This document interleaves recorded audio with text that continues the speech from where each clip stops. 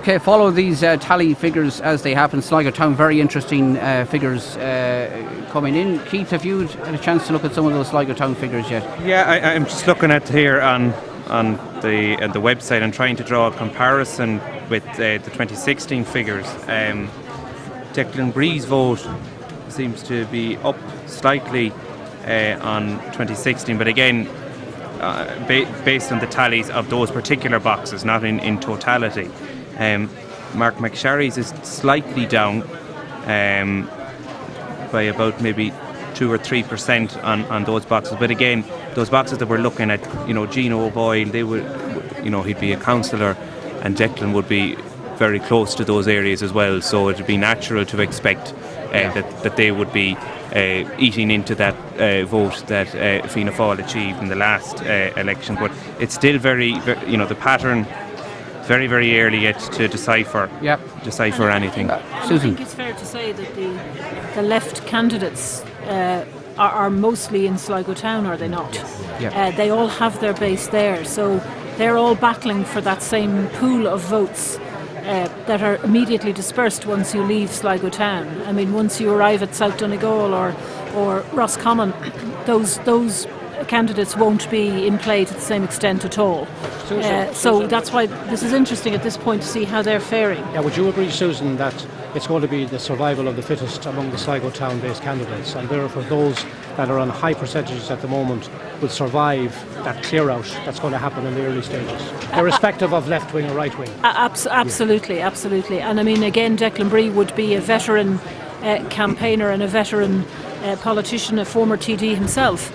And so, he would expect and know he would do well. And for him, he'll need to be punching up this time to be in the race, because Gino Boyle would be a relatively strong candidate in the town. So Declan Bree needs to come up in order to still be there. Let's give just one more booth before you go to Keith. This is the Sligo Mercy booth 1. Bree 33, Conway 2, Cosgrove 4. Ellis 0, Feehan 9, Gallagher 6, Harkin 25, Kenny 31, McSharry 30, McCluskey 1, McWeeny 1, O'Donnell 0, O'Boyle 10, O'Dwyer 1, O'Hara 1, Perry 0, Scanlon 10, Walsh 16 and Wynne 0. Again, there's just one of the town booths. That's the Sligo Mercy booth 1. You can access these figures, as I say, on our website, oceanfm.ie, to access the tally figures as they happen, and they are coming in thick and fast. Sorry, Keith, you wanted to, before pass it, just Keith in terms of, I'm drawing again a comparison to 2016 tally figures for those areas. The Fine Gael vote is down quite considerably. Now, I know Tony here on our panel, I'm just looking there at Tony in the Mercy boxes. You were getting 68, 51, 29, whereas the combined total of the two Fine Gael candidates is in around the 30s in both cases. So it would appear in the town boxes that we have so far, Fianna Fáil is slightly down, Fine Gael is considerably down, and that swing seems to be towards Declan Bree and Gino O'Boyle. But again, that wouldn't be any great surprise, seeing as the two candidates are councillors for that area. That would have been expected. Now, Pascal, you wanted to make a point. I just wanted to put a question to John. Based on the tally figures so far, is the overall turnout down, John, on the last time? And if so, any indication of why that is the case, considering the national exit poll and our own exit poll, which indicated that there was a higher turnout?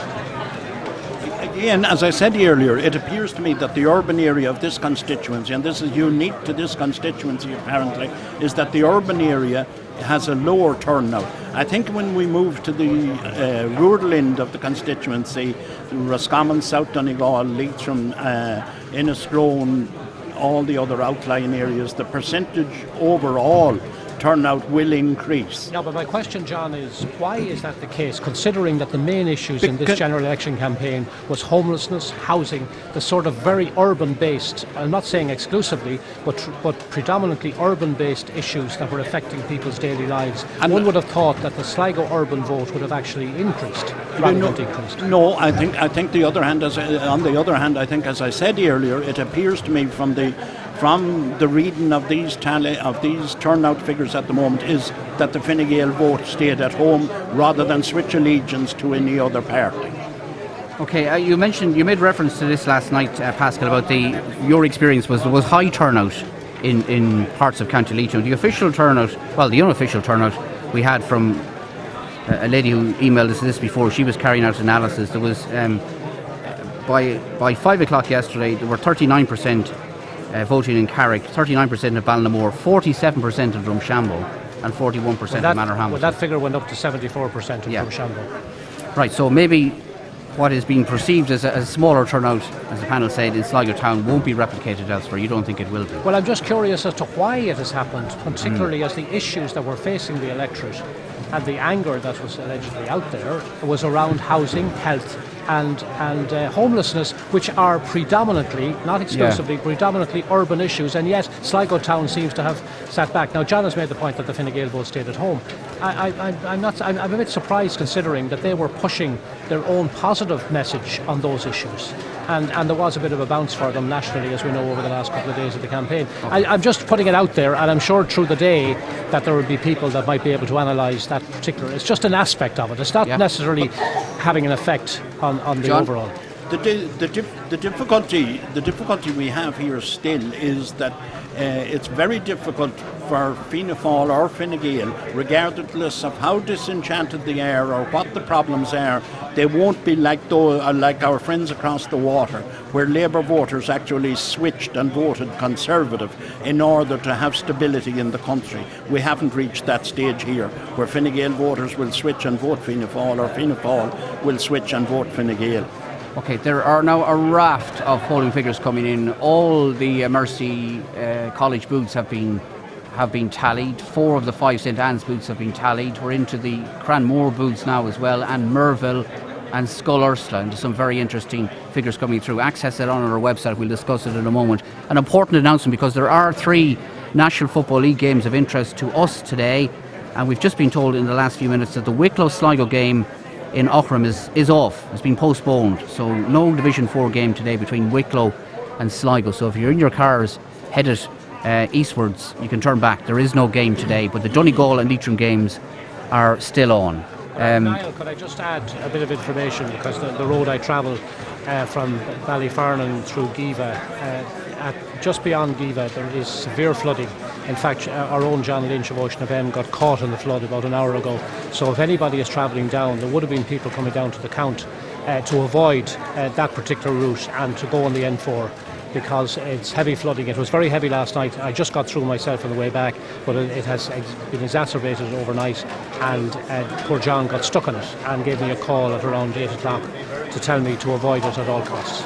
Right, okay. Sorry, Keith. Yeah, just while we're talking on the turnout, in comparison to 2016, in some cases those boxes that are up, they're down in the region of 70 and 80 votes per box, which is a considerable decrease in the turnout, which probably does reflect, as again, it seems some of our panellists here seem to think that the Fine Gael vote may have stayed at home in that instance. I mean, we'll get to this during the course of the next couple of days, but were we not told that the decision to switch to a Saturday was in the interest of a higher turnout? Well, that's one point, and considering the weather that it was, I know in areas in South Sligo that I would have gone around, Calav, my home area, there was a turnout of 80%.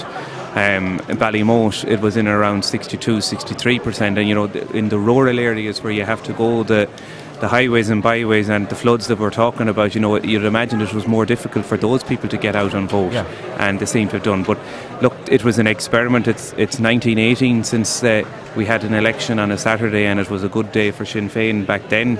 I know it was different times, but it might be 100 more years before we go back to a Saturday again. Well, it'll depend, of course, on who's leading the that's next government as to whether they choose a Saturday or not. That's the point, okay. I mean, certainly the weather was bad in town yesterday, but it can't account for that kind of differential at all. And it would be odd, when you think about it, Fine Gael voters would have seen all the polls heading towards, a Sinn Féin sort of sweep in this election.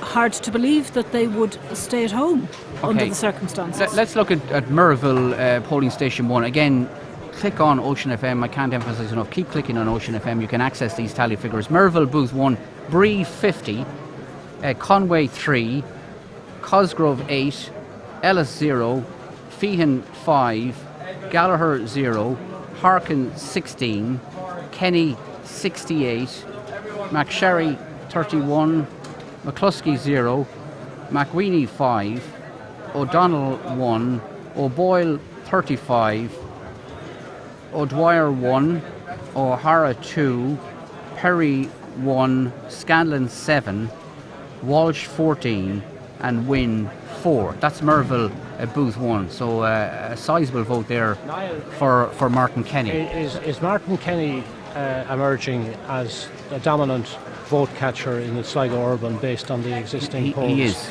From the booth we've got about, I'm trying to think, 1, 2, 3, 21%. We've got about 12. Yeah, because it brings back a little historical context.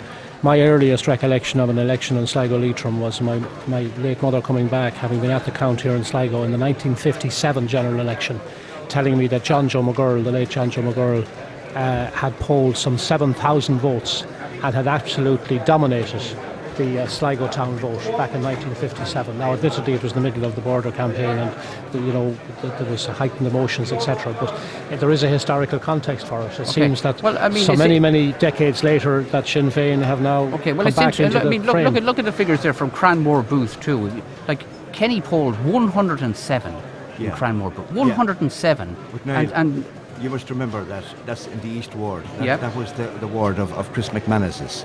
You had the West Ward there of Sean McManus's. Sean McManus always got a very, very high percentage vote in the West Ward, as did Chris in the East Ward. And these are reflecting the figures that are coming through, the numbers that are coming through there. So, Tony, are the Sinn Féin figures then holding up? You know, there was a question mark in advance of the election about Chris McManus's 3,500 votes. Martin seems to be going to exceed even that. Judging by that, Pascal, certainly the numbers are tallying, like, you know what I mean, in such ways that... the numbers are high for Kenny throughout Sligo town, John. You take it that if Chris McManus had to stay in the field, look at the vote that he, you know what I mean, he left the pitch, like, you know what I mean. Yeah. But I mean, this is the vote. This is the Sinn Féin vote that has transferred directly to Martin Kenny on this occasion. And it has transferred. And it has transferred. And I spoke to Sean McManus and Chris there during the campaign, and they were actively campaigning for Martin Kenny. And when the directive came that Chris stepped aside, all the Sinn party then got in behind Martin Kenny, and this is reflecting in the vote that's coming out in the West Ward and the East Ward this morning. Yeah, Martin Kenny is here, and I think he's the only candidate that I could see here. He was here earlier this morning, and he certainly has a broad smile on his face even at this early stage. John. Yes, indeed.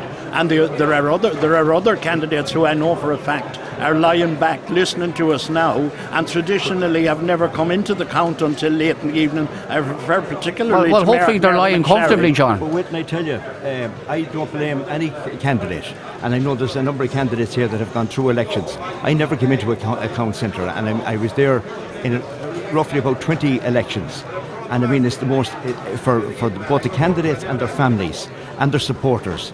It's nerve-wracking, a morning of a count. Of all of the days of an election, the count is, and for any of us that have gone through it, and I'm sure colleagues that are here sitting with me that have been subjected to counts over the years, it's a very, very worrying, very stressful morning for Tony, all. And Tony, would you agree, Tony, that also, and having been a candidate and been there and done that and bought the T-shirt, that the worst time is actually to be watching the tallies, because you're looking at boxes that you thought you were going to do better in, but Pascal, and all of a sudden your vote has collapsed and you'd be better off at home. I never watched the tallies. No, I'm not saying you did, but I'm saying... But I went to Strandhill for a walk and spent maybe a couple of hours But in I'm saying, Strandhill. would you not agree that for a candidate they are better off not to be looking at the tallies? Of course they are, but then again you'll have some of your tally men over the years giving you heads up, and they think, and which they are, doing a wonderful job for you, but I mean, you'd be better off not to know about, exactly. You know, that's the other side of it. And, you know, Niall, the thing that's different this time, of course, is that the tally,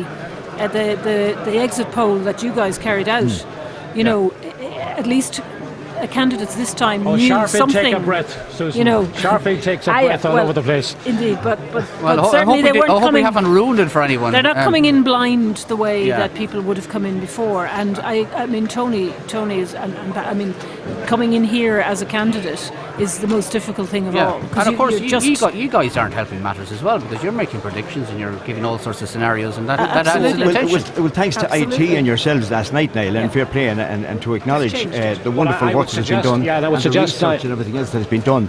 It was a fantastic. If that transpires today and tomorrow, that's the actual figures, like, you know what I mean. Yeah. But we'll see. would you We'll not- see. All right, Would you not just agree, to remind, Tony? just before we bring in John, a reminder again: oceanfm.ie. If you want to watch what is happening, if you want to watch live proceedings, it's very simple. Just log on to our website, and there's a video stream there, and you can watch us from now until what is probably going to be the early hours of Tuesday morning at this stage. And the tally figures, as we speak, are being inputted from Sligo Town, and there are lots and lots of Sligo Town booths now completely tallied, and we get a running total very shortly as well. John, you wanted to make an observation? Yes, I want to come in, and as you mentioned there, we listen, browse, and we watch. It's amazing how things have come. It reminds me a little bit about the cricket, LBW. There certainly will be LBW before this count is over, and I bring you back to it again with Marion Harkin. We haven't mentioned Marion Harkin much. Marion Harkin's vote in Sligo Town on the booths tallied so far from 2002 is down from a massive 24% to 12%. So therefore, that's how tight it's going to be in the latter end in distributing And I those. guess this was reflected in our exit poll last night, was it not? Yes. Yeah. But the second preferences will help Marion there on that. But again, it shows that it's going to be very, very tight before the last seat is filled here in Sligo, Leitrim, Donegal, Roscommon, with a massive drop like that. And remember that Marion had a high profile. Pascal mentioned about Feehan, if I get it right, or shall we call him just Frankie, maybe. But anyway, that the profile, Marion had a very high profile, done very well in European elections, and to see that drop from 2002 from 24% in Sligo Town reflects, and that's another question, where are those votes gone? Yeah. Keith. Yeah, just we were talking about the tallies and the people listening at home and the candidates. You know, we always have to be very mindful of the candidates, their families and their supporters who may have spent, well, in this case, 3.5 weeks, or in some case before Christmas, working night and day for their candidates. And I know as recent as last year, you know, the tallies is the most nerve-wracking thing. And where you're coming out strong, if you're coming out strong early on, the pattern can change completely, because it all depends on the geographic area. So people here in Sligo Town, where the candidates are going very well, where you might be on 20%, could find that by the time we have the whole constituency done, you're down at around 6 and 7. So that the game changes. So we have to be very mindful that we're dealing with a very, very small sample, and that there are, you know, there's people's careers, lives and families at home listening at a very difficult time as well. But look, I suppose it's no more than sport. There's a panel and you're asked to make predictions as we go. I think it might be worth commenting on the Marion Harkin we'll figure. come back to Marion in a moment, but I'm appreciative to our next guest for joining us so early. We don't usually talk to candidates within an hour of a count. Martin Kenny, you're very welcome, and thank you for joining us. Good morning to you. Do you want to comment on our exit poll last night or not first? Well, first of all, congratulate you on it for doing it in the first place. I think it was a good exercise, and it's probably with that size of a sample, it's going to be reasonably accurate, you know, and I think within 2% of what we're talking about.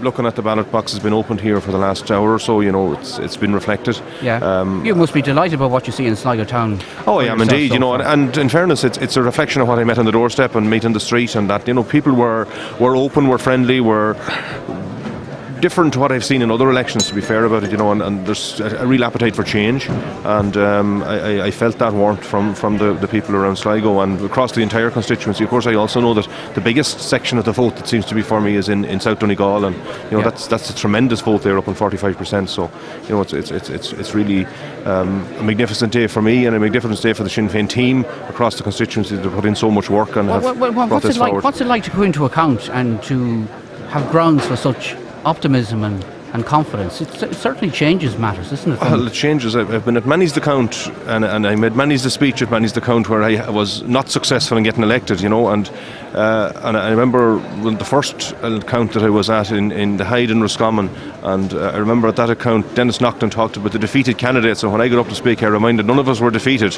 We mightn't have got elected, but we're ready to go again, and that's, I think, the attitude that you have to have, that you have to look at triumph and disaster and see the two as one, that really this is about what we can do for people, what we can achieve, how we can move things forward, how we can improve this constituency in this region, and the 4 TDs that get elected here today need to work together to do that, to deliver for this constituency, for this region, and for the issues that people have raised on the doorstep, to make sure that we can respond to that in an adequate way. Okay, just a quick question. We won't keep you because we know you're busy, but no problem. The reduction to one candidate, is that now something which has worked, or are you going to tomorrow night say, geez, we should have ran the two?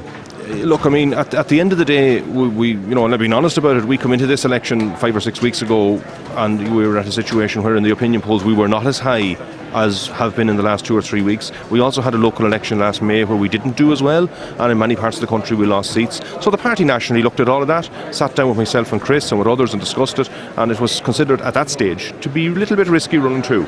And that any other political party would look the same way. It wasn't that we were unique in that, and under that context Chris agreed that he wouldn't stand in this particular contest. And did the Harkin factor come into it? Was that a deciding? Well, it was going to be competitive anyway. That's the reality. And the Harkin factor, of course, it threw everything up in the air for everyone. In fairness to Marion Harkin, is an excellent candidate, very well known. Had a huge profile across the constituency, and that was, of course, a factor. But it's a factor for everyone. But the reality is that we didn't expect the bounce we got. Now, having said that, if we were at 21-22%, it's just a little over a quota. Quota is 20%. So our vote will have increased substantially on the last election, but it isn't enough to elect two candidates in this constituency. We're aware of that, but it's enough to build a firm platform for some time in the future to be in a position to do that. Before we let you go, why are you here so early, Martin? Because I'm addicted to counts, I'm addicted to elections. That's what I do. I run in elections and I love them. I love the count, I love the whole tallying and all of that. I was up this morning bright and early shouting at them all, come on to hell, get out of here, we have to get going. And that's that's just what I love. Do you give us a sense of what do you do for the day, knowing that you're in a very, very strong position? I watch and I analyse what votes are coming out of each box. I watch and I analyse what trends are happening, meet all the people here, from all political parties. We're all in the same boat today, and we all get on well together, and we all, have a good relationship. Because yesterday it happened, today we're counting it, and we're analysing it, and we're discussing it, and thinking, was this what done that, or was the other, or But it's a great day to be at a count, and it's particularly good when you're doing very well. Okay. But I just want to thank all of the people who voted yesterday, because there was a very high turnout, in spite of the weather, in spite of the terrible conditions we had. To get such a great turnout across this constituency, I think, is tremendous, and a reflection of people's commitment to be part of democracy, really, and I think that's one of the great things about the Irish system, and one of the few countries in the world that do this, where you can actually sit and look at the votes being counted and analyse it, and it's all open and transparent. I think that's a tremendous asset that we have in this country. Okay, we'll let you go tomorrow. Anybody want to Susan, just to say something to Martin? I was going to say, I think just before Martin sat down, that one of the reasons that at the beginning of the actual election, when Marion Harkin announced that she was going to stand, and took some people by surprise. I mean, she also, I think, would have shared what you just remarked, that perhaps Sinn Féin were just at that point where, yes, they were going to do well, but the figures have rose during the campaign, down to obviously the hard work and so on that took place. And so it's interesting to see that then borne out. So I can see how perhaps that decision that you were faced with taking, the party and yourselves locally, whether to run one or two candidates, would have been difficult at that moment, and perhaps with hindsight you might have made a different decision, but we all live in that world. And at the end of it all, we are where we are, and I think our across the country, we're at about 22% according to the national opinion polls, and I mean that will mean that I think we probably made the right decision in most constituencies. If we were at 25 or 6%, it could be different, but at 22%, I think we probably made the right decision everywhere. Yeah. Okay. Pascal? Can I say well done to Martin? I think it's in reflection of the hard work that he's put in since he was elected, both locally and nationally. And I agree with his analysis of the decision by Sinn Féin I mean, we're looking at figures where nationally the suggestion is that Sinn Féin are going to have these massive surpluses. I'm not sure that's going to be the case. I think that Martin is absolutely right that their strategy has worked. Certainly as regards this constituency, I think their strategy has been absolutely outstanding, in that there was a situation where the question marks were being raised, and no doubt Martin himself was aware of this early on, as to whether the Chris McManus vote in Sligo would transfer into Leitrim, because traditionally, while Leitrim transfers into Sligo, Sligo doesn't come across the border into Leitrim, as happened the last time, where it was actually Chris McManus's transfers that elected Eamon Scanlon over Jerry Reynolds in Leitrim. So yeah, Martin is absolutely correct in his analysis. I think that it's been a superb day for Sinn Féin, particularly here in Sligo Leitrim, where they did take the right decision, in my opinion. And we're only looking at exit poll figures, although it's putting you. I was looking at the last, Martin, early on, looking at last time turnout of this, that John Comiskey kindly gave us, of 66,000. On that basis, with your percentage vote, you should be around 2,000 above the quota, but these are theoretical figures at the moment. Just for your information, I know you're an addict for figures, but no, based on the percentage of your vote, based on the last turnout, which, as you indicated, is higher, although we were talking before you came on air about the drop in the vote in Sligo Urban. We're surprised, considering the issues that you would have met in the doorstep of, which are primarily, not exclusively, urban-based issues, homelessness, housing, health, and yet the turnout in Sligo town is down. Have you any idea or insight into why that might be the case? I don't, to be honest. I think the weather played a factor. It played a factor everywhere. But they didn't have far to go in Sligo town. No, they certainly didn't have far to go in Sligo town, and that's one of the disappointing things in elections, when people don't turn out to vote. You know, and it's probably in most urban areas you find this, where the turnouts are lower, whereas when you go into rural Ireland, people more come out to vote. Like some constituencies in Dublin won't cross 30%. You look at them today. You know. What was your figure in Ballinamore, by the way? We were talking. I haven't got a clue yet. Sorry, right. Okay. Well, all will be revealed in due course. Martin, thanks for taking the time. Thank you very much. Sorry, Tony, just want to say. No, just before Martin goes, I'd just like to congratulate him on a wonderful performance. And I must say, over the last 4 years, as a colleague with Martin, and indeed with Mark and Eamon, on numerous occasions over the years, you know, we put on the jersey for the constituency, and there was a number of issues over the years that we highlighted. You never fought at all, Tony. No, and I must say, this man was very, very, you know, I was a government TD. There was many a time that he could have hung me out, and in fairness to him, I must say, and I'd just like to acknowledge here this morning that we got on very, very well as colleagues, as friends, and I congratulate him, both himself and his family and his supporters today. That's a nice message. And Keith, to you. Yeah, just well done, Martin. At the outset, I met you at the picket in Carrick and Shannon on Tuesday at school, and I suppose your vote reflects the work that you've done in the constituency, but I think you've really articulated about the strategy. In order to be in a position for 2 seats, you'd really want to be closer to the 30%. And I think what it has shown is the excellent teamwork within the Sinn Féin organisation, because the vote that, just looking at those tallies, the vote that Chris McManus got in 2016 seems to have transferred nearly 100% to you. So, you know, there was probably, outsiders were probably speculating would there be a local geographic factor to that vote, but it seems very much that it's a solid party vote, and you've done well to motivate your party supporters in all parts of the constituency to transfer that Chris McManus vote in 2016 to yourself. So it's a stellar performance. Martin, thanks for joining us. No doubt we'll catch up with you later on the yeah. next 2 days, and well done in advance again on what looks like a tremendous performance. That's Martin Kenny of Sinn Féin, who I think everybody agrees now is going to top the poll and probably get elected on the first count, when we have that first count in tomorrow night, we're told. Right, we're going to take a break. We're over. Sorry, no, tonight. Yeah. We're going to take a quick break. We'll be back in a few minutes. Incidentally, there are 14 completed tallies in the Sligo town area. 14 boxes full. Log on to oceanfm.ie for all the latest details. We're back here in the Sligo Park Hotel in a couple of minutes.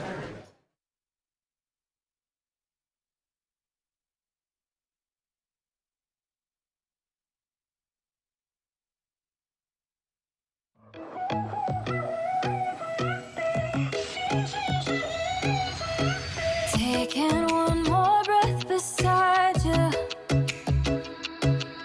so I could find strength to divide us. Baby, all we got, and I know we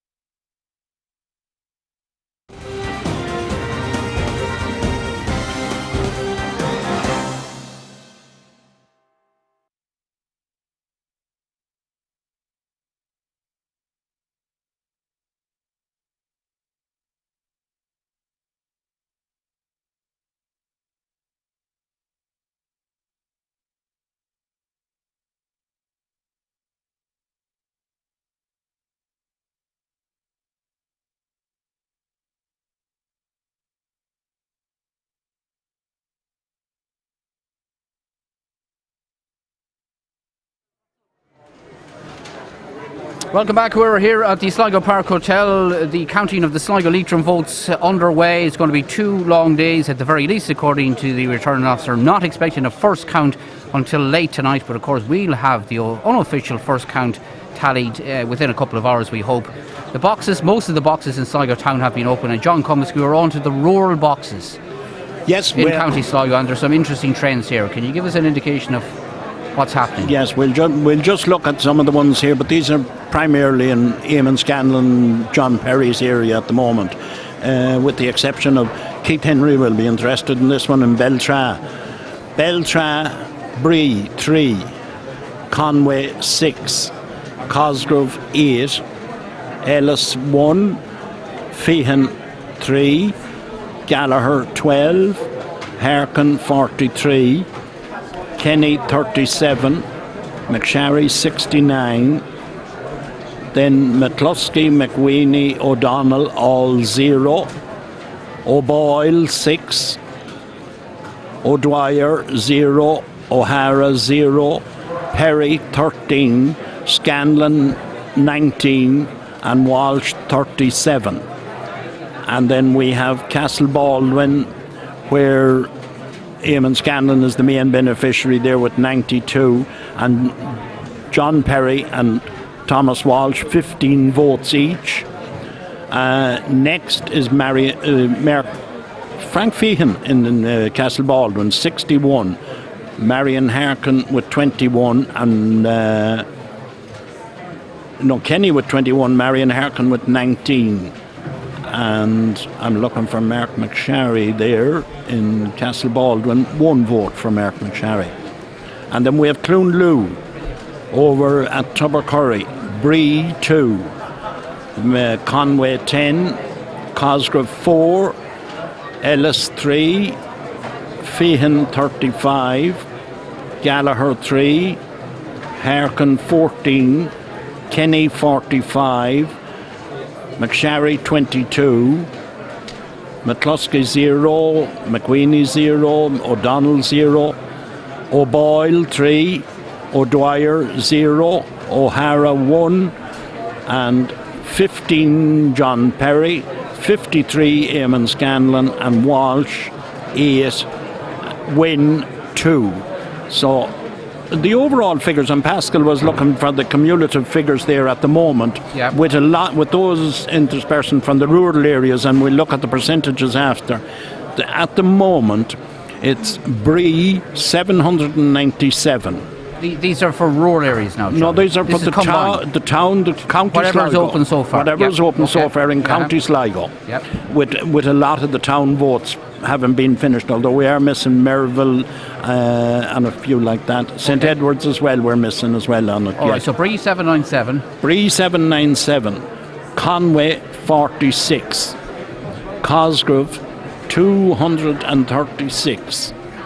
Ellis 16. Feehan 336, Gallagher 163, Harkin 741,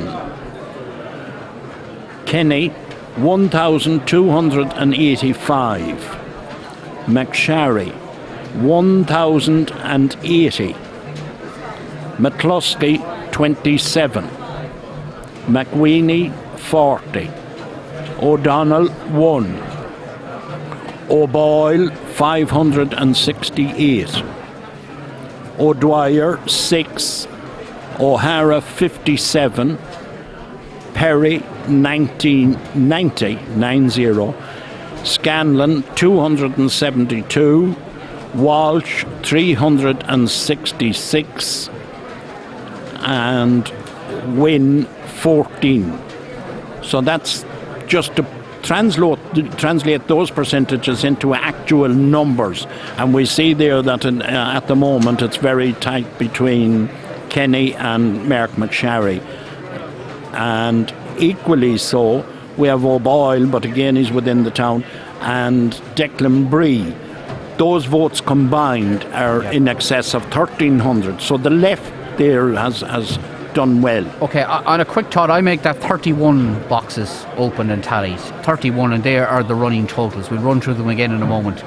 Keith, I mean, again, Martin Kenny polling very, very well in Sligo, as we heard a moment ago from himself. And I suppose going out to my own neck of the woods out in the Ballymote Tipperary electoral area, we're opening the boxes there. And first of all, to speak on turnout is almost identical to 2016. So the problem that was experienced in Sligo town doesn't seem to have been replicated into the rural areas. In terms of the vote there, of course, I'd be very interested in the Scanlon vote, and the Scanlon vote has held up and has increased. There's a Ballymote box coming in, and it has increased. The Fine Gael vote across those boxes, I'm just looking at percentage-wise. For example, in Beltra there, Fine Gael received, I think it's 16% of the vote this time, whereas they got 30% of it the last time. And that's replication in Clahogue. The Fine Gael vote in that Ballymote Tipperary area seems to have been halved. Now, of course, there would be the fact that John Perry is running as it is. But even in looking at that Fine Gael vote seems to have transferred to Harkin in the rural area, and that's what from canvassing, that's what I was picking up, that the damage seems to be to Fine Gael rather than to this is Fianna what a lot Fáil. of people talked about in the campaign and what might happen in certain areas, but you see definite signs of that in the South Sligo area. Because the Ballymote box, which is coming up soon, Fine Gael in box 3 in Ballymote, between Walsh and Feehan, only got 12 votes in totality. John Perry is getting 39 and Eamon Scanlon 111. So the Fianna Fáil vote hasn't been damaged at all in the South Sligo area, but that was because there was a big push within the Scanlon campaign and for the people of South Sligo that they would not be without a TD.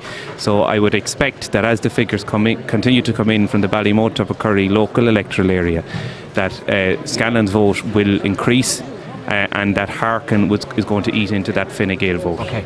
Susan, you agree with that? I do indeed, because obviously Marion Harkin herself was in negotiation earlier on with Fine Gael last year. Allegedly, but she would have been close anyway to Fine Gael. She decided obviously to stay and keep her status as an independent. But those Fine Gael voters who may have felt they were a bit unhappy with what was happening with the government could safely put their faith in Marion, feeling they hadn't strayed too far from the fold. And of course she has a proven record in any case. It wasn't like they were transferring to someone they'd never heard of.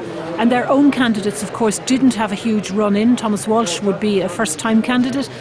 Frank Feehan had already said earlier on that he was not going to run and found himself then having to run, so to speak. So I think in a way Marion Harkin was the obvious beneficiary in this constituency of any breakdown in the Fine Gael vote.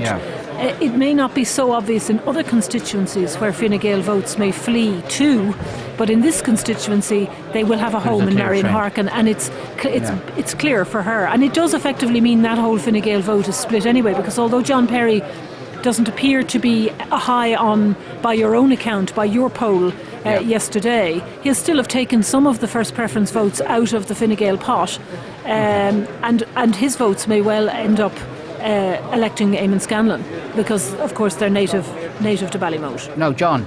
Just on that, and to come back to Keith's point there, that Marion Harkin has eaten into the Fine Gael vote in Beltra. I don't see that. If we look back at Marion Harkin's vote in 2002, she had 43 votes in Beltra, and now she has 34. So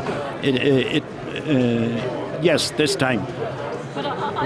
So I see that as being the core Marion Harkin vote. So it suggests to me that the Fine Gael vote has gone someplace else rather than to Marion Harkin. And I think it wasn't just in regard in a general sense in the figures that have come in. I know that it's very hard to compare Marion's vote. 2002 is a long time ago. It's 18 years. So there's a lot. I don't know if we can fully look at Marion's general election vote and compare it with the 2020 performance. But if the general trend is that the Fine Gael vote in rural Sligo, in South and West Sligo, seems to be cut in half. It's not going to Fianna Fáil, because we see that Fianna Fáil is slightly increasing. But to me, there's a certain amount of a local vote, yes, in the Ballymote area, which will be going to Eamon Scanlon from John Perry. But in the outlying areas, I think that a portion of it is going to hearken more so than Sinn Féin. Sinn Féin's vote is slightly up, but I'm not necessarily sure that it's a result of the Fine Gael thing. But as you were saying there about if this alleged I suppose approach from Fine Gael was made to hearken. I think I called it a courtship at one stage. Yes, a courtship. We weren't sure who was courting who. But in effect, if that did happen, from a Marion Harkin point of view, that was really signalling that Fine Gael were concerned for their chances of a seat, which was admitting to an external source. And perhaps as today and tomorrow pans out, that concern may just play out. Right, okay, Pascal, you were asking for running totals, and we make it 31 boxes tallied in Sligo town and parts of County Sligo, and the running totals are Bree 797, Conway 46, Cosgrove 236, Ellis 16, McSharry 336. Who's after Ellis? It is Feehan. Feehan is 336, Gallagher 163, Harkin 741. And after Harkin we had Kenny on 1,285, McSharry on 1,080, 1080, McCluskey on 27, McWeedy on 40, O'Dwyer 1, O'Boyle 568, O'Dwyer 6, O'Hara 57, Perry 90, Scanlon 272, Thomas Walsh on 366, and Sean Wynn on 14. Just to take the Scanlon, this is Sligo town primarily, isn't it? Well, there's rower boxes in as well. There's about 5 rower boxes. Yeah, but primarily.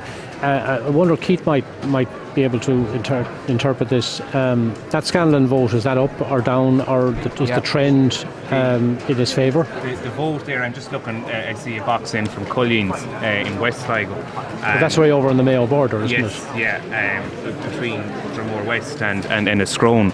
And Scanlon received 80 votes this election, and in 2016 he would have received 33. Whereas so there's been quite a significant increase. I did hear indications that his team from his camp in the last week, 10 days of the campaign, that he was doing very well in West Sligo. Would this be being borne out by those figures? Yes, but on the other side, McSharry received 88.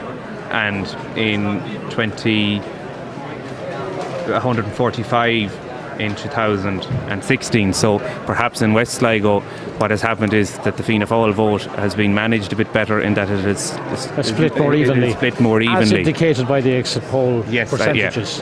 So the strategy with Fianna Fáil in this very early stage of the campaign, or at the count, would seem to suggest that their strategy is working well.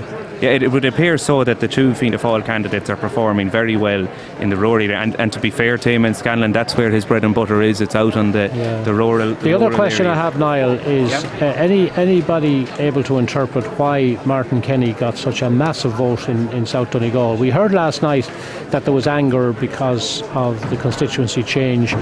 This was similar to what happened with West Cavan the last time, in that there was a great deal of anger that they were being taken out of their normal comfort zone of Cavan Monaghan and going into Leitrim. And I know that the same was true in North Roscommon, that they were quite upset over the fact. And we heard that last night from Port McGorty in our discussion. Yeah, but that didn't seem to be translated into the actual votes. It was only Donegal that was the exception. I mean, he got Martin, our exit poll showing of over 40%. Yeah. Any indication of why that would have been the case specifically to South Donegal? Is it because of the traditional Republican vote there? Well, I was looking at the 2016 figures. Chris McManus polled extremely well in South Donegal last time. So it's a continuation. Did he not, John? Not as strongly as Kenny, but he did. Yeah, he did. Second only McSharry, as I recall. Yes, Mark McSharry was the main beneficiary in Donegal the last time, and Chris McManus polled very well. I'm not surprised at the fact that our exit poll has given Martin Kenny 44% in Donegal.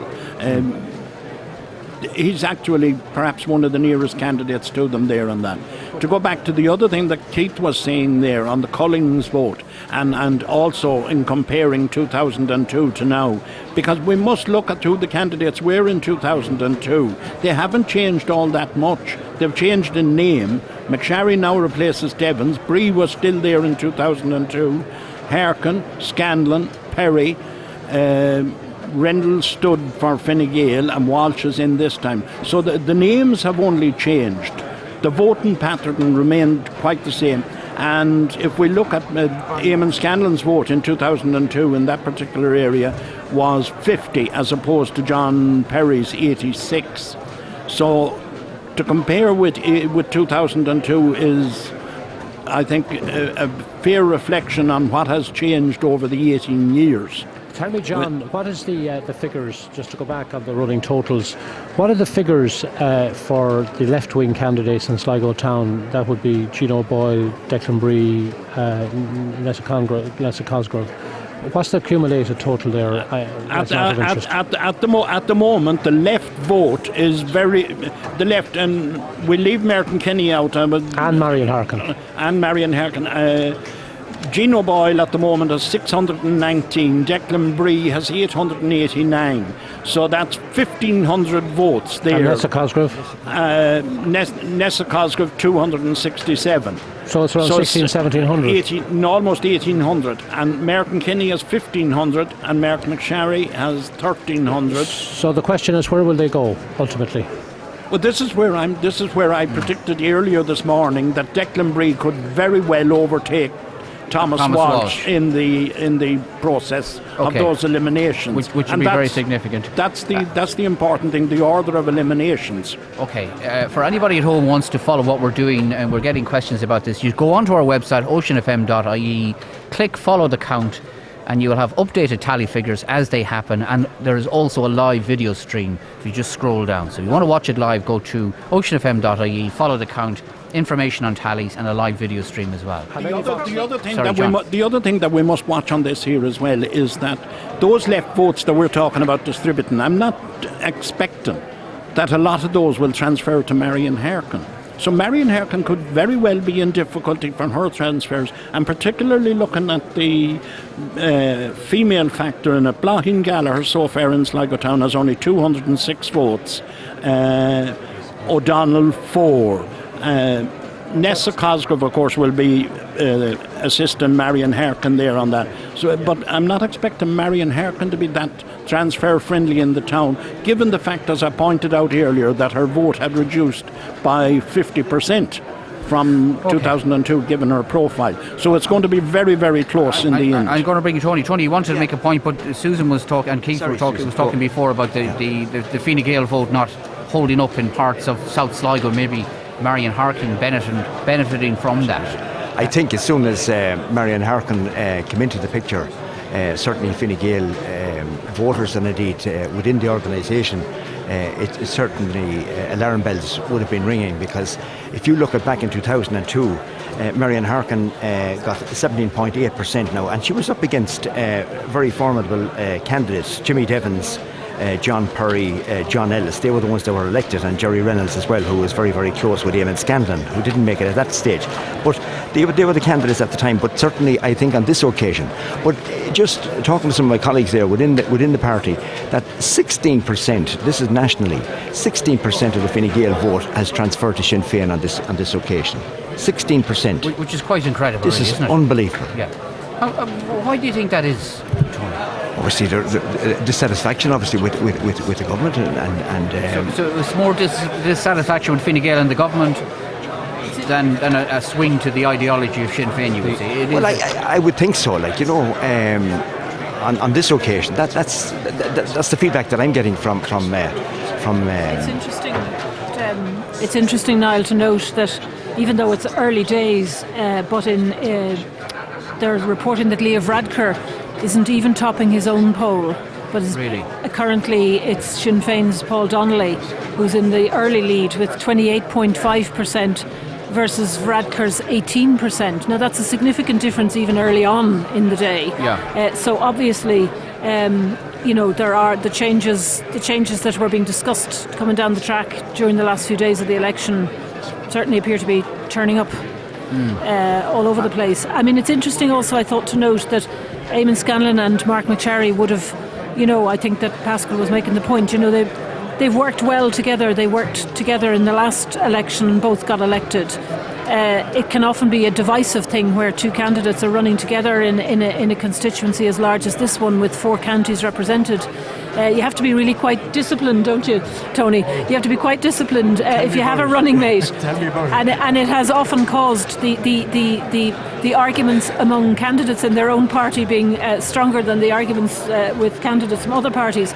But certainly for them, I think, with Mark, with his base in the town, and Eamon having been, a TD before and well established in South Sligo, they seem to have been disciplined and have worked well together. And that may, I think, show in the end result that they will both. I'm still sticking to my prediction that they'll both get elected. All right, so you're shaking your head. So you're saying that never happens. No, Niall, no. To be honest, politics is politics, and I'm sure any politician that's around this table here today, and any politician that's in the room, and in any part of the country, where you have a number of candidates in any area, constituency, or for whether it be county council or general election, there's certainly always a certain amount of tension.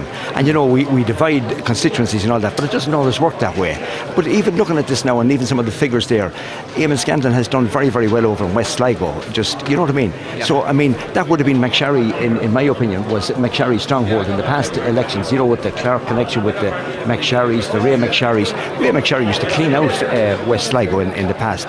And Eamon Scanlon has worked his way into areas this time. And I have no doubt that Fianna Fáil, and just to put it on the record, that both Eamon Scanlon and Mark McSharry, and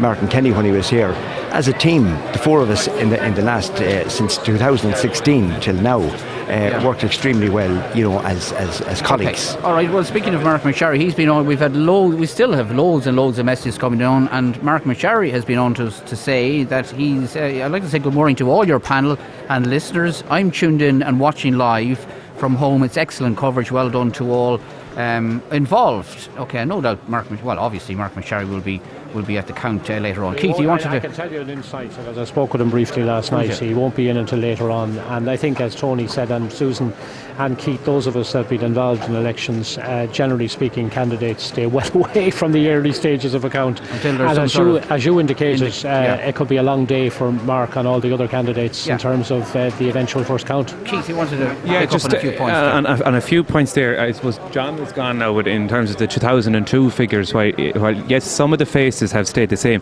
the electorate is totally different. There's a new generation of voters, and that 18 years. It's a long time, 18 years. Well, 18 years ago, I wouldn't be here at a tally count. I was probably sitting at home watching cartoons on a Sunday morning. But there's a whole new electorate now, and 18 years ago, the thoughts of Sinn Féin on 21% would be totally, they'd be asking you, what were you drinking last night in this constituency if you're on 21%. So I don't think we can compare the 2002 figures with 2020. While the faces are different, the electorate has totally changed. You also have to keep in mind, Keith, sorry for pausing you there, is that traditionally in Ireland, those who have done well in European elections hasn't translated into general elections. And I'm not for one moment suggesting that Marion Harkin is in any danger at all, because they're still sticking to original prediction. But certainly there was an indication as the campaign developed that she was not going to have the overwhelming dominant, or would not be the overwhelming dominant force she has been since 2002.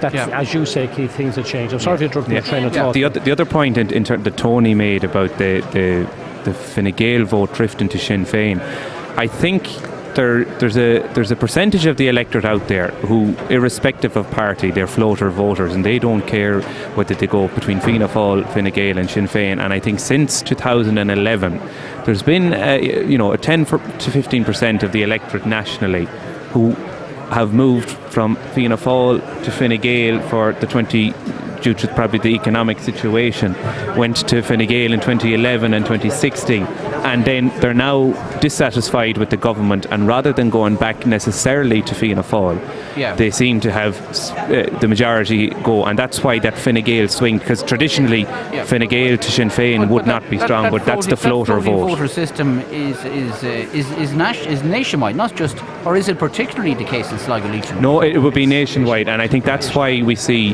the exit poll for RTE, the three main parties on 22% each. Okay. Well, look just here at Mayo. Sorry. With nearly 40% of the boxes counted in Mayo, Rose Conway-Walsh for Sinn Féin is at 20%, with Michael Ring at 14%. Now everyone knows Michael Ring, very great vote getter and a long term. So again, just that's interesting a big surprise. to notice those kind of trends coming through. Because I think Rose Conway-Walsh was sort of a possibility to see. There was never a certainty. Niall, she's out on a limb out there, and you had a Green Party candidate, Shearson Pugh, Michael Ring was in, tipped by and Lisa Chambers there in Westport. Michael Ring was tipped as an outgoing minister to head the poll, and maybe Alan Dillon or Michelle Mulhern were the other two colleagues. But it's looking very much like if Sinn Féin are taking a seat, that Michael Ring may be the only one there. Did you prefer watching cartoons or being here today? By the way, far more entertaining. this is more entertaining. Okay. I just want to put this in historical context. I referred earlier to John Joe McGurl's vote out of Sligo Town back in '57. But in the context of the overall national picture, what seems to be emerging based on what's been said so far about interpreting the mood of the people, this isn't the first time that the electorate have swung towards a particular party. It happened in 1992, Fianna Fáil for the first time. Spring tide. And the spring tide. And if you remember, the personality clashes between Spring and Albert Reynolds at the time didn't indicate that there was going to be a government formed, and there was, because the interpretation of the result was that the people wanted a change and they wanted Labour in government. Then it happened again, 2011, they got 37 votes. And I'm suggesting now that in light of all of this voting over the last 24 hours, that the message the people are attempting to send here is that they are ignoring the historical baggage of Sinn Féin. They're ignoring all of the issues that were arisen about their policies. What they're trying to say to the people, to the existing parties, is we want Sinn Féin in government. Okay, so what do you do? Your party leader has clearly said that cannot be a consideration. But both, and so has Leo Varadkar, and so has Labour, by the way. They weren't the only two parties that said it. All the established parties. If you were one of those party leaders, what do you do? Do you step down next week? I don't know. This is a simple answer. I don't have a magic wand, I haven't a crystal ball. I'm only interpreting what I believe to be the message that the people are sending based on historical precedents. That every so often, when they have gone for a party, they have said it. And I think they're saying... What you're saying, you think it's an inevitability that Sinn Féin will form part of the next government. They can't be continually excluded. I mean, if their vote keeps growing, I mean, if democracy is to mean anything at all, they can't be continually excluded. That's the only point I'm making. But as to how you'll square the circle... Tony. Haskell is right. The people have spoken. If Sinn Féin are on 22%, you see, that's fine to say no before the election. Now the count is on, and next week, and I seen it over in 2011 and indeed in 2016 when Fine Gael were in power, negotiating after the election, after the results, to see who was being brought on board. Labour in 2011, and then a number of independent alliance there in 2016. You will see over the next week or two, if and depending, more than likely, looking at the figures there, that Fianna Fáil will have more seats than Fine Gael or Sinn Féin possibly, that Fianna Fáil will be forced into negotiating, obviously, with irrespective of what Micheál Martin is saying at the present time. But when the votes are counted, Niall, and that's when I think... And they'll blame the electorate for forcing that position upon them. Isn't that the case? They'll say the people have spoken, and we have to make the best of what we've been given. But what happens? I mean, I'm curious to know, Pat, you know the inner workings of this. What happens if Fianna Fáil have to consider entering into coalition with Sinn Féin? Does Micheál Martin stand aside in that case? Inevitably, yes. If that scenario unfolds, I'm not saying it will, but if. I mean, it's like Trevor Sargent back in 2008, and Tony remember, and Susan remember, where he stood aside on the basis that he didn't want to negotiate government with Fianna Fáil, even though I remember talking to him at the time saying, surely, Trevor, the whole idea, the whole raison d'etre for being in politics was to effect change, so why are you standing outside of it? And he did, and John Gormley took over as leader and the Greens went into government. At that point. I did a profile of Donegal, of the constituency of Donegal for the Business Post last Sunday, and I went around on various doors with various candidates, and one of the candidates was Pat the Cope. And of course everybody knows, again, another veteran warrior campaigner and a very strong Fianna Fáil man, and I asked him the question about, what do you do about Sinn Féin? Your leader is very clear that there's no negotiation.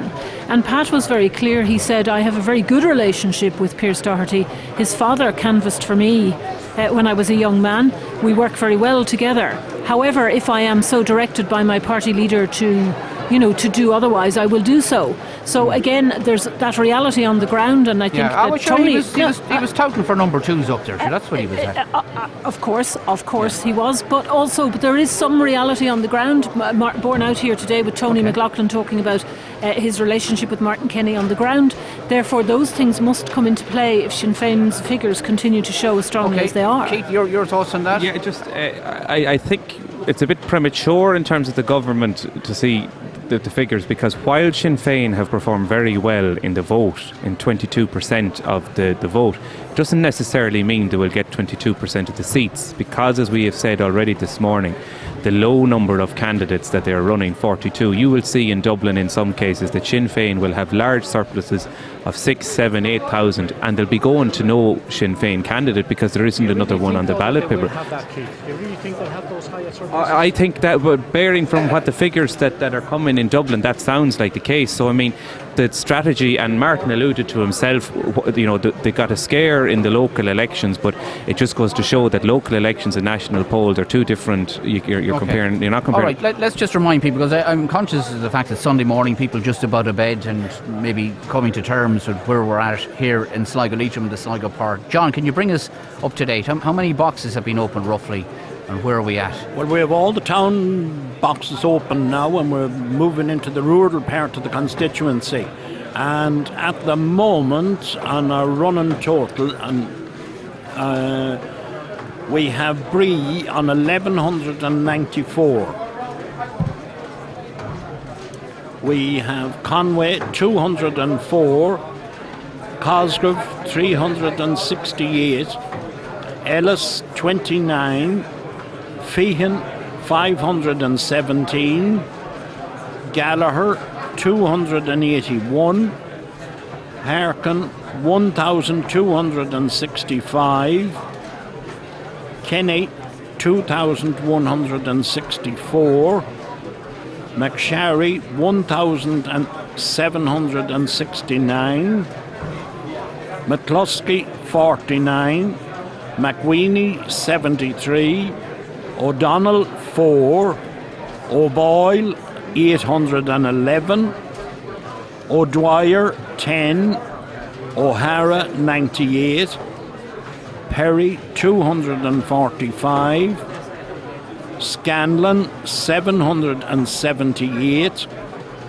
Walsh 667, and Wynne on 24. Okay. So, and roughly, I'll do a count here if you don't know. How many boxes have we opened there, roughly? I don't know, 85.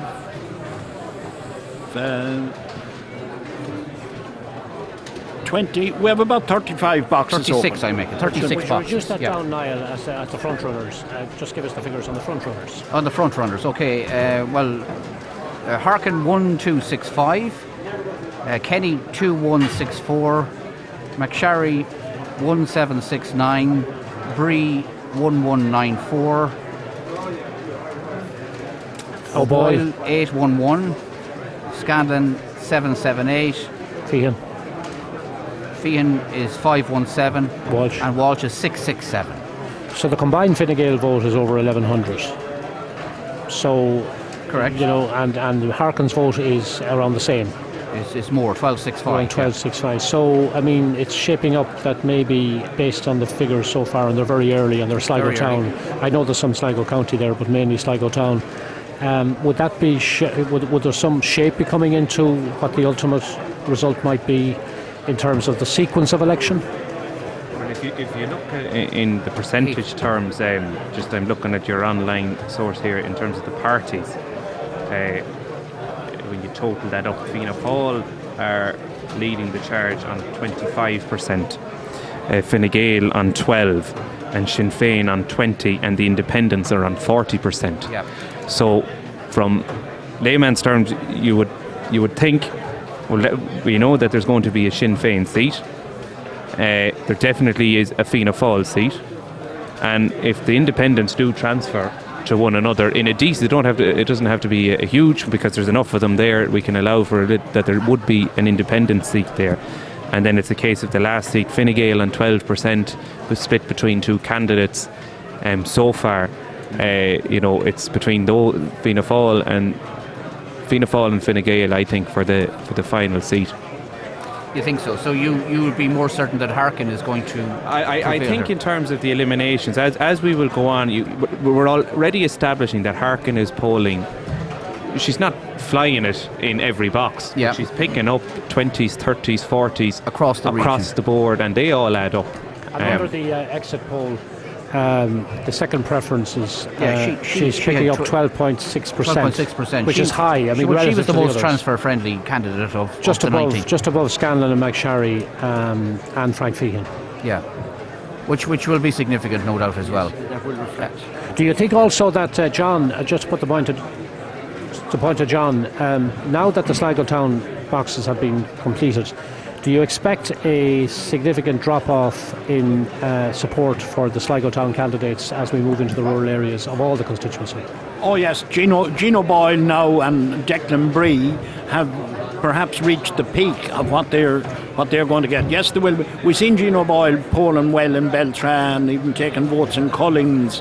Declan Bree is similarly as well. They will be picking up votes throughout the constituency, but I would suggest now that they have come to reaching the peak of their votes in actual numbers rather than percentages. So you think they'll sit there now? They're going to stay there. I'm not sure that I can agree with Keith in the 40% for independence, because we're including Gino Boyle, we're including Declan Bree, who between them have half of that, and that's a left vote. And that's the vote that's going to be critical in it there. So I can't see at this stage Marion Harkin being out of the fray. I think she will need every transfer that she needs. And I think the battle is going to be between Feehan, Harkin and Scanlon for the last two seats. All right, as predicted. Okay, see, John Ellis has just arrived here and he's listening intently to what you were saying there, John. Of course, John Ellis' son Shane is one of the Fianna Fáil candidates in the race. Keith first, and I'll bring Tony in. To respond to that, you see, the left vote, I agree with you that Gino Boyle, Declan Bree vote is a left vote. But you must remember, we're expecting that Martin Kenny is going to be elected on the first count. Mm-hmm. So that those transfers, which traditionally would work their way back to Sinn Féin, they no longer need to go there because he's already elected, he's out of the equation. So who is the most likely beneficiary after, if we're expecting that Declan Bree and Gino Boyle aren't going to make it, who is going to be the beneficiary? And it most likely would be Marion Harkin before it would be Fianna Fáil or Fine Gael. That would be which is to Harkin's advantage. Could I ask John again a brief question? Can you calculate, John, what percentage of vote Marion Harkin has, apart from her actual vote? I just want to see if I can correlate it to the exit poll. Marion Harkin at the moment has 12%. And Keith said earlier that compares to 24 back in 2002. And Keith was again making the point that it's not really comparable. But, I wasn't going to compare it with that. I'm comparing it with our exit poll last night, which showed her in Sligo. And Sligo, I think that's Sligo Town and County, the Sligo breakdown. She's on just 10%. Yeah. So the figure you're giving again, John, for her first 12%. So she's actually up on the exit poll. Yeah. Correct. And we must also bear in mind that Eamon Scanlon is very transfer friendly there as well, from those votes from the left. And a lot of those. John, could you give us the percentages, John? I'll just bring Tony in from Tony. No, but what you're saying here is, but Eamon Scanlon, we're talking about Marion Harkin, but that's a left vote. That's a left vote. That's a town vote for Declan Bree and for Gino Boyle. Now, I can't see in big numbers they're transferring to Marion Harkin. That's my honest assessment at this stage. Like, you know what I mean? I would agree with you, Tony. I just wanted to get the figure. I'm sorry for coming across you. The percentages John, you've given me Marion Harkin on 12. What about the others, the front runners now? Like, what's Eamon Scanlon's percentage for Sligo based on the running total? 7% at the moment. But yet the exit poll has him on 18%. Yes, but we must remember that this is predominantly dominated by the Sligo town votes. We have Ballymote boxes coming in as well. What's McSharry's percentage? McSharry's at the moment is 17%. Which ties in with the exit poll for Sligo breakdown last night was 17.3. Yes, so he's been consistent. But no, he's not been consistent. He's consistent in his area where he was dominant and expected to get the bulk of his votes. The other candidates haven't gone to their home area yet. But Sligo breakdown includes county and town. I'm just suggesting to you that that figure of 17.3 for Mark could actually be exceeded once all of the county is in. Okay. Would you agree? No, I think it's at the peak. The percentage-wise, it's at the peak at the moment for Mark McSharry on percentage-wise. So and if we look at Declan Breeze on the overall is 4% on the exit poll, yet he's shown at 11% here. What's Eamon Scanlon's percentage again? 7 at the moment. So he would have 10% make-up in the county. So it'll be interesting to see how his vote unfolds as the Sligo county boxes come in. And still these numbers coming in. And again, just log on to our website, follow the count, and the tally figures are there. Incidentally, our friends in Donegal, and we are, if you're listening in Donegal, if you're in South Donegal, of course, this is the constituency of relevance to you, Sligo Leitrim. But if you're living north of Lahey and Killybegs or Donegal town, you'll be probably more interested in the Donegal count, and you can tune to the Donegal count now on 105 FM. We have an exclusive opt-out broadcast all day and live video feed of the count in Donegal, and my colleagues in Donegal tell me that Sinn Féin are flying up there as well. And it might be worth just saying at this particularly point, Padraig McLaughlin seems to be polling very well at the moment. That Mary Lou MacDonald in her own constituency in Dublin is at 36%. And of course she shares that constituency with Paschal Donoghue, the outgoing Minister for Finance, who's on 11%. Okay. So again, it's Pardon me? What are Fianna Fáil percentage? Nessa Harrigan on 14, Gary Gannon on 10, and Mary Fitzpatrick on 7. Oh, that's a low vote for. That'd be a disappointment to Fianna Fáil. It's Mary Lou MacDonald for Taoiseach, you're all saying, it looks like. Well, I mean, somebody's gone to them in the negotiations that Tony and Paschal were saying. Negotiations have to take place. They can't all just walk away and say we can't form a government. Somebody has to sit down with somebody, despite everything that they've said. And Mary Lou has consistently said she's open to talk to everybody. So okay, am I allowed to ask you that question now, Deputy, that you're still a TD, aren't you, officially? Are you not? The election is on today, and it's I always thought you were a TD until the formation of it. So you're actually you're not a TD now. No. All right. Okay. Well, what are your thoughts on Fine Gael and entering into a possible coalition with Sinn Féin? Do you think it's something that should be considered? I don't know. As I say, Niall, just wait to see how it pans out. Look at how things will pan out. I mean, it's the early days yet. Like, you know what I mean? For any of the party leaders, Michael Martin, Leo Varadkar or whatever. But as I say, is the people have spoken, and some negotiations are going to have to take place, and that's what happened the last time. I mean, this went on with the confidence and supply for so long before an arrangement was agreed between Fine Gael and Fianna Fáil on the confidence and supply on the last occasion. Okay, all right, John. Yes, I think one of the interesting things as we look at this, and we all wait and see what the outcome of the negotiations are, but I think privately, Fianna Fáil and Fine Gael privately would love to see Sinn Féin entered into a coalition with them. Bearing in mind what happened with the Labour Party and the PDs when they entered into the coalition. You're not suggesting that this will be the kiss of death if and when it happens, John? That's, I think, privately what Leo Varadkar and Micheál Martin are saying. Yes, publicly before the event, we will say, no, we will have no truck with them. But after the event, it may be the only way we'll ever get rid of them.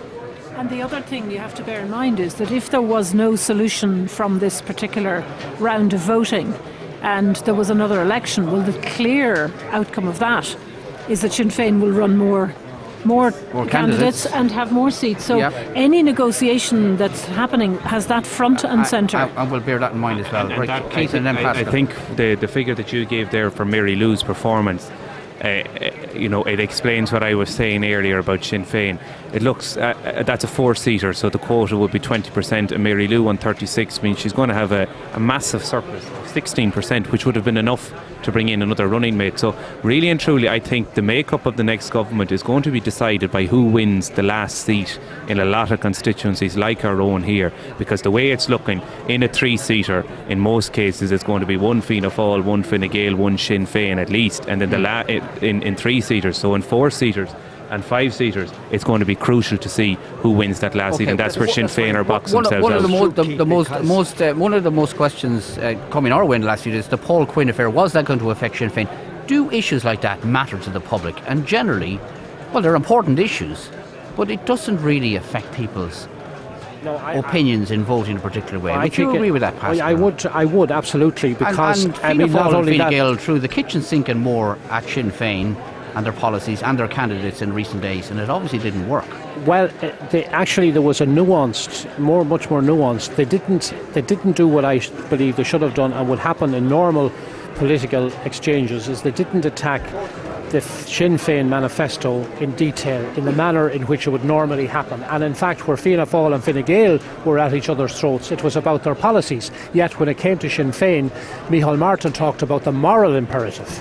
He talked about the morality of having a party like Sinn Féin in government. Now, I've turned that on its head in my own mind over the last week and said, if it is about, as he sees it, morality, surely the greater morality is that under our constitution, the people ultimately are the people who decide. It is the people, not TDs, not government. The people ultimately decide. The people have now sent a strong message. And to me, the elephant in the room is the fact that the reality is that Sinn Féin are in government in Northern Ireland. And people have not looked at the difference between being involved in an assembly executive in Northern Ireland, where actually the real power lies in Westminster. We are a sovereign independent state, and you cannot compare, it's apple and oranges, but nobody has looked and drilled down to that particular argument. They said, sure, Sinn Féin are in government with Arlene Foster, whose father was attempted to be killed, who she herself had a bomb placed on her school bus, and why can't they be in government in the south? They haven't gone beyond that, and particularly younger voters are saying, why shouldn't Sinn Féin be treated as a normal party? Because they put out normal policies. Okay, we will keep you up to date with the tallies and where we're at. We're in County Sligo at the moment. I'm not sure what boxes are being opened after that. We weren't given any indication, but we will keep you up to date with that. John, you wanted to make a point there, did you? Just at the moment now, and we have quite a number of rural boxes in at the moment, and we'll recap on the running total at the moment for County Sligo. This is just for Sligo, all of Sligo? All of County Sligo now at the moment. Bree, 1,227. Conway, 280. Cosgrove, 397. Ellis, 33. Feehan, 593. Gallagher, 316. Harkin, 1,454. Kenny, 2,400. McSharry, 1,996. McCluskey, 57. McWeeny, 79. O'Donnell, 6. O'Boyle, 835. O'Dwyer, 14. O'Hara, 113. Perry, 336. Scanlon, 1,294. And Walsh, 885. And if we were to look at that and say that... And Sean Wynne. Sean Wynne, 24. Sorry, Sean. If we were to look at those figures and say that that was the constituency completed on the tallies at the moment, those that would be elected would be Martin Kenny, Mark McSharry, Eamon Scanlon and Marion Harkin. Okay. But, I mean, obviously that comes with a huge health warning. Yes, of course. I'm assuming that if that was the end of the tally figures as of this moment in time, those are now the 4 front runners in all of County Sligo as we have it at the moment. And we'll give you an indication in a moment of how many boxes that involves and how many are left to be opened in County Sligo. Sorry, I'm going to ask John, does that indicate, John, that I'm looking at Fine Gael now, that the Fine Gael vote will peak and that once that Thomas Walsh, which seems likely now because Frank Feehan is going further ahead, will transfer to Frank Feehan, but after that Frank Feehan might struggle to get transfers, where conversely Marion Harkin will continue to pick them up as all the eliminations happen, which will benefit her. It could happen, all right, Pascal, but you could also see in Leitrim, because Kenny won't be looking for any of Ellis's votes. Ellis could transfer to Feehan, would he not? No, but there was a pure transfer the last time from Paddy O'Rourke. I would discount that, Tony, with respect. I don't think there's going to be a Fianna Fáil Fine Gael transfer in Leitrim. There would have been if there were candidates within the county like Jerry Reynolds and a Fianna Fáil candidate. My instinct is that there will be an equally pure transfer. There was something like 3,000 votes transferred from Paddy O'Rourke out of his 5.5 that he ultimately ended up with in the last election, and I think that trend will continue, and that both Eamon Scanlon and Mark McSharry will get the bulk of that vote. And I don't want to preempt. I don't want to preempt Shane Ellis's vote. No. We don't know what Shane Ellis is going to get. Shane Ellis could surprise everybody. And get a bigger vote than has been suggested, even the exit poll, with the exit poll results. So all I'm suggesting to you is that I'm just asking, maybe you, Tony, better than John, is that do you think that once that the Fine Gael pure transfer has happened, that between the battle between Frank Feehan and Marion Harkin will sharpen to the point where Marion as an independent will pick up more transfers than Frank Feehan as a party candidate? That's possible, but then again, there's a Perry vote in now there's only 300 votes of John Perry's at the moment. I don't know what the total figure will be. Some of those will, I believe, transfer to Frank Feehan. Thomas Walsh will obviously be gone at that stage, but that Feehan would benefit from some of the Perry vote in South Sligo. You see John Perry ahead of Thomas Walsh? And Scanton. And Scanton will, certainly, yes, you're right. Yeah, because even Scanton was quite happy to see. Yes, and will again. But Tony, you see John Perry ahead of Thomas Walsh? No. No, but I'm just saying. No, but it's just on the eliminations which we're going through now at this stage, Pascal, as to when they do go out. Who would benefit most, and certainly Eamon Scanton will be a big. Well, my understanding is that according to the exit poll, that in the immediate Ballymote area, that Eamon Scanlon was out polling John Perry 2-1. Well, yeah, but I'm just saying that when Perry is eliminated, Pascal, his votes. Where will they go to? They'll either go to Eamon Scanlon or Frank Feehan. Well, Thomas Walsh is still in the race at that point. He will also benefit. They will be the three. They'll be the three beneficiaries. Okay, we're going to take a very, very quick break. Incidentally, 49 boxes tallied. Those figures you gave there, John. 49 boxes tallied. So we're coming near the end, or towards the end of a complete County Sligo tally.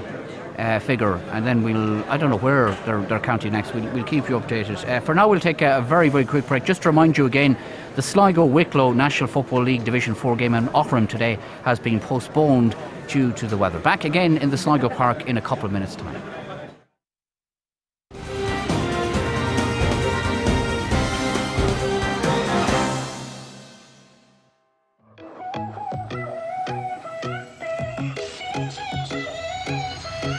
Taking one more breath beside you, so I could find strength to divide us. Give it all we got, and I know we did the best we could. If I could go back, undo the mess, I would memorize your face before I go. But this is how we go. Gotta give it up sometimes. Let's go. And knowing when to kill your pride. There's no one to blame. Nothing really stays the same. This is how we go. Sometimes we hold on to let go.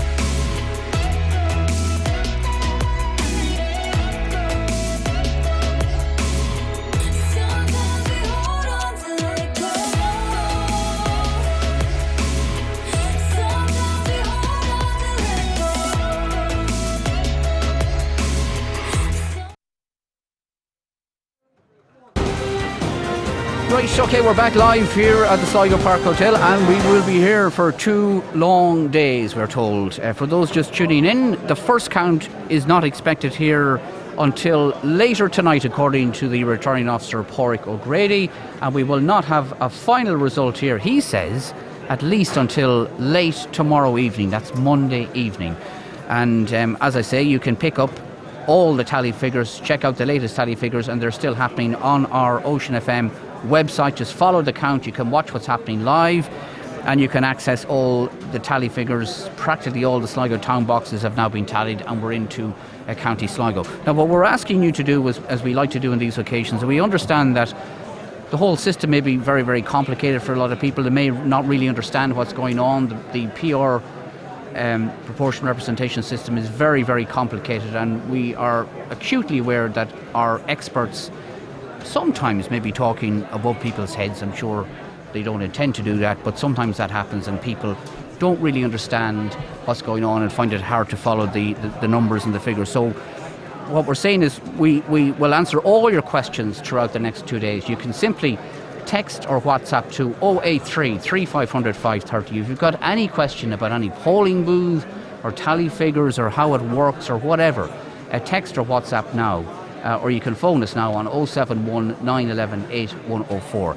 And our own Francis Boylan is with us, just to give a sample, Francis, of sort of the comments we're getting so far and the questions. Yeah. And Susan and Keith will have all the answers, of course. Okay, and I think you mentioned it anyway earlier, but they're mad looking for when we can expect the first count, and I think you mentioned that late tonight. Late tonight. Yeah, and he did say tonight, didn't he? Not he this did evening. say Tonight. He said tonight. I thought it was worth adding, perhaps, that if people are listening and they're hearing the tallies coming in, and we'll have the tallies relatively soon, then there's an enormous long gap between the tally result and that first count coming through, and that's simply because the hard-working people here at the polling booths have to literally count every single vote and make sure that they're correct. The tally is always a rough count. It's people leaning over to see what the results are. So there'll be an enormously long gap of hours where it seems as if time will stand still for the first count. And then, of course, after the first count and the transfers start to happen, those subsequent counts are a little bit quicker. Yeah, they speed up a bit. But we have a lot of candidates. We have a lot of candidates. It's the second highest candidate list in the country, so that will have... Wicklow has 20. Yeah. All right. Ballintoher, have you any word in tallies in Ballintoher? Somebody's wondering. They're in yet. Ballintoher? No, not in yet. I don't see them yet. Okay. Ballintoher, no. When can you expect tallies coming from Leitrim? We don't know what boxes are being opened and what in next. Order, actually. Somebody was wondering, what's happening. It was Sligo Town he only said at the start, Sligo Town first, followed by County Sligo, and he didn't give an indication, after that. They're, from what I can gather, they're doing it by the local council areas. So the Sligo Strandhill electoral area was done first. Now we're in the Ballymote Tuppercurry electoral area, and then we will be moving to the Sligo Drumcliff electoral area, which of course the likes of Thomas Walsh would be very interested in, seeing as he's a councillor for that area. Okay, they're probably for Leitrim, I would think, early, or maybe just to come up to lunchtime. Yeah, maybe. There's 2 booths in Ballintoher, by the way. Two booths. Yeah, we haven't. None of them are tallied yet. Does Susan know or Keith know when will the quota be declared? Well, the quota is, just to explain again for this, what is happening at the moment, the figures that we are reading out are rough figures. They're not exact. So, as Susan explained, the count staff verify how many votes are in each box. And then they will be put away and they'll open up another box until all the boxes are open. The quota is not announced until you have a result of the first count. And for that to happen, every vote has to be sorted into each candidate's pigeonhole, which will take a considerable amount of time. So the quota will be announced. Now we will be able to give a rough figure of what the quota will be based on the tally that we have, but it won't be exact because there may be votes that have been tallied which may actually be spoiled for one reason or another. There may be 2 number ones and maybe the tally man missed it, or there might be no stamp or something like that. Okay, and give us the curious mathematical formula for the quota. The mathematical formula for the quota is the total valid poll. Now there's the total poll and the total valid poll. The valid poll are those papers which are able to be apportioned to a candidate, so that they have a stamp, first of all, and that they have a clear preference on it, number one, that there isn't two number ones, or that there's no writing to identify the voter. And as we all know, there's always plenty of commentary written on ballot papers. So we always get a bit of crack out of that. Exactly, and that, even going through those, the doubtful papers, that will take an hour and a half. So the total valid poll divided by the number of seats plus one. So in this case, let's hypothetically deal with simple numbers. If there were 100,000 votes, we are electing 4, so we would divide that by 5. So it's number of seats plus 1. So it would be 100,000 divided by 5, which would give us 20,000. And then you add 1 vote to that. So it would be 20,001 votes. So that is our quota, but we cannot give a quota until... I was always highly amused and bewildered by the adding of the +1, but I'm sure there's a mathematical reason for that. To get the majority, that in case there was a couple of things just as well. We got a tweet from Frank Feehan, and it said, just to say, enjoying your coverage. I'm at home keeping an eye on the count with a delicious cup of hot coffee and hot chocolate, says Frank, who's watching us online. And by the way, if you do have any questions... Frank will need all the hot chocolate he can get into him, because he has some very cold mornings out and about with his posters. He was out at 6 o'clock one morning, wasn't he? Yeah. Frank undertook to go out early in the morning, just standing at busy junctions with his campaign posters. If anybody has any questions and they want to send them in via, let's say, Facebook or Twitter, if you want to send them in at Twitter at Ocean FM Ireland, use the hashtag Sligo Leitrim, if you want to send it, or tag us at Ocean FM Ireland, or on Facebook either. By the way, just if you want for your own one, Brisbane, Australia, US, Germany, Ireland, UK, Spain and Switzerland. That's where they're watching currently at the minute. As of now. I don't know if this is something, but 80% of our content has been accessed by a mobile user. That people that are watching it on their phones or on tablets, 80% of the people that's on it. And the Martin Kenny story, which we put up late last night, is well over 10,000 already. People are looking at that in terms of views, that he was the poll topper in Sligo Leitrim, which was one of our most visited stories on the website, but they're from all over. Anywhere, good morning. Carrow area, has that been called out in terms of tallies? It would be Sligo, Drumcliff electoral area, so it would be the last of the County Sligo. But they have started tallying Sligo Drumcliff at the moment, but it would probably be another half hour or so before we get those. Before that, yeah. Before we get those figures in. But have ye Ballinacaro? Ballinacaro is there. I can read through it. Go if you don't mind. Yeah. So Ballinacaro, Declan Bree 4, James Conway, a native of that area, 59, Cosgrove 6, Ellis 0, Feehan 8, Gallagher 9, Harkin 28, Kenny 42, McSharry 18, McCluskey 1, McWeeny 1, O'Donnell 0, O'Boyle 2, O'Dwyer 0, O'Hara 1, Perry 21, Scanlon 70, Walsh 25, and Wynne 0. Okay, and as you said, that's Ballinacaro, which is James Conway's home area, and certainly James Conway made an impression in this campaign as well. He's a very colourful character and colourful, and I can tell you, when we did our live debate, there was a huge reaction to James Conway and the points he was putting across, and people were very, very impressed with some of the ideas and policies he had. Okay. So, any comments, and there is some comments coming in relation to Thomas Healy and the great work that he does in Sligo town, and let's not forget Councillor Thomas Healy topped the poll in the last local election, which was a great benefit to the likes of Martin Kenny doing so well in Sligo. People saying that, and somebody else was saying how Tubbercurry. Yes, sorry, Tubbercurry. Yeah, somebody's wondering about Tubbercurry. There's a Tubbercurry box in, which I think, from a name and Scanlon point of view, was very interesting and important, and I just try and get it up here. Yeah, Booth 1 in Tubbercurry. Booth 1, yeah. So it is Bree 4, Conway 15, Cosgrove 1, Ellis 0, Feehan 23, Gallagher 1, Harkin 39, Kenny 47, McSharry 56, McCluskey 1, McWeeny 2, O'Donnell 1, O'Boyle 5, O'Dwyer 1, O'Hara 2, Perry 8, Scanlon 145, Walsh 31, and Wynne 0. So Eamon Scanlon, of course, he has an office in Tubbercurry since he was elected, so an increase in his vote base on 2016 as well. All right.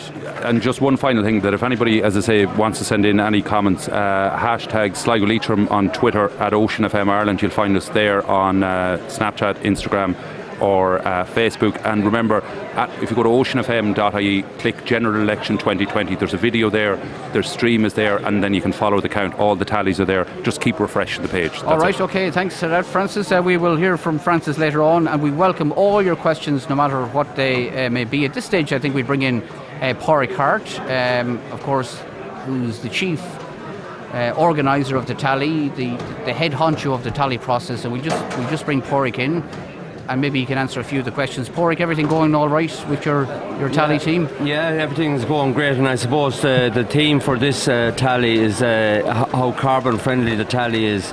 The tally will use approximately 300 sheets of paper, and the rest is going to be all online. So in a year when everybody is on about carbon friendly activities, we're very carbon friendly at this particular election. Right, okay. I don't know how carbon friendly we are at this table. I'm just looking around. I've restricted myself to one sheet so far. All right, God, I better start hiding my sheets. You have a lot to juggle. I'm using my mobile, so okay. I suppose. Now, what people are wondering is, what boxes are open after County Sligo, do we know? Yes, the Leitrim boxes are going to be the next open. I've been informed that it's going to be the Leitrim boxes. Okay, and after that then, is it South Donegal or North Roscommon? Well, we'll take it one step at a time. Okay. That's a very political answer. Put me back in my box. One vote at a time, remember? So all going smoothly again, I'm Absolutely. Sure. It's. I think, and I keep saying this to anybody that talks about elections and maybe talks about electronic voting or anything like that, to see democracy in action today, it's really been able to, and so visible by Ocean FM, and you have to be congratulated for this, Niall. The cameras are here, and then this great panel of people that we have, and seeing boxes being opened one at a time for Sunday and probably for a good bit of Monday. The main item of conversation will be the general election, and we want people to be involved in our democracy. People have a right to have a say, but the only way you'll get them to have a say and get them to come out to vote in the large numbers that we have people coming out to vote is when they can see democracy in action and see the votes being counted, and they can see how they are able to influence a decision at national level by electing the person they think is best able to represent them. Okay. No, and that's true. And in fact, given that we saw at the Iowa caucus, the place in the United States where, you know, everybody, the whole world watches the Iowa caucus, and the absolute mess that transpired because the technology let them down, because they tried to change the system, they hadn't rehearsed it. Nobody knew what happened. No, there was no result. It all was a huge damp squib. So actually, I know Iowa's not Sligo, but it's great to see the system working really well. And as you were saying, Pádraig, you know, when people are saying now they'd like to come to counts, you know, there's a greater interest in how it all works. To be able to live stream means actually you can sit at home in the comfort of your own home and see what's going on. And it does help people to begin to break down those barriers between, oh, well, you have it all cooked up between you, or you have it all sorted out with the tallymen, or all of the things that certainly, as a candidate and as a senator, I would have heard people, you know, there's always the conspiracy theorists. They love to think there's a conspiracy at every corner. And anything that can be done to dispel that conspiracy idea is very welcome indeed. I think that's a very, very good point about Iowa, because I'd just like at this point in time to compliment the technical team that we have sitting in the background and working here from IT Sligo, first of all, John Gannon and all in IT Services who are providing the infrastructure for us to run the tallies that everybody is seeing at the moment online. Edmund Gray, our Chief Technologist, fantastic man. Aidan Higgins, project managing it there for us. We have great people in the background keeping all the technical to make sure that none of those technical glitches that occurred in Iowa, and it's very well tested and before the we go live. services that those people are providing is just immeasurable, and they might know that themselves, but the interest in this and the amount of people accessing tallies, absolutely, and of course, the more you provide, the more people come forward to become involved, and the more you democratise the system, which is what Pádraig it's democracy in action, really and it's fantastic. So for the people of Leitrim, very shortly, technology is going to be bringing the results for them as well. Well, people are impatient, as you know, Pádraig, no matter what you say to them, and they always want to know when. So I make it about 50 boxes or so tallied in Sligo. Are we home yet? No, we're but also way to go. There's 150 odd boxes in Sligo. Yes, but within the next half hour, I would say keep hitting that refresh button on your browser, because the boxes the results, the tally sheets are coming in fast and furious now, and our tally teams are working on those sheets, and they're going to be up there on the net, so make sure that you keep refreshing the browser. Okay, so it's impossible to say because you are very, very hard working and diligent, but do we have any idea when we might have a final tally in Sligo Leitrim, ballpark? Should people go for their lunch at 1, not go for their lunch at 1? Well, probably if they want to go for lunch, maybe leave out the pudding. Okay. Gosh, I tell you what, I think that going for lunch is probably low on a lot of people's lists of importance today. I think also there's a huge impatience. I mean, there's always a natural impatience to know, but this time the impatience is certainly heightened by what's going on just across the country just as well general, as here. Yeah. The fact that it's unpredictable and things are definitely changing is making people more passionate about what's going on. Keith, you want to do? Yeah, I just want to say first on terms of the technology that's available now for the count, and you have to be complimented, Pádraig, and your team around as well. Over the last number of years, you've been coming up with a new invention every time, and I suppose it keeps that history going within this constituency, because Sligo was the first time the tally was ever used, way back in 1927, I think. It was the first constituency to introduce tally, and you've now revolutionised it. A couple of years ago you had the online tally. We're now, last council election, you can watch online, and now we're even doing an exit poll, which is probably giving the candidates an extra sleepless night. Well, I was talking to a woman this morning who's at the count, and she lives in Galway, and she's saying that they can't believe it down there, that it is so cutting edge in this region when it comes to election coverage. I mean, it should be like this in every region, but the great thing is we have the IT and Ocean willing to make the effort to do it, but it ought to really be like that everywhere when you think about the technology. It's going to be a little bit like hospital requests now, but I want to do a big shout out to Paul Donlan, who's living in Geelong in Australia, and I know that as I speak, Geelong in Australia are paying attention to what's going on in Lord of Mercy. On his dad, Denny Donlan, would have been a tally man back here in the day, and so it's great to know that it's not just Ireland that's streaming this service; it's streaming all over the world. And it brings people home. It makes them feel like they can take part when they can see. I mean, you can read things endlessly, but when you can actually look in at everything going on here, you know, it really does. It's a real game changer for... And you can see who's at the count and who's doing what. Absolutely. And that causes a lot of comment as well. People wondering, how did X, Y and Z end up at the count? Right, John? Yes, and while it's great to see technology moving forward and everything in it, one of the things that we must remember is that no matter what technology we have, without the cooperation of all those people who are around the boxes now at the moment, and they would quite easily have said, we won't bother going in what we heard last night, the tally figures, it's all foregone and everything. But no, they're here to give us that insight into it. And the other thing about technology is that it's the cooperation of everybody on the ground here. Everybody leaves their bag outside the door and forgets who they're supporting or anything else. And that has always been down through the years when we had Noreen Madlone, and as Pádraig mentioned there, the late Denny Donlan and all. We had all those, and we cooperated amongst one another, and we carried it from 1979 on the radios. and the late people that are long gone, and we respect their help and that assisted us and showed us the workings of PR down through the years. As Keith said, from 1927, this has been passed on to us from generation to generation. And the other thing about technology that I like at the moment is our young people are now going, they listen to the podcast. My grandson listened on Friday night while he was working. Did he listened to the podcast and he voted at 7:05 yesterday morning. Okay, and he wasn't giving out to you about your prediction or anything, John, was he? No, we never discussed anything. He just said to me, Granda, I listened to what yourself and Pascal said in the podcast, and I said I must go in and vote at 7:05. And that's a tremendous... I see that as well, the amount of young people that engaged in this process. And yesterday was very, very interesting on the exit poll. We brought some international students. IT Sligo has a very proud record of inviting international students to come and study in Sligo. And personally, I had Lisa, who is all the way from Uganda, and Olive from Kenya, and they were absolutely so impressed with the people of Sligo, the area that we were covering, and the welcome that we got and the response that we got. And they were learning, because in both their countries it's first past the post, so they found the whole PR thing very intriguing as well.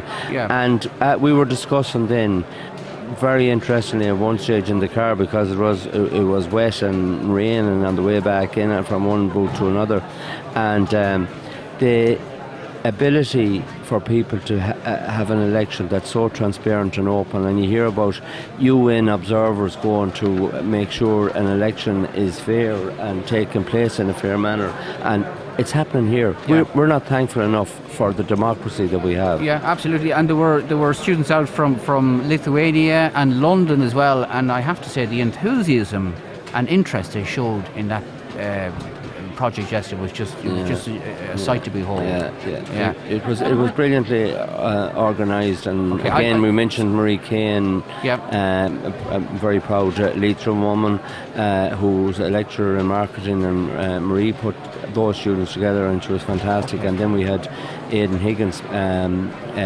project managing it again as usual, so ably for us, and obviously then the technology team. All right, okay, judging from what conversations I've had already this morning, there is an appetite for it and a desire to have it happen again, so no pressure either way, Porrick. Well, as a friend of my own always says, pressure is only for her tyres. There's lots and lots of figures coming in. Somebody was asking about Castlebolden, and we have completed Italian Castlebolden. I'll come to those figures in a moment. For now, Porrick, I'd like to thank you for joining us. No doubt we'll catch up with Porrick later on. So, lunchtime or thereafter, we might have a final. I'd say early afternoon. Early afternoon. Okay.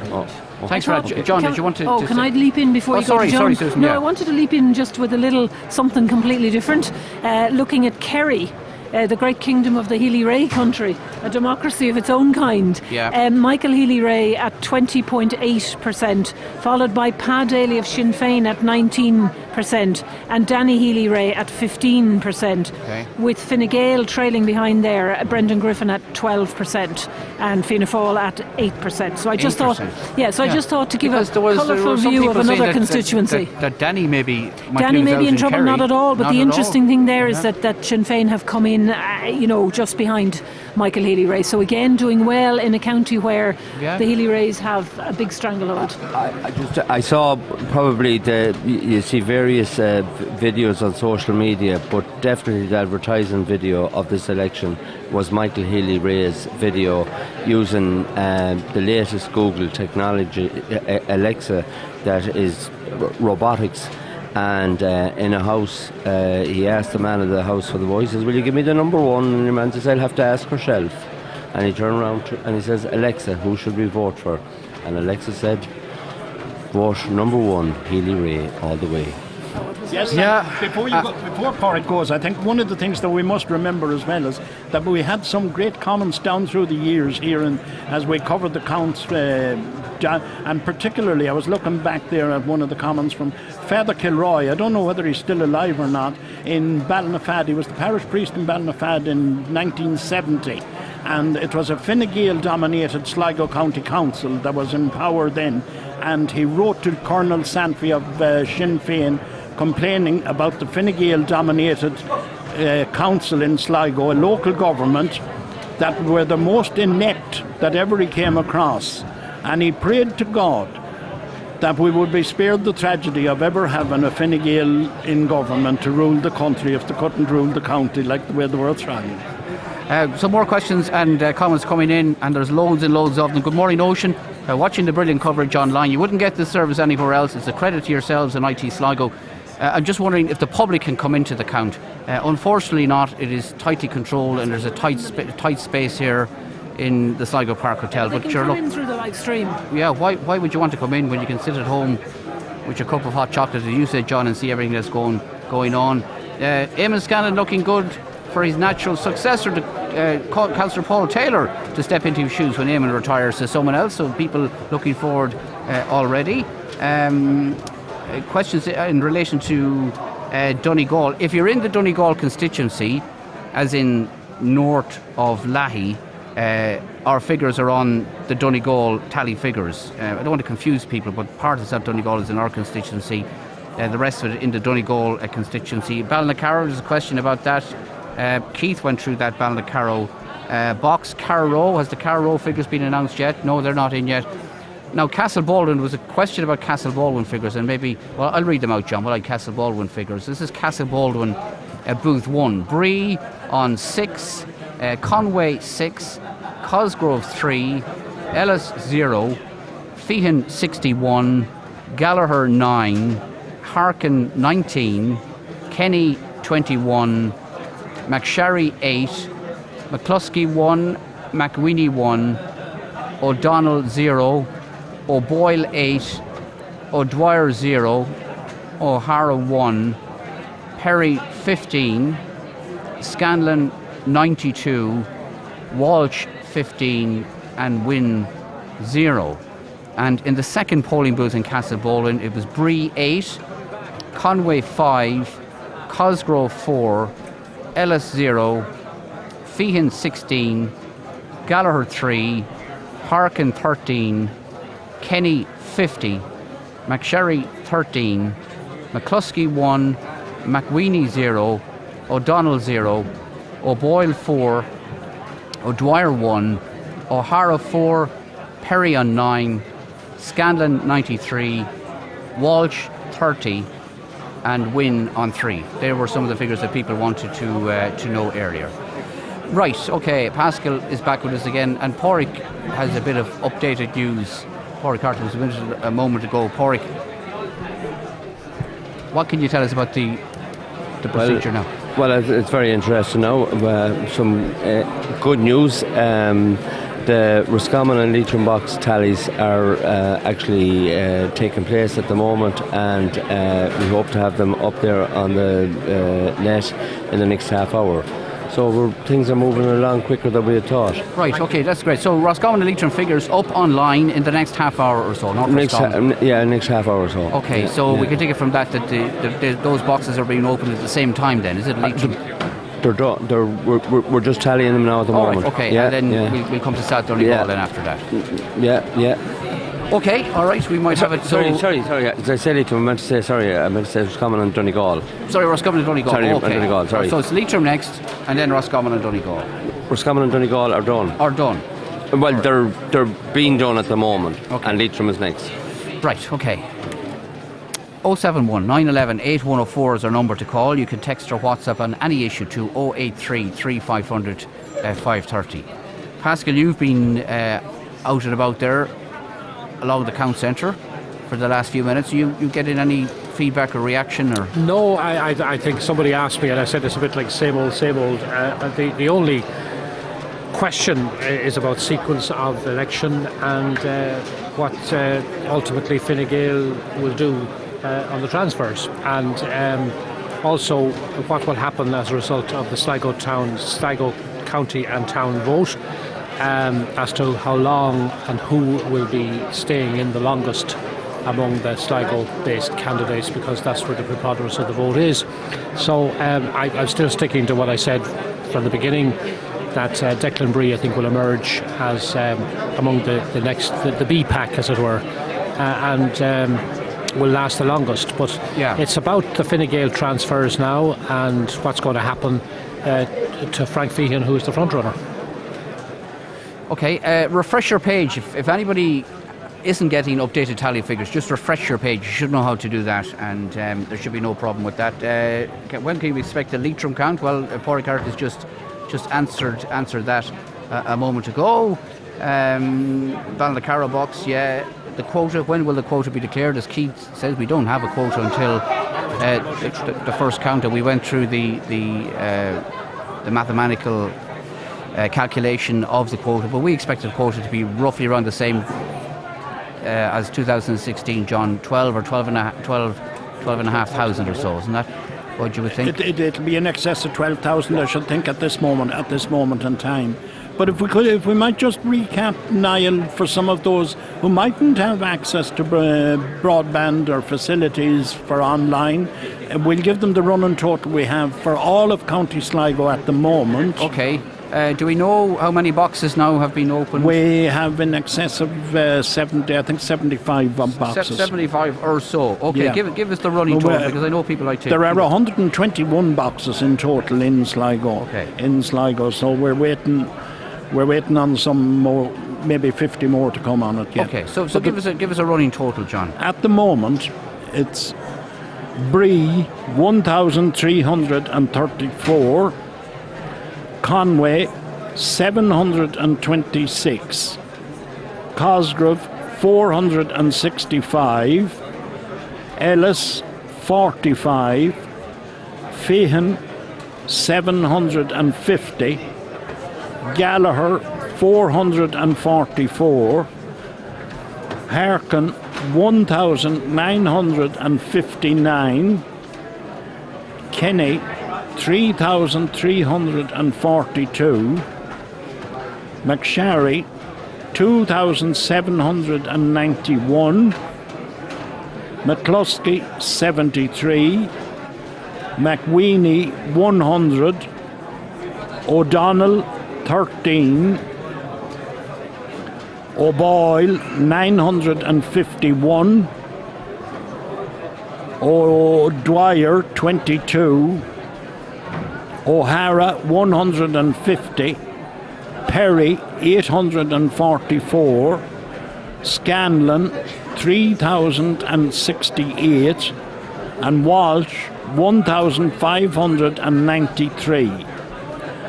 And Sean Wynne then. And Sean Wynne 39. I keep forgetting about Sean right at the very end there. Okay. So that and two figures again, John, for McSharry and Scanlon. McSharry at the moment has 2,791 and Scanlon 3,068. Any surprise? No, because we're now gone into Eamon Scanlon's home territory. Okay, so it's just the top four there with roughly 75 boxes tallied of 121. Out in front, Martin Kenny of Sinn Féin, 3,342. Eamon Scanlon is next, 3,068. Then Mark McSharry, 2,791. And then Marion Harkin, 1,959. Who's next? Who is next? Declan Bree. Walsh. Thomas Walsh, and then Declan Bree. Thomas Walsh on 1,593. And Declan Bree on 1,334. But the key thing there is Feehan is 750. The Sligo Drumcliff electoral area, that hasn't come in, so one would expect that McSharry, Harkin and Walsh would jump up in those. Yeah.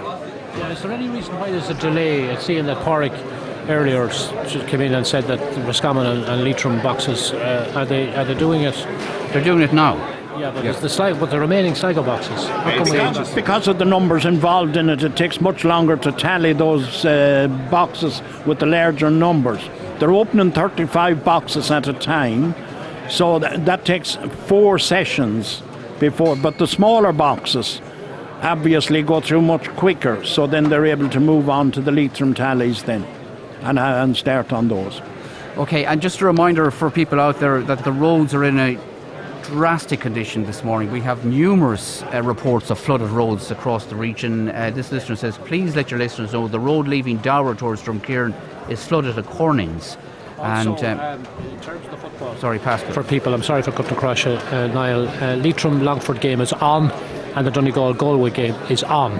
Yeah. Just because there are people that might be thinking of travelling and wondering. I'm sure it's coming out in maybe in other media outlets, but for Ocean FM listeners, Donegal Galway on, and Leitrim Longford on. Okay, Arthur Gibbons has been on to us, former Sligo Sinn Féin councillor, saying, Niall, I think there should be a mention this morning of Councillor Chris McManus, who coordinated a brilliant election campaign on behalf of Martin Kenny in Sligo Town. Such a short campaign, yet he managed to get the Sinn Féin vote out. It's reflected in your tally figures this morning. Also the fact that he stepped back to allow Martin Kenny have a clear run at retaining the seat for Sinn Féin. Yes, Tony. Well, if you remember maybe an hour ago, when I did acknowledge both Chris and Sean McManus for the work they've done as both colleagues of mine as councillors, both on Sligo County Council and Sligo Borough Council. So Arthur may not have been listening at the time, but we did acknowledge the work that was done. And you mentioned the East Ward and the influence of Chris McManus as a councillor in the East Ward. And Sean McManus in the West Ward, when we seen the votes coming in there from Sligo Town, like, you know what I mean. And Niall, if I could just give a mention to Ransborough National School there on last Thursday, they had their own election. Yeah. And there was a huge reaction to this, Tony, I can tell you. It was one of the most accessed stories we had all week. I bet. Would you believe? And I know that you covered it as well, but I was asked by the principal, Mr. Quinn, if I would just assist at the count, which I did. But every child in the school, and great credit is due to Miss Clark and indeed to Mr. Quinn, who organised this, and all of the students that participated, each and every one of them. But the final year students there in 6th class, they had gone round to each one of the classes in the school. There was a total valid poll of something in the region of 241. But the remarkable thing about it was, Niall, that there were very, very few spoiled votes. And that was from the infants class. So they knew what they were doing and what they were about and how it worked. But you see, the candidates that were elected then, which was interesting, like, you know what I mean, Declan Bree took a seat, Nessa Cosgrove took a seat, Mark McSharry took a seat, and Thomas Walsh were the 4 winners on the day. And it went out to the 12th to 13th count. But to see the way that the school had organised, and I think it's a fantastic, it was a great achievement. It feeds into what we were saying earlier about making this more accessible to people and people learning about democracy. Austin was doing a report on it for us. He's over there at our news table, and he was saying it was funny talking to some of the kids that name recognition was important, and some of them were saying, I'm voting for Gino. Yes. And it was because of his name. They felt an affinity because of the name Gino. For whatever reason, it was something that caught on. So it was very funny as well, because a couple of questions in afterwards, a Q&A, Mr. Quinn and I just asked them, the students just asked them some questions. So they were saying about if there was it was found that maybe at the 6th count, at the 7th count, that there was some problem on the 6th count. So we explained, like, you know, the returning officer would have to go back to the 6th count if there was some discrepancy or whatever else. But then it was coming maybe an hour before closing time at the school in the afternoon, and one young fella says to me, he says, would there be any possibility now that we could have a recount? You know what I mean? So, well, I says, if we have a recount, we'll be here for the rest of the... But there was nobody... but it was fantastic, and I think... you know, for schools and for students and for everybody else. But great credit is due to Miss Clark, the principal, and indeed to you saw Mr. some future Quinn. talent there, Tony. I certainly did, and I mean, they had it so well organised. Each one of the candidates had their own area. They counted the votes. You know, the spoiled votes, if there were any, and very few, but also the transfers, and it was educational, like, you know what I mean. For the likes of Pádraig O'Grady, or I remember John McNabola before, as you know, in the town hall, who was presiding officer for years and years. He was the true professional, as Pádraig is here, and I see Joe Murphy here with them and others here today, and all the staff are doing an excellent job here as well. Like, so just to acknowledge that as well. Right. Okay. Yeah. It was, as I say, it was one of our most accessed stories last week. It just shows you what catches people's imagination. Keith, I'll just bring you in here for a moment, because, and Pascal made reference to this last night, and indeed he was telling me about this all week. He was bending my ear on this during the week. Some people, not everybody, was surprised by the strong showing of Eamon Scanlon in last night's poll. But Pascal was telling me all week that Scanlon was one to watch. Weren't you saying that, Pascal? Oh, absolutely. Yeah. I believe that he was underestimated.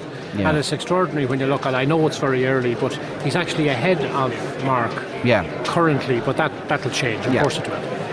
Well, I suppose I better declare my interest in that. I'm his director of elections, so anything I say might be considered slightly biased, but the Eamon has the ability to always surprise, and in 2016 a lot of people anticipated that when Fianna Fáil had no seat that there was only going to be one, and we certainly felt that Eamon had a great chance in 2016. Now it was a cliffhanger, but he got there in the end, and I think the fact that Eamon has proven himself that he's capable of being elected in this constituency in 2016. Some of that Fianna Fáil vote in South and West Sligo that may have drifted to other candidates probably went back to Eamon because they realised there was a chance that they could hold on to the 2 seats for the party. So the vote was much more balanced. But as well as that, Eamon has been working night and day, and he's a real ground hurler in terms of the constituency work. Like, he has an office in Tubbercurry and Ballymote and Boyle. And was always, in any election, transfer friendly as well, wasn't he? Absolutely. But now that was because as well the number of candidates and where they were based. The transfers, a lot of it is to do with geography as much as anything, and where the candidates fall. The benefit for Eamon this time was West Cavan in the last general election. Eamon Scanlon got 64 votes in it.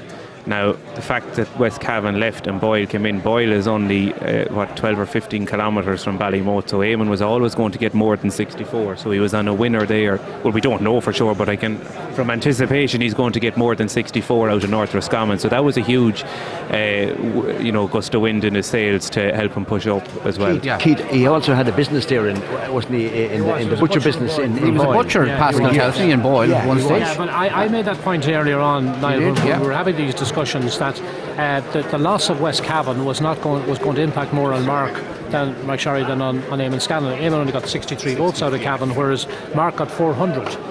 But however, that has now been balanced from what we can gather from the exit poll out of Roscommon last night, but we'll have to wait for the tallies to confirm it, that the vote is split, around 1,100, 1,200 Fianna Fáil votes are split evenly between, which I think is wonderful vote management. Whether it was deliberate or otherwise, I don't know, Keith, but certainly the outcome is very, very positive for both Eamon and for Mark. It's vote management. If you want any information on any particular polling booth and how the tally finished, just let us know, text or WhatsApp, and we'll give you the figures. Just randomly, some booths which people invariably find interesting. Ballysadare, booth 3, Bree is on 16, Conway on 8. Cosgrove 12, Ellis 0, Feehan 14, Gallagher 7, Harkin 34, Kenny 70, McSharry 58, McCluskey 0, McWeeny 2, O'Donnell 0, O'Boyle 10, O'Dwyer 0, O'Hara 3, Perry 5, Scanlon 50, Walsh 58 and Wynne 0. And again, that's just indicative of how well Martin Kenny is polling in County Sligo. To pick up 70 votes in that booth in Ballysadare, Keith. Yeah, he has performed very well, and I was just looking in South Sligo, even in places like Culfada outside Ballymote, he got, I think it was 45 or 47 votes. He's polling extremely well across the constituency, which goes to show that when people were saying they were looking for this change, it was to Sinn Féin that they turned. But just most interestingly, I'm after getting some pictures from some of the tally men. They're sending on the picture of the sheet before they submit it in some cases, and Leitrim boxes are being tallied, and perhaps we haven't looked at Leitrim at all, but one of the most interesting ones would be Fina, where Shane Ellis is from. And Shane Ellis has polled 111 out of Fina. And the next highest was Martin Kenny on 72. And I also got one from Boyle. We haven't mentioned anything about Boyle, and I just give the front runners maybe. Sure. Frank Feehan, 119, and that's from Boyle, box 3. Martin Kenny, 91, which was a very good poll for him. And then the next highest was Eamon Scanlon on 16, 16. So it was a very clear local vote there for Senator Frank Feehan, and a good showing as well by Martin Kenny. But we get the full, as their process, they'll be going up again, online. they're online. Check them out online. Refresh oceanfm.ie. I'm going to bring John back in a moment. People looking for Gurchin figures, I'll come to them when we have time. Gurchin, we'll come to that. Niall, I think a vote, bearing in mind Tony's comments, I think how to vote needs to be taught in schools. It's great to hear what that school did during the week. A friend of mine who's 35 years old asked me yesterday if he had voted correctly because he didn't know how to vote. I just took it for granted that everybody knew how to vote. And someone else says, I don't know how to take this, Francis from Glencar says, Niall, you're very lovey-dovey today with Pascal Mooney. So there you go. Sure. Why wouldn't we be colleagues as well as being good friends? So I won't make any apologies for that. All right, okay. At all. Sure, you have to have a little bit of levity in these things. I mean, the whole of life isn't serious all the time. By lovey-dovey, okay. Yeah, sorry, we work together. Yeah. Did you want to say something else, Eric? No, you didn't. Well, just I suppose you're on about the. I've got to stand up for my profession as a teacher in terms of teaching them how to vote.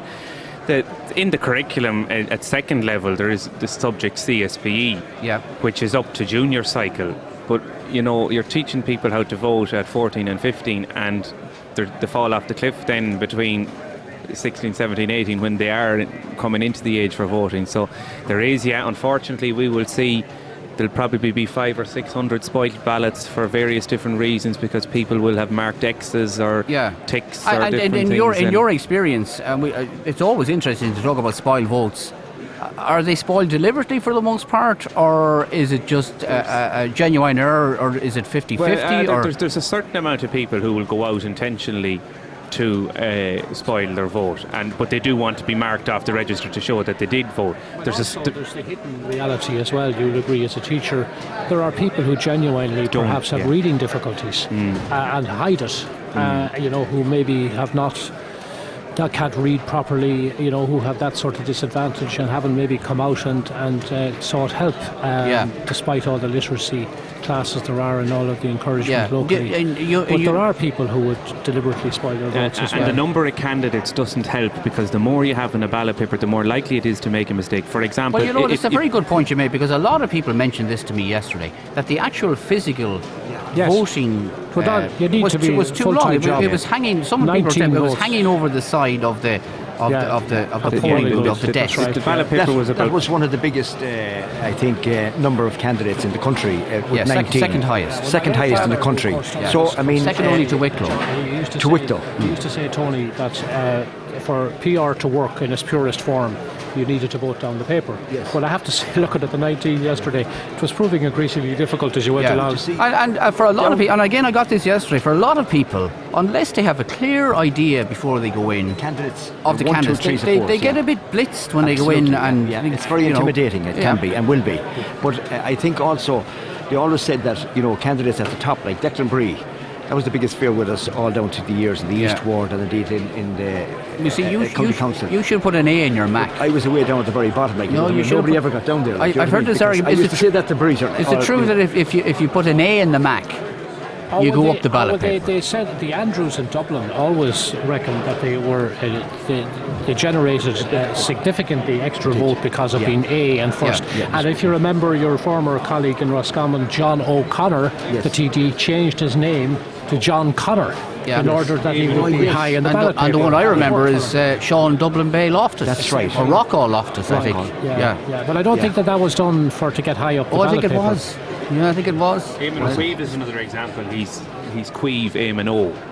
So he's listed as C. There are people who start at the top. Absolutely. 1, 2, 3, 4, 5, 6. That's what I used to say to the Breezer all down through the years. Like, you know what I mean? None of us had a chance, with him, because we started with Bree at number 1. You know what I mean? And worked down. And by the time they got to McLaughlin or down at the bottom of Chariot, there was nothing left. That's why he was more transfer friendly. So so you should change your name, Tony. I was saying. By the way, preferences do count. Even though last night I made reference to a number of what do they call them? Sesologists, those that are plumpers. No, the people who follow politics, and they came out saying that in Ireland that 90% of seats were filled by those that were in excess of half a quota, that only 10% of seats were filled on transfers. And yes, I don't agree with that. I know that statistically that seems to be the case. We will see in due course, and you're the experts, and this is where I get completely bamboozled. We will see in due course, will we not, where 8 and 9 and 10 preferences are coming into play. It happened in the local elections in my own county. And we'll see that, and we'll explain how that There were happens. two independent councillors that were elected on 7th and 8th transfers, both Jerry Dolan and Councillor Gucking over in Anaduff, and they got 7th and 8th. And they got it primarily because they were non-party. They were non-party. People had voted for their party preferences and then added. Keith, you made a reference there a while ago. I'd say one of the luckiest men, with all due respect, was Eamon Scanlon in 16. Like, you know what I mean? I mean, I know I was at the Count Centre at the time, and Eamon was near enough heading for home. Like, you know what I mean? Jerry Reynolds, all the family, everybody was there. Never if you remember. Saw it. Didn't see it. Did you not know? And I'll tell you why. No. I know interrupt your train of thought. I was in the Count Centre when Ray McSharry conceded and went home. And yes, when you looked at the reality of the remaining candidates, they were Sligo based. And Sligo was going to stay in Sligo.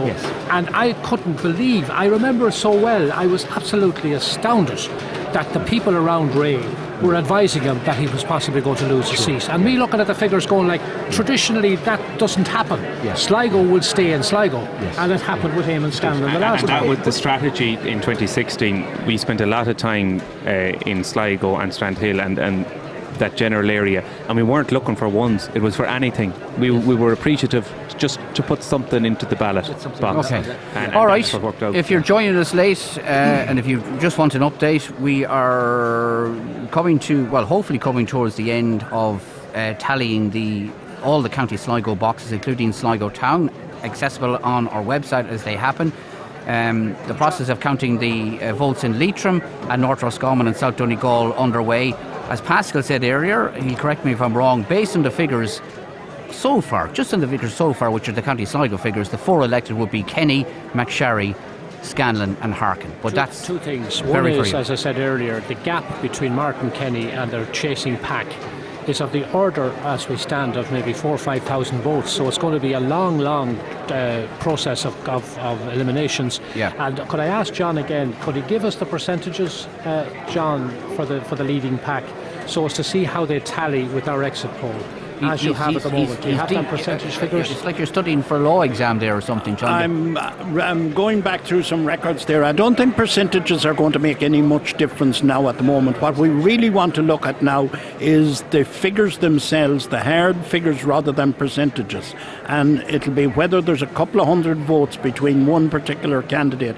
Because remember that we're looking at a turnout of 65,000 in this constituency, and 2% of that is 1,300 votes. So therefore, a percentage is a very small part of it. Just as we are in the absence of actual real figures other than one county, which isn't yet complete. We're waiting for 50 boxes to come in, so it's only in the context of our exit poll last night. If you could just humour me and tell me what the percentages are and whether they correlate or whether they've changed to any extent. Okay. At this, it's not. I know it's not ultimately relevant, and your point is well made. But just humour me. And could you give me for the chasing pack? We can give the percentages, and they haven't changed much all morning. In that, leading the pack at the moment with 18% is Martin Kenny, followed by Eamon Scanlon with 16%, Mark McSharry with 15%, Marion Harkin 11%, Thomas Walsh 9%, Declan Bree 7%, Conway 4%, Feehan 4%, Gallagher 3%, O'Boyle 5%, John Perry 4%, and O'Hara 1%. So therefore we see there that O'Boyle at this moment in time and John Perry and Feehan and Conway all are on 4 and 5%. So leading the pack is Martin Kenny on how many again? 18. And who's next? Eamon Scanlon on 16.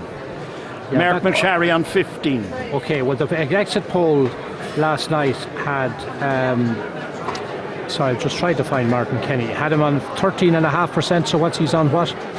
No, we had them on 21. No, They're within the town. Sligo. No, we're talking about Sligo. Yes, well, we're looking at overall figures here. I'm not going down into the electoral areas. I'm only looking at the Sligo breakdown, John. Yeah, I appreciate that. We're due to take a quick break in a moment. Before we do, just a couple of questions and observations. Niall, just tell the panel you're all doing a great job in the county. I'm living in Ballinaglara. I'm looking out over Lough Allen at storm, wind and rain. Drumkeeran has gone out of sight this morning. And there's other people in North Leitrim telling us that they don't have broadband, which is a shame in itself, and that they're relying on us to bring them the figures. They can't access the tally figures. So whatever figures you want, let us know and we'll bring them to you. Any updates on Colooney, please? The Colooney figures, which we'll come to in due course. But somebody wanted Gurchin.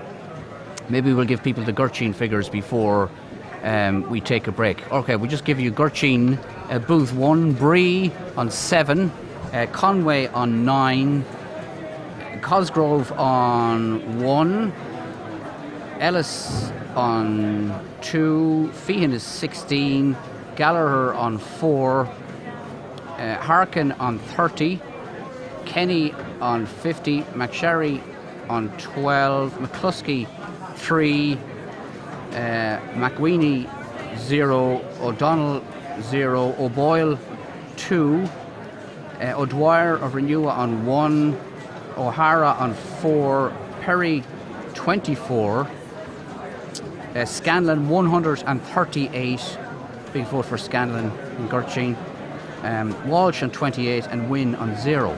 And in Gurchin booth 2 it's Bree on 1, Conway on 10, Cosgrove 2, Ellis 0, Feehan 14, Gallagher 1, Harkin 17, Kenny 60, McSherry 14, McCluskey 0, McWeeny 2, O'Donnell 0, O'Boyle 7, O'Dwyer 0, O'Hara 1, Perry 24, Scanlon 99, Walsh 24 and Wynne 0. So they're the figures from Gurchin. Sorry, Pascal. Was that a disappointing vote for Fine Gael and Gurchin, considering Thomas Walsh should be, like Eamon Scanlon, close to there? Feehan would be closer. Boyle would be closer to Gurchin.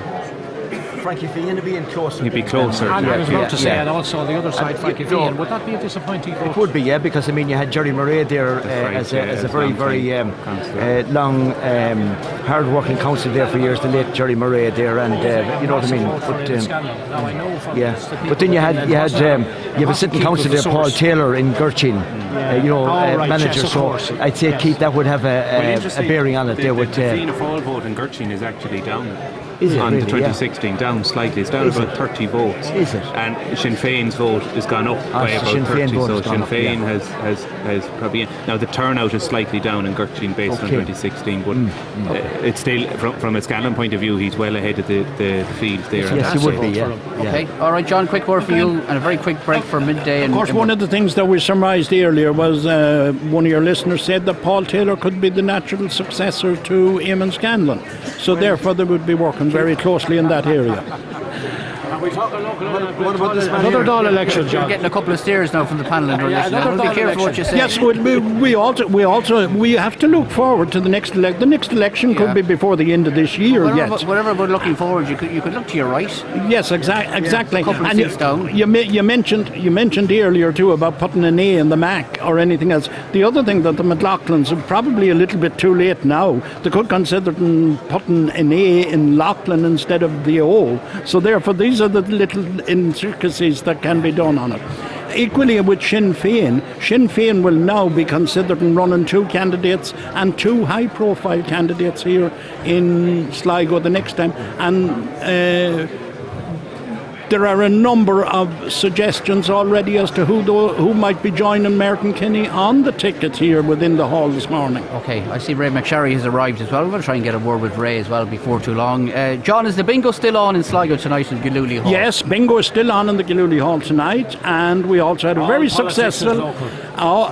remember that bingo was some of the things that our politicians tried to remove, and I said there might be no love lost with the politicians before Valentine's Valentine's Day when they were proposing to put a cap on what people have as their social outlet. Okay, and a very final question. Sligo Rovers are playing away that night too as well, aren't they, next Friday night? Is that Valentine's night? It is, yeah, Friday's Valentine's. And a very final question. Do the panel know something they're not telling us? They all seem to be ruling out Thomas Walsh. Does anyone want to take that before the break? Well, I don't think we're ruling out Thomas Walsh, but the figures suggest to us at this moment that we have to leave him. The very same as we could say Declan Bree we're ruling out, but we're looking at the order of eliminations.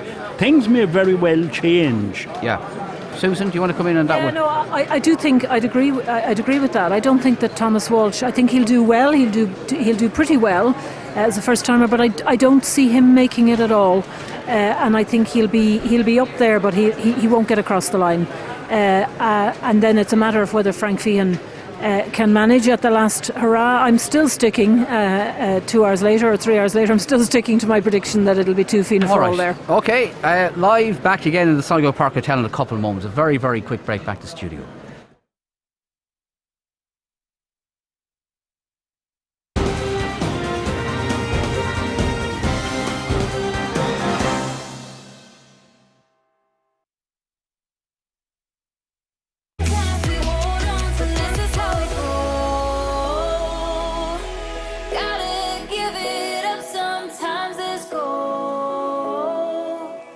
Knowing when to kill your pride, there's no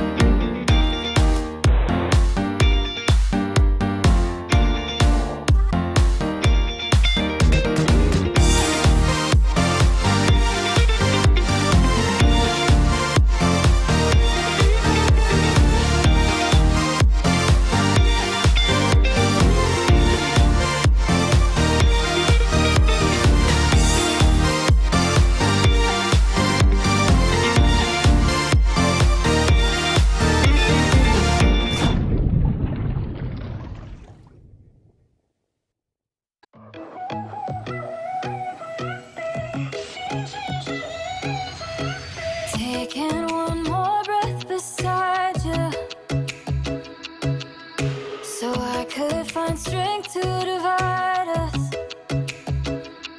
Gave it all we got, and I know we did the best we could. If I could go back, undo the mess, I would memorize your face before I go. But this is how we go. Gotta give it up, sometimes there's gold.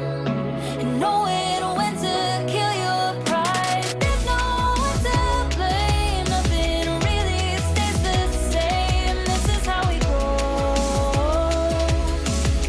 Sometimes we hold on to let go.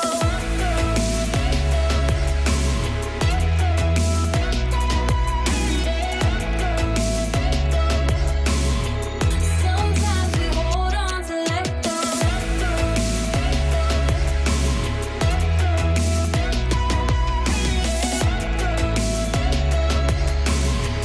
Sometimes we hold on to let go. There is nothing lost between us. Hi. And oh, I know you have your reasons. Some days I'm a mess, but I know there's a rainbow over all of the past. Your head on my shoulder, but I know we're better on our own. But this is how we go. Gotta give it up, sometimes there's gold. And knowing when to kill your pride. There's no one to blame, nothing really stays the same. This is how we go. Sometimes we hold on to let go.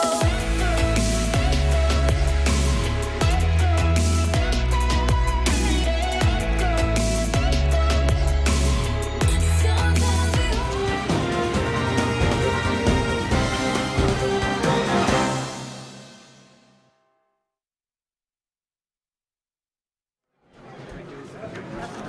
Welcome back to the Sligo Park Hotel. The Sligo Leitrim election count well and truly underway. Remember, you can access all the tally figures as they happen on our website, oceanfm.ie. Just follow the count and they're all there and changing as we speak. Former Taoiseach, Minister for Finance and European Commissioner Ray McSharry joins us now. Ray, good morning to you. Good morning, Niall. And thanks very much for joining us. You're welcome. What do you make of it so far? You've been... Well, first of all, could I say to you, Niall, and to Ocean FM, my heartiest congratulations, not only for this election, but for all elections in recent times. You bring everybody up to date on the minute, which is fantastic, there's no doubt. And the exit poll of last night, a lot of hard work went in there with the IT and yourselves and Warwick Hart and so on, a big team. And I want to compliment them all and thank them because they are enabling you to let the people know what is happening, and they always were concerned. But it's a long way to go yet before we have the final transfers of the final seat. But what do you make of it so far? About 75 boxes of Sligo in out of 121 or so. What do you make of it so far? Well, it was clear to us on the campaign that the swing was, if anything, to Sinn Féin, and that has manifested itself here in this county just as well as we found. And I can tell you that it's not surprising that they're getting the vote they are. They did a good campaign. They're probably sorry they didn't have a second candidate now. They may, although I would doubt if they'd get a second seat. I do think Fianna Fáil are there for 2 seats at this stage with Mark McSharry and Eamon Scanlon. And then it's a toss-up between the Fine Gael combination and probably Fianna ahead of that and Marion Harkin for the 4th seat. So you'd be fair, we come to your own son in a moment, but you'd be fairly confident so that Eamon Scanlon will get a seat here in Sligo Leitrim. Well, I do believe, because both of them have been getting votes in every single box throughout the entire constituency of Sligo Leitrim and Donegal and Roscommon. So I do believe that in the first count, it looks like that anyway. I don't know what the percentage poll is, but it seems to me to be down a bit on the last time. Yeah. And that I don't think 13 or 14% is going to give you 8,500 like Mark had the last time. But he's going to be there with his percentage and get whatever percentage of the poll is. And I'd be confident that on the transfers, and everybody will need transfers except Kenny, who will be elected fairly quickly.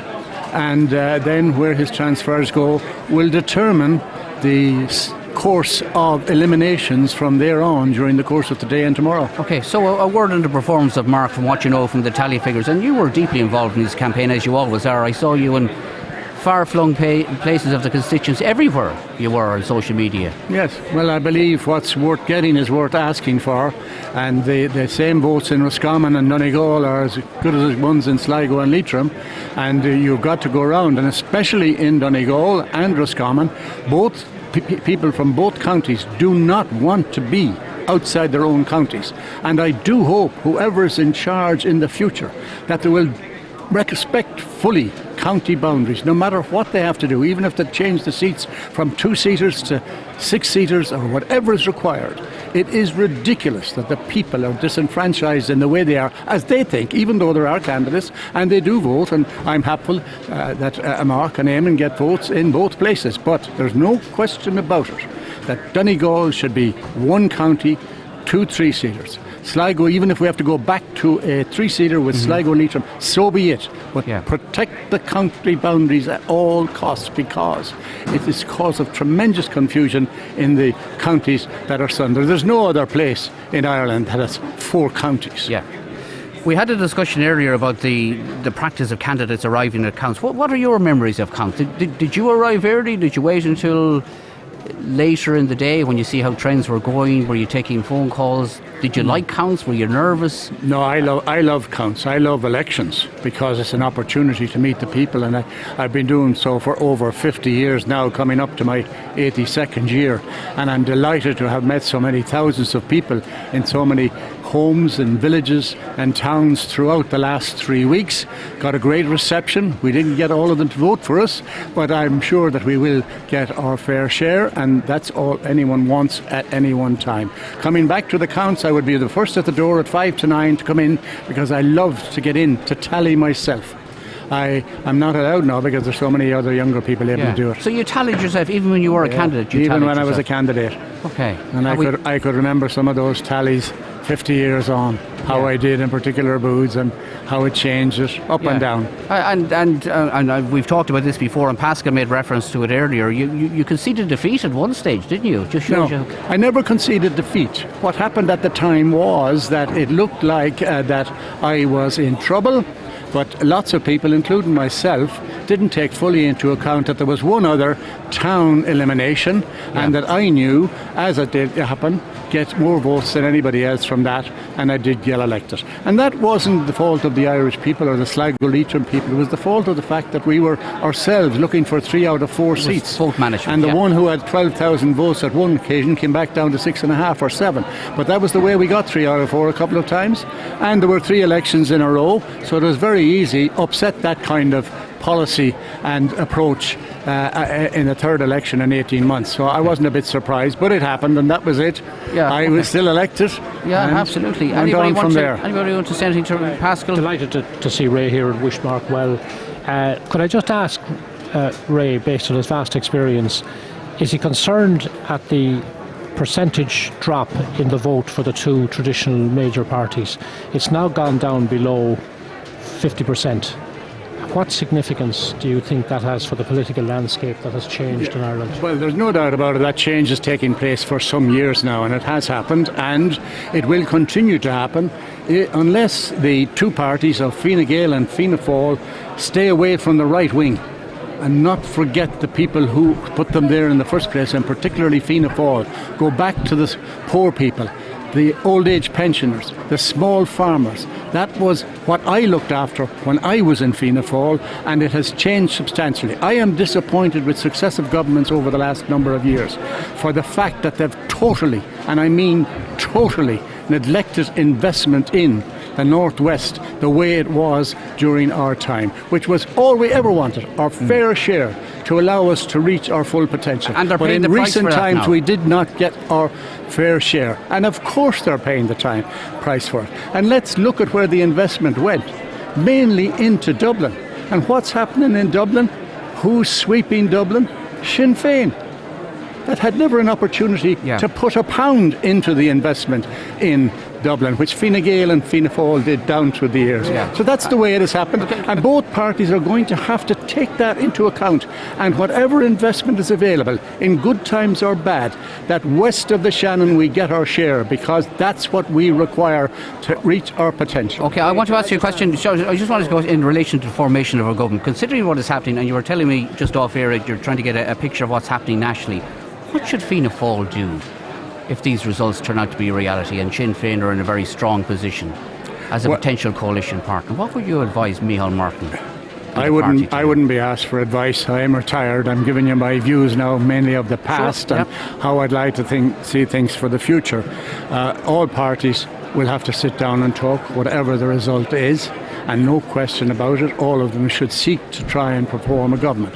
The people have spoken. I'm a Democrat, and therefore all Democrats, no matter what their past might be, with the people voting for them, have the opportunity to represent those people around the cabinet table, regardless of who leads the next government. Okay, so can I take it from what you're saying, consideration should be given to all parties and none to Sinn Féin being part of the next government? Well, I don't know who's going to lead first. We've got to wait till the result of the count, but I'm a Democrat, and therefore will speak, or would speak if I had any say, with all those whom are elected. It doesn't matter what their past was or what their future might be, but the people have spoken, and unless we respect, all parties respect the opinions of the people and the votes of the people, then we cannot call ourselves Democrats.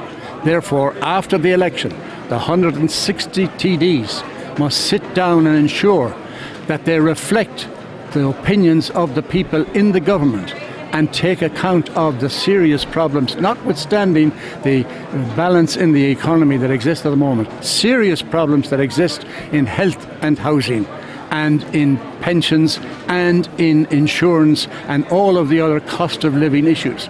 This is what's required now, and the people will expect, whatever the government is and whatever the opposition is, that they work together, regardless of any political patronage, regardless of trying one-upmanship, to look after the people, because that's why you have such a shift in recent elections to other parties. And Fianna Fáil and Fine Gael have got to take account of that for their future. Okay, Keith or Tony, do you want to say anything to Ray and his Glad to see Ray here this morning. Congratulations to Ray and indeed to Mark and the McSharry family and all of the extended family. It's a fantastic achievement again. Ray has been here for so many years as Fianna Fáil TD, and I think it's a wonderful day for the McSharrys again, and I'm delighted that he has joined us here this morning. Well, let me say the same about the McLaughlins. They have been a great family to work with, and I was proud to work with them. Your late father and uncle, great people. Sorry. It's great to see you here, Ray, and look, I know you're saying that you wouldn't pass on advice, but your wisdom on all things is very important, because you've fought through many's a battle in your career in politics, and I'm a great believer in looking back and see how issues were resolved. And in terms of Mark's performance, certainly his profile as spokesperson on transport and sport and tourism definitely was a huge boost to him, and his vote, the strategy between the Fianna Fáil candidates seems to be bearing out okay enough at the moment in this constituency, and I think your prediction for the two seats, I think, is on solid basis, and you're a good reader of it yourself. But it's interesting, I think, from the Fianna Fáil point of view, because I think there had been a growing kind of acceptance within the Fianna Fáil organisation that you had to be willing to talk after the election to everyone and anyone, and nobody would have expected after the 2016 general election that there would have been a confidence and supply arrangement, and that it would last for the length of time that it did. So, the formation of the next government, everything and anything is on the table, and it all will depend who wins the final seats in a lot of these 3 and 4 seats. And should be on the table. Pascal, we let Ray go then. I just want to throw in briefly a historical context to all of this. The trend across Europe, we don't have a traditional left-right political divide in this country, primarily because of our history coming out of the Civil War and the development of our political parties. But in Europe, several countries where the rise of the right has been threatening what they believe to be their democracy, the main parties, the traditional parties, have resisted and opposed going into government with the far right. It has happened in the Netherlands, it has happened in Sweden, it has happened in Italy, it has also nearly happened in Germany, where one of the smaller states last week entered into an arrangement with the far right AfD, and as a result there's a political chaotic situation in Germany. So all I'm saying is that the Irish parties are not unique in saying that they don't want Sinn Féin involved. But I'd like to ask Ray briefly what significance the Sinn Féin surge is going to have on the Irish political landscape in the context of formation of government. Well, as I've said, the people have spoken. Their voice has to be heard by all the 166 TDs. 160 TDs, there was 166 in my time, I think. But, however, I worked in Europe, where there was exactly, Pascal, what you were talking about, on right and left, people not sharing power with them. And I remember one occasion as Commissioner for Agriculture when there were Protestant and Catholic parties from different countries. And say, for example, the Protestant minister was the Minister for Agriculture, and I had to deal with him. A Catholic minister would come across him with the same government, from the same government, to listen to what was being said. So there's no question about it. Yeah. When the people have spoken and democracy takes over, you've got to talk to everybody. Yeah. It's a simple involvement of the far right. All right, They will not bring them into government. Susan wants that's to, a difficult to say, or Susan O'Keefe, just to Obviously, Ray, with enormous experience at all levels of politics, and given what you've been saying very strongly, the people have spoken and they ought to be heard. Does that then rule out, do you think, the idea of Fine Gael and Fianna Fáil? And I know it all depends on the seats, but would that be exactly not what the people asked for in this election? So does that now rule that possibility further out simply because of the voice, the democratic voice of the people? Susan, I don't know what's ruled in or out because I have no say. Mark is the TD. I hope he will be remaining a TD.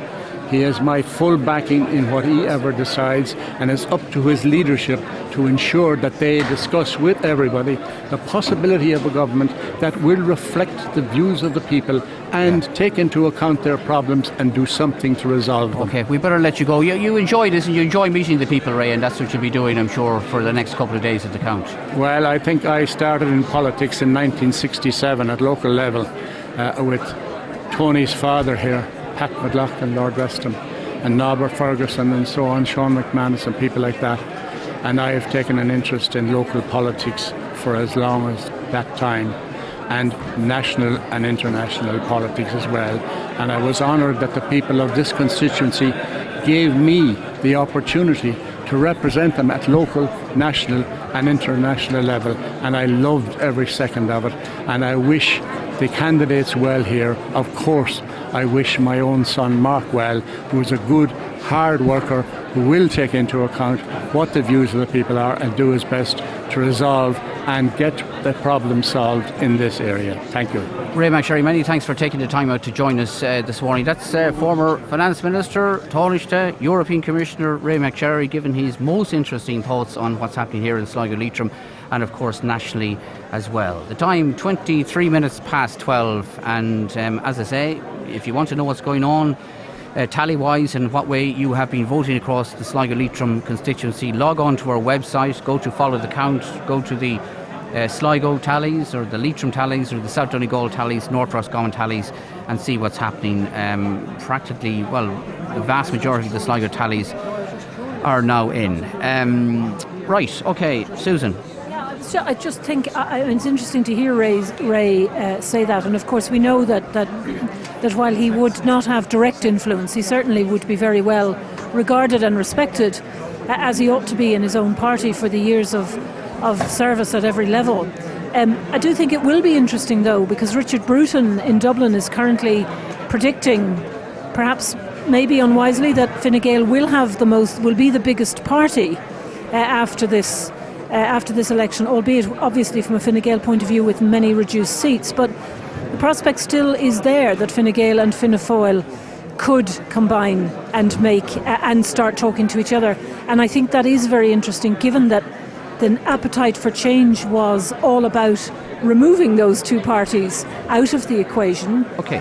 What do we, is that then not part of the discussion? I think it's just a very interesting point at this point. You don't actually think that there is a prospect of a grand coalition then between Fianna Fáil and Fine Gael, do you? You see, it would certainly be very interesting because it flies absolutely in the face of what the polls would be if we're reading across the country here and the Sinn Féin surge, and people saying change. We do not want the older parties. Yeah. Yet if they come out with if they come out with enough seats between them to combine perhaps with a smaller party, the Social Democrats, the Greens, the Labour Party, whoever. Is that an option that must be considered, despite the fact that the public has said it didn't? I mean, it's an interesting. Is that not tantamount to political disaster for Fianna Fáil and Fine Gael? That's what the question surely has to be. I think it's a very interesting subject that perhaps that's what now gets to be ruled out instead of what the parties themselves were ruling out, which was a coalition with Sinn Féin. Pete, on that point. On that point, well, first of all, the rules within Fianna Fáil and coalition government changed from the last time we were in government, which was in 2007, in that the membership of the organisation, especially convened Ordesh, has to be convened to look at coalition partners. Now, while the membership would be greatly guided by their elected representatives, putting that possibility to an Ordesh would be very interesting. And I think there's a huge caveat here. Sinn Féin, undoubtedly, and this is probably my third time repeating it, Sinn Féin are performing very, very well. But in several constituencies, we see them topping the poll with surpluses, and they have no one to pass them on to. I think it's 42 candidates that they're running. In all likely event, for them to get 35 or 30 of those elected would be a phenomenal achievement out of the 42. It would be a huge percentage. So we'd have to play it out and see, when we get the first count results from many constituencies, how many seats are Sinn Féin actually in the running for. But in terms of the coalition option, I think really that the change was that the people kind of, I think, want a change in that they certainly don't want Fine Gael, I think, in terms of the collapse of the vote there. Whether they want Fianna Fáil is another question, but I think there'd be a huge health warning for anyone that would go into coalition with Fine Gael, is that that party might get blamed. Well, look, we voted for change in 2020 to change the party in it, and now you're going into coalition with them. So from a Fianna Fáil point of view, I think the likelihood of a Fianna Fáil Fine Gael coalition is extremely unlikely. Whether you have the situation of another confidence and supply arrangement, that is yet to be seen. But I think Fianna Fáil are probably suffering as a result of that, because certainly the strategy from Sinn Féin was to pin the two parties together, that while Fianna Fáil was facilitating Fine Gael, it certainly wasn't getting the credit for being the main opposition party. And I think the public sided on that. Okay, just before I bring in Pascal, John, do you have an update on where we are with tallies and boxes and the like, and have we any Leitrim figures in yet people want to know, or we haven't any official Leitrim figures, but I can give you a synopsis, a brief of what might be happening in Leitrim. I just looked at one particular polling booth in Mohill there, where Martin Kenny was 132 to Shane Ellis' 16, and the rest of them were all just, so that's an incredible result.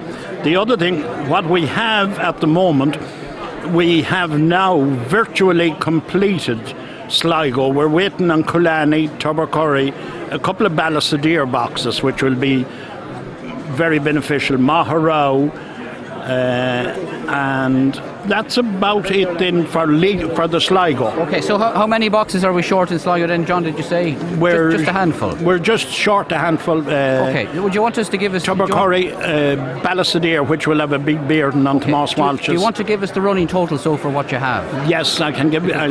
People are interested in this. Right, so we'll start with Bree. Bree, 1,694. Conway, 934. Cosgrove, 751. Ellis, 77. Feehan, 1,232. Gallagher 837.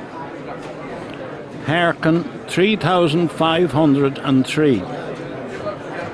Kenny 4,989. McSharry 4,517. McCluskey 133.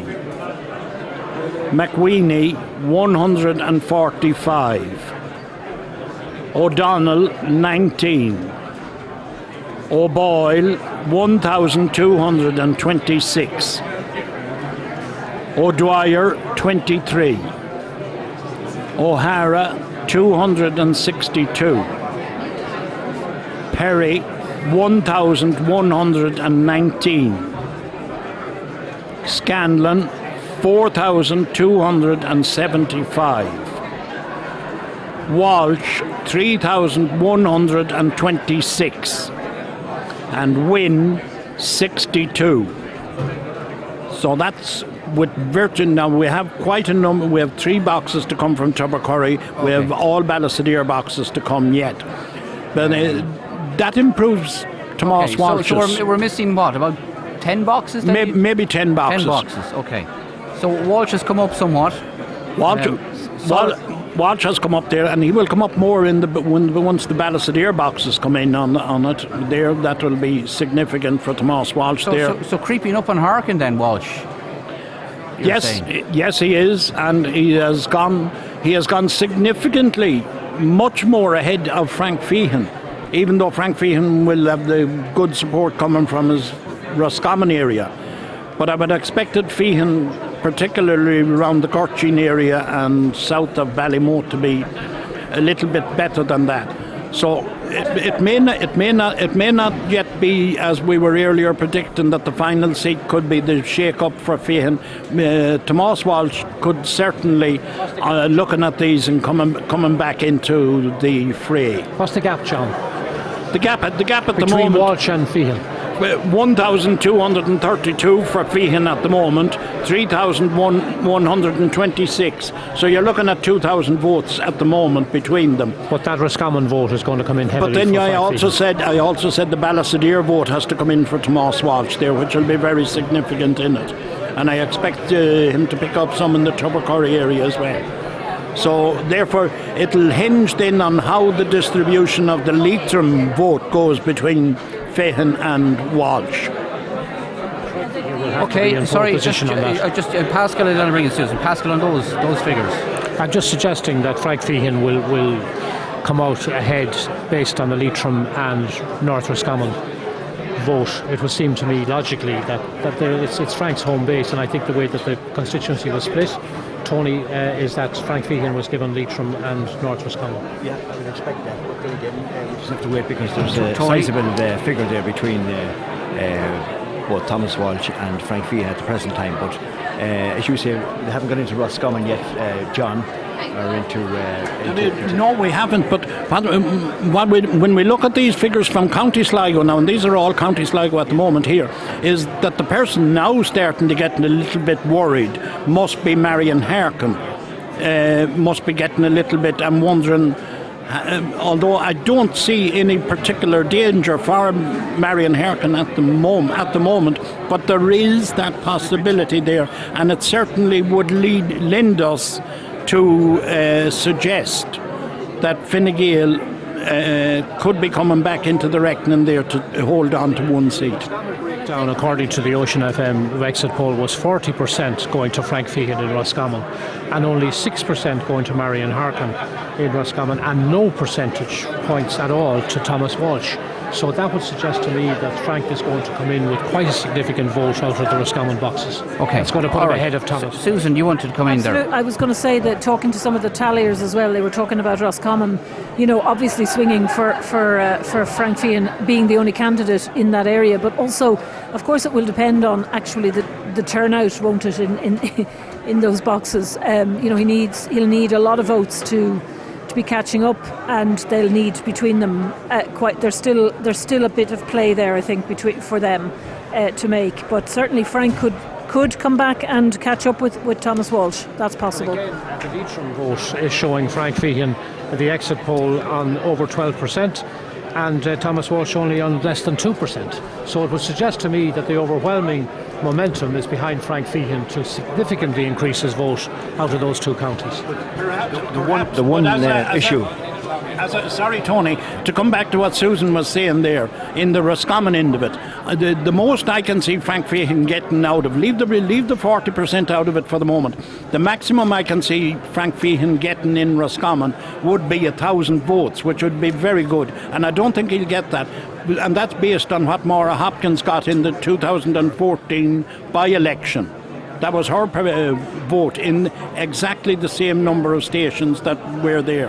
In the 2016 general election, Hopkins in the area, just the boxes that are in the Sligo, Leitrim, North Roscommon, South Donegal constituency, Hopkins got 956. Now, bear in mind, Fianna Fáil had a candidate, Eugene Murphy, from Strokestown, so Fianna Fáil vote was 873, but the last time that Frank Feehan had his name on a ballot paper was in 2011, and Frank got 2,150. Now, I wouldn't expect him to be polling as high, I agree with you, because I saw one box already in Boyle box number 3, and in box number 3 in 2011 he got 211 votes, he's getting 119, so I think it's more likely that Feehan will get about the 1,000 to 1,200 vote from North Roscommon, which I don't know would that be enough. He was probably hoping for more out of that area, but it won't be enough, certainly. It won't be enough to catch up with Thomas Walsh. Yeah. But you're ignoring the Leitrim vote. The Leitrim vote, South Leitrim vote as well. Frank having been a TD for South Leitrim as well, you'd imagine that 2,500 votes when he stood in the Roscommon, Roscommon South Leitrim.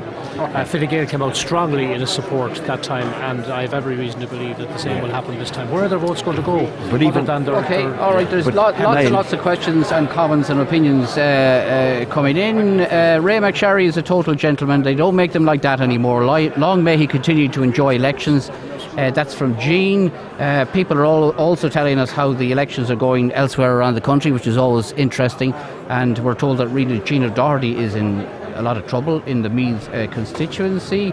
Loving all the election coverage, says this person, as I always do. Would like to hear the panel's view of Lisa Chambers apparently potentially losing her seat, which we're hearing about as well. And again, lots of comments and compliments coming the way of Ray McSharry. Well said to Ray McSharry this morning, and well done to Martin Kenny. I've no doubt that if Thomas Healy ran in the election, he'd have topped the poll as well. Time for change has come. Right, okay, Keith. Just one of your listeners was saying about not being able to access tallies online, and we have to be aware that there's a lot of people that are listening on the radio, but I suppose once we have the first count, there's going to be a considerable amount, or once we have the tally complete rather, there's going to be a considerable amount of time between that and an actual count, so we'll certainly be looking for things to talk about. So maybe if people were to text in or ring in what stations that once we have the full complete tally we'll be able to read them out, because there will be a gap of 5 or 6 hours maybe where we have the tally complete and no first count, so we could go through them then for different areas. Sorry, pass on the point. No, I'm just curious about the lower based candidates and the independent Mr. Conway. John, just remind me, he's polled around 800 votes, has he? At the moment he has 934. Does that put him in the frame for a council seat in the next elections if he sustains that momentum? Well, that'll be up to himself to decide on that. I'm just talking about the figures. Does it not give him a base? If we look at the figures for those that stood in local elections at the last local elections and have now put themselves forward here, it's probably saying to them, don't bother running in anything again. Really? I mean, I'm looking at Blahin Gallagher. Hasn't she increased her council vote? This is all of County Sligo. Leitrim hasn't come into the frame, and yet she's in what, 800, 900? Yes, in Sligo, yes, but that's understandable that the green movement is there. Whether that translates into a seat in an electoral area where you have all individual and personal necessities to take place on it, then... But is it not a platform for them to... I'm just throwing it out on the basis of people... All right, well, you know, I'm sure local elections are the curious. furthest thing from people's minds. We've only had one last I'm May. talking about I know. the interpretation of the results of the lesser candidates. The lesser there, earlier on, perhaps maybe the panel were saying that, like, you know, you had two Fianna Fáil, you had Sinn Féin, Martin Kenny, and Marion Harkin. But now, looking at the tally figures there, it looks very much like that. Certainly with Frank Feehan and Thomas Walsh, that I think that that I would believe that certainly the Fine Gael will be in with a strong shout there for the last seat. I have no doubt at the present time the way this is going, and I mean we still have to open up boxes in Leitrim and in Roscommon. But judging by the figures that we're seeing here at the present time, I would be more encouraged about what I see there. But also, just you mentioned about some of the names that are in danger: Shane Ross, Regina Doherty, Joan Burton. These are all household names that have been. Lisa Chambers, you mentioned, Catherine Saponi, a former cabinet minister presently, Kate O'Connell in Dublin, Joan Burton, former Taoiseach. These are the people now that are being mentioned as being in danger at this early stage. Yes, that's right. And by the way, Gavin O'Reilly. Pascal and Susan. Yeah, go ahead. I'm just saying, Gavin O'Reilly, the political correspondent with the Virgin Media, tweeted earlier that he was hearing rumours that Fine Gael, and this is possibly a Fine Gael spin at this stage, was that they could have more seats than Fianna Fáil. Actually, a lot of people are predicting that they'll have maybe 2 more seats, which is why if they both have 40-something seats, they would have enough to form a coalition, hence my question earlier. But I wanted to say that I agreed with Tony that although I've been saying all along I believe that Fianna Fáil would take that last seat over Fine Gael, I think I'd agree with Tony that actually, you know, Fine Gael will be in play for that last seat. I'm just still of the view that they might just get cut out at the end. We'll have to see, though. Leitrim votes will make a huge difference. All right, 0719 11 8104 is our number to call if you want to ask any question of the panel or to inquire as to how the count is going, or if we're missing any informational aspects. You can text or WhatsApp to 083 3500 530 or access us on social media. You get all the information. You should get all the information you need there. John. We're waiting now on 3 boxes to come from Sligo: Kulani, Rathcormac and Carraroe. Those are the only 3 outstanding now, with the exception of St John's Hospital, which is never tallied. Won't be tallied. Yeah. Are we going to get those 3 boxes, John? Yes, we'll get those 3, and that hasn't changed anything except the figures. Well, do you want to give us a running total? Minus 3 boxes plus boxes St John's Hospital. Okay. With 118 boxes tallied now. We have Bree 1,826, Conway 997, Cosgrove 812, Ellis 92, Feehan 1,343, Gallagher 912, Harkin 3,977, Kenny 5,661, McSharry 4,921, McCluskey 141, McWeeny 169, O'Donnell 20, O'Boyle 1,324, O'Dwyer 31, O'Hara 292, Perry 1,189, Scanlon 4,724, Walsh 3,700. And Wynne 72. So therefore, that immediately suggests to us there that all what was the McManus Sinn Féin vote, personal and otherwise, has virtually transferred to Martin Kenny en bloc. Which is quite incredible, isn't it? It is, and but that was evident from the way the campaign was being conducted by Sinn Féin on the ground. They were working towards that. Okay, all right. And the other thing is that Eamon Scanlon has polled quite well.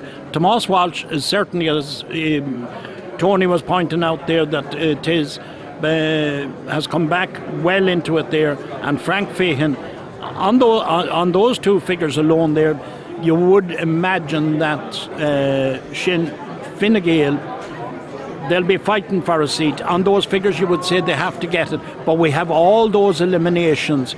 And particularly, Gino O'Boyle must be very pleased with his showing there. Well, he's eighth. He's eighth, and if you go numerically, he's eighth. But when you compare him to the likes of John Perry, a former Minister of State, has outpolled John Perry, chairman of the Public Accounts Committee, and has outpolled him by 200 votes.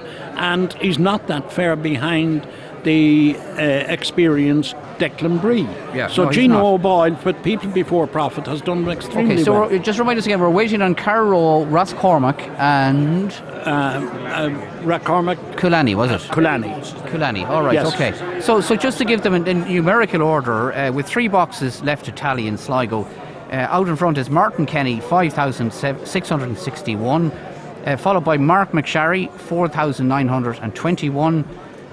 Next up, we have Eamon Scanlon on 4,724. In fourth place, Marion Harkin, 3,977. Fifth, Thomas Walsh on 3,700. Sixth, Declan Bree, 1,826.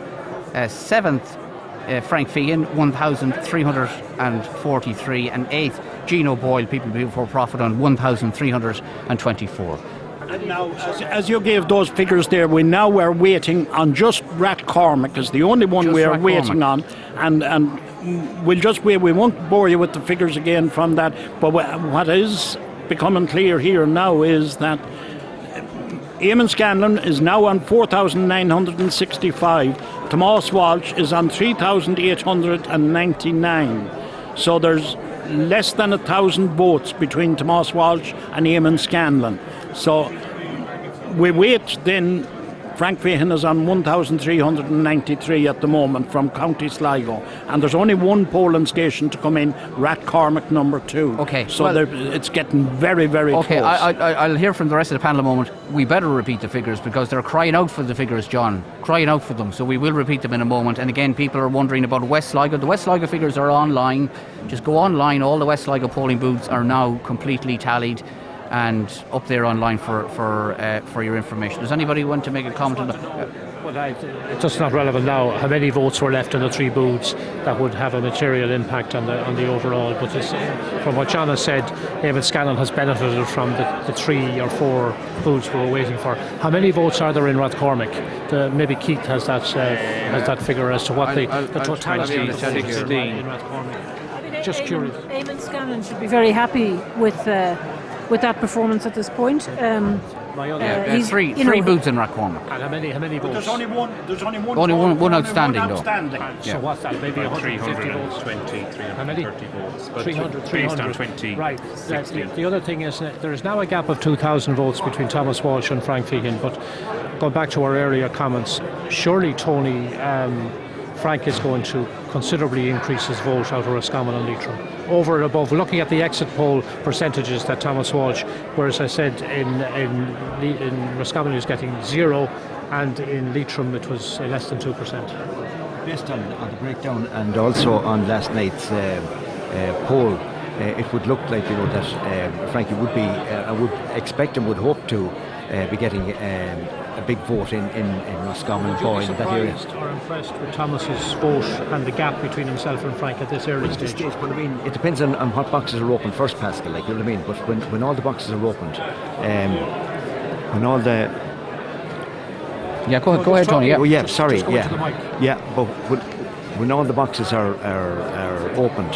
I mean, we're taking area by area. Sligo, when we go into Leitrim and into Roscommon and see the total figures, then that will give us a clearer picture, like, you know what I mean, as to what's between Thomas Walsh and Frank Did you Feehan. get any sense, Tony, of the South Leitrim vote for Frank Feehan, which, if you remember, he got 2,500 votes out of it in the old Roscommon South Leitrim.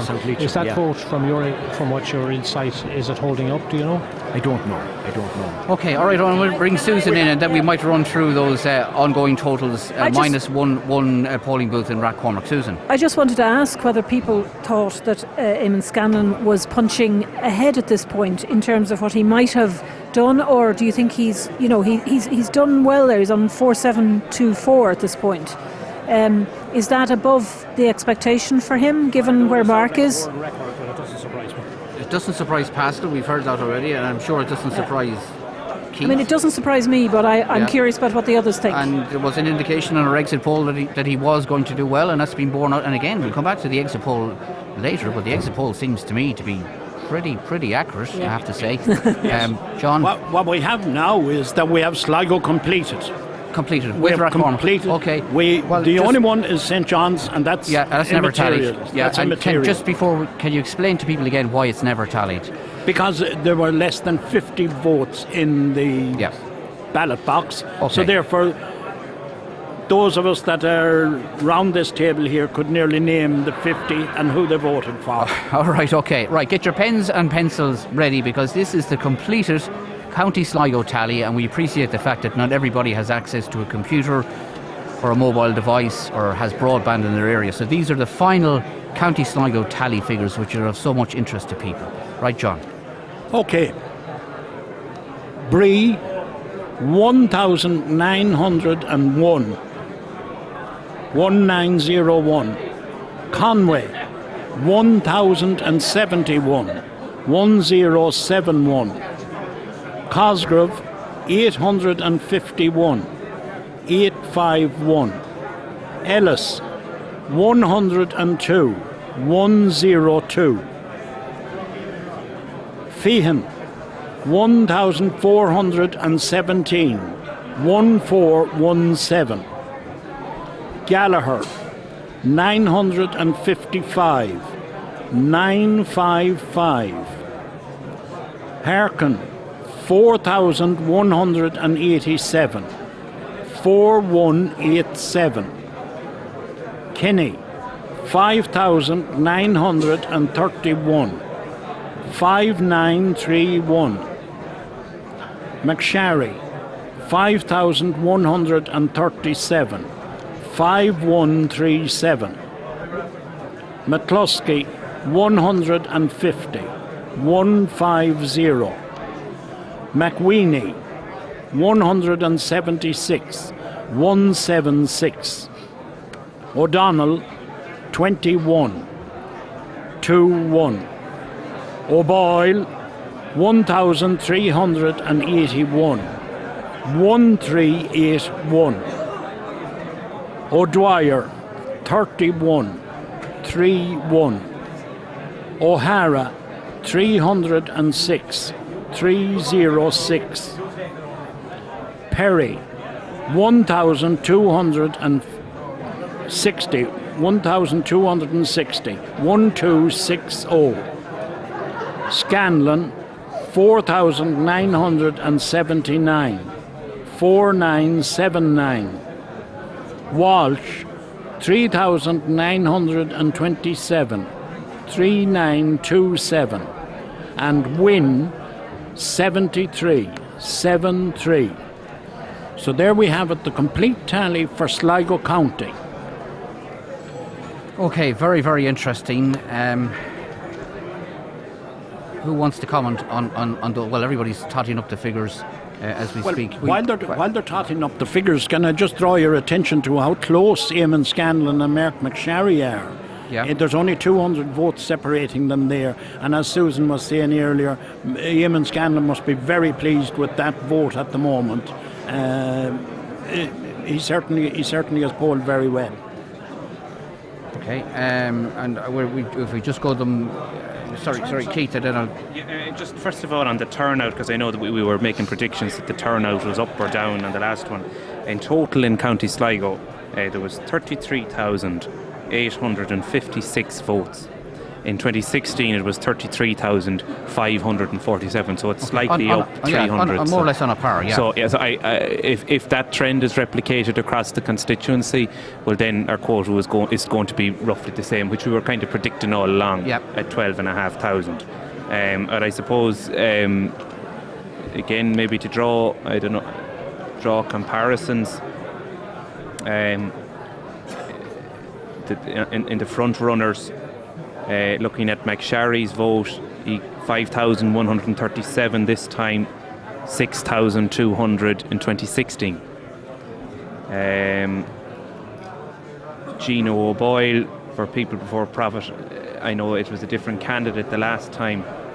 It was Gallagher. Nigel Gallagher. His vote is significantly up on that. John Perry, naturally enough, John as an independent, he got 3,700 last time as a Fine Gael candidate. Eamon Scanlon, 5,100, got in 2016 4,900, so not a whole lot of much the same. And Thomas Walsh then, I suppose, compared it maybe with Tony's figure, Thomas Walsh polled 3,900. Certainly those boxes in Ballysadare and Ballintor, he performed very well in Ballintor in his home area. He got 3,900 this time. Tony, the last time, you got 4,500. So the Fine Gael vote slightly down. Fianna Fáil vote is slightly down, and Sinn Féin has been the big winner. Yeah. Okay, I'm conscious of the fact that not everybody is a Fianna Fáil or a Fine Gael or a Sinn Féin supporter, and we haven't mentioned some of the other candidates and their performance. Well, somebody mentioned John Perry, and you said, Keith, his vote, his Sligo vote is significantly down on 2016 because he ran for Fine Gael back then. Yeah. I suppose, look, every candidate, there's a certain amount of people that will. Everyone has a personal vote. And John Perry would have done a lot of work in his years in politics, and there would have been a lot of, there'd be people who would still be loyal to him, irrespective of whether he had a party badge with him or not. Yeah. I certainly think the expulsion of his son and wife and that kind of fiasco would have helped him. Certainly on the doorstep, there was a sympathy. There was, but doesn't seem to have got a bounce. James Conway has done well, I think. He's a first-time candidate, over 1,000 votes, independent candidate. I did try to raise it earlier, and I was kind of nearly laughed out of court when I said in fairness, you were talking about local elections. I was talking about the significance of the vote that these candidates had got and what implications it would have going forward, because there is no other option for them. I mean, they're out of the race effectively for a Dáil seat. So I was just raising the interest of people who voted for them. What would happen? What options do we have going forward? That was the only reason. I wasn't talking about next local elections 4 years away. Hopefully we'll be talking to James during the course of the count. And maybe a comment on I had one other performance point to make. I just want general, because we're concentrating on the candidates we feel are going to be elected. I just want a comment on Blaheen Gallagher, the Green Party. I think that's a significant. That's 950. That's all 1,000 by her in Sligo. Remember, she's from South Leitrim. But you take now just the figures that I'm just getting there. But in relation to Sligo Strandhill area, Fine Gael are down quite substantially, and so is Bree, and also and Fianna Fáil in that area. Sinn Féin are the big winners in that Sligo Strandhill area. But Declan Bree on 1,900, Conway on 1,071. I mean, that's a great performance. And also Nessa Cosgrove on 851. Would she have cause for disappointment there, Nessa Cosgrove and the Labour Party, would you think? Possibly would, but in the Labour Party now, look at the trend all over the country. The Labour Party will hold 2 seats in the going back. This is the information that I'm receiving at the minute. I haven't heard the trends but that's just nationally in Labour. But just what I'm doing. But the point I'm making is that there was a proud and a loyal Labour Party base here in Sligo, particularly in Sligo. Declan Bree represented Labour for 5 years. That's right. And I suppose Susan well, maybe I'll ask you that. Yeah, thank you. I mean, obviously, it's true. I think Nessa's probably pleased enough. She ran in the local elections. This is her first national election, 851. But I agree that nationwide, the Labour Party will not perform well. Losing Willie Penrose in Westmeath, I think his seat has now gone to Sinn Féin, or looks like it's going to be taken by Sinn Féin.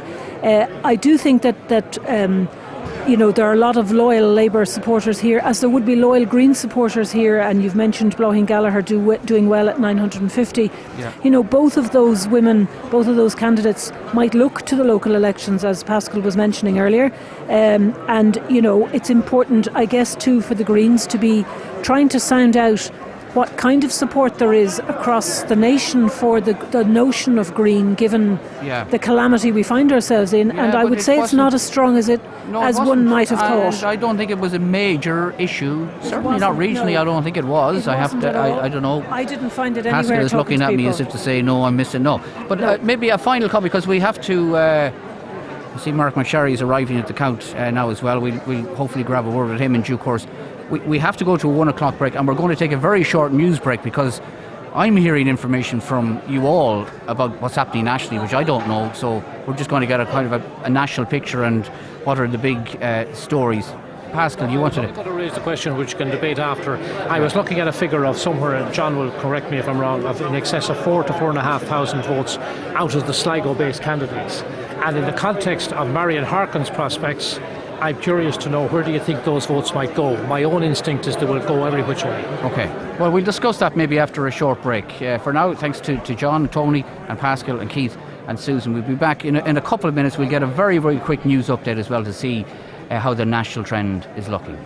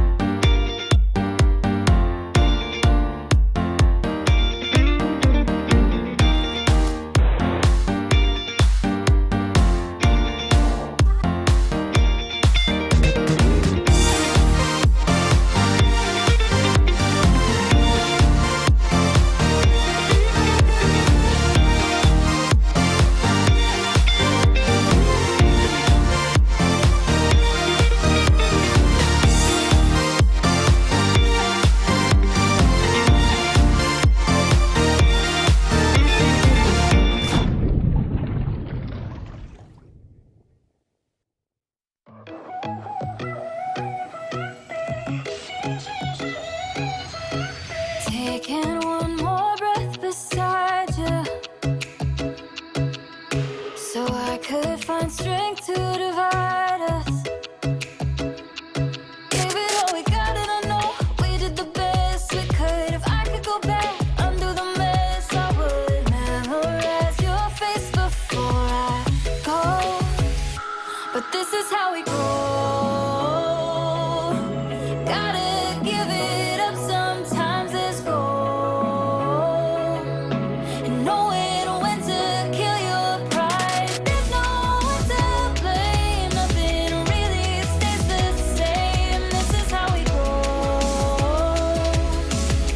Sometimes we hold on to let go.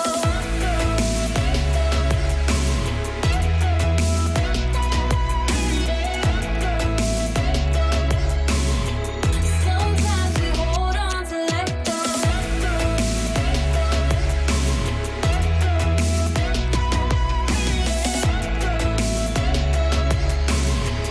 Sometimes we hold on to let go.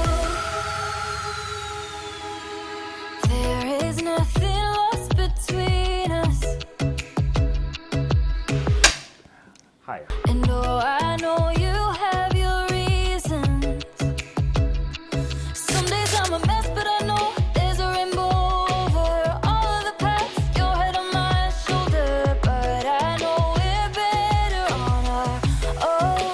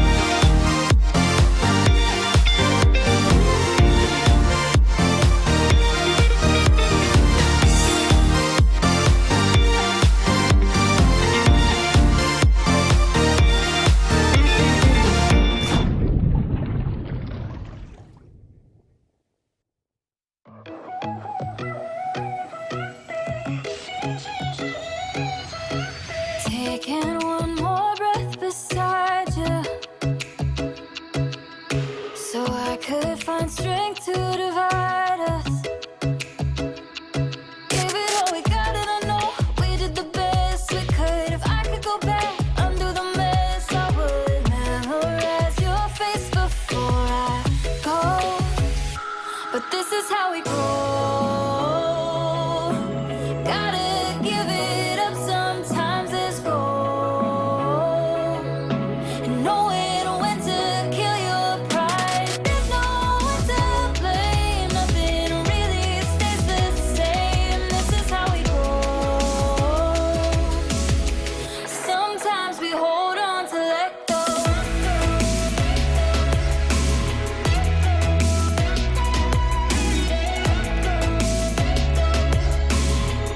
Sometimes we hold on to let go.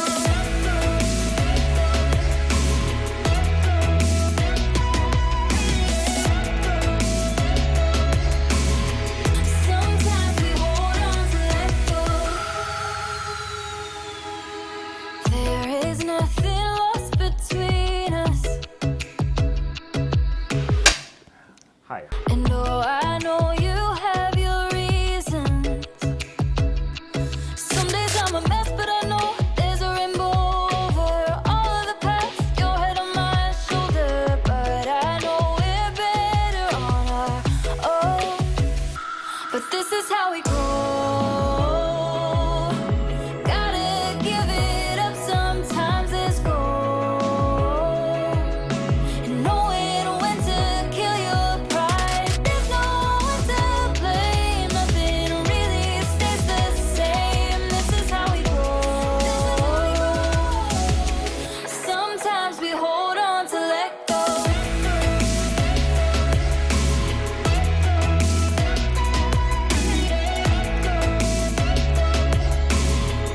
Sometimes we hold on to let go. Sometimes we hold on to let go. Sometimes we hold on to this is how we grow. Gotta give it up sometimes, let's go. And knowing when to kill your pride. There's no one to blame, nothing really stays the same. This is how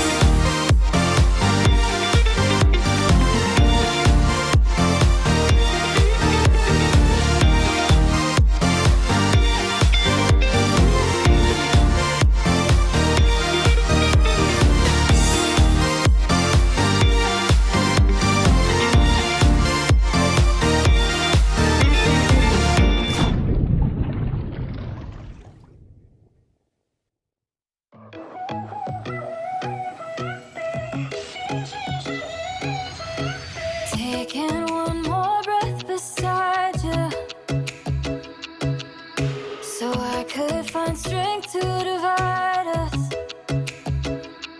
Gave it all we got, and I know we did the best we could. If I could go back, undo the mess, I would memorize your face before I go. But this is how we grow.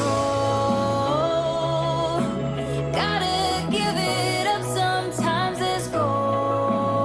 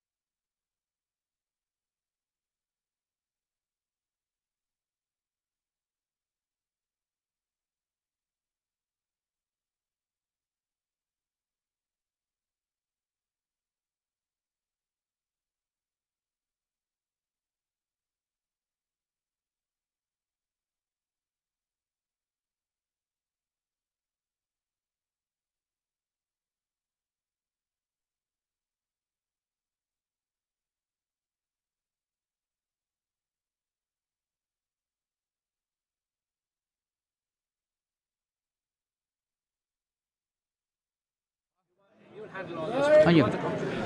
Okay, welcome back. We're live in the Sligo Park Hotel. We're live all day today, and we're going to be live all day tomorrow, because the latest indications are that we are going to be lucky to get out of here by late tomorrow night to have the count finished. And remember, no official first count here in Sligo Leitrim in the Sligo Park Hotel until late tonight. That's what Pádraig O'Grady, returning officer, told us at the very outset of this morning's proceedings. If you're following us on online, our tallies are still available. oceanfm.ie. Click on follow the count and you get all the tallies. And as John Comiskey told you before the break, the final Sligo tally figures are now in. All the boxes tallied, and you can get a running total there and percentage breakdowns and all sorts of wonderful information. And of course, more importantly, you can find out what way your little local polling booth voted yesterday. And we're in the process of collating the tallies for Leitrim and South Donegal and North Roscommon, and they'll be available again on our website as they become available. You will get them on our website first. Mark McSharry joins us now. He's arrived in the count in the past few minutes. Mark, you're welcome. Good morning, Niall, and thanks for having me. Thanks for joining us. It's a bit premature for congratulations, I'm sure, but absolutely not. I'm sure, absolutely. Yeah. Based on those figures, you're happy with your performance. Look, I think Eamon and I, looking at the tallies there, 30% between us, I think is something that's very encouraging. I would like to thank people very much for coming out in such numbers, particularly in such a big field. And so I would say we're very hopeful, but a very, very long way to go. I mean, want to congratulate Martin Kenny, of course. Fantastic performance. No surprise, very good, hard-working TD. Had the pleasure with working with him. So he'll be elected on the first count, obviously, but there is an awful long way to go. But in terms of the early indications, I know Eamon and I, we've yet to see the Leitrim poll for Shane, but I know Eamon and I are humbled with the level of support that we've received. Very grateful for all the people who have come out and cast their vote for us, and are hopeful about what may transpire over the next 48 hours. Right, okay. So you think Fine Gael, very early days, as you know, well positioned to retain the two seats here in Sligo Leitrim? Fianna Fáil. Sorry, Fianna Fáil.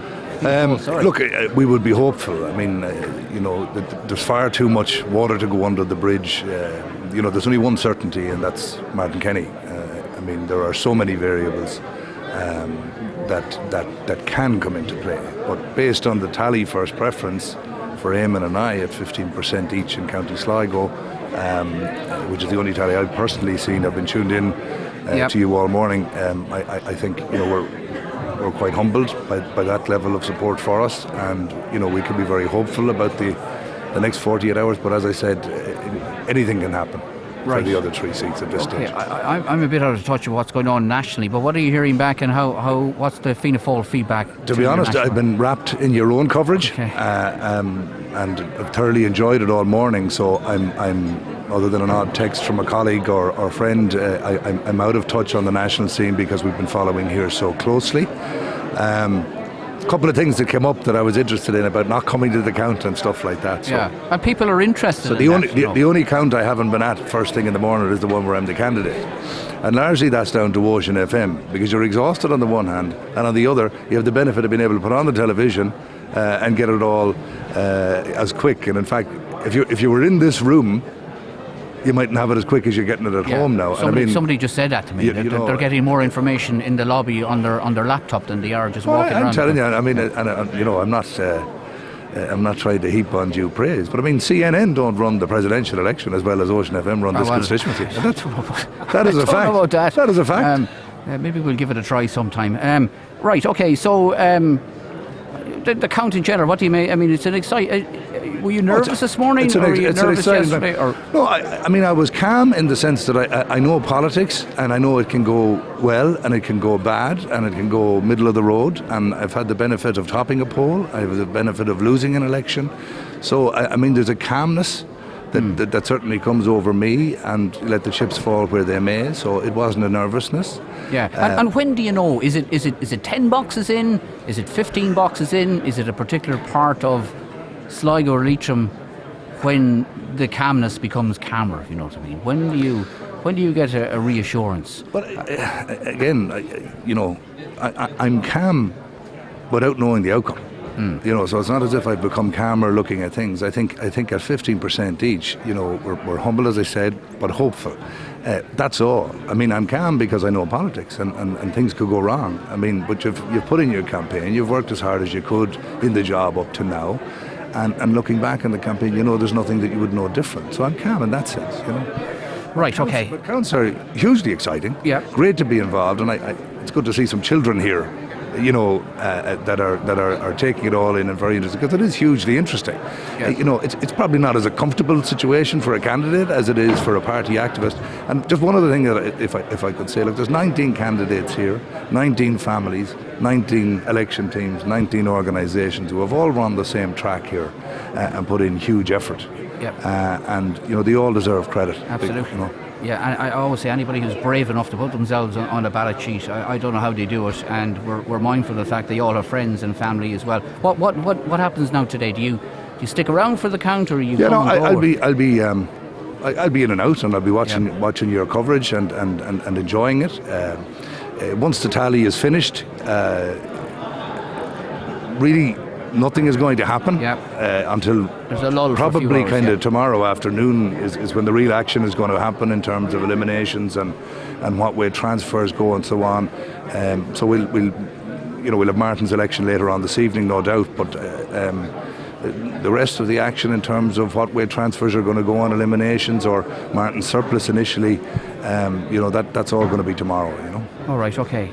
For now, Pascal, do you want to say something to Mark before we let him? I want to say well done, congratulations, and I know that there's a long way to go. I've made the point repeatedly that the gap could be of the order of 4,000 to 5,000 votes between Martin Kenny and the chasing pack, including yourself, Eamon, Marion Harkin, Frank Feehan, Thomas Walsh, Declan Bree. But I just wanted to drill down. First of all, could I just say in the national picture that around us, I've been told Lisa Chambers is in serious bother in Mayo, Eugene Murphy in serious bother in Roscommon, which is very sad in the context that we're all geographically very close to each other. And yes, both Mark and Eamon have booked the trend in this region so far by the vote that they've got. I'm just curious, based on your experience, Mark, I estimate there's somewhere between 4,000 and 4,500 Sligo town-based votes that are going to be distributed. Looking into your crystal ball, have you any indication of where they might go, keeping in mind that you now have a very strong independent candidate that you didn't have to contend with the last time, Marion Harkin? Yeah, I mean, I don't know is the answer. It's going to be very, very interesting to see the trend. I mean, last time, did they split every which way, or did you get a majority of that vote? Well, there's a local vote. There's a local vote, and there's a town vote, and Sligo town would have always had a large vote on the left, going right back to Ray's time and so on. The late Dan Shaw. Absolutely, and but they tended to stay local after that. So I suppose Marion is here in town and I'm here in town, and you might be hopeful that we're going to get a share of that, but who knows? Okay, all right. Well, for now, thanks for joining us, Mark. Thank you, Mashari. Thanks very much. We'll catch up with Mark Mashari throughout the next 2 days. 1:30, that's where it's at the moment. We're still waiting for tally figures from Leitrim to come in, which I know Pascal is waiting for very eagerly, and South Donegal and North Roscommon. Yeah, because it not only will have an impact on Mark Mashari and Eamon Scanlon's immediate future count-wise, but also on Fine Gael. The gap between Frank Feehan and Thomas Walsh is over 2,000. Our exit poll showed, as I said earlier, that in terms of the breakdown, that Frank Feehan was going to get the preponderance of vote in Leitrim and in North Roscommon, and that Thomas Walsh was not going to significantly impact the vote he would get. I'm just trying at the figures for the Leitrim breakdown. Thomas Walsh was being given around 1.9% based on the exit poll, whereas Frank Feehan was on over 12%. Yeah. Whereas in Donegal, rather interestingly enough, Thomas Walsh has been given over 3%, while Frank Feehan is ahead of him which is rather interesting on 4.2. And could I let you into a little bit of a secret that I heard from a Fine Gael source? Always like to have secrets in this. Well, this broadcast. is a political secret, I gather, and that internally, Fine Gael allegedly sent out a text earlier this week in which they split the constituency and they gave Donegal to Thomas Walsh, much to the chagrin of Frank Feehan. Now, whether there's truth in that or not, I don't know, but I understand that it caused a little bit of a rift. There is certainly an issue with a text allegedly which was sent out in relation to voting patterns. And there's been a lot of talk about that, but these are unconfirmed reports. That might explain why Frank on our exit poll was ahead of Thomas Walsh in Donegal, because he saw it as part of natural territory. No doubt we'll be drilling down into that in more detail later on and discussing. I'm just curious to see what's going to happen to Fine Gael vote in Leitrim based on Frank's past performance. Now, correct me if I'm wrong, and you know better than me as you do with most things, Pascal. I think, as far as I know, that Frank I'm a very Feehan, humble person at the back of it all now. I'm no expert. I'm just theorising here, just offering an opinion. I think, as far as I know, Frank Feehan has never lost an election. Is that true? Because he didn't stand in the general election and he went straight to the Senate. You're dead right. I think that's true. Yeah, absolutely. And he's very confident. You know, Frank's whole persona is very optimistic, very upbeat, glass half full. And very much looking positive. And that's why I think that maybe conveyed itself on the doorstep. With Fine Gael people in particular. That's why I have never ruled him out at any time at all, even though John is absolutely right because he's quoting statistics and figures that Thomas Walsh looks to be in pole position, but I think that's going to change. Right, John, will you bring us up to speed where we're at with tallies and we have Roscommon completed. Oh, have we? All right, yes. Okay. Yes, and there is a surprise here. Pascal might very well be right on it here. There is a surprise coming. We have all the Roscommon tallies in now at the moment. So if everybody is just ready, okay. And you're going to give us the overall. Yes, this is North Roscommon, of course. This is from Ballyfernan to Woodbrook, including Boyle, Curtubber, Drumboylan, very close to Pascal. Drumboylan is. So we'll start you off. Okay, all right, so get your pens and pencils ready again. This is the final North Roscommon tally. Now, go ahead, John. Bree, 40, 4-0. Conway, 33, 3-3. Cosgrove, 45, 4-5. Ellis, 165, 165. Feehan, 1,279, 1279.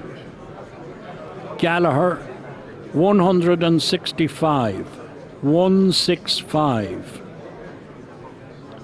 Harkin, 282, 282.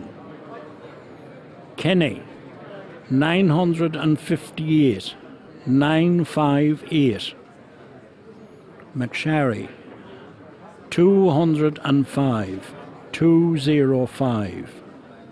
McCluskey, 23, 23. McWeeny, 25, 25. O'Donnell, 11, 1-1. O'Boyle, 68, 6-8.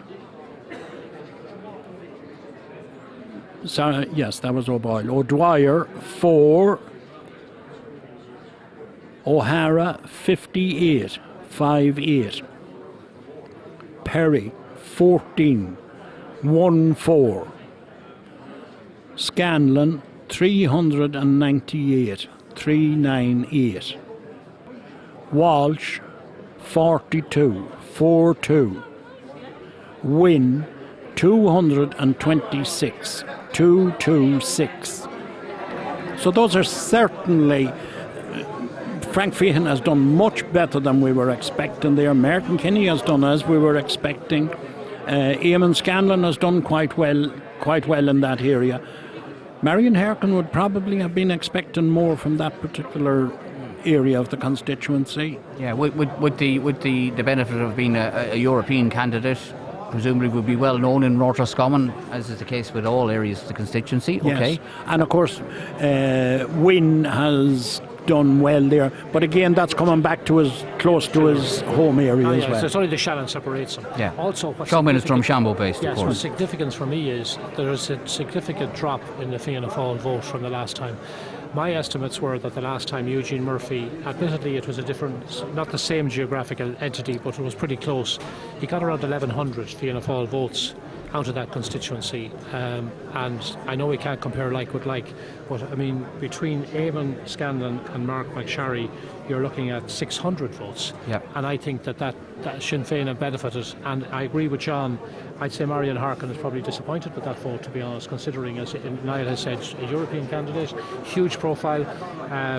Geographically, North Roscommon would be closer to Sligo and Leitrim than it would be to the rest of Roscommon. Yes, indeed, Pascal. And if I might just point out something else as well that may be hurting Marion Harkin a little bit, particularly at this stage, because she's the one that we were given the seat to. So I was just analysing there while we had the short break. Thomas Walsh outpolled Marion Harkin considerably in the Ballintoher booths. Which is a considerable. Because Marion has very strong Ballintoher connections. She's from yes, Ballintoher, her mother lives in Ballintoher and all, and there's on that. So certainly interesting times ahead. What's the rolling figure now? Could you give us? Because I think it is changed.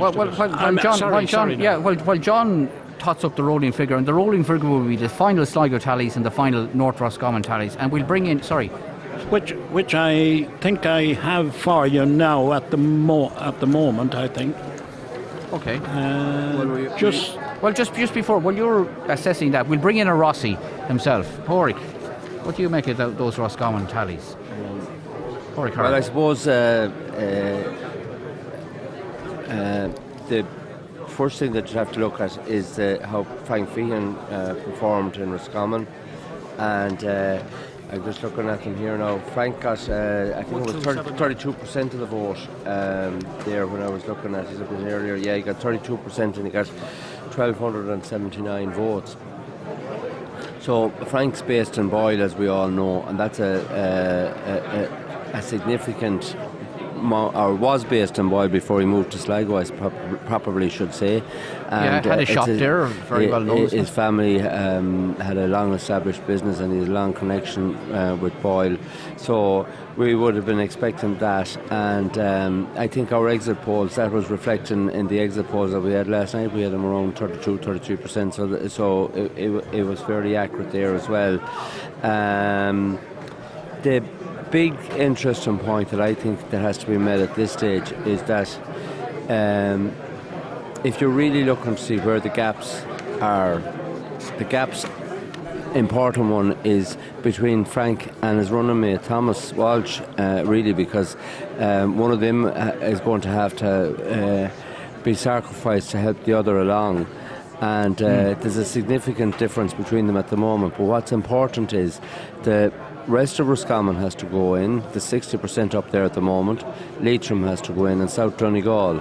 Now, Fine Gael headquarters specifically gave those areas over to Frank Feehan. Mm-hmm. So I would see that Frank Feehan will narrow the gap to Thomas Walsh. There will have a big block of votes there between the two of them then, and with the way the trends are going, I would say there'll be a fair exchange when whichever one of them is eliminated. Okay. And we'll bring the other one right into play. So you seem to be leaning towards, and correct me if I'm wrong, would you be favouring Fine Gael here to retain a seat in Sligo Leitrim at this stage? I think they're very much. I'm not saying they're going to retain it, but I'm saying that anyone that would discount them would do so foolishly at the moment. I don't think anybody has been discounting them. Yeah, sorry, I've been out on the floor. I'm just saying. I don't think so. Yeah, I'm just saying. What impact do you think it will have on Marion Harkin, based on that Roscommon vote, which it must be very disappointing for?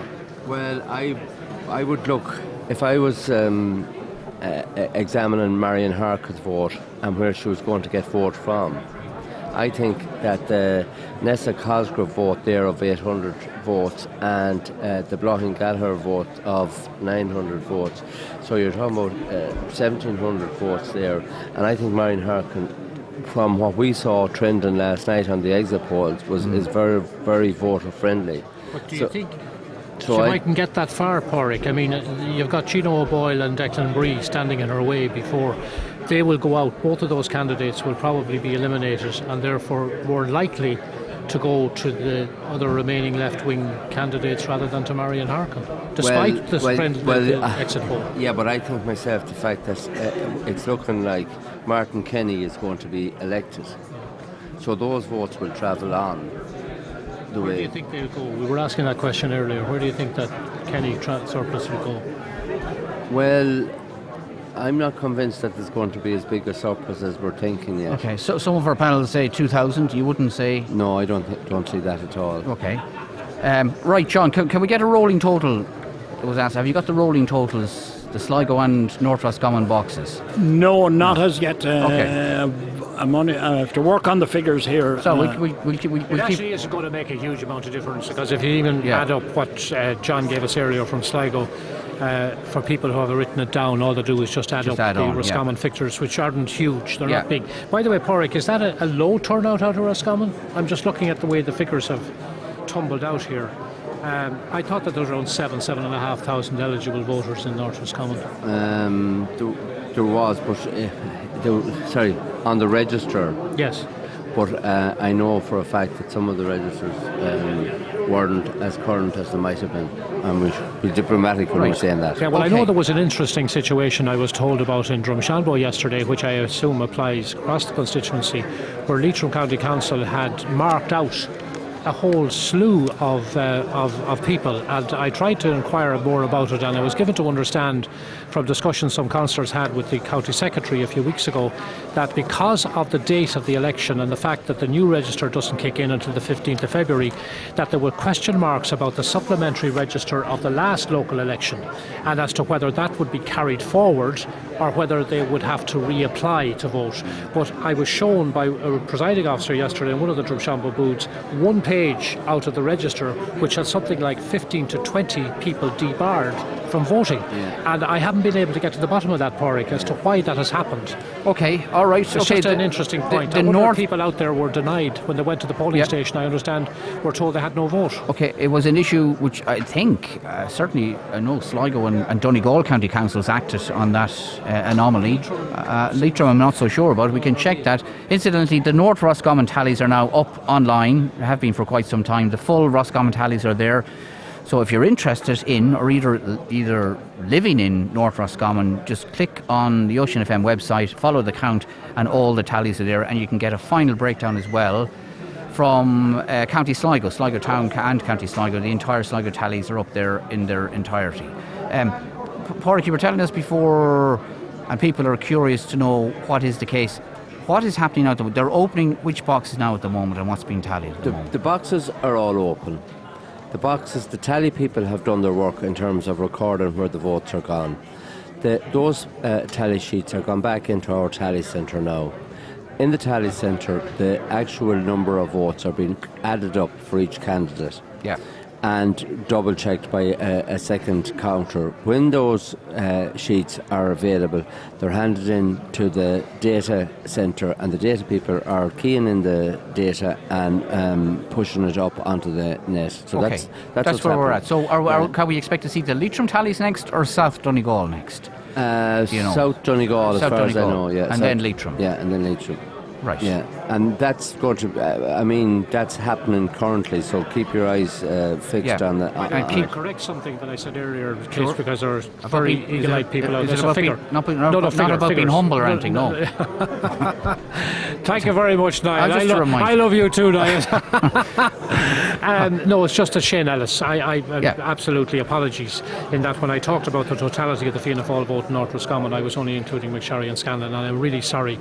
It was a slip of the tongue, and Homer nodding big time. Shane Ellis got 165 votes in it, which brings the Fianna Fáil tally up to around 800. I'm not sure how he feels about that. All the South Donegal tallies are now in their entirety. We have a South Donegal final tally updated and online. John, do you want to give the figures for South Donegal, if you can access them? Just waiting on them to open here in front of me. Okay, and whilst we're doing that, the booths just in South Donegal of relevance are Ballantrae, 2 booths in Ballantrae, 5 in Ballyshannon. 6 in Ballyshannon. 3 in Bundoran, 4 in Bundoran, 1 in Cashillard, 1 in Rockfield, and 1 in Rossnowla. So 2, 4, 6, 8, 10, 12, 14, 15 booths in South Leitrim. South Donegal. So do you want to give us the final? This is the final tally figure for South Donegal, the combined votes. Okay, John. We have here Bree 85. Conway 23. Cosgrove 50. Ellis 63. Fahan 376. 376. Gallagher 105. 105. Harkin 448. 448. Kenny 2005. 2005. McSharry 688. 688. McCluskey 44. 44. McWeeny 32. 32. O'Donnell 7. O'Boyle 65. 65. O'Dwyer 3. O'Hara 21. 21. Perry 20. 20. Scanlon 40. 40. Walsh 160. 160. Wynn 15. 15. Now, that's an astonishing result for Martin Kenny in South Donegal. It is as well. One of the other things that strikes me there that Thomas Walsh has done quite well in South Donegal there with 160 votes as in comparison to Eamon Scanlon's 40. Mark McSharry would be known in that particular end of the constituency, and his 688 has reflected on that there in it as well. And Frank Fahan has done very well. Yeah, he has. In that Donegal. Yeah, 376. 376. Yeah, well, I'll get Tony to reflect on that in a moment. We're talking about the South Donegal figures. They're now in, Tony. Yes. Fahan getting 376 and Walsh 160. So that's a fairly solid performance, is it? Certainly is, yeah. But then again, it's very, very difficult for Donegal. But over the years, and I remember there for the last number of years being in that constituency, and in fairness to there's a great bond there between the Fine Gael branches there in Ballyshannon, Bundoran, and even down in that area, and have been very, very supportive, have worked extremely hard for the candidates over the and this reflects again on this outcome, Yeah. Okay. By the way, Mark Pascal, McSharry's vote is down by 400 in the last election. Yeah, in South Donegal. He got over 1,000 votes. Yeah, the last time. He was the South Donegal poll topper the last time, according to the tallies. Chris McManus did well as I can recall. But I mean, that's some outcome for Martin Kenny. Martin Kenny has taken the majority of that vote there. But what is also surprising here, like Roscommon, is Marion Harkin. I would have thought Marion Harkin might be doing a little bit better in South Donegal. With 448, I think Marion, again, more than Roscommon, will be a little bit disappointed. So that's certainly edging us towards a real cliffhanger here. Now, so what you've said in the last few minutes is that the Harkin camp would have cause to be disappointed with their return from North Roscommon, and now you're saying the same for South Donegal. Yes, but they do have the hope coming that they will be expecting a good return from Leitrim, which they really need at this stage. Yeah. But it's certainly leading us to believe that this election will go right down to the wire. Tony. Yeah. No question about agree it. With you that, have the Leitrim votes coming in, but also, yes, you have Roscommon now and the Donegal numbers there, and certainly I said it earlier on there, like, you know what I mean, that there's a number of candidates there for the last 2 seats, and I still, certainly for the last seat, and that Marion Harkin, as we indicated, or some of the correspondents said earlier on, that Marion Harkin was safe. I think that Marion Harkin is going to be in a serious fight with Fine Gael there for the last seat. Right, okay. We're going to get running totals, hopefully. John, Pascal's looking for them, but John, you'll be working on the running totals. But before we do, there's huge interest, I know, in what is happening football-wise. And again, somebody is complaining that we haven't mentioned the international rugby team and the Sligo connection there, and we should be acknowledging that as well. Austin O'Callaghan, our sports editor, is with us. I don't know how you're doing this technically. The mind boggles, Austin, but not only are we covering 2 counts live, we were covering 3 National Football League games live, one of which has been postponed. What on earth is going on, and how are you doing this? Explain to people. Well, it's the beauty of online, Niall. Simple as that. I suppose if election counts are a sport, the football is as well this afternoon, and we're fitting it in amongst the tallies and counts as you're hearing them here on Ocean FM. Now the weather, the first thing to say, the weather has hit a number of fixtures but not them all. So Leitrim's Division 3 match with Longford is about to start in a few moments' time in Glennon Pierce Park in Longford, and that match you can listen to live in full, uninterrupted, with Benny O'Brien, Aidan Rooney and Martin McGowan from 2 o'clock. The teams are out on the field there. There was a doubt about that game going ahead, but they looked at the pitch a couple of times this morning and decided it's okay. Now you can listen to that online again for people who are not familiar with that. Just go on to the Ocean FM website. Yeah, so if you want to oceanfm.ie right now, and you'll see the top stories there on the homepage. You'll see the election count coverage, but one of the stories you'll see is a picture of Michael Murphy, the Donegal captain, of Paddy O'Connor, the Sligo captain, and the Leitrim captain, who today is Paddy Maguire, and you can click on that and then you'll find the link right there. So 2 clicks will get you to hear the match live. That's why Pascal's disappearing for an hour to avail of that opportunity. He warned us in advance, in fairness to him. Okay. Indeed. So you can pick the Leitrim match if you're a Leitrim supporter, or if you want to listen to Donegal against Galway, they're about to start in Division 1. That's in Letterkenny, and Charlie Collins and Mark McHugh will describe the action there. So there'll be 2 live links there, and you pick the match you want to listen to, Niall, from the homepage of oceanfm.ie. And if you're wondering where the Sligo match is, it's postponed. Ockram isn't playable. Actually, we have it on the big screen there. So it says Sundays Live GAA. Click on that link, and in there you will see, scroll down below the picture. So if you scroll right down, keep going down. So we're showing it here on the screen, and there are 2 links there. So you've got Donegal against Galway.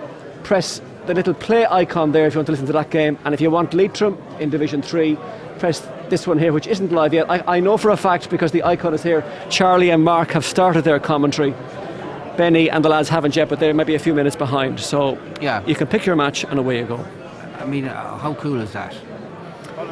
It's cool if Leitrim win and Donegal win. It's not so cool if they don't. To think that you just 2 clicks can get you to Donegal Galway or to Longford. Where's Donegal Galway game? That's in Letterkenny in O'Donnell Park. 2 clicks can get you to Letterkenny, O'Donnell Park. You can go to the Ora Centre in Letterkenny. You can go to Pierce Park in Longford, or Glennon Park. Is it Glennon Park? Glennon Brothers Park. Glennon Brothers Pierce Park, yes. Or you can stay here. Exactly. Or you can do both. So you can watch the election coverage and listen to the radio, or vice versa. Okay. Right, okay. And we will update you. On the rugby, by the way, you mentioned someone was asking about the rugby. The good news is Ireland, with Riverstown's Aoife McDermott and 2 Donegal girls, Laura Feely and Larissa Muldoon, they're winning at the moment against Wales in Donnybrook by 17 points to 7. That's into the second half there. Great weekend of rugby for Ireland. Right, okay. It's great to hear all the candidates praising themselves. Well, you're not praising yourselves and congratulating themselves. I don't hear you doing that at all. But there's no mention of the Irish ladies international rugby team who are playing today, and one of the team from Sligo. So now we've mentioned it, and Austin has responded. And in fact, an IT Sligo graduate, Cleona Maloney, scored one of the Ireland tries. So there are local connections across the board on that team today. Okay, thanks for that, Austin. We'll get updates from around our grounds very, very shortly. And Austin is doing Trojan work for us on social media. Everything that is happening and that is of news coming your way on social media, courtesy of Austin and John Lynch. We have to take a break. We'll be back in a minute live from the Sligo Park Hotel.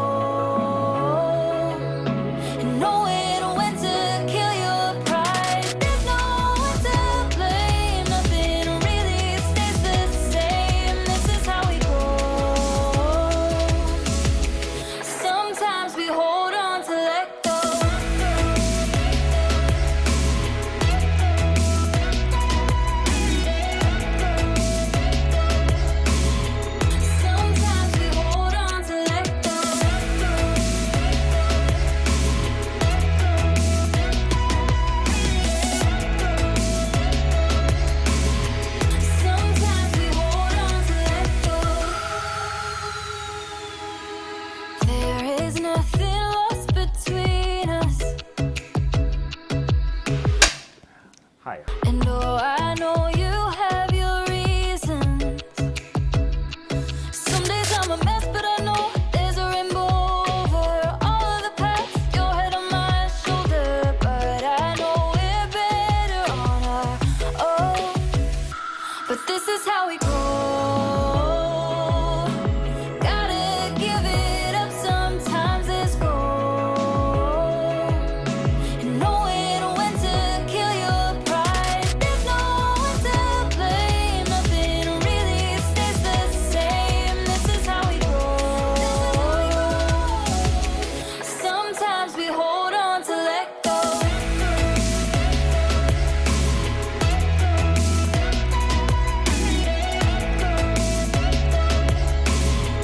Sometimes we hold on to let go. Sometimes we hold on to let go. Sometimes we hold on to this is how it goes. Gotta give it up, sometimes it's gold. And knowing when to kill your pride. There's no one to blame, nothing really stays the same. This is how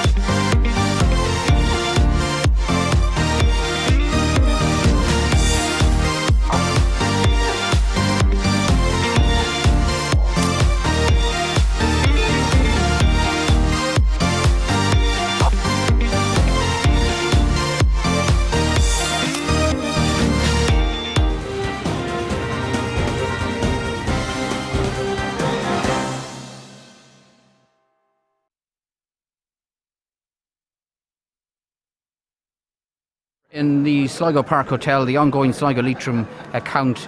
If you're following us online, again, just go to follow the count, refresh your page, you'll see all the tally figures, and we now have 6 booths from Leitrim. Tally figures from 6 booths in Leitrim are now in.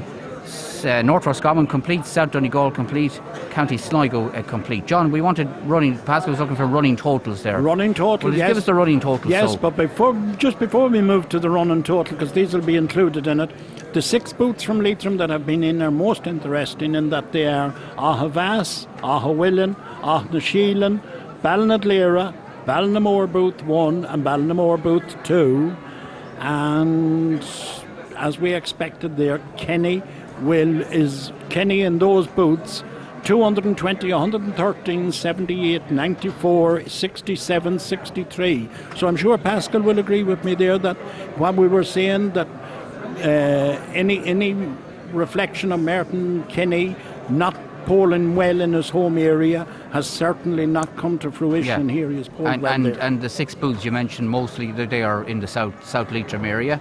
Right, do you want to give us rolling totals? So, John, if you have them to hand. And here we have the rolling totals. Now this includes those 6 booths from Leitrim now at this stage, all Roscommon, all Donegal and all of County Sligo. So it's Bree 2063, 2063. Conway 1152, 1152. Cosgrove 969, 969. Ellis 414, 414. Fahan 3163, 3163.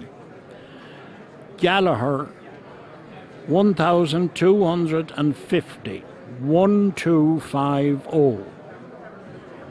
Harkin 4981, 4981. Kenny 9083, 9083.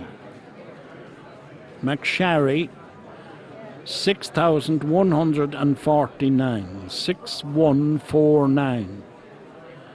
McCluskey 236, 236. McWeeny 261, 261. O'Donnell 53, 53. O'Boyle 1544, 1544. O'Dwyer 51, 51. O'Hara 400, 400. Perry 1328, 1328. Scanlon 5525, 5525. Walsh 4186, 4186. Wynne 343, 343. Now we look at these and we see now that Frank Fahan is closing on Walsh at the moment. He is only 1,025 votes behind. So that's significant there with all those Roscommon, Donegal votes in and the Leitrim vote to come as well. I would expect Frank Fahan to be coming there. And again, we must have a little bit of concern for Marion Harkin at 4,931. That's only 800 votes ahead of Thomas Walsh, who's the leading Fine Gael player at the moment. So that's an interesting one there. Eamon Scanlon has done very well there, must be very pleased with his vote there, 5,525, and Mark McSharry on 6,149, and of course Martin Kenny then as well. And we also now see that Gino Boyle has gone well ahead of John Perry in an overall total by 200 votes. And Conway again coming up. There's every possibility that Conway might overtake John Perry in the overall totals. Yeah, which is a very, very impressive performance, as we said earlier, from the likes of James Conway, first-time candidate. Right, OK, I'll bring Pádraig in to reflect on those figures. I think, and this is going to be very significant from the mechanics of the count. Yeah. Kenny is definitely going to go well over quota, and he'll be at least 2,000 votes, if not more, over quota. And that's going to mean the first thing that has to be done after the first count is his surplus to be distributed, and that's going to take quite an amount of time as well, and more importantly it's going to have a major effect on the outcome of this election as well. Where are Kenny's surplus 2,500 votes going to go? So it's becoming, rather than getting greater certainty as the boxes are open, I think we're getting greater uncertainty at the moment. Correct, yes. And we were all surmising in the run-up to this election, we were surmising as to would the left vote from Sligo Town transfer if Martin Kenny needed them to Ballinamore. That was one of the things. But now we're looking at the direct opposite. We're looking at Martin Kenny's vote now coming to the left candidates who are in Sligo. Will that happen? And this will give us, and it will also bear out the second preference votes as shown in the exit poll. So those are interesting things to look forward for in this transfer. And might I just suggest that I think if I was the returning officer at this moment in time, I would be thinking of perhaps conducting the first count, which I don't expect we may have sooner than 8 o'clock. 9 o'clock, and that rather than go through that lengthy process, as Pádraig has said, of distributing the surplus, even though it is reasonably easy once he has to go through all of Martin Kenny's votes. But I think he'll leave that until the morning, adjourn the count after the first count, and come back in the morning. I don't know, Niall. I'd just like to say that the surpluses are the what's going to take. They're very, very time consuming, and certainly if Martin Kenny is what Pádraig is saying here, and rightly so, if Martin Kenny has something in the region of 2,000, that's going to take a long while, because every vote has to be counted and distributed there, and then the percentages of what's over the quota. Yeah. So Pádraig, I think that whether they'll distribute Martin Kenny's surplus before they go. Absolutely, I think they will. Definitely. Pádraig, you were shaking your head. You don't think he'll adjourn the account? No, I think that they will distribute Martin Kenny's surplus, and because it's a significant body of work. And it's a body of work you'd like to have out of the way before you come back in tomorrow morning, and it'll give them greater clarity as to the road forward as well. Yeah, I'd agree with that. I think certainly that Pádraig O'Grady, I'd say, as the returning officer, will want to get that surplus out of the way. I think, John, because otherwise, and they'll spend a couple of hours, perhaps maybe this evening, on that surplus to distribute that, Pádraig. Yeah, but believe it or not, it's a straight enough forward process. If you think that there's maybe 14 to 15,000 odd votes, and there's 70 counters in there, you know, they'll be able to search for the number twos fairly quickly, and then put them in and recalculate them. And the maths actually calculating the surpluses are quite an easy calculation once you have the actual physical count done. Sure, but it's time consuming as opposed to the eliminations, isn't it? It's more. Yeah, but it's a body of work that they're going to try and get out of the way this evening. I think, John, anyway. Yeah. The Leitrim, I don't know. I'm only surmising. Leitrim figures are coming in thick and fast. We have loads more booths coming in and polled. You can access them online, as we say. Carrigallen is in Clune, Cornagia, Drumcong, Drumila, Drumlay, and Drumshambo. And Pascal will be very interested in that, of course, but he's off listening to the match, so no doubt he'll be picking up on that and giving us some thoughts on that. John? Well, we can look at Drumshambo there, where Pascal was saying we had the big turnout of 75%. I think he said last night. Again, Martin Kenny, the big winner in the three booths in Drumshambo at 93, 81 and 92.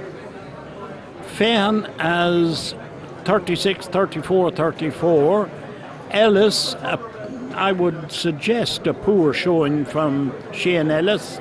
29, 26, 19. Thomas Walsh got 7 votes in Drumshambo. Scanlon got 12. And we'll look at Marion Harkin in Drumshambo, a total of 45 votes in Drumshambo. So, leading me to, in fact, did Frank Ellis, Frank Feehan has outpolled Marion Harkin in Drumshambo, and the combined Fine Gael vote. So Marion Harkin doesn't seem to me to be continuing on in picking up the vote in Leitrim. So Marion Harkin now looks to be becoming more vulnerable.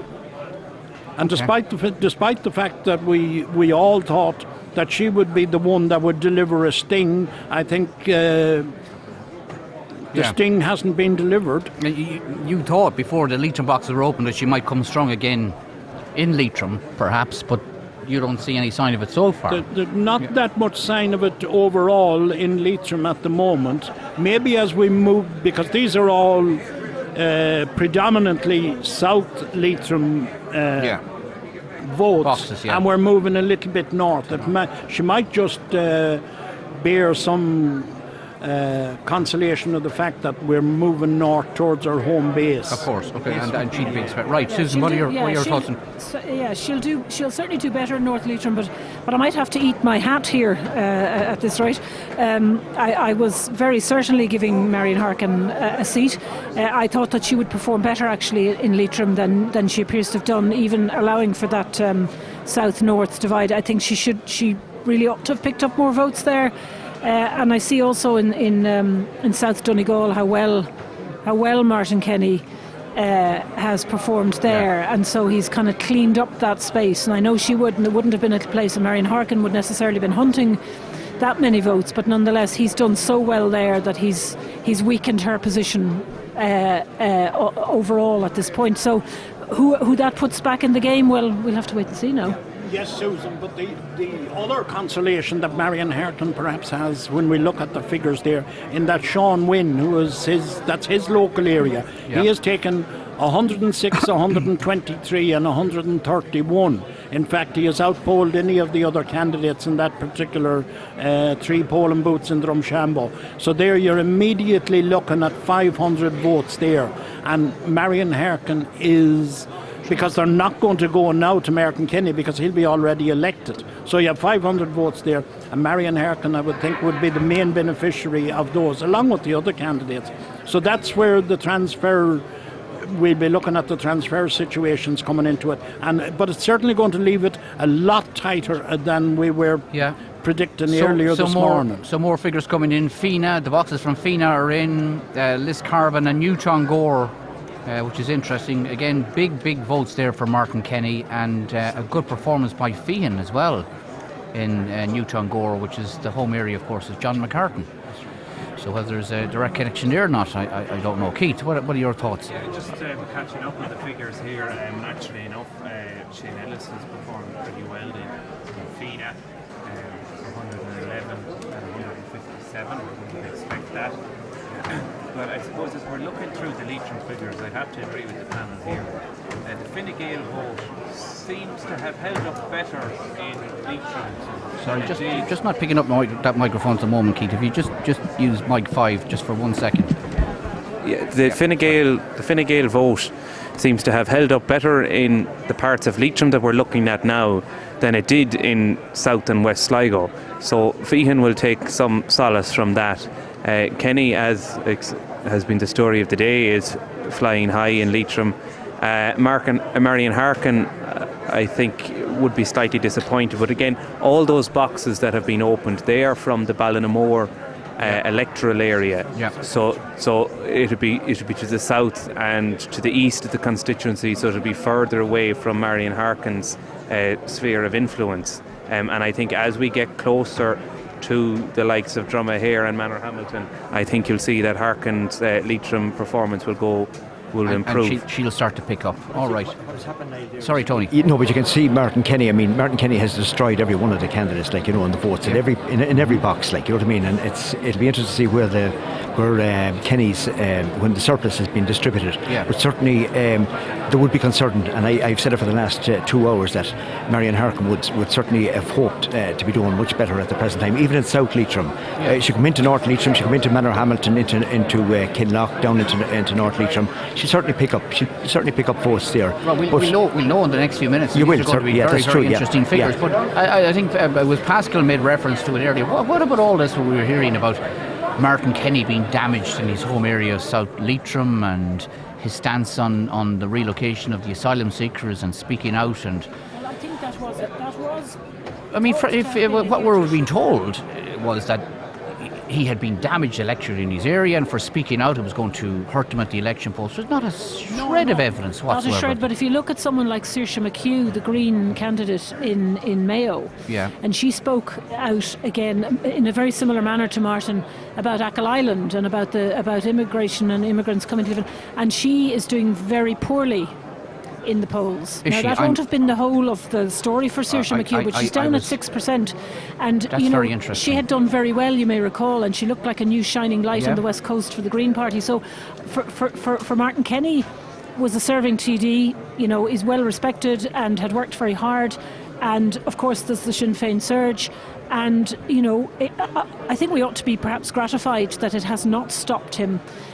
Because that would have spoken much more to a deep vein of conservative Ireland that perhaps we would not like to be seeing, where people are speaking out against immigrants coming to live in their own area. It's a very, very interesting aspect, a very interesting aside. It is. Yeah. You must remember that over the last 12 months, Martin Kenny is a frontbench spokesman, spokesperson for Sinn Féin. Yeah, that makes a difference, you think? Absolutely. Is it he was in recognition? agriculture initially, and now he's in justice. And I mean, he has two high-profile positions there within Sinn Féin over the last while. He's on Mary Lou's shoulder all the time there in the Dáil, and he's also on television, and he's having has had a huge exposure over the last 12-18 months, and that is undoubtedly is very, very beneficial to any candidate. Okay, Keith. Yeah, just while you were looking at Ballinamore, Martin Kenny's vote was 202 in 2016, and it's 202 again in 2020. Yeah. So that local issues doesn't seem to have any hasn't impact damaged on them him at all. whatsoever. I think we ought to be. I think that's a good sign. I think that's a good sign for other reasons. It was certainly a talking point in the campaign, and there was a lot of analysts, as you know, John, who said it would be a factor, and he was damaged in his home territory, but obviously not. Yes, no, it hasn't. It hasn't. It's been borne out, and certainly hasn't been reflecting in the vote that he got in the other parts of the constituency either. And if I might just refer back to Tony's summation there on Martin being the spokesperson on justice, we also look here as well but he was the single candidate, so he didn't have a running mate. But Mark McSherry was the spokesperson on tourism, and they have managed their vote particularly well between Eamon Scanlon and himself. Shane Ellis, I'm sure, must be a little bit disappointed in his overall vote at the moment, and we will be looking at those to see will they transfer solidly as Paddy O'Rourke's vote did in 2016. Okay, the Carrick-on-Shannon tallies are in now. There's 5 booths in Carrick-on-Shannon. They're in as well. You can access them on our website, as I say. Again, they make for interesting reading, and again, Martin Kenny performing very, very strongly in all Carrick-on-Shannon booths, which is interesting. And Feehan has done particularly well in Carrick-on-Shannon as well, which you would expect, Keith, because he was a TD for the area. Indeed, and his home of Boyle is not too far away. If we look at Marion Harkin's figures in Carrick-on-Shannon, she polls in the 5 booths 27, 24, 19, 18, 30 and 17. Just over 100 votes. Yeah. And you compare it to Kenny, who's getting figures of 79, 99, 100, 93, 95. Right, okay, so she's well done. I think going back perhaps just to that comment about Ballinamore, it's perhaps interesting, and it may never arise again in the conversation, that the National Party, who stood a candidate in this constituency and in many other constituencies, also don't appear to have made any headway. Yeah. It would have been the first time, certainly in decades, to have had a party of that leaning on the ballot paper. But certainly one of their leading lights, John Waters, who would be known to many people here because he certainly lived some of his time in Sligo. In Streetia, He polled, I think, 350 votes in Dunleary. So, that's, even with a strong, high-profile candidate like John Waters, the party hasn't made a breakthrough. And again, that would perhaps also be borne out by Martin Kenny being able to hold on to his vote in Ballinamore. That sentiment and Paul simply is McQueenie is from Carrick-on-Shannon. That's right. Hasn't How has he returned polled many. there? I'm just looking at it quickly here. 6, 5, 4, 12 and 16. Yeah. So I think it's important that we refer to that because the party did stand a lot of candidates, and it's interesting to see that sentiment not striking a chord Ireland yet. for the Irish is their That's right. slogan for the election. That's right. I'm going to bring in my next clip before we continue our analysis, because I know people are hugely interested in Leitrim and what is happening here, and Harkin's share of the vote as we move towards the South Leitrim boxes. Gino Boyle, you're very welcome. People Before Profit candidate Gino Boyle. Thanks for joining us again, Gino. Thanks very much. At a very early stage. Well, you must be more than happy with your performance. Yeah, we're delighted. We had obviously, like everybody else, we had a small time frame, but we have a smaller group than most people have, and to get the vote we got to Paul, a former junior minister, I'm very happy. Yeah, and you've the party has increased, what we can see, increased significantly since 2016 locally. Well, that's what we're hoping is to try and build something in the next couple of years that we can compete with the establishment parties, So the fact that it's increasing, we're very happy. I'd just like to say well done to yourselves as well with all the work. Karen and the team and Francie, and you do a fantastic job, and you never really make much of a difference until you see what you're doing, so well done to you. Francis not doing anything at all. He must have bribed you to say that. No, everybody. Well done to you. I'm only kidding. But I mean, what do you make of the vote? And do you know? Have you been talking to your Pally people? Pally or Tally? Yeah. Well, I'm sure they're both. Where are your votes going? Oh, do you know? I'd hope that they'd all go left. Yeah. Are they going left? Not sure yet. We'll have to see. Not sure. Okay. That's the plan. That's what we tried to get out. We're hoping for a left united front. So I'd hope that anybody give me the first preference from second down, all went left. Yeah, but the running totals we have, there's about half the Leitrim boxes still to come in. I mean, you're on over 1,500 votes. You must be more than happy with that. Delighted. Yeah. We got votes nearly, I think, in the Sligo region alone, bar one ballot box in Ballymote. So to get that, and we didn't get every area, so I'm absolutely delighted. Yeah. John, did you want to say something to Gino? Gino, as I said, must be very, very pleased with his vote. He's on over 1,600 votes at the moment. Mm-hmm. And as I said, out polling John Perry, out polling several others, very, very close at the moment to John Ellis at the moment. But he will Shane Ellis. He will actually be going up and significantly ahead of Nessa Cosgrove. Overall, 600 votes ahead of Nessa, 200 votes ahead of the Green Party Gallagher at the moment. Yeah. So Gino Boyle and people before Profit certainly. Just going back on where the votes would go, the votes went left because they couldn't go right, left. And of course you've Declan Bree in your backyard as well. So yeah. Look, that's.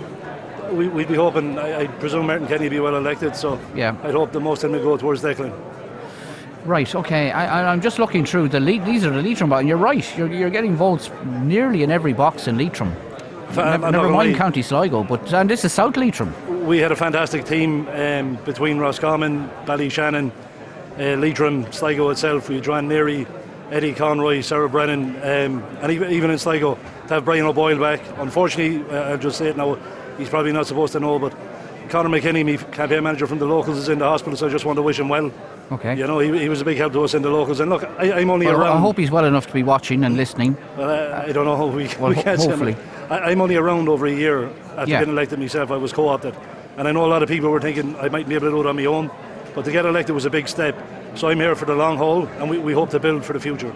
So the next one we're looking at is the next general election, 5 years' time, and the locals to build a stronger progressive party. Okay, because it's interesting, because for those people who don't know, Gino was co-opted on to the county council to replace his late dad, and then the last local election was your first election. Yeah. So you've fought 2 elections now within a couple of months. Yeah, very enjoyable, I might add. Are they enjoyable? The locals was great to get in, and the general, it gives me more experience, I suppose.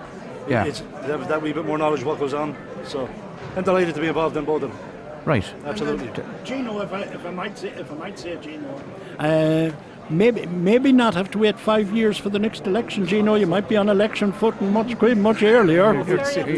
You're scary. You're scaring them now, John. You're scaring them. Hey, bring it on. We're enjoying it, you know. Yeah.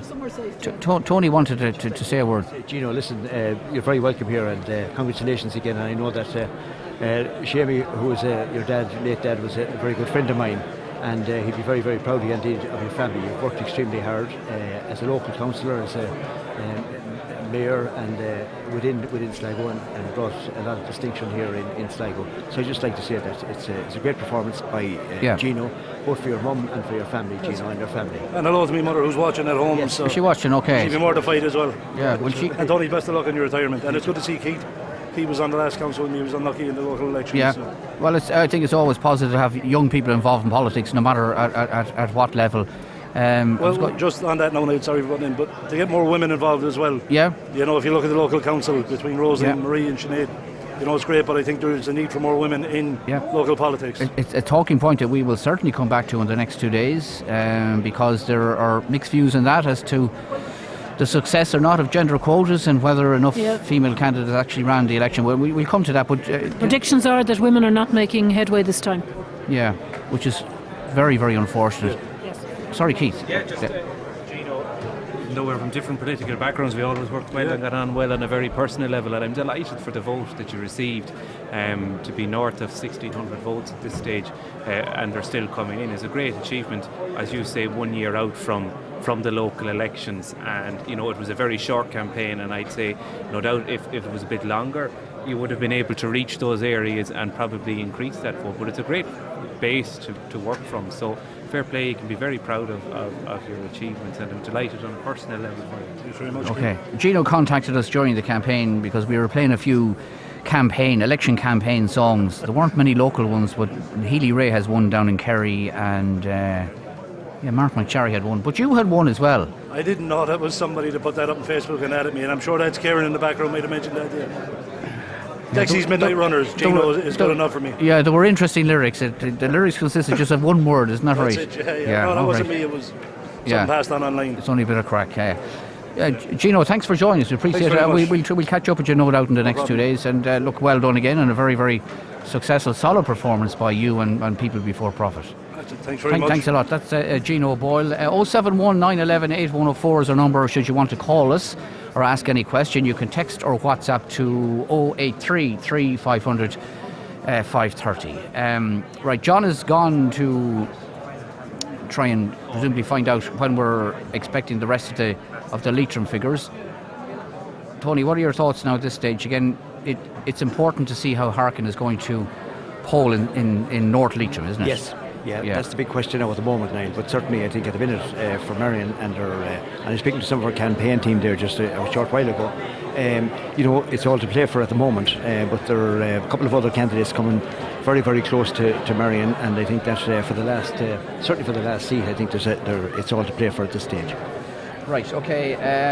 Again, questions about the quota. We won't know the quota, but in or around 12,000. They reckon between 12,500. Yeah, and we're all agreed, are we not, that there will be a candidate elected on the first count, Martin Kenny will be elected with a surplus, and then I expect that there will be a distribution of Martin Kenny's surplus, which will take quite an amount of time. I believe it'll take some time, and then we'll move on then to the start of the eliminations then at that stage. But you see, Niall, from what the presiding officer is telling me, is that they will be done individually because all of the candidates want to protect their deposit, and that's vitally important as well, Right, okay. It's getting busy now once again. This is what happens at count centres. It gets busy when we start, and then there's a bit of a lull. I suppose everybody goes for a bite to eat and some tea or coffee, and then all of a sudden it ramps up again. Right, John, sorry, just give us... Shannon electoral area. Okay, just give us that update again, John, sorry. No, we'll soon have the Carrigan-Shannon electoral area. Complete, with tallies, and then we get on to the very, very important North Leitrim area, isn't that right? Yeah.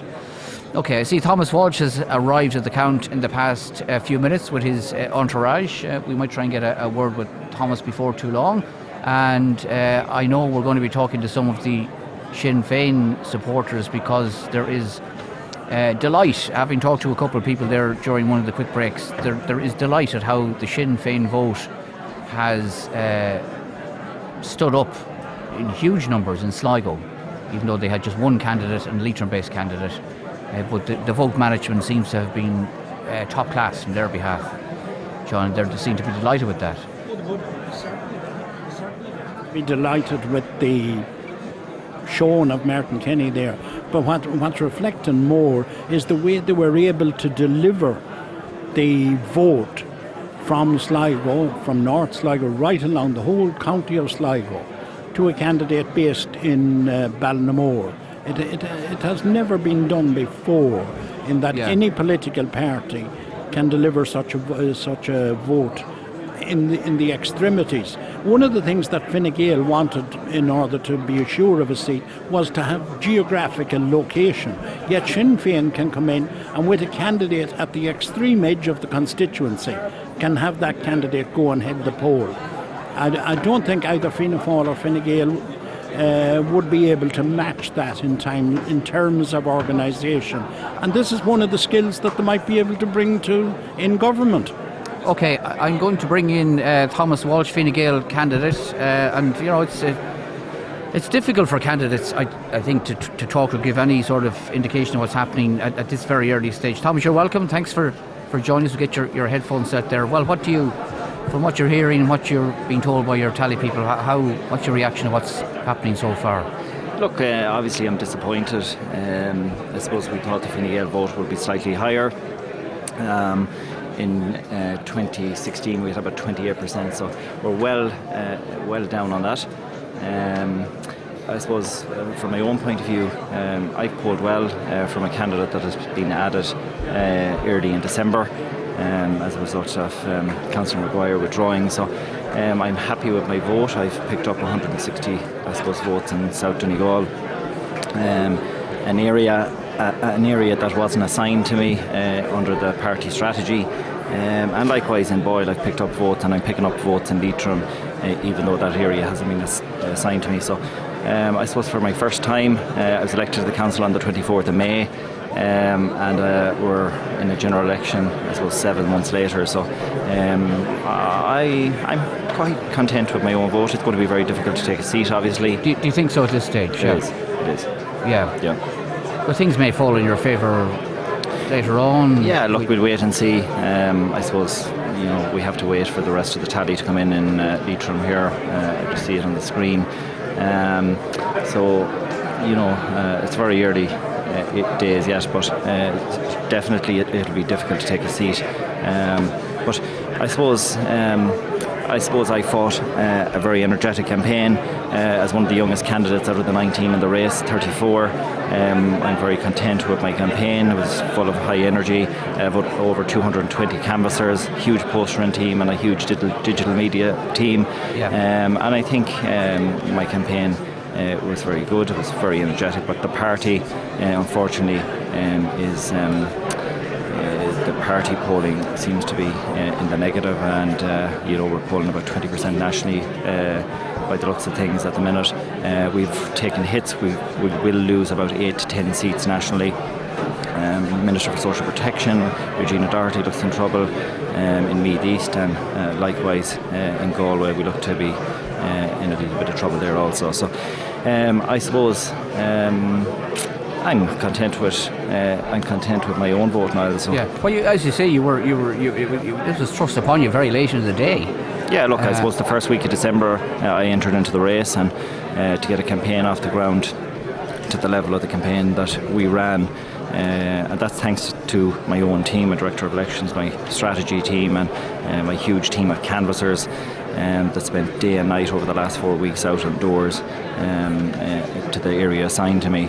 And I suppose dealing with the area assigned to me, I suppose I did bring to the party's attention at that point that I felt that the area was very confined. I only had 95% of Sligo, and I had to give up all the rest of the area to my running mate, which I felt was unfair at that point. I felt the strategy was very, very wrong, and that looks to be the case today, in that we needed to manage the vote a little bit better.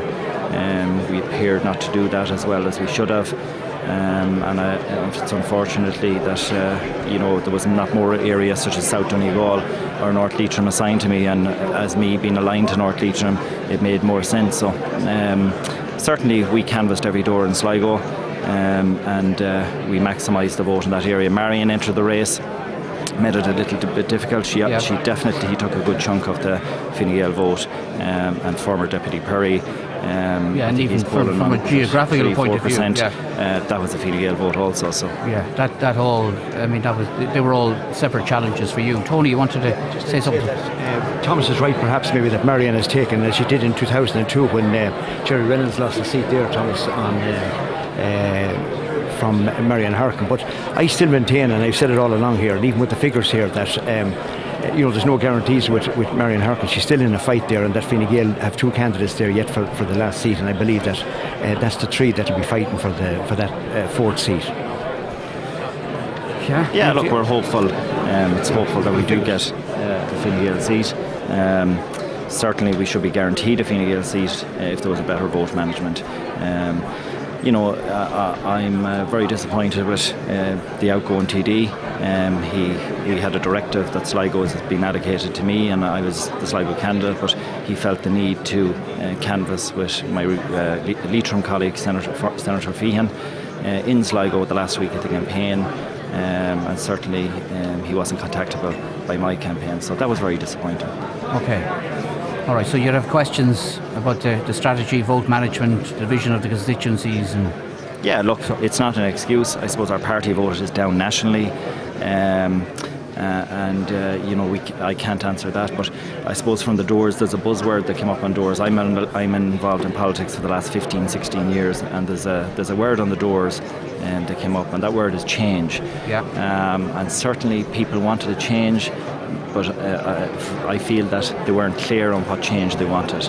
And obviously by the exit polls last evening at 22 and 23%. All the parties are very, very close, Fianna Fáil, Fine Gael and Sinn Féin. I suppose there's an uncertainty there, but what we need to do in our own party, there's a disconnect between the economy growing, the economy getting faster. We recorded a surplus of 1.9 billion in 2019, but people don't see that in their pockets. On their tables, they don't see it. Okay. And there's a disconnect by our economy that's improving, getting better to people, middle-income Ireland. Were you picking that up on the campaign trail? Yeah, absolutely. Look, it was very clear what was coming up at doors. I had a nurse that broke down in tears because the pressure she's under in A&E in Sligo. She dreaded going into work, and that's not okay. We can record a 1.9 billion surplus in our economy, but everyday people that get up and go to work, we have to listen actively to them. They're the backbone of our economy. It's where our exchequer figures and our balancing. It's what pays for our services on a daily basis, and we have to listen to those people. And there is certainly a disconnect between our economy that's progressing. People are back to work, but we need more sustainable jobs, particularly in this constituency. More sustainable jobs and investment where people see it and feel it at their own kitchen table. Okay. Well, you were a very highly successful first-time candidate last May in the local elections. We'll see what happens here, but don't sound too hopeful of prevailing here. It hasn't dented your enthusiasm for politics? Absolutely not. I enjoyed every single minute of my campaign. I enjoyed every single minute of engaging with people. I've listened to them, I've actively listened to them, and I've listened to their concerns. And there's many concerns and challenges out there, and we need people to address that. Okay. Keith, did you want to say a word to Thomas? I can hear the disappointment and annoyance in Thomas's voice, and certainly I know all about vote strategy management as well, because I paid the price in the local election, so I can understand that from your point of view. But I think the wind was in your face from the get-go, and that you were added very late to the ticket.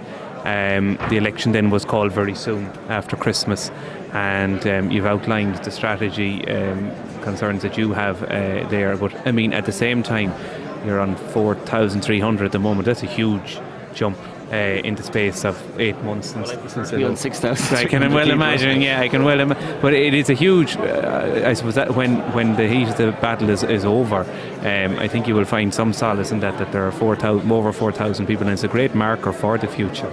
I know, and as I said, you had the local Fine Gael issues, and then you had the government concern. And one of the things that I was saying to Tony just in the break, you focused on the economy, and Fine Gael tried to focus the electoral message on the economy and Brexit. But as I said to Tony, in the exit poll, Brexit only was an issue for 1% of and for some reason Fine Gael head office didn't seem to change that. Because as far as the Irish people are concerned, and from on the doors, once Britain had agreed a deal in Westminster, it was no longer an issue for the electorate, and perhaps that was the strategy. But we talked about the Sinn Féin strategy, whereby they pulled a candidate. Do you think, and again we don't know exactly if there isn't or is going to be a Fine Gael seat, but it's up in the air. Do you think yourself, if there was a one candidate strategy, be it yourself or Feehan, that things would be looking better for the party? Yeah, look, absolutely. If there was one candidate, there would be a definite seat. And I suppose that's down to strategy, and that's down to beyond the people here in Sligo Leitrim. But but I mean, and Tony will notice it would be unthinkable, would it not, for Fine Gael just to run one candidate in Sligo Leitrim? Well, considering the climate tradition that you have, in the climate that we were in. With our vote, we had polls very early on that we were showing a decline in. We always were of the opinion that former Deputy Perry was going to enter the race, a former junior minister, former Fine Gael minister, and there was always that possibility of Marion entering the race. And all that happened. It made the job very, very difficult for me. Certainly Marion took a good chunk of vote, particularly in South and West Sligo, Fine Gael vote, and that's core Fine Gael vote that's transferred to her. So I suppose overall, I'm very happy with my vote, considering everything that was against me. Would have been preferred to. We had targeted to being 1,000 higher. Frank polled that bit extra in Sligo that we hadn't anticipated for a variety of reasons that went on during the campaign, which we'll probably take up internally in the party after the election. But look, I'm very happy with my vote, but this is about people, and elections about people. Democracy is about people, and I suppose what I'd finish on, there's a disconnect. There's a disconnect with government and people in rural Ireland. And we have to fix that. And I say that across every party. I mentioned the nurse. I met many parents with children who are autistic, and access to services. And they're basic services like OT, physio, bus services. We can't have an economy that's one of the fastest growing in Europe. I think you're right, and a lot of these basic services. A lot of these people you talk about are families that traditionally voted for the likes of Fine Gael and Fianna Fáil. Yeah, and look, we have done an awful lot in this constituency. We have the highest ever roads budget in the history of the county, announced a number of weeks ago. We have a huge amount of infrastructure projects like the N4, the Eastern Garavogue, a new 22-bed mental health unit at Sligo University Hospital. But that's fine. But people in their homes need to have access and services that are accessible. All right, we'll let Thomas. Just before you go, actually, a very interesting development here in Dromahair. You polled pretty well there in Dromahair. You got 101 votes. I knew the Dromahair. And I know to be next door to you, but you're only 500 or 600 behind Feehan, and we're open in the North Leitrim boxes. You would imagine that you would poll better out of that. So that gap between yourself and Feehan could be very, very small, considering that the bulk of the candidates that are going to be eliminated are Sligo based. So okay, there's hope yet, so Thomas, keep the strength. I won't leave the count centre and say I'm not going to be elected. There's always a possibility, and whether it's not this time, I hope it's the following time. Thomas, thanks for joining us. We'll catch up with you, no doubt, later on. Thanks very much for dropping by. I know you've a lot of family and friends here with you as well. And there's a huge amount of the team. We have a Canvas group, a WhatsApp group. There's a huge amount of the team listening to the coverage, and it's excellent. So well done to all the team here at No problem at all. That's Thomas Walsh, one of the two Fine Gael candidates. And thanks for that, Thomas. And as Keith said, John, the North Leitrim figures are coming in. The North Leitrim figures are coming in now. As we speak, and I'm going to roll back a little bit on our earlier confidence that we had. The only thing with confidence at the moment is that Merton Kenny is going to be elected, and we have now very, very closely. We have Frank Feehan, Marion Harkin, Mark McSharry, and Eamon Scanlon. And they are all neck and neck on it. Now, we have a huge distribution of votes, eliminations and surpluses and everything else to take place in this. So at the moment, I'm not sure. I'm not as confident as I was even in the podcast as to which three of those four are going to take the 3 seats that remain. And any one of them could falter. And you include Eamon Scanlon in that now? And Mark McSharry. I'm including Mark McSharry, Eamon Scanlon, Marion Harkin and Frank Feehan. Any 3 of that 4 can quite possibly, because we must look at the vote of Sean Wynne Thomas referred there of the people voting for change. Sean Wynne has 1,250 votes, and he still has more to come from North Leitrim. And we look at James Conway, 1,320. That's 2,500 votes there. Now, we wouldn't consider those as being left votes, so they're crucial to it. Nessa Cosgrove, we can say with some certainty, a percentage of those will go to Marion Harkin, as will Blocking Gallagher. But we have a huge vote then of transfers from Merton Kenny's surplus and from Declan Bree and Gino Boyle. They're going to be crucial on it. So depending on how the breakdown is there, I think they're the four, and at this moment in time, any one of those four is vulnerable now. Okay, well, that's a very, very bold statement and prediction. I don't know if you'd agree with that or not, Tony. Well, it's closing all the time. Like, you know, we noticed earlier on there that there was perhaps maybe with Marion Harkin, but now John is right. When we see the tallies that are coming in, and there's still tallies still outstanding, John, it's getting closer and closer again between, say, Mark McSharry and Eamon Scanlon, Marion Harkin, and Frank Feehan has pulled up quite a sizable vote there in Leitrim. Yeah. Okay, we'll give running totals. Maybe John might give us a running total. Have you got the running totals, John? Well, we're up as far as Drumcairn, as far as I can see. Okay, well, give us the running totals. Correct me if I'm wrong. There are about 2, 4, 6, 8, 10, 12. There's about 15 booths left. Is there 2 open? Correct. About that to come in. That. Okay. But we're on the running total, and this is what's leaving a little bit of doubt here on why I suggest those votes that I mentioned there from Wynne and Conway in particular could be kingmakers in this. But anyway, the running total as of now, with a small handful of polling stations to come in, is Bree, 2,166, 2166.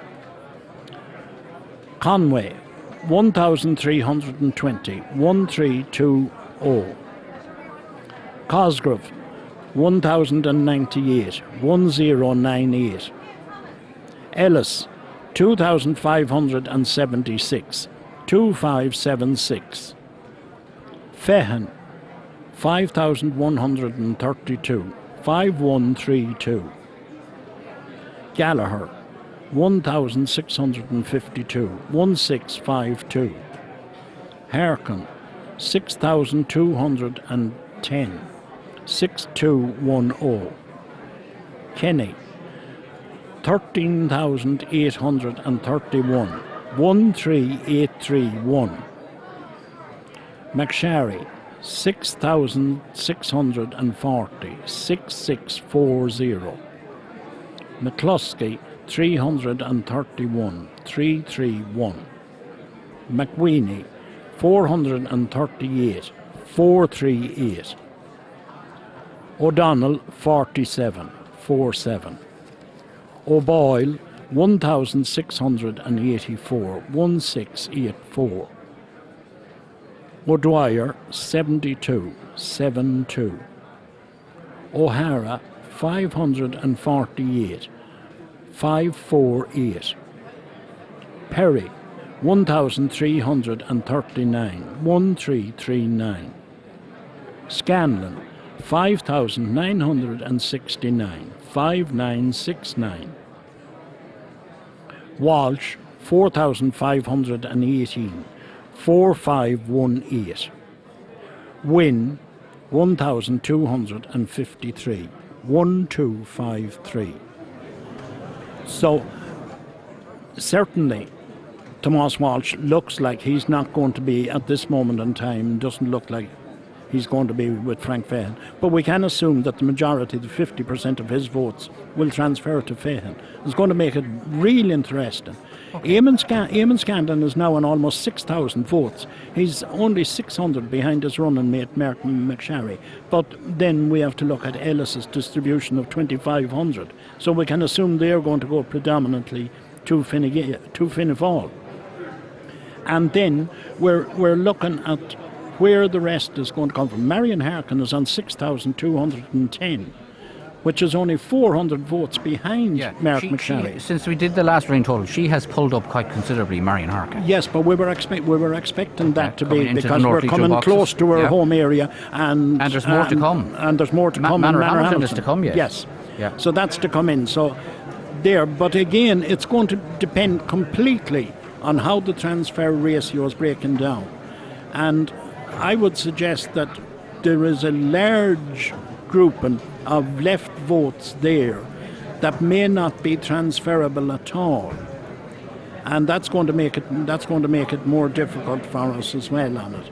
But again, I stick with the thing. I think of the candidates remaining at the moment, Eamon Scanlon would probably be the leader at this stage to retain a seat. And after that, I'm not sure if I would go with any certainty as to who of the other three remaining, Mark McSharry, Marion Harkin and Frank Feehan might be. Right, okay, well that's interesting analysis. Keith, do you agree or not? I wouldn't rule out Thomas Walsh catching Frank Feehan. On the basis that we're still waiting on a few more North Leitrim boxes. He's currently 600 behind Feehan. The majority of the eliminations are Sligo-based candidates. I'm looking here at Bernie O'Hara, an independent who is from just outside Dromahare. Yeah. Now, I know Harkin will be expecting a bit of a transfer there, but where is Feehan going to get? I think Walsh will get more transfers than Feehan.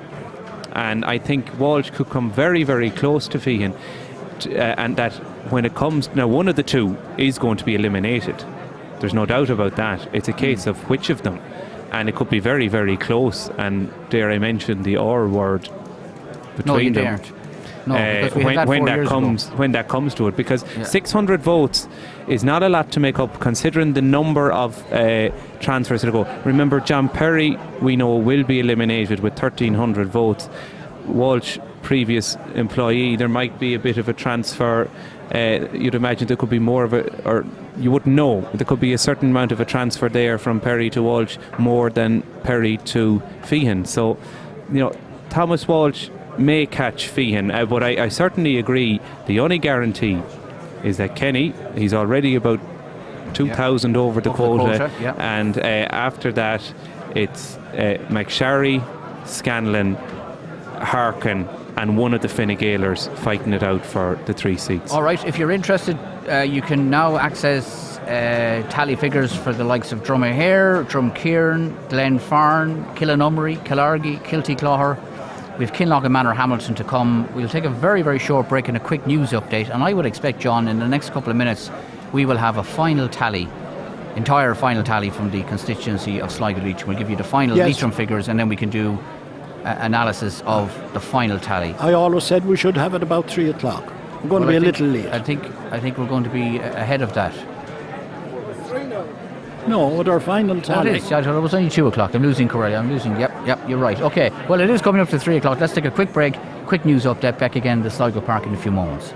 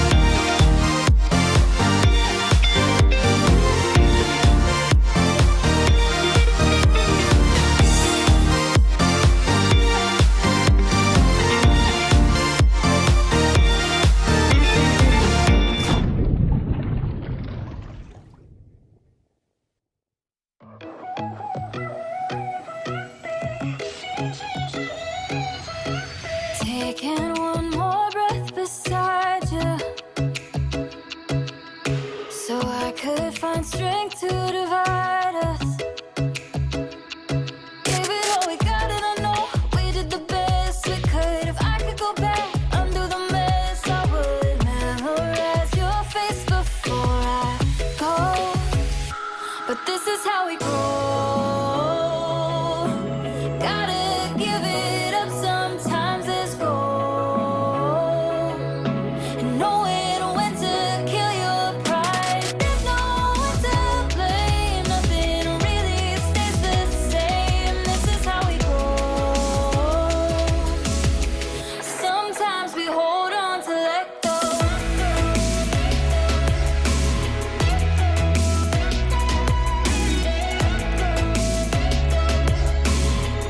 Sometimes we hold on to let go.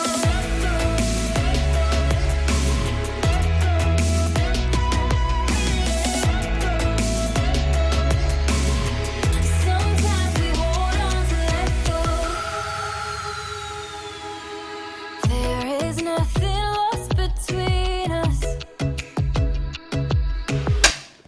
Hi. And oh, I know you have your reasons. Some days I'm a mess, but I know there's a rainbow over all of the past. Your head on my shoulder, but I know we're better on our own. But this is how we grow. Gotta give it up, sometimes it's gold. And knowing when to kill your pride. There's no one to blame, nothing really stays the same. This is how we grow. Sometimes we hold on to let go.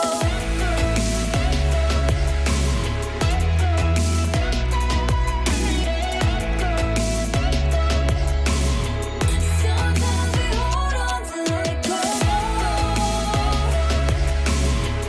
Sometimes we hold on to let go. Sometimes we hold on to this is how we go. Gotta give it up, sometimes it's gold.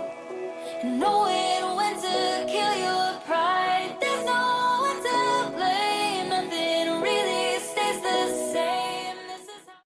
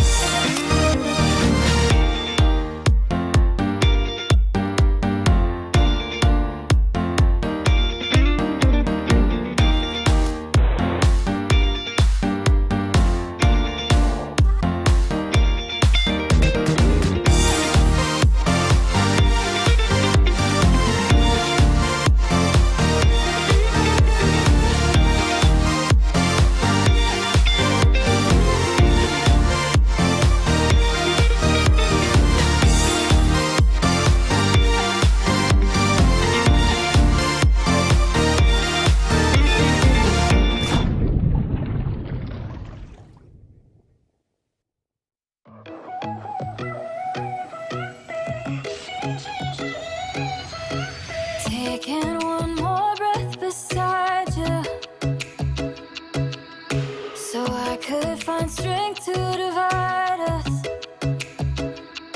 Gave it all we got, and I know we did the best we could. If I could go back, undo the mess, I would memorize your face before I go. But this is how we grow. Gotta give it up some.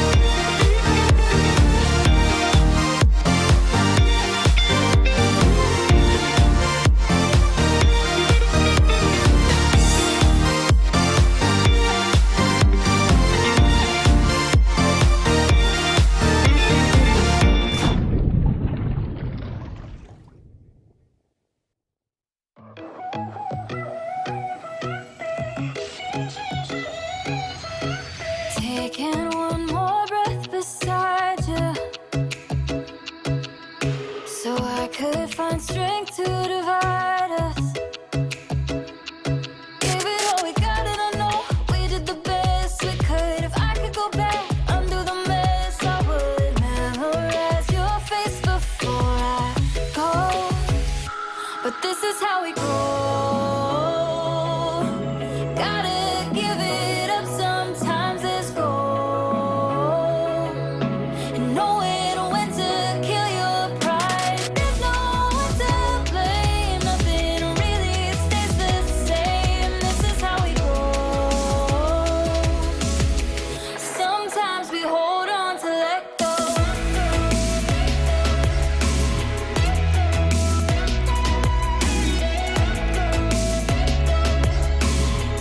Sometimes we hold on to let go.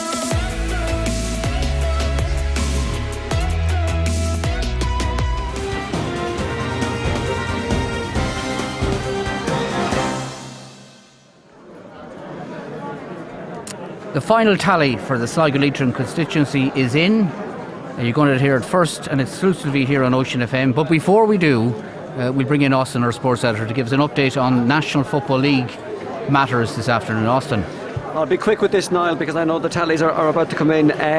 In Division 1, Donegal are leading Galway and Letterkenny 1-3 to 4 points. The Galway goalkeeper was black-carded after a foul, giving away a penalty. Michael Murphy got the goal for Donegal. Mayo are having a good afternoon in Navan. They lead Meath by 7 points to 1. And Tyrone lead Kerry. They've brought them to Eden Dork today, which is Tyrone's third ground. And they're leading Kerry by 9 points to 8. Leitrim are playing well in Longford in difficult conditions, but they're behind by 2 points, 1-7 to 1-5. They trail Longford at the interval. If you're wondering about Sligo, that game is off. And Aoife McDermott from Riverstown is a happy lady because she's helped the Ireland rugby team beat Wales in the last while in Donnybrook by 31 points to 12. So 2 wins out of 2 for the Ireland ladies. Okay, how's that for a synopsis? And Austin will keep us up to date with all sporting matters throughout the afternoon. John Comiskey, are there any black cards issued to any of the candidates in Sligo Leitrim? Again, if you're standing by at home, listen well, because this is the final tally figures for the entire constituency of Sligo Leitrim. Yes, John. indeed. Black cards, red cards, yellow cards, green cards. We have everything here on this. The final tally is, as Niall has said, final tally from Sligo Leitrim. Bree, 2,232, 2,232. Conway, 1,357, 1,357. Cosgrove, 1,141, 1,141. Ellis, 2,740, 2,740. Fahan, 5,314, 5,314. Gallagher, 1,778, 1,778. Harkin, 6,940, 6,940. Kenny, 14,988, 1,4988. McSharry, 6,917, 6,947, 6,947. McCluskey, 353, 353. McWeeny, 460, 460. O'Donnell, 52, 52. O'Boyle, 1,751, 1,751. O'Dwyer, 75, 75. O'Hara, 622, 622. Perry, 1,360, 1,360. Scanlon, 6,191. 6191. Walsh, 4,746. 4746. Wynne, 1,276. 1276. A total poll, total votes cast, 60,323. 602323. And that would give us, Keith will help me out on this one, 12,062, is it, of a quota? 65. 65. Thank you, Keith. 12,065. So that leaves Martin Kenny with a majority of 2,983. Almost 3,000 over the quota, John. 923. A huge surplus for Martin Kenny. And even we were talking about a 2,000 surplus earlier, and some of you disagreed and said it wouldn't be that high. It's even higher. It's even higher. It's gone extremely high on it. So that, incidentally, he has on our percentages. That's 25 reflects 25% of the total vote cast in Sligo Leitrim. Now these figures will change a little bit on first count, official, but it's a huge turnout. Then next after that, then we have Mark McSharry on 6,947, and Marion Harkin with 6,940. Just 7 only votes. 7 votes. And Eamon Scanlon with 6,191. Frank Fehan then 5,314. Eamon Scanlon on 6. Eamon Scanlon 619, and Thomas Walsh, I should say, at 4746, 4,746. So it's certainly bringing into play a fight for Fine Gael to retain their seat. But again, I'm at a loss here just at the moment to see who the losers might be if Fine Gael are to of the leading candidates at the moment. That's McSharry, Scanlon and Harkin. Harkin is on 12%, McSharry is on 12%, and Eamon Scanlon on 10%. So the figures would suggest that Eamon Scanlon is probably, at this moment, a little bit more vulnerable to be fighting with Frank Fehan for the last seat than any of the other two. But bear in mind that he will have significant transfers coming from Shane Ellis, who had only 5% of the vote at 2,740. And we do know that Eamon Scanlon is transfer friendly. Yeah, but certainly you would put Harkin in a stronger position now than you did an hour ago, John. Yes, yes. Marion Harkin is now not as vulnerable as she was when I spoke with Susan O'Keefe. And Mark McSharry looks to be reasonably secure as well. So the seat now, but again, it'll depend on these transfers and how they're going to go on, how they will transfer on it. I'm looking also at the possibility, as Keith pointed out earlier, there is only 600 votes, less than 600 votes between Thomas Walsh and Fehan. And there are a lot of Sligo votes to be distributed there. So we might quite possibly see Thomas Walsh catching Fehan and overtaking him. Okay.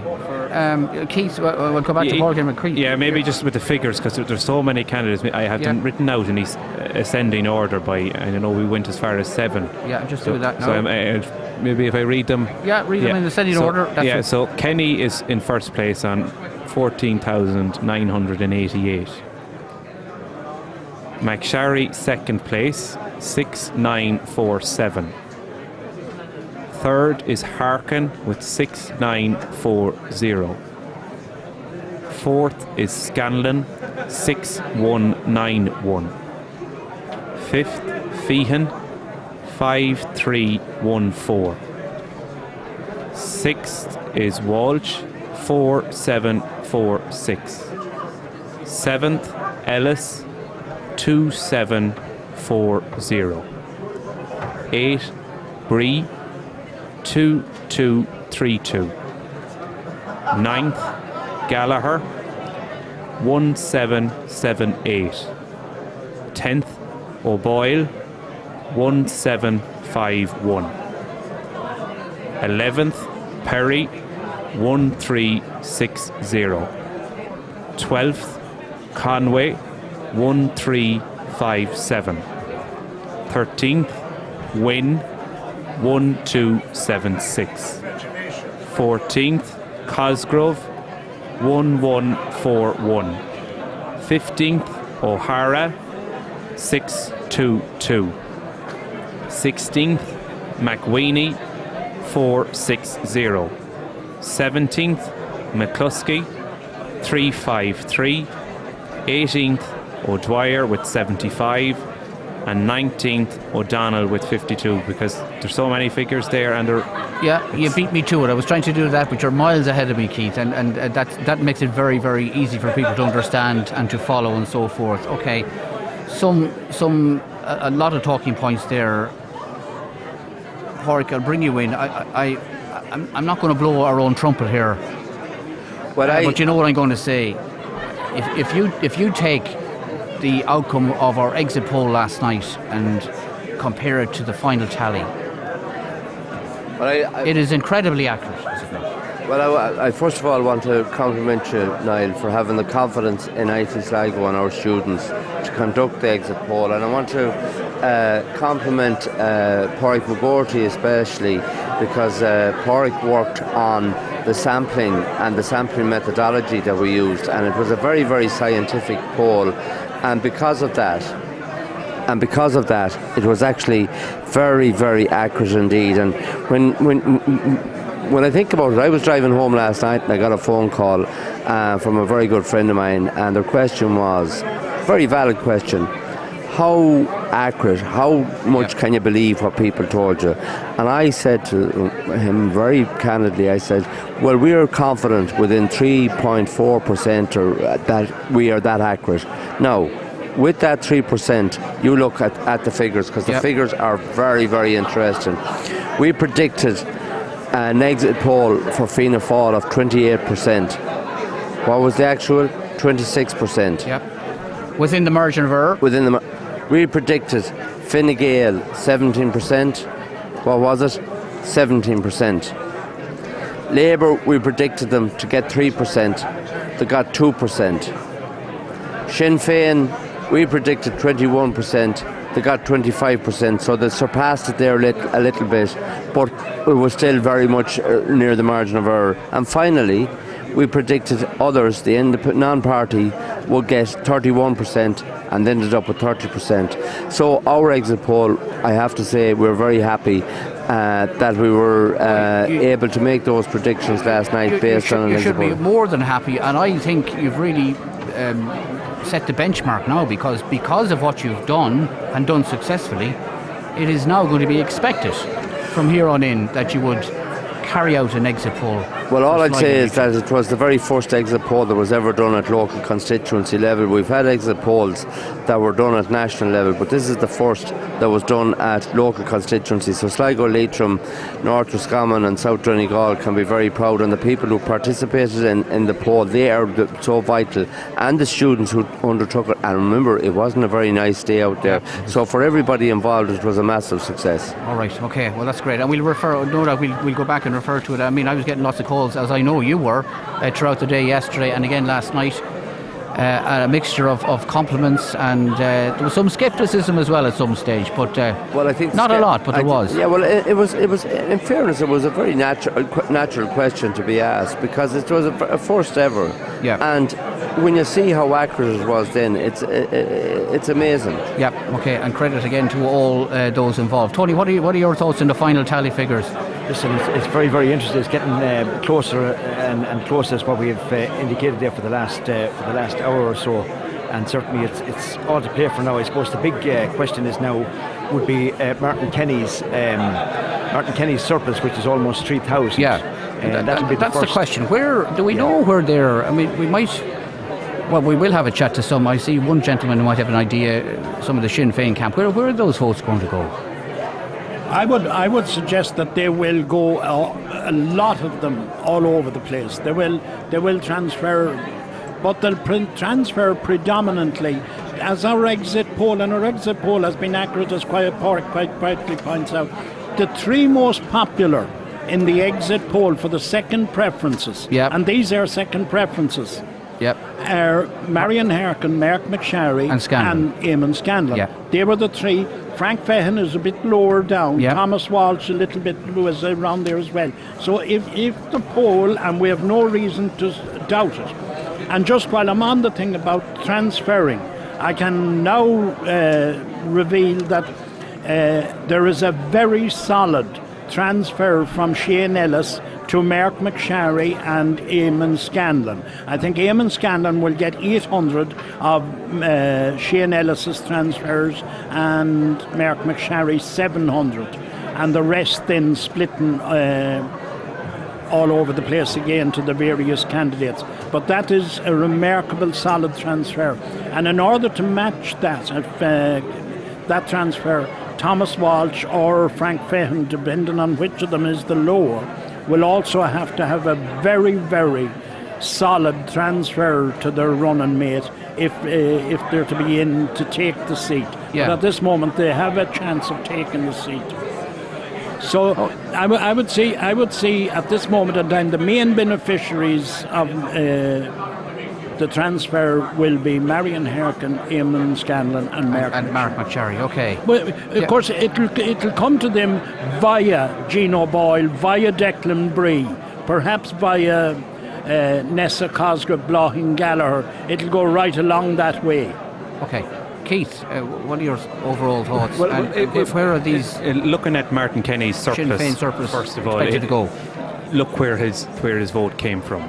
5,900 of it from Sligo, 5,900 of it in Leitrim. There was a huge push, I know, from teaching in Carrick and Shannon and talking to the people around there, that Leitrim was going to vote Leitrim, and we've talked about that. So on that basis, seeing that half of his vote is there in Leitrim, I would expect that Shane Ellis would get a sizable portion of Kenny's transfer. And then there, of course, there's the left vote part of Sinn Féin that will, in Sligo town, that will circulate to the likes of Declan Bree and to Gino O'Boyle. But I do think your own research has shown that Marion Harkin is the standout in terms of preference votes because she's independent and she's a household name all over the constituency in the 4 counties involved in this. So that's why I think she has the benefit of, she'll do well out of Kenny's surplus as well. But I would expect that Ellis, I wouldn't be surprised if Ellis gets a decent transfer from Kenny, but unfortunately for Shane, it'll have little consequence because he's 2,000 behind the candidate above him. Right, okay. We talked to some more of the candidates who are now arriving now that the first tally is in. But Pádraig, just in relation to your own prediction, are you changing your mind, or are you sticking with what you said this morning? I still think that I'm sticking with what I said this morning. I maybe Frank Fehan will stay ahead of Walsh, and Harkin though is going to be so transfer friendly that those votes will come into her. So I'm sticking with that, and I still think that there's a fight there though for the last seat, and it's too early to say. And really, what was trending yesterday, Niall, very much on social media was vote Sinn Féin.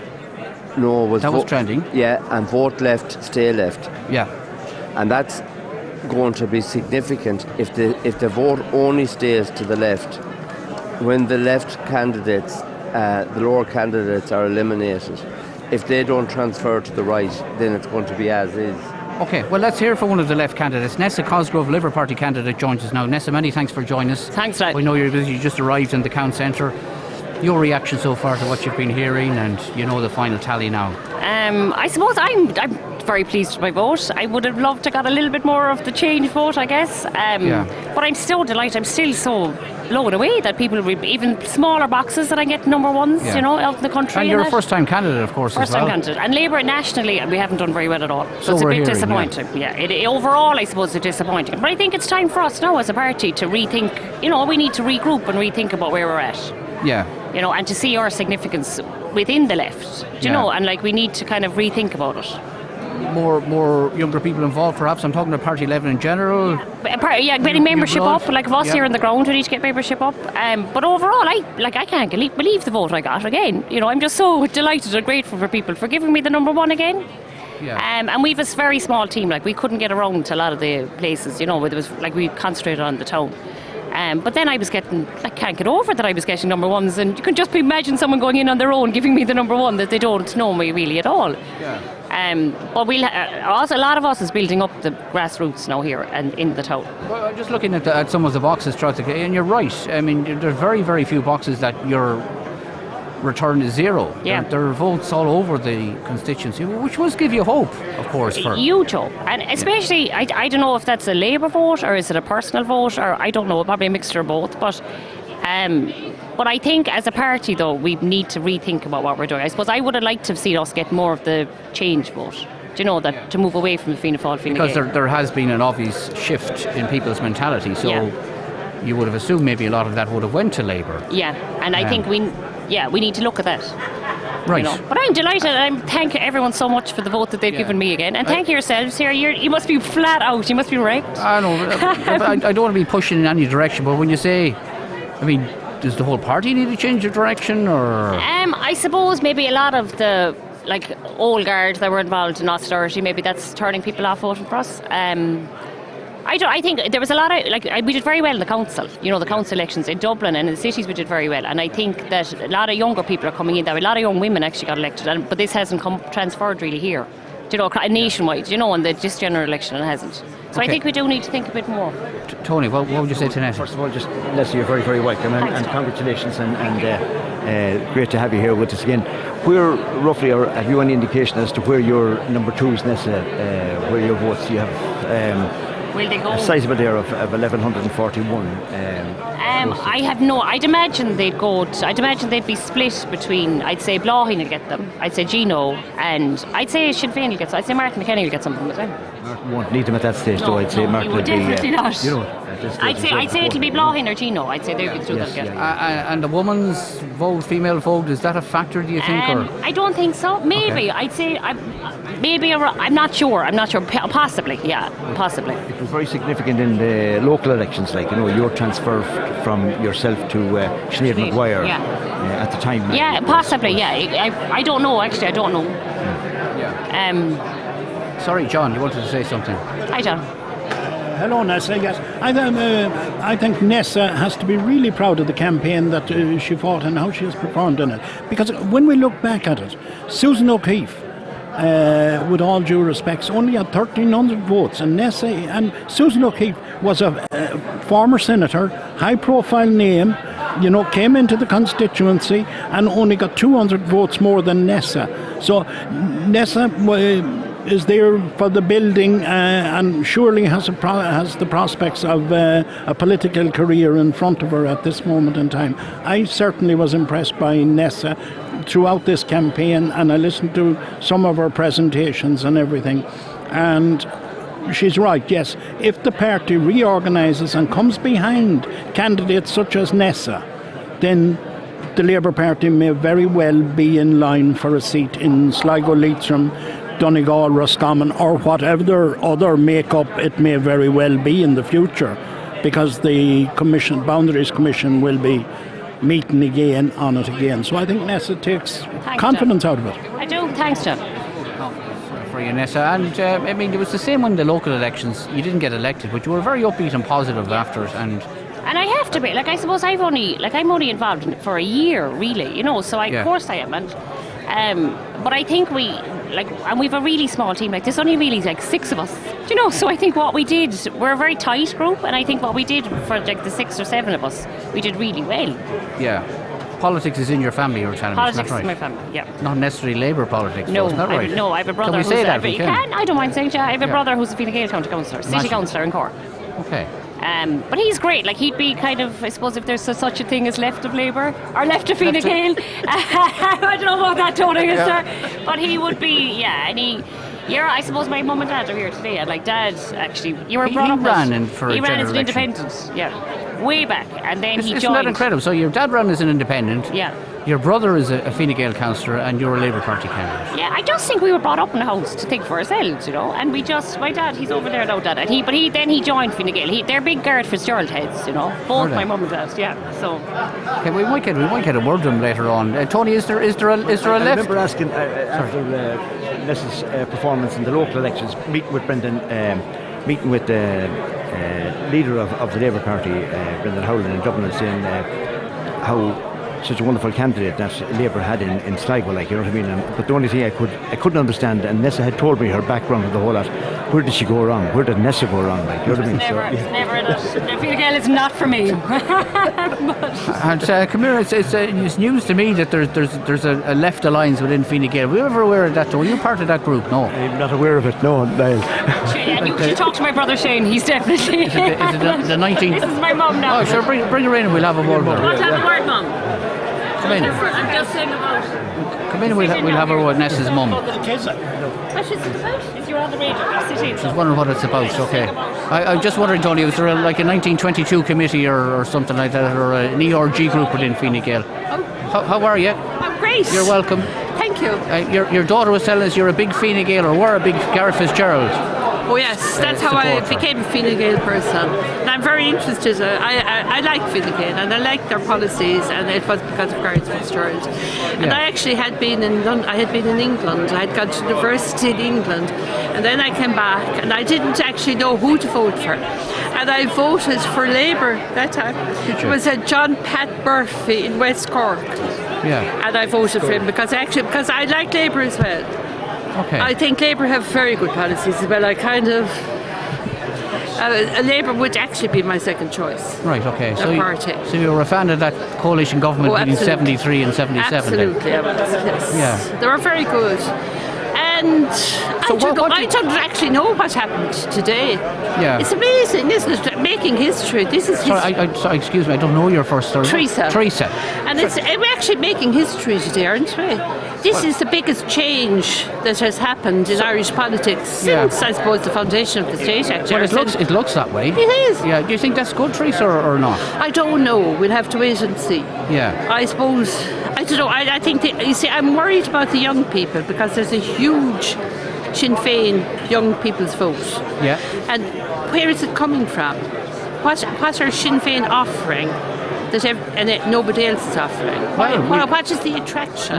We may soon find out, who knows, and that is a very, very, very good question. Yes. Because you're right, and it was very evident on social media that they had a huge youth support behind them. Amazing. Yeah. Because even when we voted in Cork before we came up here, because my son, our son is actually a Fine Gael city councillor. I just heard that, yeah. Yes, and so we actually voted. And where we went to vote, I mean, there were so many young people voting. Yeah. It was amazing. Yeah. What constituency are you in? We're in Cork, where Shane is. He's where Simon Coveney and... All right, that's North Central, is it? South Central. Okay. Yes, and our friend, poor Patrick is doing, Jerry Busmer. Yeah. He's doing very badly. He only got 4%. Senator. Oh, nice. He's the leader of the Senate. Yeah. He's the leader of the Senate, and he's doing very badly. Former TD, Tony, wasn't he? Former TD, and yes, you're right. Were you? Totally, yeah. Why did you decided? You actually. Why did you opt out? Sure, listen, hey, I've been there long enough. Oh my God! And you're not going to get the seat, are you? We will, yeah. We're absolutely. Teresa, you're asking him questions we're not allowed to ask him now. This man is here all day, and he hasn't asked me. I haven't asked him that yet. You should be on this side of the microphone. You should be. Yes. It's amazing. And I mean, because they actually tried to haul him in again, didn't they? Or he was. Well, I don't know. Ask him directly. I think they did. He was encouraged to go again, but he actually said no. Did he? He did. That's what I hear. That's what I hear on the grapevine, anyway. There you go, Tony. Tony is a bit speechless with that intervention. No. Sorry, John. I think maybe Teresa has certainly brought some enlightening thoughts to this campaign here, and she wonders where the young people are going and voting for Sinn Féin. I would respectfully suggest that. And Teresa, being a big fan of Gareth Fitzgerald and the Just Society, is that they now look forward in putting forward ideas and some policies that will attract the youth, because the youth really want to be involved in politics and in the running of the thing. We've seen it with the exit poll here, where they embraced the opportunity to go out and conduct the poll. So I think the parties, and this is all parties, must provide a platform for people going forward. And particularly the youth. Okay. And rather than criticising everything that happened, and the other thing, Teresa, you mentioned about what happened here, I think the Ard Corla of Fine Gael really want to look at what they're directing and the directives that they're sending down to the grassroots level here by their impositions and not allowing the grassroots to have their say. Okay, Teresa, what were you doing? What was going on in your house that you have one son a Fine Gael councillor and another daughter a Labour candidate? We were very politically. Now my father and my mother, well, they were opposite, but my mother was I come from that kind of background as well. As an older person. So my mother was Fianna Fáil, my father was a Mayo man, and he was very Fine Gael. So we had awful rows. For me growing up, we had the same in our household as well. I mean, on Sunday we were political, and there was loads of politics going on. So it was good, healthy discussion. Going on. Absolutely. Yeah, and Nessa was saying your husband ran for the Dáil as well, isn't that right? Yes, he did. Yeah, as an independent candidate. He was independent. He was independent Fine Gael, I suppose, and he was known in Bandon as the Action Man. The Action Man. The Action Man. He actually. I hope you're talking politically now, Teresa. His posters, like, it was a very small campaign, and the children now there would have been about 5, and I remember we used to go to the after mass to all these churches and you get up in the box, wouldn't you? He was Sean O'Callaghan, the Action Man. But he didn't do very well. Yeah, he didn't do very well, but I mean, he wanted to do well, but he didn't. Well, I suppose you need to have a party behind you, I think. I don't know, where is that man? What party does he belong to then? He's one of our analysts. He doesn't have any political affiliation at all. Because you see, I don't actually like Fianna Fáil. Oh, you can't say that. And you have a former Fianna Fáil senator 2 away from you. And a former Fianna Fáil councillor beside you. I don't like Fianna Fáil, and I don't like me. I thought Niall Martin ran he ran a shocking campain. But he's a Cork man. He was sniping, and he was bitter, and he was jealous, and he did all the wrong things. Would you not be proud to see if it happens? It doesn't look well. It may or may not transpire to see a Cork man as leader of the country. No, not Niall Martin. Unfortunately, no. He's not. Well, I shouldn't say he's not suitable. Like Simon Coveney did actually say that, but I don't think he was suitable to be the leader of the party. Or the leader of the country. I don't think so. Okay. Why not? He's just too sniping. He's really like anything. The way he treated people, he was so insulting to our minister, who was the minister for European minister. You know that Helen McEntee. He actually said she wasn't capable of doing that. She wasn't capable. And who was the first person to come out and actually totally put him back in his box was Donald Tusk, the European man, and put him back in his box because he shouldn't have said something. It was awful. Okay, all right. Did you ever consider running yourself, Teresa? No, I'm too old. I have never too old. We have 5 children, and I was actually a primary teacher taught all my life, so I was a very busy person. Okay, well, you have a teacher beside you as well, even though you don't. Are you primary? Secondary. Oh, secondary. I was primary. Fianna Fáil teacher. Yes. So he's half acceptable to you, Teresa. Well, you pull no punches anyway, Teresa. Absolutely not. Because I actually think it's time. I can see where Nessa's coming from. I actually think it's time that we all pulled punches and stopped telling lies. Not telling lies, but not being honest. I think it's disgraceful the way Micheál Martin and his tax and all this. He just is. He's fake. Okay. All right. Okay. Interesting. Teresa, many thanks for talking. I didn't actually realise it. Oh, you'll go. As I say, you'll go viral after this. So you will. Will I? You will, yeah. Viral. Yeah, that's what they say. Is that action man there I see behind me? No. No, actually, Is that him with the coat there? No, it's No, not. he was actually talking to the guards. All right. Well, Well, I think we'll have to get on. Teresa, thanks for talking. You've enlightened the conversation. I can tell you today. That's Teresa Cosgrove for all the way from Cork. I will bring Pascal in a moment because. Oh, I know you're not going to talk about that, but we want to get an update on the Leitrim match and your thoughts on it. I've been out. Well, you're not listening to the Leitrim match, no? Oh, yeah, I'm afraid they were hammered. All right, okay. Keith, you wanted to come in there? That's certainly livened up proceedings there. In fairness to her, you can see where Nessa gets her positive outlook.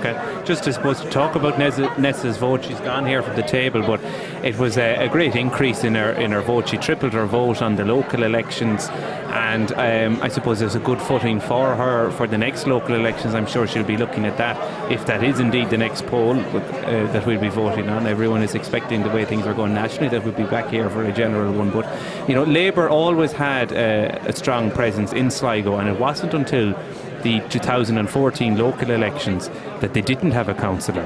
From the foundation of the Labour Party, they did have a councillor in Sligo County Council, and several at one stage. But I think with the likes of Nessa, the Labour Party can rebuild, because she's a very positive, outgoing. She's the type of personality that will bring people with you rather than against. So she's very positive on her results there, and it's great to see that.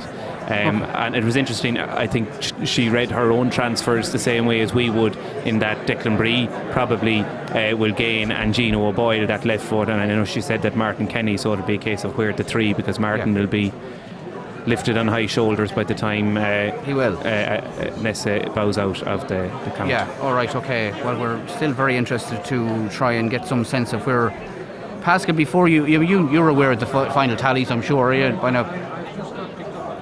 Did you do the rolling total? Oh, we did. So we're the final tallies are in. I'm way behind, because I was listening to the football match, so I've been out of the equation for the last Just to summarise, the tally suggests that Martin Kenny will exceed the quota by almost 3,000 votes. Almost 3,000. And that's where we're at.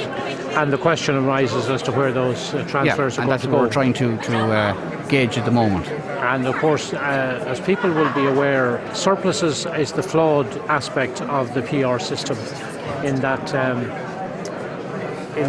surpluses are not like a straight transfer where you take the bundle, total bundle. I'm glad you brought that up, because this is the question that comes in, and this is what confuses people. And you were talking about we were talking about whether he'd postpone the second count or whatever. Can you explain to people at home what the second count involves? Well, the second count will be the eliminations. The lowest candidate.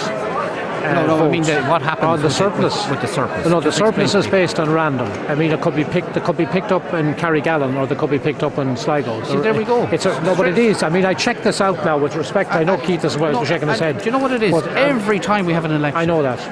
There is confusion about this, and it should be crystal clear and clear cut. No, and it never is. It's random. They're lifted. All right, Keith. Pascal says it's random. Keith says it's not. So do they recount? The Electoral Act, the 1992 Electoral Act, it sets out what happens is, if there's a surplus on the first count, every single one of Martin Kenny's papers are looked at again. And then the percentage, if for example Shane Ellis, we use him as a Leitrim example, if Shane Ellis got 20% of Martin Kenny's votes, he will get 20% of his surplus. Now, surpluses in subsequent counts are different. It is the last bundle that is received. So, for example, if Martin Kenny was elected on the second count from the elimination of another candidate, it would be that bundle which would have had some other candidate won and maybe Martin Kenny too. But surpluses on the first count, they take a long time to do, because every one of those nearly 15,000 votes will have to be looked at. There's a formula. And so, but the easiest way to explain it for the listener is, if you get 20% of the ballot papers, which could be 5,000 or 6,000 people. Yeah. That will only equate to 20% of the surplus. Okay. Do you agree with that, Pascal, or are you not going to dispute? Are you not? Okay. All right. Okay. Tony, that is the case. Returning officer there just a short while ago, Pádraig O'Grady, who was explaining to me about the surpluses, Martin Kenny's surplus, and he says, look, this is going to take some time, and it is going to take a lot of time, like, you know what I mean? So I'm just wondering, what are the... Is this the surplus now? That's sorting for the first count. They're still sorting into the pigeonholes for each of the candidates. And again, if you're at home and you want to see the process and what's happening, log on to oceanfm.ie, go to the live video feed, and you'll get a sense, again, as we said earlier, of how a count progresses, what they do. We've got some excellent shots, courtesy of Kieran and the crew, of what's happening here in the Sligo Park Hotel. Sorry, Pascal. I've had a few queries from listeners who want to know why the Sligo count is so late. Why is it so delayed, whereas in other parts of the country they seem to be far ahead of us? Why is it particularly here? I can't answer that question. I know you can't. I just said that the returning officer... I don't know if it is going to be that late, is it, with 19 candidates? It may be the number of votes. There's what, 60-something thousand votes, and there's 19 candidates as well. So you're sorting through 19 pigeonholes as opposed to some constituencies where there might be 7 or 8. Yeah. Okay. The total poll, according to the tally, is 60,323. The quota is put at 12,065. So no wonder returning officer Pádraig O'Grady and his track record over the years has been very, very thorough at all times, and I think that okay, it may take some time, but certainly he's done an excellent job on his staff as well. Like, you know, he has to make sure it's 100% accurate. At the end of the day, Pádraig won't mind whether it's when we're done, so long as it's done right. Okay, I'm going to bring in a very, very interesting person, and one, I think, who has cause to have a large smile in his face today. James Conway, independent candidate, all the way from Balnacarra. James, you're very welcome. How are you doing, Niall? I'm great, and yourself? Absolutely delighted. Well, I'm sure you are. That's some performance from a first-time independent candidate. For a couple of farmers and a few construction workers with 3 weeks, it's not bad. Yeah. And that's the way I'm looking at it. Nationally, I would have thought there would have been a little bit more movement, but here it's looking positive. We're only 3 votes off here. John Perry, a man with a larger profile than myself. Former minister, of course. Correct, and we're over the Labour Party. We're over a couple of the smaller parties, and I think it's for a 26-year-old who only started 3 weeks ago. Yeah. I think we've done relatively well. And I noticed you say we. So it was very much, was it a team effort? Family, extended family and friends. That's what we were at. Yeah. So we were short of plenty of money, but we gathered up a bit of money and we went for it. And I'm delighted. I think we've highlighted some... we've actually a little documentary made on it too, which I'm hoping will highlight a lot of the problems with, my opinion, is decimation of rural Ireland. And I think highlighting it maybe to Fine Gael and Fianna Fáil, that they do need to get back to the grassroots of rural Ireland to solidify that vote again for themselves, and I'm hoping that will help. Okay. So you've made your mark, you think? That was the most important? I think we've made a mark, surely to God. I'm happy. I'm very positive, and I want to thank everyone out there who was good enough to give me a number 1. It is absolutely brilliant to get an endorsement like that. Yeah. You know, a lot of people will shake your hand and say we'll look after you or that, but to get a number 1 and to get 1,300 of them for the first go, it's not too bad at all. Yeah, and do you feel, I mean, how do you feel slightly humbled when you, and I don't know if you've gone through the various boxes, but like you're getting votes everywhere as well. I'll tell you what, it's a very large constituency to try and get around, but we have very, very few boxes that we didn't get a stroke in. Yeah. So, and as well as that, the people in West Sligo and all the way down to Ballymote and all that are absolutely humble, because I know a lot of them men and work for them, and to take you seriously as a candidate and give you a stroke, it is humbling. Humbling is the word for it. It's absolutely brilliant. But it does take a great deal of bravery to put your head out there for it. Oh, absolutely. And correct me if I'm wrong, and I was talking to you about this before. Well, it may not have started from this, but as far as I'm concerned, this all started from a Facebook post that you put up. Correct, and I went off Facebook that time, and I don't think... Were you working in England at that time? I was, that's right, yeah, but the way I spoke in it, I went away from it altogether. I tried to educate myself and increase my vocabulary a little bit on that and be seen as a possible serious candidate. And I think we've done that you now. You have no need to increase your vocabulary, I can tell you that. Oh no, but as I said, there'd be words there you wouldn't repeat them on radio too often. So I know what you mean now, yeah. But you did genuinely feel very angry about the situation in Ireland, didn't certainly, you? and one of the predominant worries I have now at the moment is we have countries in Europe that are in recession, and although we have great growth at the moment, there are tailwinds that I do not like the look of, and I do hope when the government gets in that they are proactive. I've seen an awful great deal of promises in this campaign from different parties, and I would be towing the line of sometimes an air of caution is better than too much promising. Yeah. And Sinn Féin has really made a rally. They have certainly made a rally, but one worry I have is in 2 constituencies I asked the same question, and that was due to the housing. They wanted to build, I think it was 100,000 houses was quoted, and I asked one question, I said how? And there was no answer. And that is a very, very big worry for me. Okay. Because we can promise and promise and promise, but it's the delivery. I know working in the construction sector, the construction sector is nearly at full employment now. Tempting back people from Australia, Canada, these countries is very difficult with the tax system we have. Yeah. And as I said, there is a bit of a disconnect between the promise and the delivery. But that's across the party spectrum. Now, people have to look at that. I'm going to say something to you now, and don't take it the wrong way, but I was talking to one gentleman who was accessing you on social media, heard what you had to say and how you had to say it, and he found it very, very interesting, but what he said to me is he thought there was a bit of the Healy-Rae about James Conway, and he actually went to a public meeting that you had out in West Sligo. Yes, and he rang me the next day to tell me he was absolutely blown away by this guy. Yeah, and what he had to say, and the policies he was putting. He couldn't believe. Yeah. Well, I'm a deeper thinker than an awful lot of people would believe. I find when you're up till 2 or 3 o'clock in the morning, maybe keeping an eye on sheep, you have plenty of time to think. And the trouble with Facebook and these things, you have to keep videos maybe shorter than 2 minutes for them to travel. Yeah. And it's very difficult in 2 minutes to get your thought process out. But when you have it is for you, because you've a lot to say. Well, that's it. But when you have an hour of a meeting, and one of the things, and a comment that struck me and it stayed with me throughout the campaign, there was an older lady and she asked me a question. It was an environmental question, and my answer actually went on for 13 minutes, but it was a conclusive answer. Yeah. And she said, I have asked plenty of politicians that same question, they have not answered it. And I says, well, I answered it in a kind of a long-winded way. No, but she said, you did answer it. Yeah, and you had an opinion on it. Okay. Before I bring Pascal in, because he had an interesting point to make about you and your performance earlier, and presumably he wants to follow up on it, will you just, and again I have to say, so many people text and contacted us after our election debate in relation to one issue that you brought up, which was a very, very personal issue. Yes. And you were talking about your partner and your cousins, isn't that right? Mm-hmm. Yeah, that's why... Will you repeat that story for us, well, again, if you don't mind? Not at all. Basically, the main reason for running for this, I couldn't run for the local elections, and to be truthful about it, I had a very good job offer in England at the time, and we were weighing up whether I'd take it or not. And you need to be totally committed to public office to run for it. So I didn't want to put the cart before the horse as much to say, yeah, I'm elected now and now I have to run away. That wasn't good enough for me.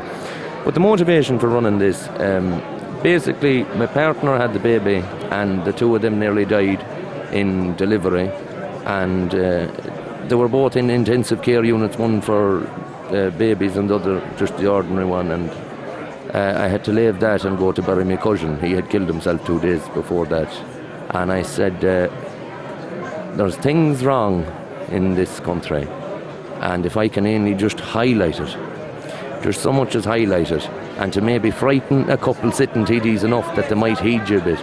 But I do fervently believe that the northwest of Ireland has been left behind, and there needs to be a consolidated attempt to grasp the investment that has been... Look at Dublin. Dublin has got the investment, and what return has Fine Gael and Fianna Fáil got for it? Sinn Féin is sweeping the boards. I guarantee you, if they had concentrated on investing in the northwest would look after them. And that's the way I look at it. Okay.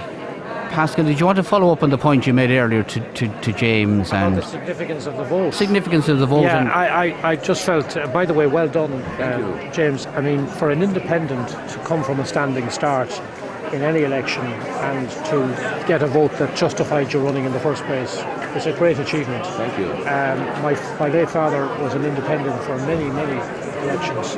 And I know that, I think it was off air, I said my late father was an independent for many elections, and I know from when I was a child that you were up against the big parties, the big machines, the money, the resources, the manpower, women power. So for you to do what you did was extraordinary. Now, I'm sure you're going to be analysing not only the vote but where it came from. Yes, correct. So the question arises that you're obviously very passionate about particular issues, yes. And that's really what Irish politics and politics in general needs, and for that you're to be applauded. So we were talking earlier because there was some criticism being implied that we were only focusing on those that were the chasing pack, as we call it, for the seats. But I raised the issue about yourself and a number of others who were in the race for the first time. What significance that you would attach to the vote that you got in terms of going forward? And I was the kind of, everybody jumped to me and said, oh, the local elections aren't for 4 years, but it wasn't really about the local elections. It was about what your options are now going to be going forward, because obviously you have built a particular momentum which I'm sure you want to maintain. Yes. So how will you manifest that or process that between elections? Well, this is only the start of it. As I said, we've got a good base to work with now. We have a team who started off knowing nothing about elections, and now we're in a situation where we know a little bit to start off from. Nationally, I believe you could see another general election fairly quickly after this, to be honest. Just with the breakdown of voting and the alignment of the parties, I don't believe it's going to be conducive to making a government very quickly. So you could see another national election. Now, on the financial standpoint, I'd say we tried this, and there's only so much in the biscuit tin. Well, there's always the Grow Fund. Yes, well, the Go Fund is right, yeah, but we have the base for that. I think locals is very interesting, because fair play to the people, Dromore West, Askey, Ratley, them areas looked after me with votes, and it's wonderful. Ballycarrow, Ballymote, Tubbercurry, we have that. I believe there was a comment made about a young man, he was running for the last local election, and they said, had he crossed the mountain, he'd be elected. Well, we're in a wonderful position because we live on one side of the mountain and all our family is the other. Do you believe, James, sorry for interrupting your train of thought, but do you believe that you reflect this desire for change on the political landscape? Oh, certainly, yes. Oh, there is a desire, but you see, the trouble is, I read a thing yesterday and it frightened me a little bit. It was the amount of voters who had changed from the main political parties between 18 and 24. And it said change is on the way. I would argue a lot of the time the best change is from within. Fianna Fáil and Fine Gael may have been in power the last 100 years. However, this election, I think, will show them that they really have to drill down into the grassroots.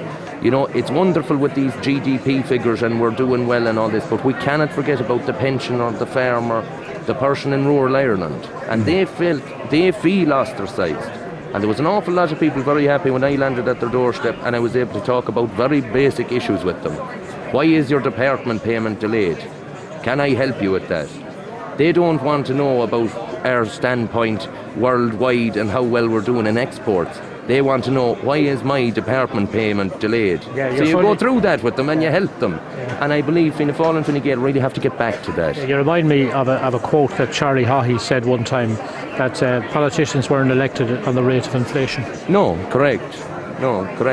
You see, most people don't mind who has money in what country in the world. They only care about what can be done to help them in their particular situation. Okay. I think we're on a good standpoint to move forward with that. With the help of God. Have you straddled the mountain that James was talking about? Across, but lot of candidates. We could be fighting on the one mountain the next. James and I actually went to school around the same time in Cloisterburn. That's correct, yeah. So and look, James was a straight shooter then, and he hasn't changed now. And I have to say, congratulate you on your vote. Thank you, It's a great achievement for a first-time candidate in a very short space of time. And as you say, I've well articulated. You had no party machine behind you. You had a short campaign and a massive constituency, and to be polling up on 13, and you will increase on transfers as before. Well, I believe on number 2s, there's an interesting point now. I had an awful lot of people, and I don't know how this will work with Kenny being in so much of a surplus. I had an awful lot of people who says, I have to vote Sinn Féin 1, but you're getting 2. Yeah. So I don't know how that'll work. It could bring me. I'm not getting elected, but what I'm saying is, you've been in for a while yet. That's and that was. It wasn't just 1 or 2 who said it to me. You know, I wouldn't be surprised if you overtake some of the candidates, because you're only narrowly behind some of them, and I wouldn't be surprised if you overtake them. But I suppose you touched on it yourself there. The fact that you were an independent and didn't have the party machine, you really utilised social media very well, and particularly, I'd be interested to know, because you on the doorstep. What was the sort of nature of your voter? Were they mainly younger people, or was it a mix? And if, as based on that, when you are eliminated, where do you think that your transfers, your number 2s, will go? I believe there was a good spread on my vote. You know, we've ran a sheep shearing business the last couple of years, and as you know yourself, in the farming community, it's an older demographic. So they would have been familiar with me. Now through the social media, we had younger ones as that. But I do predominantly believe it was mostly a rural vote. Yeah. And out of that, I know yourself and Eamon works together. I have the height of time for Eamon. I believe Eamon will get a share, and I believe Miss Harkin will get a share also. The Sinn Féin is not worth talking about, because the man is elected, you know. But I believe that would be probably the spread of it. Now, John Parry should get a few as well, being local to the area, you know. But I'd imagine that I wouldn't be a real left-leaning candidate. Do you know what I mean? What I describe myself as central, and I believe there'll be a spread there between Scanlon and Harkin. I don't see it being Fine Gael. I just don't. However it is. Essentially, it'll be a South Sligo transfer. Correct. Yeah. South West Sligo transfer. Yeah. Well, that's traditional.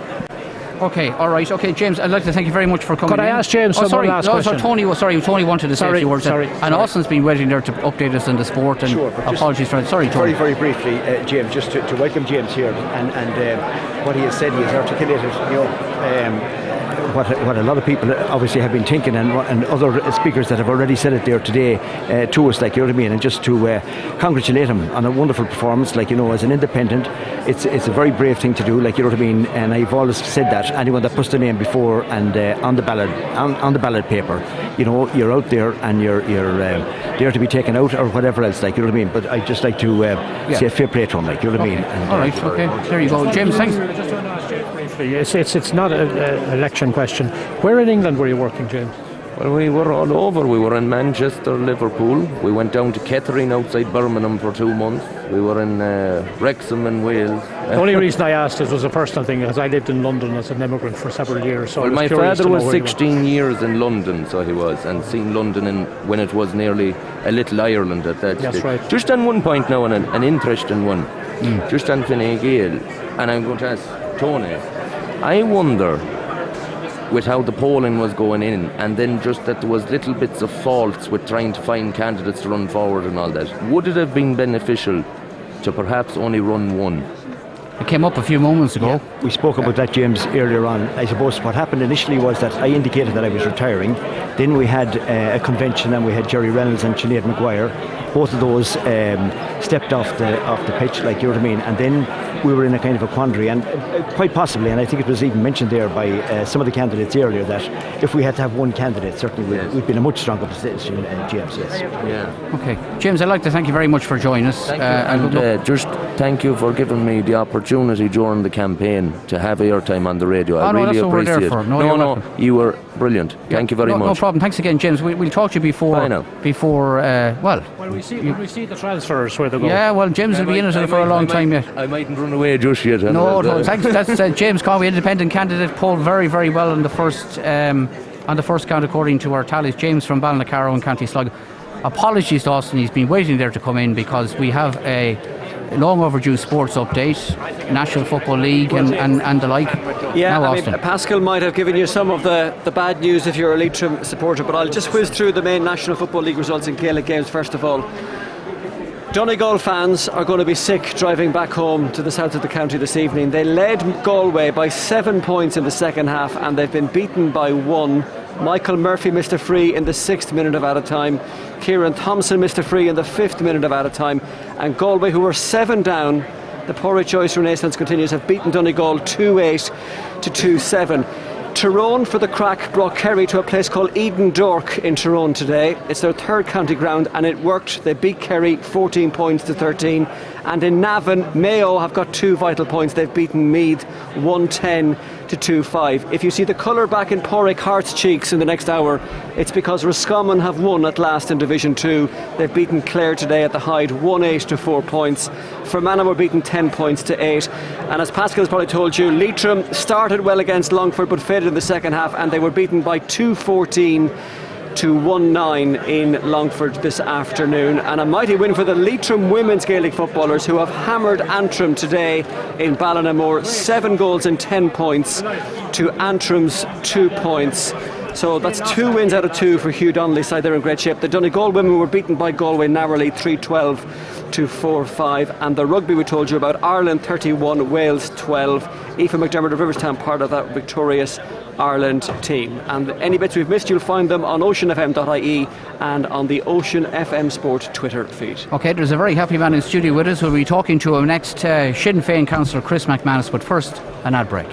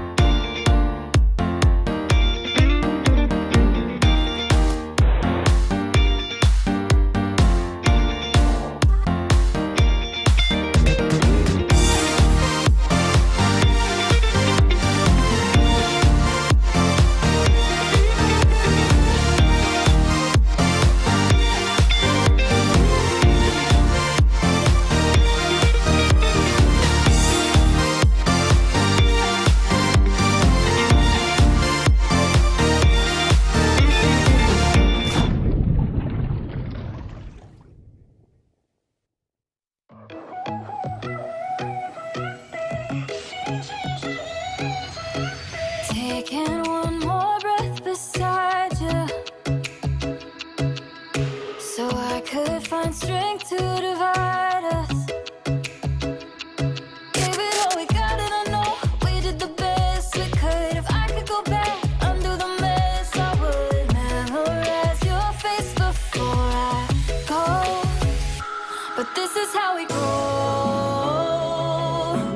Gotta give it up sometimes. Let's go. And knowing when to kill your pride. There's no one to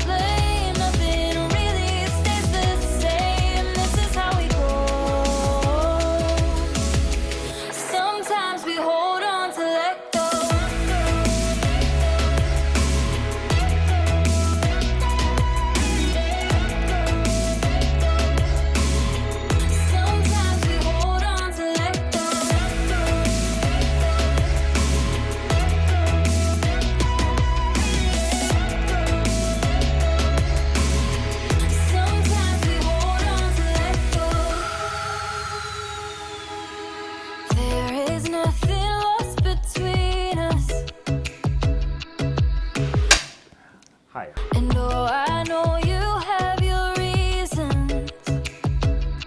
Some days I'm a mess, but I know there's a rainbow over all of the past. Your head on my shoulder, but I know we're better on our own. But this is how we go. Gotta give it up, sometimes it's gold. And knowing when to kill your pride, there's no one to blame. Nothing really stays the same. This is how we go. Sometimes we hold on to let go.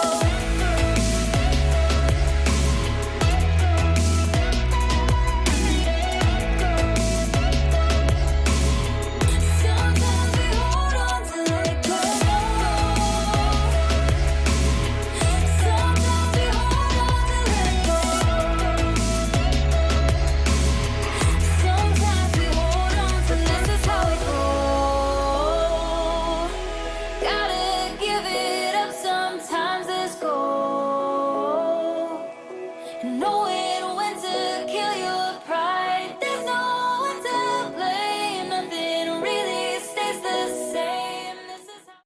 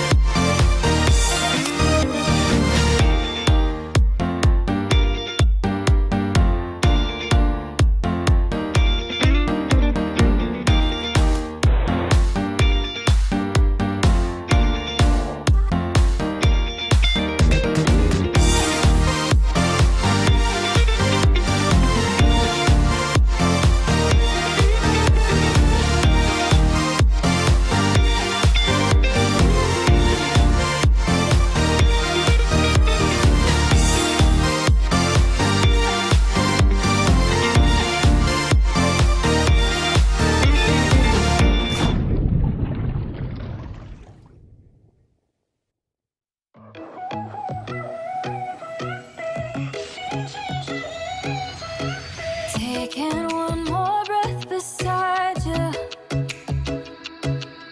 so I could find strength to divide us.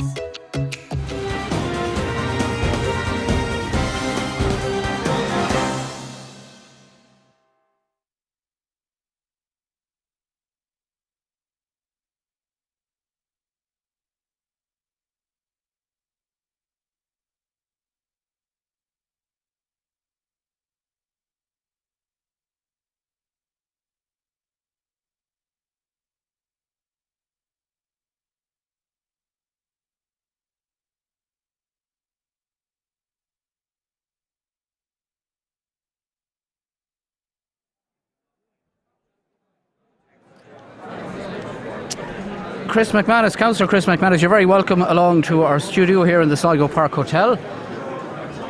An absolutely brilliant day to be an Irish Republican and a member of Sinn Féin.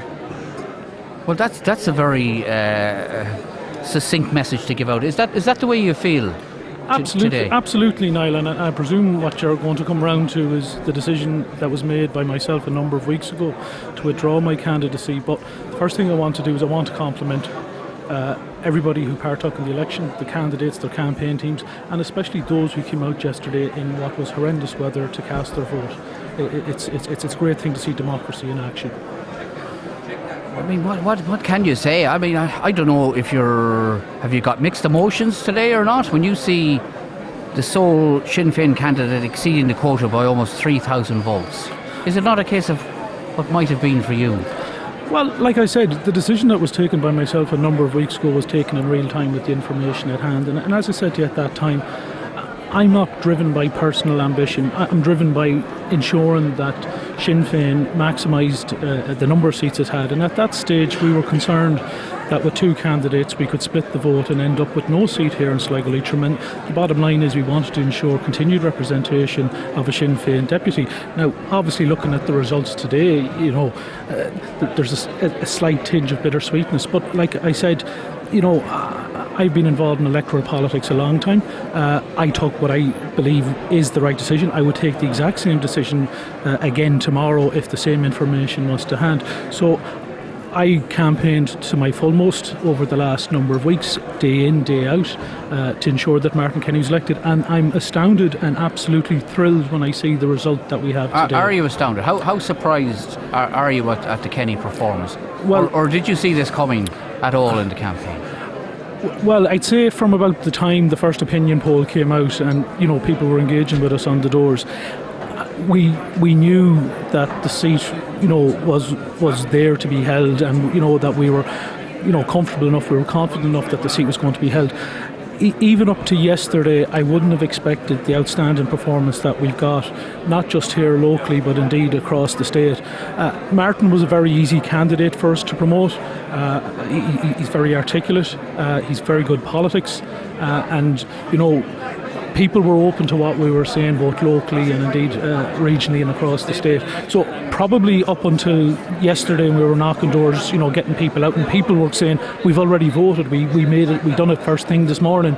We could sense, and I thought yesterday I'd have said to myself before your exit poll came out that Martin would be topping the poll or near to topping the poll, and he's absolutely smashed it out of the park.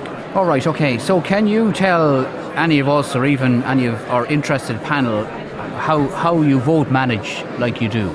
How do you run one candidate in the south of Leitrim and come back with a first preference vote like that? Well, I think, in the first instance, I think it was the brand of Sinn Féin, and you can see that all across the constituencies where we have actually a number of candidates who lost their council seats and are now looking to be probably elected as TD 6-8 months after the fact. So I think what Mary Lou was saying and what Sinn Féin were saying through Owen O'Brien and Pearse Doherty resonated with people. So it was the brand Sinn Féin, first of all, that people latched onto. But you had a disappointing local elections, a disappointing European elections. What has changed in such a short period of time? You've just used the word yourself, an appetite for change. We could feel it. We knew it was coming, and we honed in on that around the issues of health, around the issues of certain elements of around finance and insurance and things like that, and housing. Young people, housing is a massive issue with them. Okay, and was there ever, and be honest about this, was there ever a doubt in your mind or anybody in this area's senior party officials in this area, did you ever feel you were on the wrong path last year and that a change was needed, maybe a change of party leader, a change of direction? Absolutely not. No, that wouldn't have been coming to the fore at all within the party. The party chose Mary Lou as a leader in the fullness of her. We know the abilities that she has, and they've come to the fore, and they've been outshone others during the course of this election campaign. Okay, Susan, do you want to comment on? Yeah, I think. I mean, I think I don't know Chris as well as I might do, but I do think that he's probably being a little bit modest, and that it must be. It's always difficult to know that you might have been elected, but he's being, I think, very gracious about what's happened in relation to himself and to see Martin. And I know from hearing from other people and writing for the Business Post that Chris was putting all of his weight behind Martin Kenny, and it's clear from the result that that's exactly what he did. So he's been a diligent Sinn Féin man, and he's able to be satisfied today with the results all around the country, not just here. That it is indeed a day for Sinn Féin to be proud and to walk tall for the results that they've achieved. Of course, what will matter now next week is how people come together and what they make of that, and how Sinn Féin are going to manage, if you like, even their own predictions have certainly been surpassed in many constituencies. I mean, and you look at people like Simon Coveney being outpolled by Sinn Féin, Leo Varadkar being outpolled by Sinn Féin. You begin to see the scale and depth of the desire for change. How does that translate into a real change for those people? And Sinn Féin, I don't think, would want to be seen to not deliver on their promise, which was to bring change. So it's actually a very difficult position. It's a very interesting question, and I want to get Chris to answer it. But first, before we do, anybody else want to comment on Chris's? I actually see the first TD has been elected, and it's Donegal O'Leary in Cork South Central. He's outpolled the Fianna Fáil leader, Micheál Martin. So I suppose that reflects what you've been saying, and I think you've made a very interesting point, because I was just, while I was on the break, having a look at the predictions from other constituencies, and you mentioned Sinn Féin councillors that had lost their seats. I'm thinking of Mairead Farrell in Galway City Council, for example. She looks like she's going to take a seat in Galway West, so in the space of that 8 or 9 months, a huge change has come about. But it's phenomenal, and we said it on the tallies, that your vote 100% across the board went to Martin Kenny, and it's the strength of the brand, I think, of Sinn Féin, as you have articulated, rather than the personality ones, which probably the older established parties. I'll bring you back into it. Just Pascal, did you want to say something? Two very brief questions. One that I raised earlier, maybe Chris hasn't the answer to it. I know he talked about complimenting people coming out in the driving rain yesterday, but statistically, Chris, the vote in Sligo Town was disappointing. The turnout in Sligo Town was disappointing. And I raised the issue because the major issues in this campaign, I'm sure you'll agree, was about housing, homelessness, health, which would be predominantly, not exclusively, but predominantly urban issues, as distinct from rural issues. Why do you think that there wasn't a bigger turnout in Sligo Town? And while you're reflecting on that, can you also answer the question about the future of Sinn Féin, who have committed themselves to going into government against the hostile opposition of Fianna Fáil, Fine Gael and the Labour Party, and how do you think you can square the circle, and how you can not so much justify, because the vote is justifying it in itself, but how do you think that particular hostility can be overcome if you really do want to be able to participate in government? So the first question was about the voting turnout. Okay. Well, the voting turnout in Sligo Town was down several hundred votes on 2016, and look, it is slightly disappointing. I was down walking through Sligo Town yesterday at about 11 o'clock, and O'Connell Street was deserted, and I think that was, partially the weather warnings and stuff like that, and people were staying indoors. But I have to say, our vote held up magnificently. Martin took 23% of the vote in Sligo Town. For a non-County Sligo candidate to take nearly a quarter of the vote in Sligo Town. The second question I was coming to, Annie. What are your feelings? I mean, what should happen now, do you think? Well, there's going to be an awful lot of hard talk and hard negotiations, and I don't think really, there's an awful lot of speculation about what's going to happen. I don't think until you see those final seats being delivered in at least a dozen constituencies, I think could make massive differences. Okay, but have at this stage, have Fianna Fáil and Fine Gael an obligation to talk to Sinn Féin out, to look at you? Well, we're now in a three-party state. That's the way politics is going to be from now on. The two establishment parties need to get their heads around the fact that we are major players, not just today, but from now on, from this point on. So, this thing of trying to pigeonhole Sinn Féin and to put us into a corner and say that they won't talk with us, there's going to have to be some serious talking here. Either that or, I want to see politics on this island being realigned on a left-right basis. And some of the hard challenging of your candidates and your policies and what you stand for, particularly in the latter days of the campaign, and the exclusion of your party leader from national TV debates, did it all work to Sinn Féin's advantage, do you think? Well, it doesn't. When people are trying to brand you and people are trying to colour you in a negative manner, it doesn't help in any way, and it's not good, not just for Sinn Féin, it's not good for politics and our political discourse. We need to be more positive about our politics. We need to be more focused on policies and being issue-driven in how we conduct our politics. Right, okay. Follow up on that. Again, it's a question probably we're not going to be able to answer, and keeping in mind what Chris has said about talking and negotiation. Two things that spring to mind. Supposing Fianna Fáil, Fine Gael decide that they don't want to talk to you, And secondly, what argument would you now be using? And I know that it would be a trite answer to say, well, the people have spoken, but I'm just saying in the world of realpolitik, which, Chris, you're familiar and experienced with, when people sit down to talk, what would be the argument you believe that Sinn Féin will now be using, irrespective of the eventual outcome, because you're going to have to be dealing with either Fianna Fáil or Fine Gael. That's a political reality, no matter how the outcome is. What argument are you going to be using to say, we want to be in government on our terms and we will negotiate same? Well, it would have to be on the basis of our mandate. Simple as that, Pascal, because the bottom line is this. How do you get to the point where you actually will be able to be in the same room talking about it? I'm not saying about what happens when you're in the room. I'm talking about getting into the room. Is that a matter for Sinn Féin or is it a matter for Fianna Fáil? Well, that's what I'm asking. What does he think? How are they? Well, I mean, it's going to be. It's a stalemate. But I'm just curious to know what argument outside of the room, in advance of any negotiation, that Sinn Féin will now use to put themselves in the room. Well, I don't think you need any argument. Just look at the votes. We're hearing now that the two Sinn Féin candidates in Donegal, the two of them are going to be elected on the first count. No, well, I'm curious to know a sort of a Sinn Féin view on the argument to date is not being accepted by the parties I mentioned. Now there's there's a seismic change in the Irish political landscape. I fully accept that, and it's going to continue. Therefore, my own instinct is that you can't exclude it, but I'm just curious. But Pascal, you used the word attitude. It's not our attitude that has to change. It's the attitude of those in Fianna Fáil and Fine Gael. The size of our mandate is going to be quite substantial.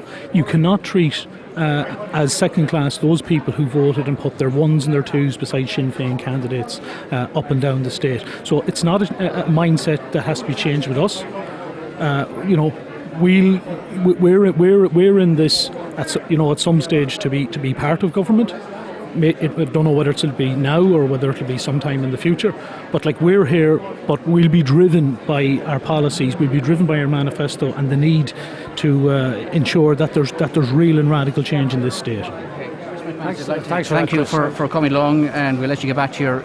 I didn't ask you incidentally, and we don't know the scientific nature of this, but the number twos for Kenny are going where? What we're hearing, and as I said, it's only a snapshot, is that they're going to Gino Boyle, Declan Brie and Marion Harkin, but that's not highly scientific. Okay. We're not actually tallying. Could I just say one other thing, Niall? There's, and I heard people when discussing on the radio this morning that it was the right strategy for Sinn Féin to run one candidate, and I said we took that decision with the information at hand.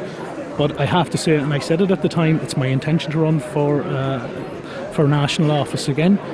If we had got that vote, plus probably an increase if we had a Sligo-based candidate and we'd vote managed, both our candidates could be on over 8,000 votes, which would have placed us first and second in the count. So there are opportunities for Sinn Féin at any subsequent general election to be in there or thereabouts, to be fighting for 2 seats based on that vote. Except that presupposes, of course, that Sinn Féin, it will be dependent on Sinn Féin's performance, of course, in whatever the years are that happen in between this and the next election. I think you'd accept that. Absolutely, Susan. Okay, what was your opening line again? Maybe you'd like to finish with that again. Can you remember? I can't. Neither can I. It was a good line. Great day to be a representative from a Republican Party. I'm 30 years. I'm 30 years a Shinner, and this is probably as good as it gets. I suppose as a colleague of Chris's for many years in the East Ward, and indeed just to welcome him here and thank him very much. You were killing each other for votes. And that's true, we sat beside each other. Exactly. We're the best. Tony always got on well. We're the best of neighbours, and indeed on the council, and indeed Sean as well, Sean McManus, who I've utmost regard for and had for many years on Sligo County Council, and I met Sean only last week there, but I'm sure Chris today, and I spoke to him a couple of weeks ago when he had just taken the decision or whatever to step aside in favour of Martin Kenny, that you've answered the question there that I was going to ask Chris in relation to now if McManus and Kenny had been on the ballot today, it may be a different, it may have been a different outcome, like, you know what I mean? But at that time, we don't want to depress him completely now. No, but listen, it's very hard to depress this. Niall, I'm 30 years in politics. I'm 20 years in elected politics. I have a very thick skin. There'll be plenty of elections coming down the line, and people can be well sure I'll hopefully have my hat in that ring. All right, okay. Chris McManus, many thanks for joining us in studio this morning. It's Chris McManus reflecting on a wonderful performance by Sinn Féin here in Sligo Leitrim. We're going to talk to one of the other candidates now in a moment. Frank Feehan has arrived at the count, and of course very, very much in the hunt for a seat, and we'll be interested to get Frank's thoughts on this. Keith, did you want to say something? Just briefly about the turnout. To pick up on Chris's last point, which I think is well made, and maybe it's a portent of the future fortunes of Sinn Féin, is that if there had been a Sligo town-based candidate, would the Sinn Féin vote, well, first of all, the turnout have gone up, and secondly, would the Sinn Féin vote have been significantly increased, that they would have been contesting for a second seat? It's something that we're never going to be able to answer now anyway. All right, it's okay. just a thought. Frank? Just another point to finish that thought off is that Chris was saying very clearly, everybody now needs to accept, particularly Fine Gael and Fianna Fáil, that this is now a party with a state with three parties in it, and it'll be interesting to see if Sinn Féin can hold on to this gain, or is it literally a tide that will come in and go out? That of course remains to be seen. All right, okay. Frank or Frankie Feehan joins us. Some of the reporters are Frank and some are Frankie, and it's amazing what amuses our listeners, and people were wondering why that was the case. Anyway, you're welcome, Frank. Thank you very much. Frankie. How are you feeling? Are you nervous? I'm in with a chance. I'm feeling great. We had a wonderful election campaign.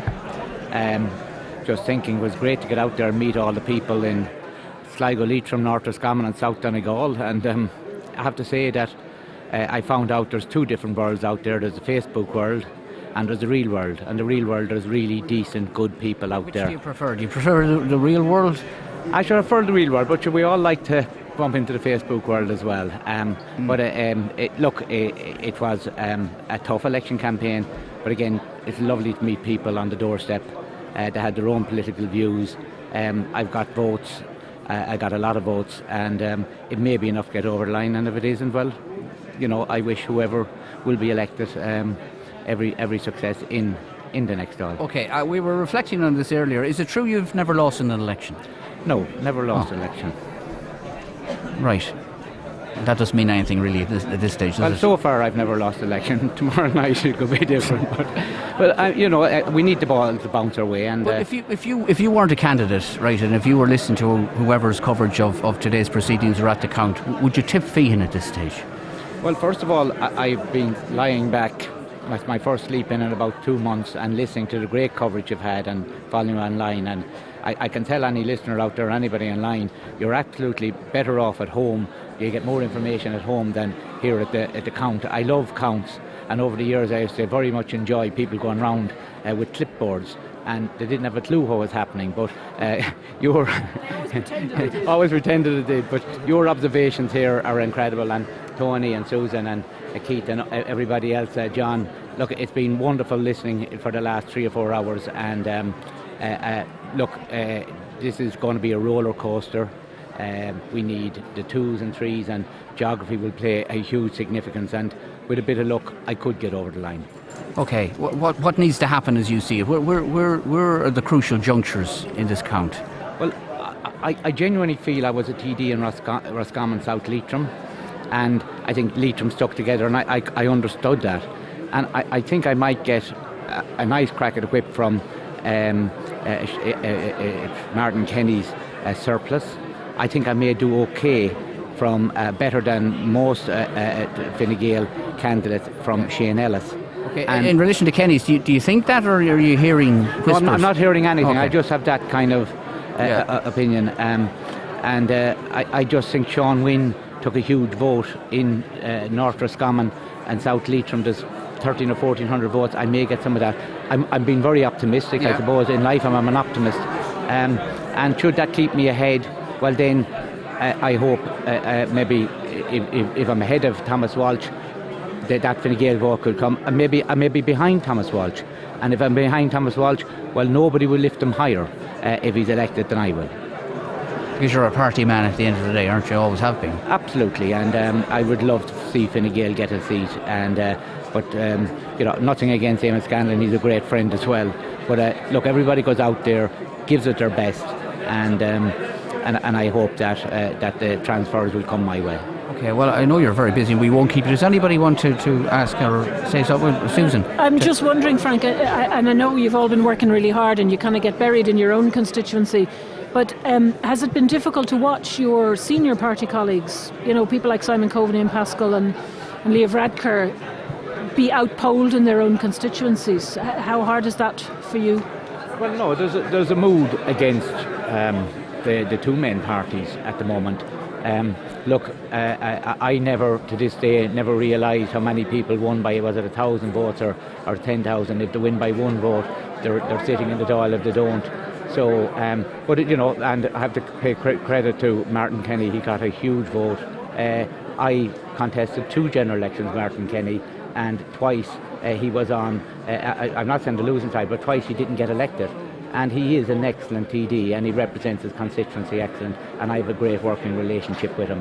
And I have to say, I wish him every success. And I think, if I was looking at the figures, I think Mark McCarry as well, who I've worked with, and Marion Harkin should have enough to get over the line. I think the last seat will be between myself, Thomas Walsh, and Eamon Scanlon, and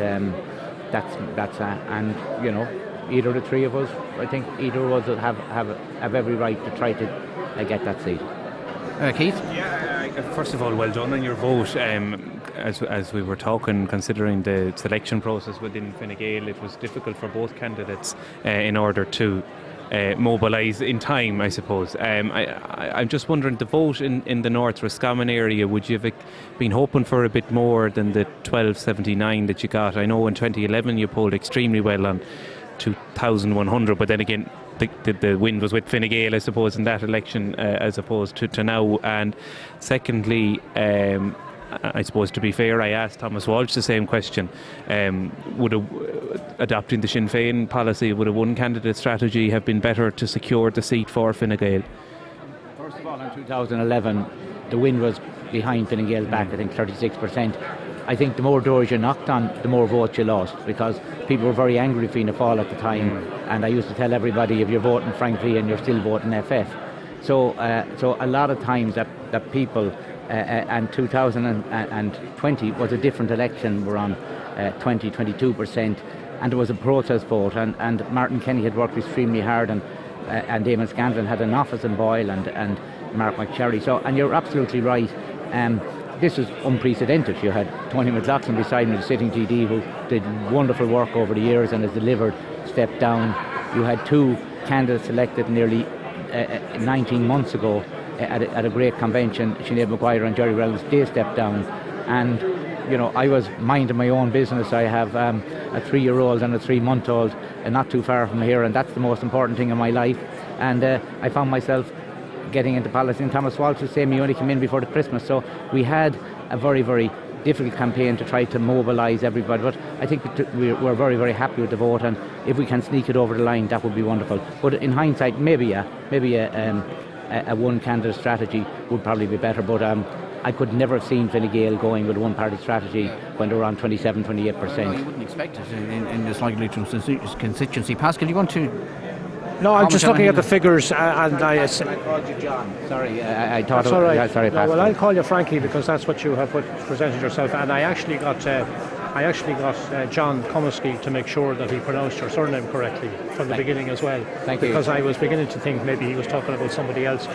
Frankie, first of all, I'm sure you're pleased with the vote, considering the backlash against Fine Gael, but you've lost on the basis of the last election around 6,000 votes. You indicated earlier that you were hoping to pick up votes in Leitrim, but the last time out, Paddy O'Rourke was pretty strong, pure Fianna Fáil vote. So I'm just curious to know, taking the Leitrim equation out of it, a huge number of votes are going to be distributed out of Sligo. So would that be where you'd be hoping to stay ahead of Thomas Walsh?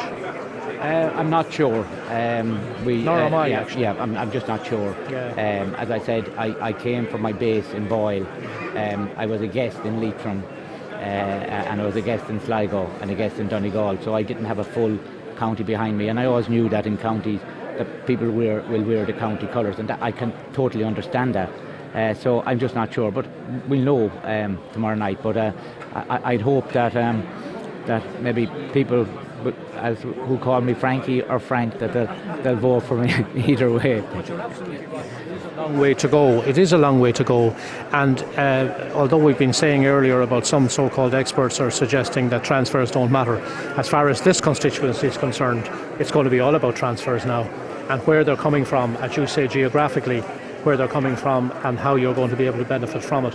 I presume that you were optimistic enough to be hopeful within your heart that you will be staying ahead of Thomas Walsh because of the way that the votes will be distributed, or alternatively, are you concerned because bulk of them will be coming out of Sligo rather than elsewhere, that might be a worry? It's not a worry. If these things happen, they happen. But there are a lot of block of votes in Sligo, around Sligo town. Maybe Thomas Walsh could pick up more of them than I will.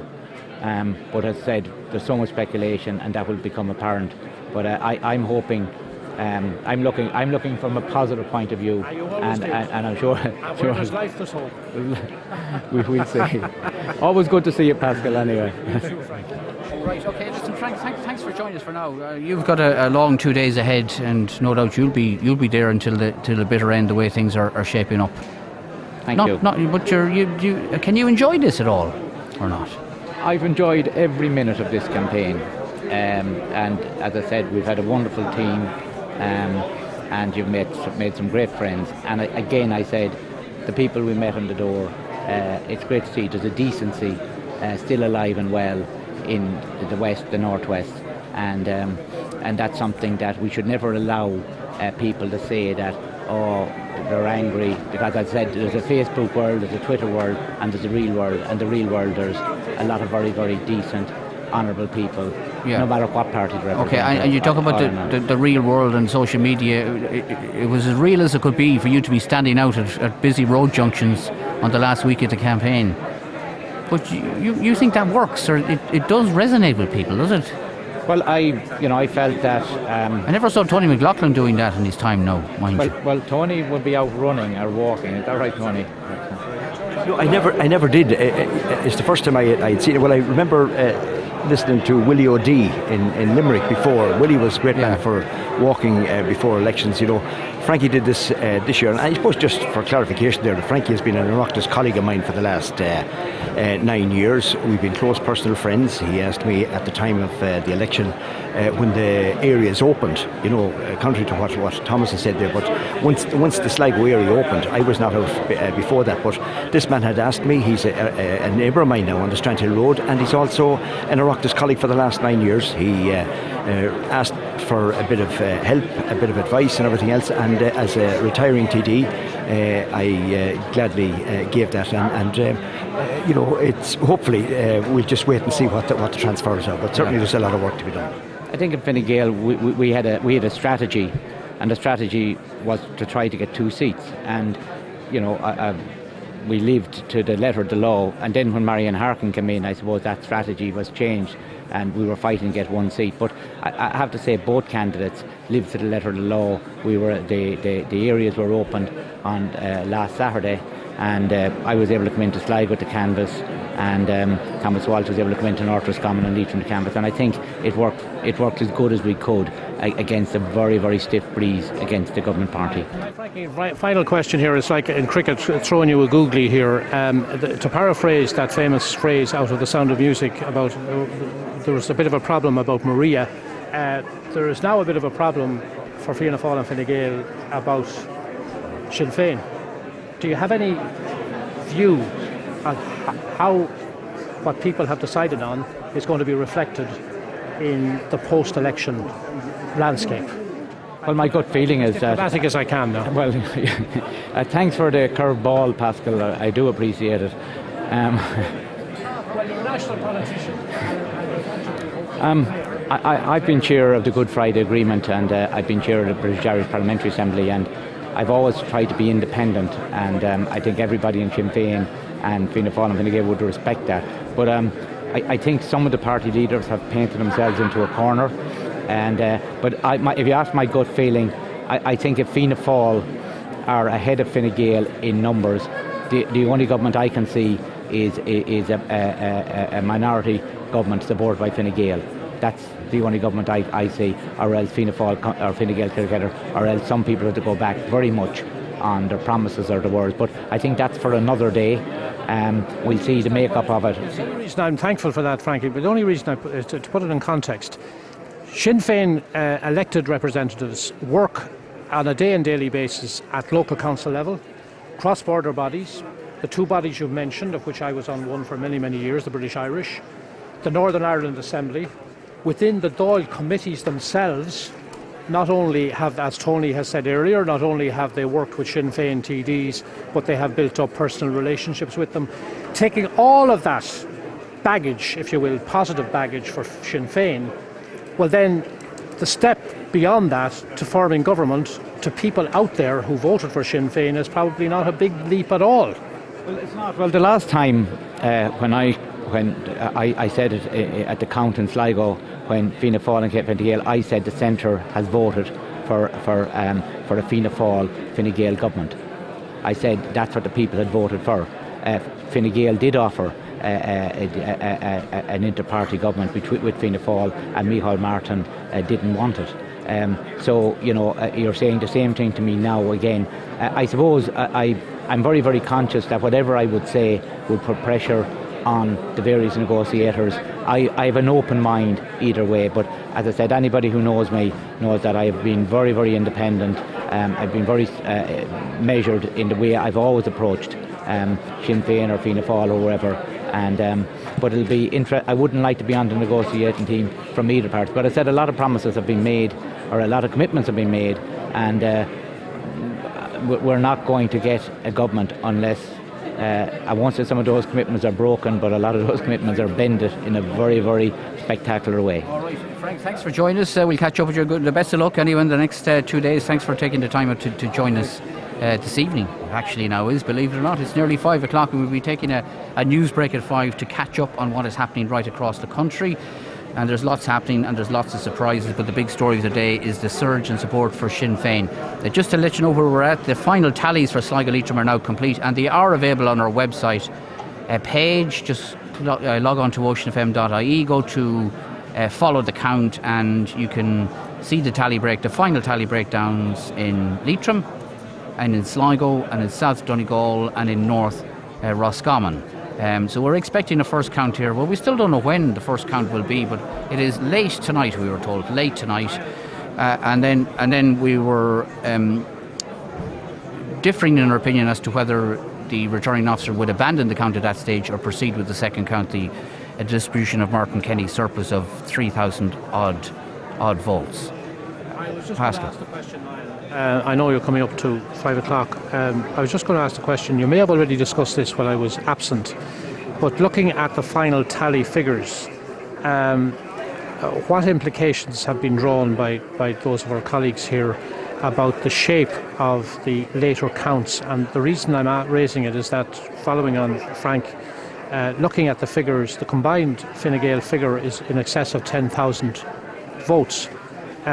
Whereas Eamon Scanlon is currently on 6-2 roughly, and Mark Mashari is on roughly 7. But if you look at the potential transfer to Fianna Fáil outside of the Sligo vote, because we're not sure where that's going to go, that will include the Martin Kenny surplus and the 4,000 plus votes that I calculated were going to be available in later counts coming out of Sligo. Initially, it will be Shane Ellis's transfers, which are around 2.8, which isn't as high as Paddy O'Rourke's transfers were at that stage in the count. So does it raise a question, Niall, as to where both Mark McSharry and Eamon Scanlon are going to get the transfers in later counts, keeping in mind that Fine Gael effectively have now bagged 10,000 plus? Does anybody want to answer that before I go to some of the comments? Because we haven't had some comments or questions for a while. I want to keep up to date with them. Keith? But just in terms of the transfers for like really when we look at the candidates, just to remind our listeners again, Martin Kenny we're saying is in. So then there's five candidates in the running for 3 seats: McSharry, Harkin, Scanlon, and one of Feehan or Walsh. So where will the transfers come? Well, if we look at the candidates, there are a number of candidates under 1,000 votes, and to be honest, I don't think those will make a huge significant impact in the shaping of it, because they will scatter to the 4 corners of the constituency. But if we go into the bigger bulk of votes, you've Sean Wynne there on 1,200, which would be a Leitrim vote. You would imagine now that Kenny is elected that perhaps maybe Ellis would get a small amount, but again, it's too little, too late for him at that stage. An independent vote as well, Harkin should get something out of that.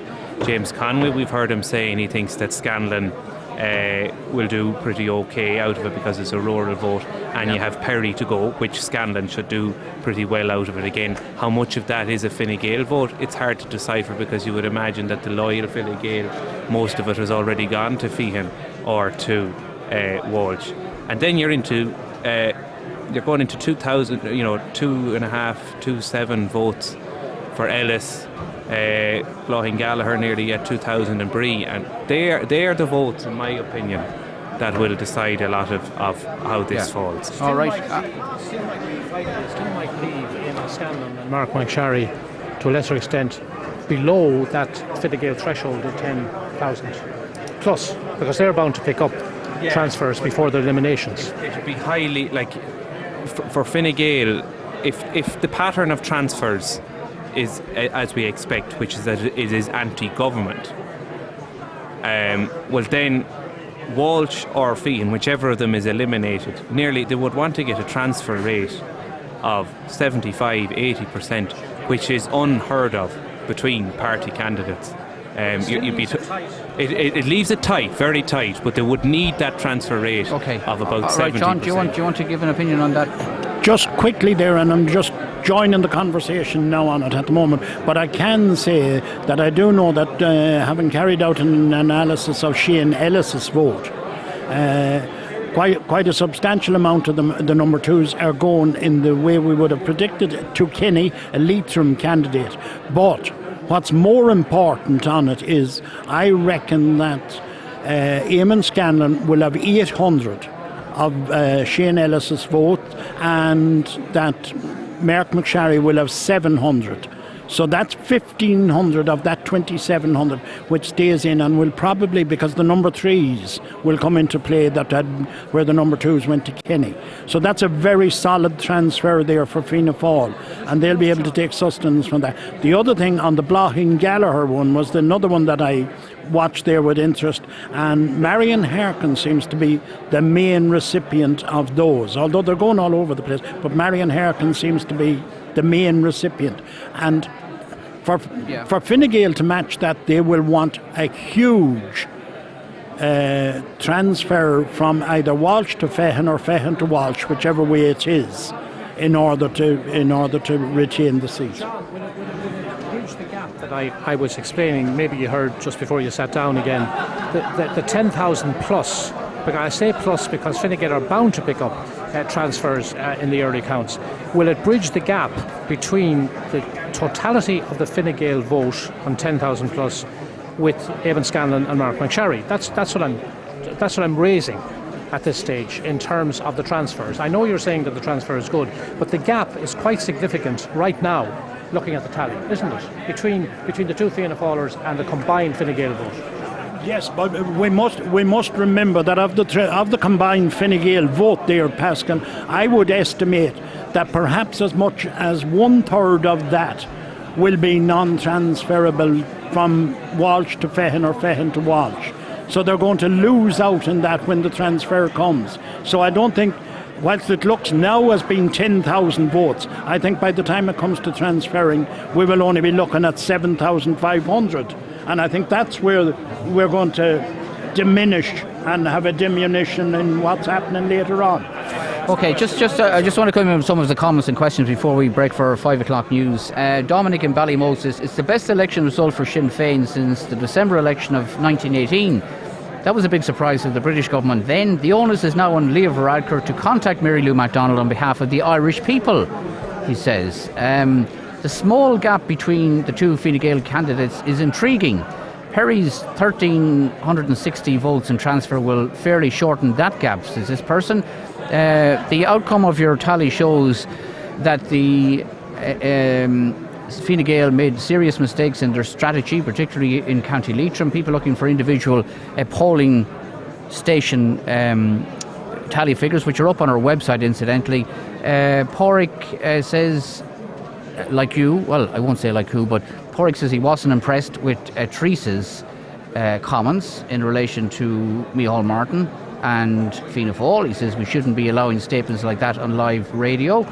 I disagree, I have to say. James Conway, a lot of positivity coming towards James Conway. John from Sligo says, I feel like I'm watching The X Factor, watching James Conway. He's going to be an amazing politician. He's going to be a name to watch out for in the future, and it goes on and on like that.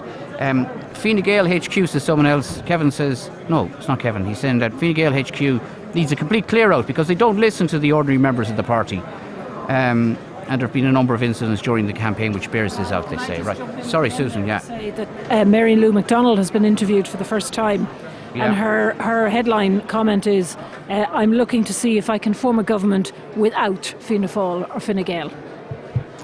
I don't know if that's possible or not, but that's what she's saying. Okay. Her first task is to look at that. Just on that, I see John McGuinness has come out suggesting that Fianna Fáil should consider talking with Sinn Féin. And Micheál Martin has come out on RT Radio and said exactly what Ray McSharry said this morning. The people have spoken.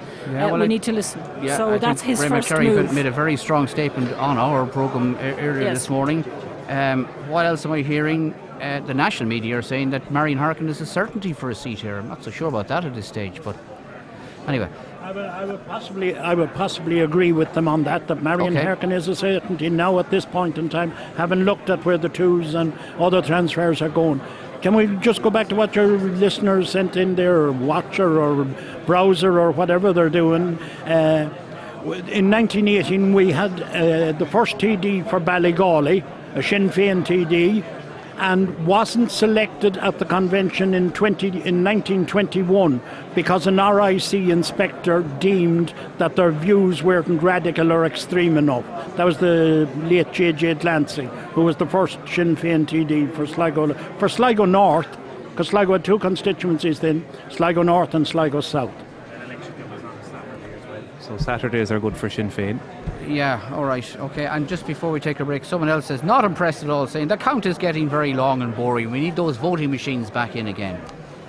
Oh, you mean the voting machines that are in a cupboard somewhere? Those ones? Somewhere, yeah, and us taxpayers paying heaps of money for them as well. You cannot beat real people standing by and counting. That's actually the best way. And we'll remind, and Susan quite rightly reminded the world that was looking at the caucus in Iowa, and we see what fiasco they had. Yeah. And now they claim that it was trumped.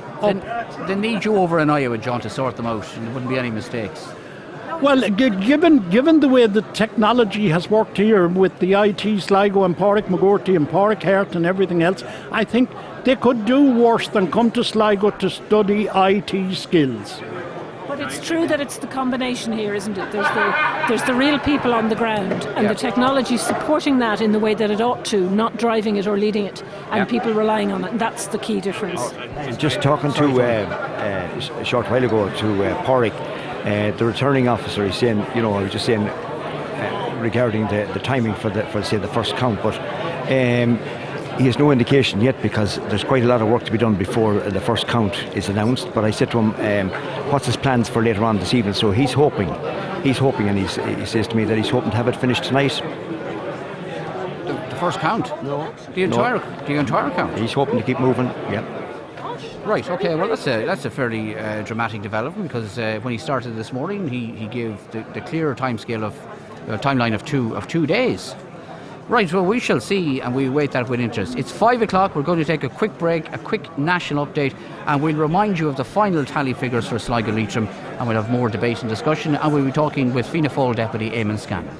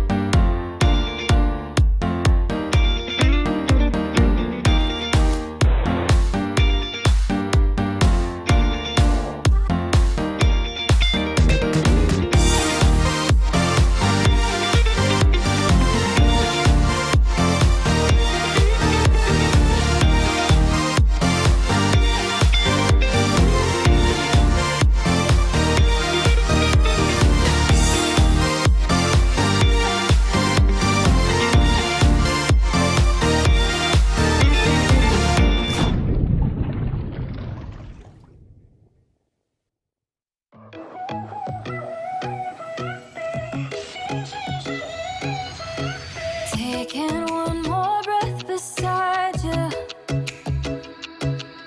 so I could find strength to divide us. Gave it all we got, and I know we did the best we could. If I could go back, undo the mess, I would memorize your face before I go. But this is how we grow. Gotta give it up sometimes. Let's go. And knowing when to kill your pride. There's no one to blame. Nothing really stays the same. This is how we go. Sometimes we hold on to let go.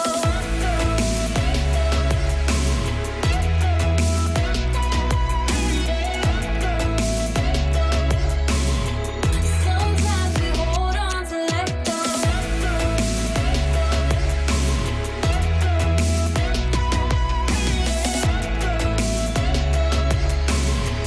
Sometimes we hold on to let go. There is nothing lost between us.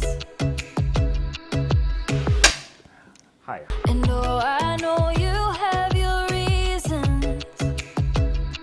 Some days I'm a mess, but I know there's a rainbow over all of the past. Your head on my shoulder, but I know we're better on our own. But this is how we grow. Gotta give it up sometimes. Let's go. And knowing when to kill your pride. There's no one to blame. Nothing really stays the same. This is how we grow. Sometimes we hold on to let go.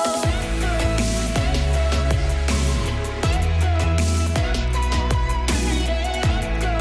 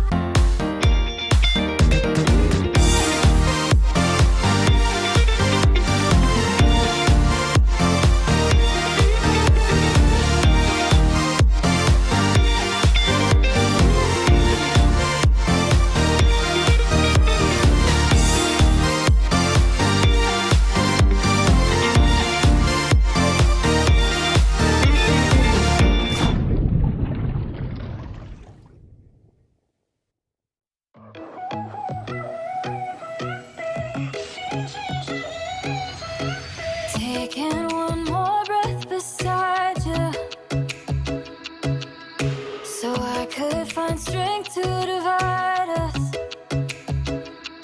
Gave it all we got, and I know we did the best we could. If I could go back, undo the mess, I would memorize your face before I go. But this is how we go. Gotta give it up, sometimes it's gold.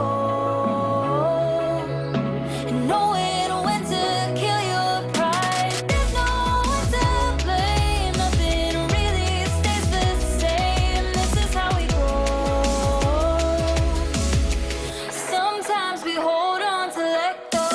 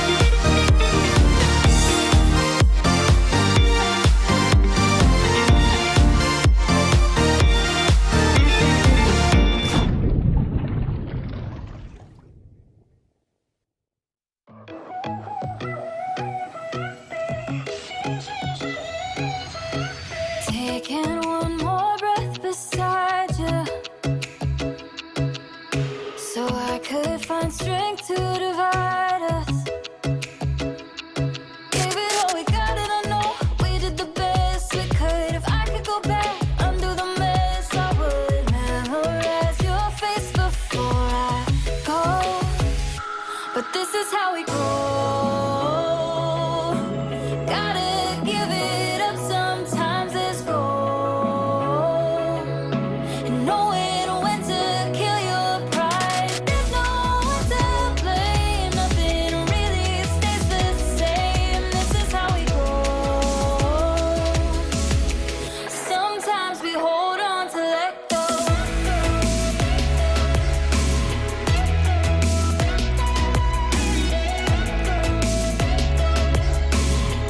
Sometimes we hold on to let go.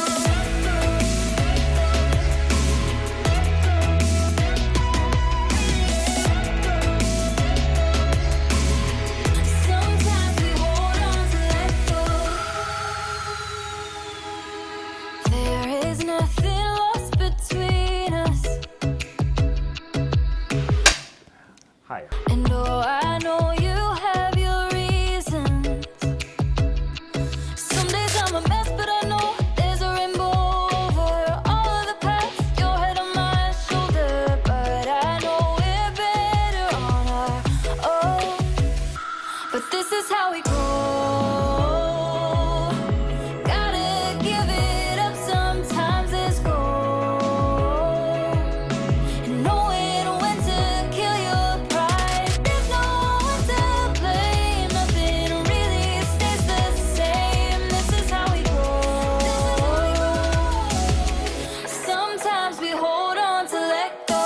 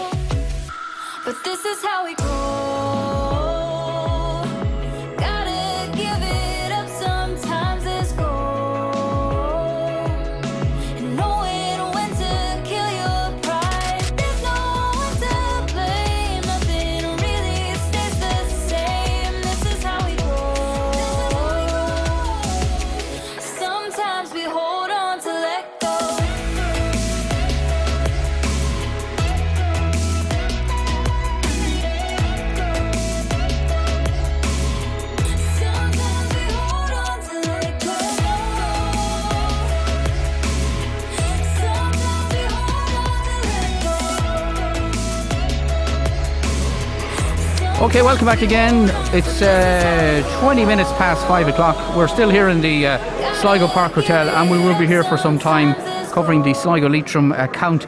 Maybe I'll just repeat the final tally figures for those of you who might be coming late to our broadcast. We have the final tally figures for the entire constituency. Martin Kenny of Sinn Féin will top the poll on 14,988 votes and will be exceeding the quota by almost 3,000 votes. Next in line, Mark McSharry, 6,947.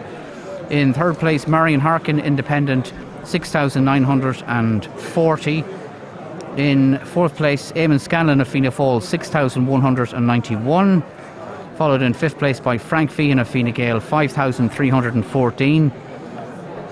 Next up in sixth position, Thomas Walsh of Fine Gael, 4,746.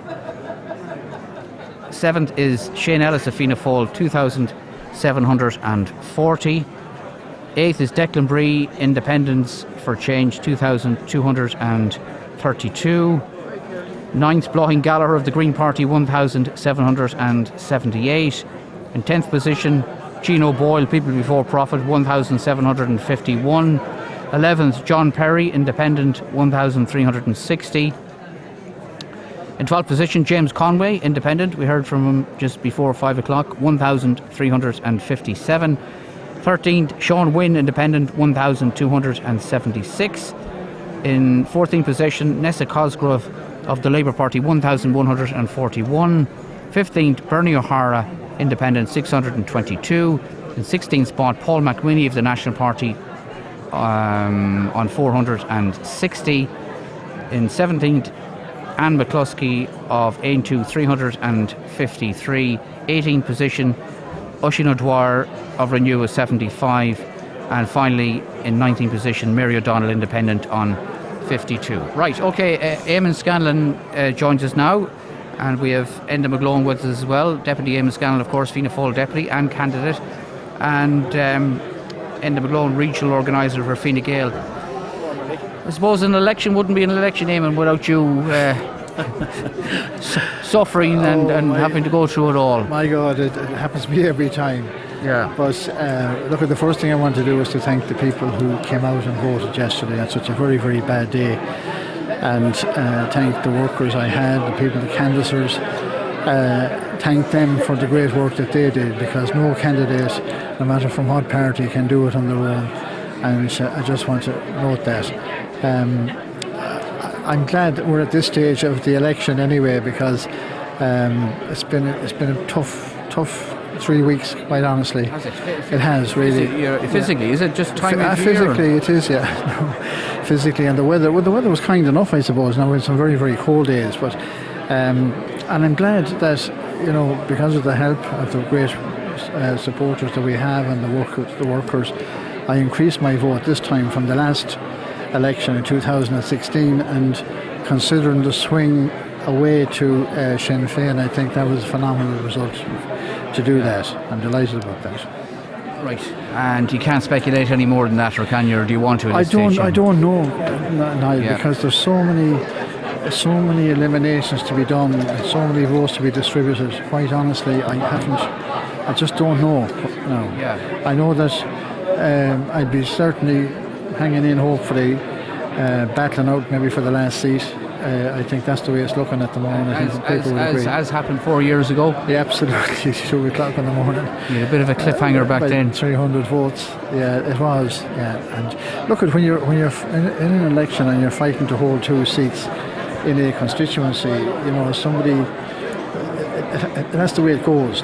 Quite honestly. And I was fortunate the last time, and hopefully they say I'm transfer friendly. I hope that trend continues into tonight and tomorrow. Okay. Right, okay, so you can't enjoy this, so Eamon, can you? You can't enjoy this process. Look at it, it's tense, and and I said it before, anybody, when you go into an election, you always have to have it in the back of your mind that you can lose. And that's very, very difficult. For me personally, I'm ready for that if that happens. But, you have your family and your workers and everybody else, and they can be very, very disappointed. And I would be disappointed, of course, myself as well. But,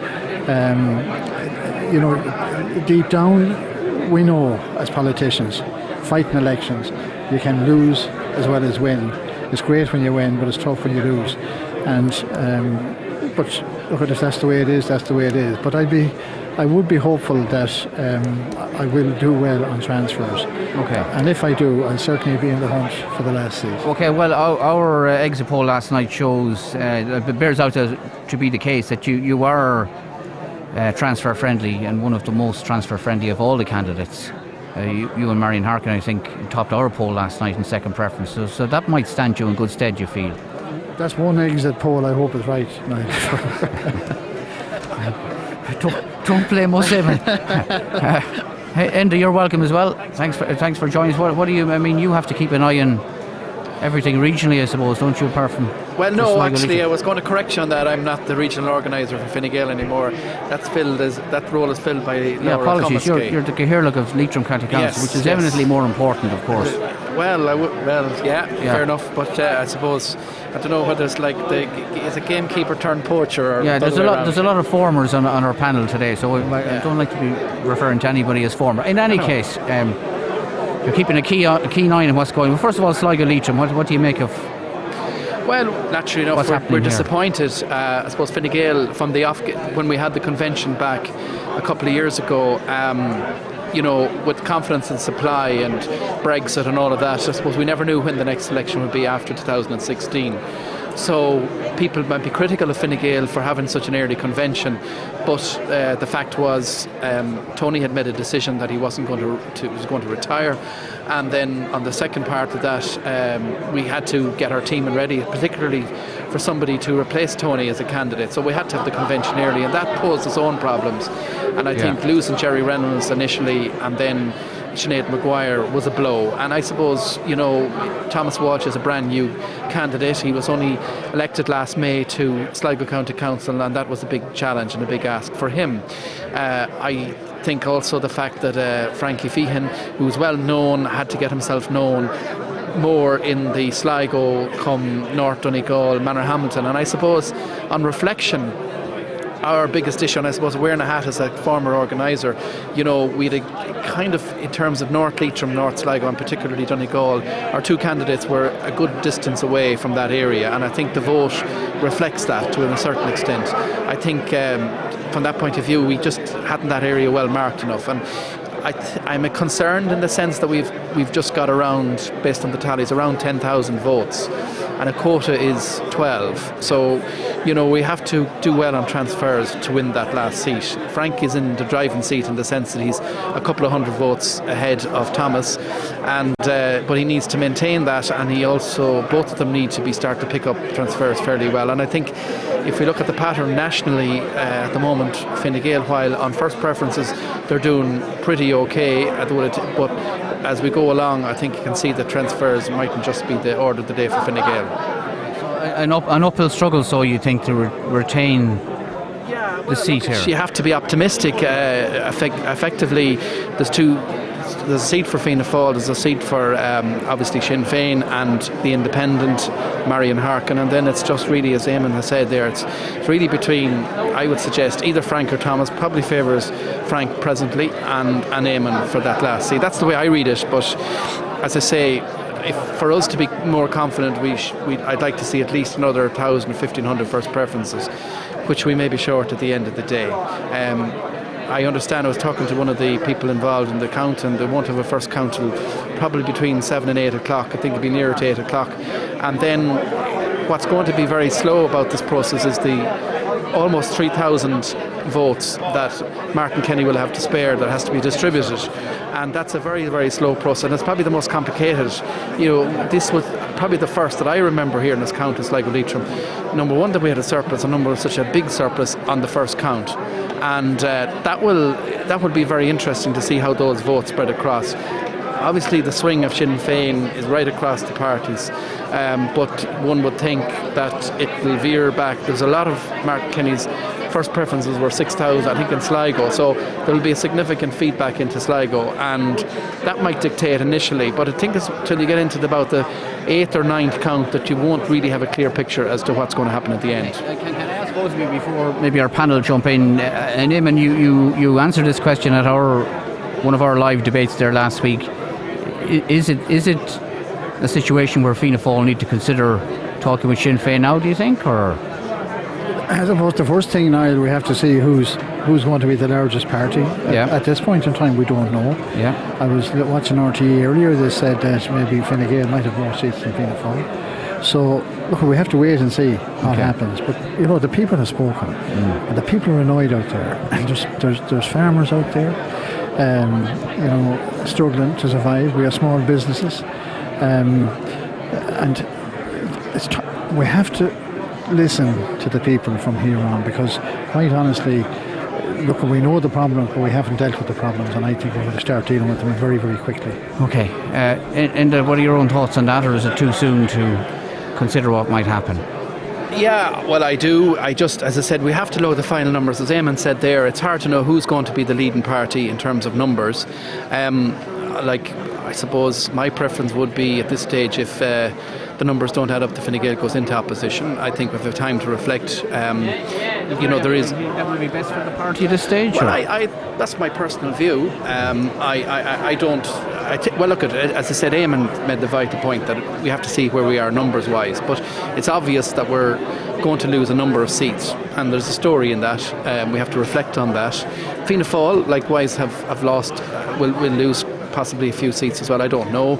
But, there is now a big speak from the electorate in terms of that Sinn Féin, they want to see Sinn Féin in power. I don't agree. I don't believe my own party should go into government with Sinn Féin. I'd agree with the Taoiseach's view on that.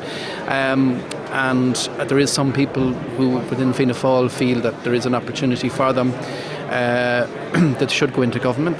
I think then on that basis it's best for Fine Gael to reflect and to look at their performance, look at the way they performed in government, and see, there was a lot of work done, and I mean the economy, the fundamentals of the economy are good, but there is a lot of people out there who have various issues, and in this election there was a lot of solutions put forward, particularly by Sinn Féin, and maybe now is the time to put it to them. They give them their chance. I would be sceptical of what they can do to a lot of what they say they can be done. I don't believe that they'll encounter the same level of problems that we have in trying to deal with health across the world, particularly in the UK. They have a system in the NHS. They struggle with a lot of issues. Housing is another issue in the UK. So it's not a case of there's a quick fix solution to this. And I think people a lot of them believed the mantra from a lot of the statements, particularly from Sinn Féin, that these issues can be solved very simply by doing X, Y and Z. Okay. That's my fervent view, and if people feel that the mandate they're giving Sinn Féin today, well then, give them that opportunity, and I'd be very pleasantly surprised if they can make the progress they say they can, but I wouldn't be convinced. All right, we have more people to talk to. Anybody in the panel want to make a point quickly to Eamon or Enda? The way that is developed in terms of the formation of the next government. My understanding is in the recent hour that Micheál Martin has now said that he would have to listen to the people and that he has moderated his view. And quite frankly, one looking back at the historical context of where the people spoke, and I'm going back to say, for example, 1992, where Fianna Fáil lost heavily for the first time ever in an election under Albert Reynolds, God rest him, and Labour went into government with them. And then you had Labour going into government with Fine Gael after 2011. And these things come in cycles. Yeah. But the view would be that Sinn Féin are now being given the right by the Irish people to go into government. Yeah, and that is going to be an issue that will have to be faced by either Fianna Fáil or Fine Gael. We're going to go out and about and talk to some people on the floor of the count. But just before I'd like to thank Eamon for joining us. We'll talk to you later on, Eamon, and the best of luck over the next couple of hours, whatever way it goes. And thank you, Enda, for coming. We'll talk to you as well. Pleasure. Just a question for you all. Have a think on this, because we've been asked by somebody, has there ever been a situation ever before in Sligo Leitrim where somebody's been elected on the first count? So have a think about that one, because we're looking for... elected on the first We're count looking in for an answer on that. 1957. We'll check that one out. Right, let's go over to John, who's joined one of the members of the Marion Harkin camp. John. Yeah, thank you very much indeed, Niall. And on a day like this, it's all about campaign teams. It's all about family. And indeed, somebody who ticks both boxes here is Grania Cawley, a sister of Marion Harkins, and indeed somebody who has soldiered through various campaigns. Let's get your initial reaction maybe to the campaign this time round. General election 2020. The demand for change, the call for change on the doorstep. So is that something that you were coming across on a regular basis? Yes, we were finding that on the doorsteps, that people weren't satisfied with a lot of stuff. You know, different people had specific issues that they had themselves. But I suppose canvassing for Marion is easy because she's a well-liked candidate, so they weren't very negative towards us, you know. But we were picking up that there definitely was swings and there was going to be changes, you know, so... As somebody who, as we mentioned, would have gone through various election campaigns in the past, the ability of Marion to pick up transfers now is going to be absolutely crucial as we head into this particular stage of the night. So your reading of it so far? Yeah, that was brilliant. The exit poll last night was amazing for us, you know, to see that Marion was 12% on the twos, you know, so that gives us great confidence. Our Harkin tally machine there is working hard at the moment, and yeah, she's very transfer friendly, and that's a great sign to Marion and the work she does, and for people that think she's a likeable candidate, so that is holding up for us, yes. Any particular candidate would always tell you in an election, let it be local, let it be general, let it be for Europe, that one thing to avoid is being known as a safe seat prior to the election taking place. And unfortunately, that was going around, that was doing the rounds, that Marion was expected to top the poll, and as a result, she was going to be safe. Was that something that you sensed maybe and was trying to counteract in the latter days of the campaign? Yeah, that was a real fear for us, you know, and Marion in the media, you know, and the media were saying that, you know, she's well up there, etc., you know, but on the ground you have to fight for every vote. And, you know, Marion would always say to us at the start of every canvass, you know, no complacency, get out there, ask for the vote, you know, but no complacency at all. We never let that set in, never would. One of the big stories of general election 2020 has been the swing to Sinn Féin. We're seeing it here in this particular constituency as well with the performance of Martin Kenny. What's your views on that? Yes, we did hear that, you know, on the doorsteps that there would be a swing, but didn't think it'd be as significant. And in everywhere, when you're looking at the boxes opening and you see the huge, you know, vote that he has got, and congratulations to him. And he's getting them in twos and threes as well. So it's like, it sounds like a protest vote, really, you know. Finally, just like everybody else here, you're always going to be wondering, I suppose, at this stage whether we're going to be here for how long tonight, how long maybe over the next couple of days. What's the feeling on the ground that you and other campaign people are getting here? Will we be looking at a 2-day event, or could there even be light at the end of the tunnel tonight?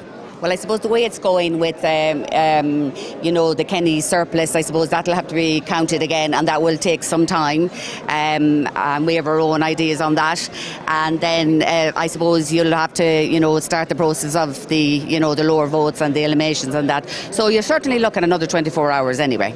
OK, we can be set for the long haul. Grania, thank you so much indeed for joining us, and good luck for the remainder of the night. Thank you very much. Thank you. Thank you. OK, let's get some further reaction now. We're joined by Blaine Gaffney here, a well-known Fine Gael activist, somebody who would have contested the local elections as well in 2019.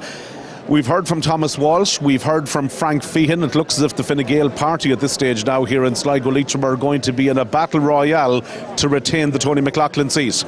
Yeah, look, I suppose the first preference vote is down. Is quite disappointing.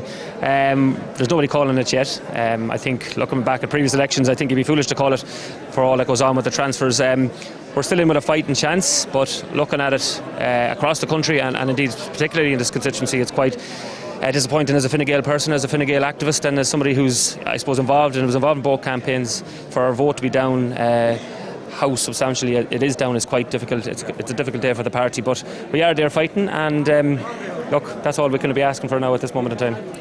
I want to talk to you a little bit about the party selection process as things went along. It was difficult. The two original candidates chosen decided not to continue on in the race. You were looking for that nomination as well. The fact that Thomas Walsh was chosen so late in the day, he suggested earlier on, very much seemed to put him on the back foot. So are there maybe some lessons to be learned in the cold light of day from this entire campaign? Yeah, well, firstly, I think the membership need to be listened to. That's the first thing. it would probably be the best thing to do would be to put it to another convention. That didn't happen. Fine Gael took 13 weeks, 14 weeks to select a candidate. That didn't give whoever the candidate was that they selected an awful lot of time. Thomas only got to start his campaign in December, and I think that massively hindered his campaign. He got a great campaign up and running. They selected Senator Frank Feehan after 2 weeks. So why it took 13 weeks, we do know what was going on with different types of things, but 13 weeks wasn't enough. It was too long, and it really didn't give him a good opportunity. Looking at it, we lost the local election candidate who went on, who was our general election candidate. We lost that candidate. We lost Jerry Reynolds, 2 big names, and we really, we're just not at the races in this constituency. How do we learn from it? I don't know. Look, it's a difficult thing to be looking at today, but for somebody that I suppose that was involved in it and who is involved in it, I would be looking forward to the future, and hopefully we'll hold on to a seat here, but we have a big rebuilding job to do here in Sligo. I look at Sligo Strandhill, my own particular area, and I think it's always important to look at your own particular area. We invested over €200 million in Sligo urban area, 1,600 new jobs announced in the town over the last 2 years, and our vote is down 1,200 votes from 2016. What's that down to? Is it a disconnect with the electorate in some way? You've put in the infrastructure, you've ploughed money into that, but it seems for some reason you just haven't made the connection with the electorate, not alone locally here, but indeed nationwide as well. Yeah, well, again, you're right, but now they're saying that it mightn't be as bad across the country. We won't know till the final tallies are in. I can only look at the areas that we have the tallies for and compare, and I know that we're down 1,200 votes in Sligo Strandhill when you compare it with 2016. Now, that's because we had no candidate from the town. We're also down over 1,000 votes on the local election. So that's a very, very damaging and a very disappointing thing to be looking at. When you put in that much investment and you put in that much effort, you put in the N4, you put in the money for the roads, and you see that the electorate just didn't get there. I don't know, did we sell it enough? I don't know, were we really selling Fine Gael enough in Sligo? But looking at it from today, we really have a rebuilding job to get the Fine Gael brand back to where it should be and where I believe it can be, and I suppose I'm looking forward to be part of that in some way in the future. And finally, before we talk about the future, when it comes to today, when it comes to maybe the 4th seat, it's anticipated that Frank Feehan, perhaps of the 2 Fine Gael candidates, will be fighting it out there. Can you retain that seat? My hoping hat says yes, we can. My head says it's going to be very difficult. There's the possibility that Frank will get a lot of the transfers from Leitrim-based candidates, but there's no ruling out that Thomas might pass out Frank. So as it is now, we're a long way back in first preferences. It will be a long shot if it's going to be the case. This will be the first time in the history of the state that Fine Gael or Cumann na Gael have not had a seat in this constituency, and that's going to be a bitter body blow for the party to take. But it's something, it hasn't happened yet. We're here fighting. We're in with the last chance. That's the best place we can be after our first preference vote, but it is quite difficult to be looking at Fine Gael in this position constituency, considering all that we've done. We need to rebuild, refocus, and again, I'm looking forward to being part of that going forward. All right, Blaine, thank you so much indeed, and thank you indeed for joining us here.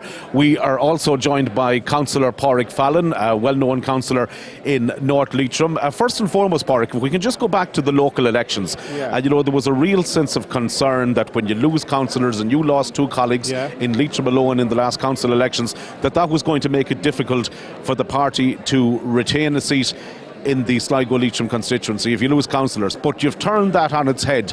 This has been a phenomenal election campaign for Sinn Féin. What's the secret of the success? Well, I suppose, look, we were concerned. There's no doubt about that. There was some worry. I suppose we were only 3 votes away from taking a 3rd seat, though, in Leitrim. So we did lose 2, but we could have easily have just lost 1. But we sat down. The party looked at it throughout the constituency, and we were confident that we would hold our seat, our Dáil seat, and the reason we were confident, I suppose, really was down to our work on the ground. I knew, for example, that I had been working hard in North Leitrim. I talked to other councillors throughout the constituency, Thomas Healy, Chris McManus here in Sligo. We knew we were working, and we thought that we would hold our seat, but we thought we would have to work even harder to hold it, John. There's no point in saying, we did never expect to be in the position that we're in here today. totally accepted that there's a national surge towards Sinn Féin at this stage, but put into words for me the performance individually of Martin Kinney. We were speaking to some of the Donegal Sinn Féin representatives a little bit earlier on. They were so impressed with the way that he was able to engage with people on the doorsteps in South Donegal. He's brought a huge vote out of North Roscommon. His vote out of Sligo is phenomenal. He's polled very well, as expected, in Leitrim. So just the candidate itself, an awful lot of this, I presume, is a personal vote as well as a party vote. It is, and it's approachable, I suppose. That's the word. You know, people see Martin as approachable, and when Martin is in North Leitrim with me, when we're in the office in Manor Hamilton, or if we're in Kinlothram, Kieran, wherever we are, done my hair, you know, walking up and down the street, he goes in and out to the businesses in whatever town or village he's in. He talks to them and he asks them, you know, what's going on and what's happening. And we do that, you know, we're on the ground between elections, not just at election time, you know. And I know I said to people during the local elections, when we talked about them, you know, there are a lot of people here in the Northwest still living from week to week or month to month. They're living from one paycheck to another. Okay, our economy, looking at the figures, seems to be going well. There are more jobs. We are at almost full employment. But all it takes is something in a household, something to crop up, something that's unexpected, and families are under pressure. And, you know, I think that this government lost touch with that reality. And we certainly got that on the doors. I've canvassed every day since this campaign started. People asked us, and in fact I would say, and I know I said this to you earlier when we were just chatting prior to this, you know, that I thought people were saying, they were almost begging, do the right thing. We knew we were going to get a chance.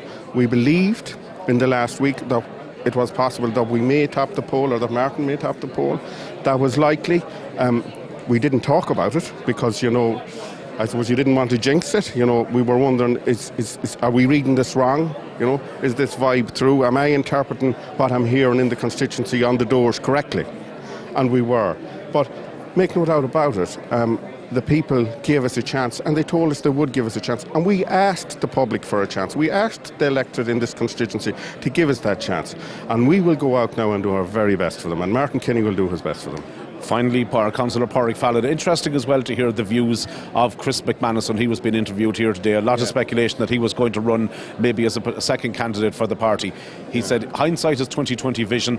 You had to maximise the vote, and the best way to do that was to ensure maybe just running one candidate. It seems to have paid off. Is there maybe a tinge of sadness there, perhaps that maybe a second seat could have been secured, or would it have been overly optimistic? Look, Chris is right, there's no doubt about it, and I want to commend Chris on what he done, there's no doubt about it. He really was, you know, he stood up and put the party first, no doubt about it, and that has to be recognised. Even on today's figures, is there a possibility we could have taken 2 seats here? There is. It's an outside chance, though, to be honest about it, you know. I'd say we would certainly be running 2 here now again, you know, there's no doubt about that.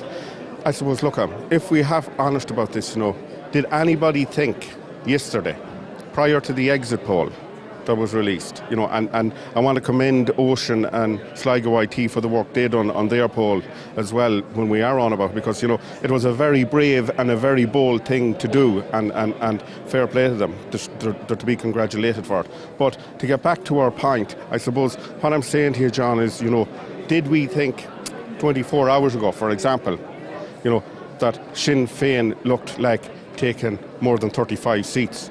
I'm hearing numbers now, and I haven't seen much of the national picture, to be honest with you, but I'm hearing people say to me now that it looks like that we could take 38 or 39 seats. Like, I mean, sure, we didn't think we'd be in that position, to be honest with you, John. You know, and we're delighted to be there, though. Okay, well, look, no doubt about it, it's going to be a historic day for Sinn Féin. Let's get some reaction now from Fianna Fáil, and indeed Sean McGowan joins us here, a well-known councillor from the South Leitrim area. And Sean, it's interesting now to get a Leitrim take here on what's been going on throughout the day in relation to Fianna Fáil. Both Mark McSharry and indeed, I suppose you had 3 candidates running. Mark McSharry was always going to be expected to do well, but it seems now that you're going to be in a position here where you could be taking 2 seats. Eamon Scanlon holding very well indeed, and it's interesting to see maybe who's going to finish higher of those particular 2. Yeah, well, I suppose firstly, John, I'd like to congratulate Martin Kinney on a huge vote he got, so well done to him. And you know, the Sinn Féin surge right throughout the country. They got a huge vote right throughout the country. How do I see it running out? It's not certain that Fianna Fáil will get 2, although I sincerely hope they do. It's not certain by any means. I think when Shane Ellis, got 2,700 or something in that region. Shane Ellis, as his father John explained a little bit earlier on for an interview we did for online, he said he was really the big victim, I suppose, in the Sinn Féin, Somani and Leitrim. The fact that there was a sitting TD there, a national bounce to Sinn Féin, and really at that stage then I suppose it made it so difficult for Shane. Yeah, that's probably a factor in it. There's no doubt about that. Yeah, look, he is 2,700 in that. Where will they go to? Will they go to the other Fianna Fáil candidates? And if they do divide, we say evenly for both Eamon and for Mark McSherry, then that'll be in a lift of split them down 2,700. What you're talking about, 1,350 each. It's just hard to know. And then we have Marion Harkin in there as well, which Marion Harkin would be very voter transfer friendly, we'll put it like that, John. So I'm just look, Fianna Fáil is definitely going to get 1 seat. I say I hope we get 2, and then you have on the Fine Gael side you have Frank Feehan and Thomas Walsh, who are not far away either. So still in there in the mix. They're still there in the mix, and I know there's a lot of candidates and some of them on low numbers and all that. It's definitely. It won't be known after Martin's going to be elected, obviously, tonight, and maybe his surplus might be distributed. But it's not. You'd be confident of that, because we're hearing 1 or 2 rumblings here as we walk around the room, and that's the beauty of election day, is that Eamon Scanlon could well maybe be in a position to finish above him, and that could, and I use the word could, and it comes in here with a major health warning, that he could find himself in a dogfight maybe for that last seat. Eamon with Mark. Or Mark. Yeah, they could, yeah, indeed. Because, John Perry has, I don't know what he has, but he's from the same area as Eamon. So Scanlon, yeah. Eamon would, in my opinion, benefit from that, So look, it's really hard to call, John. It's going to be, from your point of view, it's going to be intriguing and all that. For the candidates, I know that they'll be on tenterhooks, hoping that they'll be able to stay in and hopefully that they'll benefit from transfers. But at the moment, look, there's only one certainty, that's Martin Kinney, and he's home and dry. After that, I hope that both Mark McSherry and Eamon get in, and I'd say Marion Harkin is there, and I wouldn't rule out Frank Feehan or Thomas Walsh. So. All right. OK. Sean, thank you very much indeed for joining us. That's Sean McGowan, well-known Fianna Fáil councillor. Blaheen Gallagher has joined us next here. Blaheen, of course, general election candidate for the Green Party in 2020. Give me your initial reaction to what you've heard so far from the exit poll, from the tally figures here. Disappointed? Happy with how you're polling? The Greens consolidating a vote, increasing a vote. What's your final take on it? I think the Greens overall have done very well. I've been listening to Ocean FM, so I haven't had too much feedback from outside. I'm happy enough with my poll. Obviously, one would like to do better, but for a first-time candidate out on the canvas, I don't think I've done too badly. 1,778 votes first time, well, on the tally. We'll see how that comes back with the count. I think I've held my own, I think, on considering I am a first-time candidate. Without stating the obvious, it's been a difficult election. You're on crutches here as we speak in the count centre, so that obviously prohibited your movement in getting around and canvassing. Was that at all frustrating during the campaign? Well, it was a little bit frustrating, of course, because if I had my choice of timing, it would have been maybe April or May. And I was actually away when the election was called, so I missed the first week of campaigning. So I really only had 2 and a bit weeks to do my campaigning. So considering that, and I had a small but very dedicated team of people here who really want to see the green message get out there. So yes, frustrating is the word. It was really interesting to meet people. It's very challenging. I mean, it is a challenge. Anyone who says it's not a challenging thing to do has never done it. Predominantly, we would associate the Sligo-Leitrim constituency with the parts of North Roscommon and South Donegal very much has been predominantly rural. So as a result of that, some would say they'd be almost a little bit cautious when it would come to green policies and almost sceptical of some of the changes that the Green Party might be looking to implement. But I know from talking to you in various interviews, that necessarily wasn't always the case. You found that they were very much able to engage and to discuss the various green policies.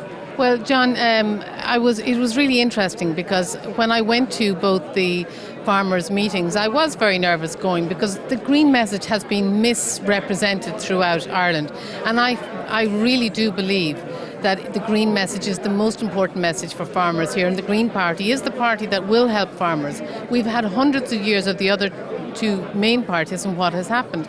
So when I spoke to farmers and they could see that I understood where they came from, I think the small, medium-sized farmer needs to see the Green Party as their friends, because we are the people who are fighting for them to have an income that's meaningful and that will keep the farm family on the farm and rural Ireland alive. Give me your take overall on how Sligo Leitrim is panning out, in the sense that really Martin Kinney, I suppose, has been the big success story of the day so far. A remarkable performance by him. Yeah, I'm not surprised at all, John, with that, how well Martin has done. I'm not at all surprised with that. I think overall the main players have, they're polling. It'll be a hard fight at the end, I think. But no, I think Sinn Féin have done very well, and I extend my congratulations not just to Martin but to all of my fellow candidates and to all of the people who voted for me. I mean, you're taking a risk when you're voting number one for a new candidate, and I was a brand new candidate. So you can imagine I certainly don't have family and friends that extend to almost 1,800 people who gave me their first preference. So I want them to know that I will still continue to try and fight on their behalf here. How that will happen, I don't know yet, but I really, really do appreciate everyone who gave me a first vote and any preference. Thank you. All right, Blahin, thank you very much indeed for that. So there you have it, just some of the reaction from the floor here in the Sligo Park Hotel at the Sligo Leitrim constituency for General Election 2020. We'll take a break, loads more analysis and reaction to come throughout the evening.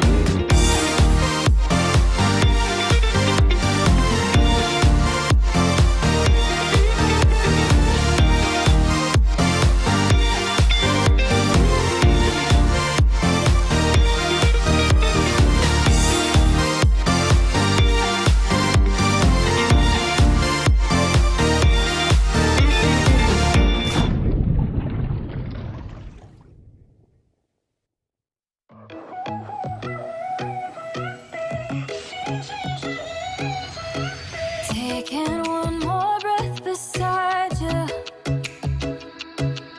so I could find strength to divide us.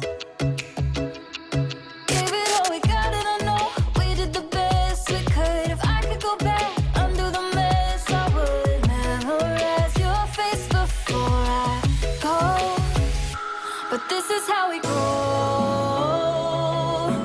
Gotta give it up, sometimes there's gold.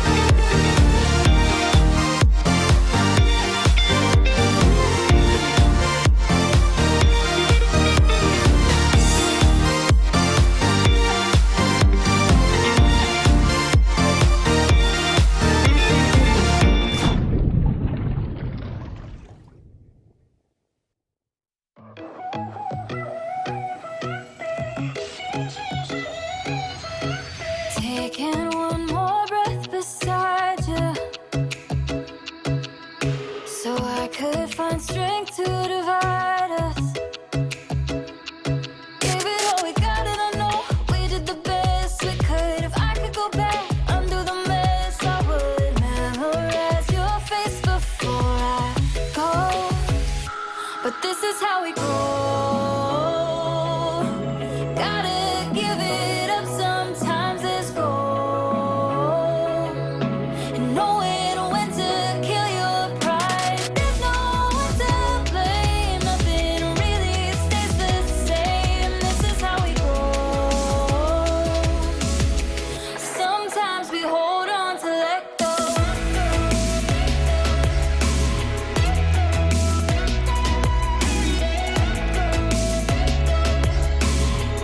Sometimes we hold on to let go.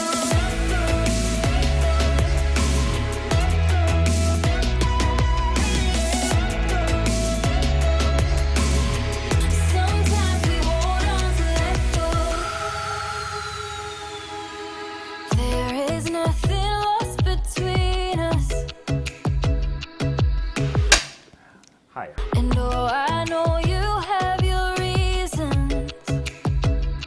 Some days I'm a mess, but I know there's a rainbow over all of the past. Your head on my shoulder, but I know we're better on our own. But this is how we go. Gotta give it up, sometimes it's gold. And knowing when to kill your pride. There's no one to blame, nothing really stays the same. This is how we go. Sometimes we hold on to let go.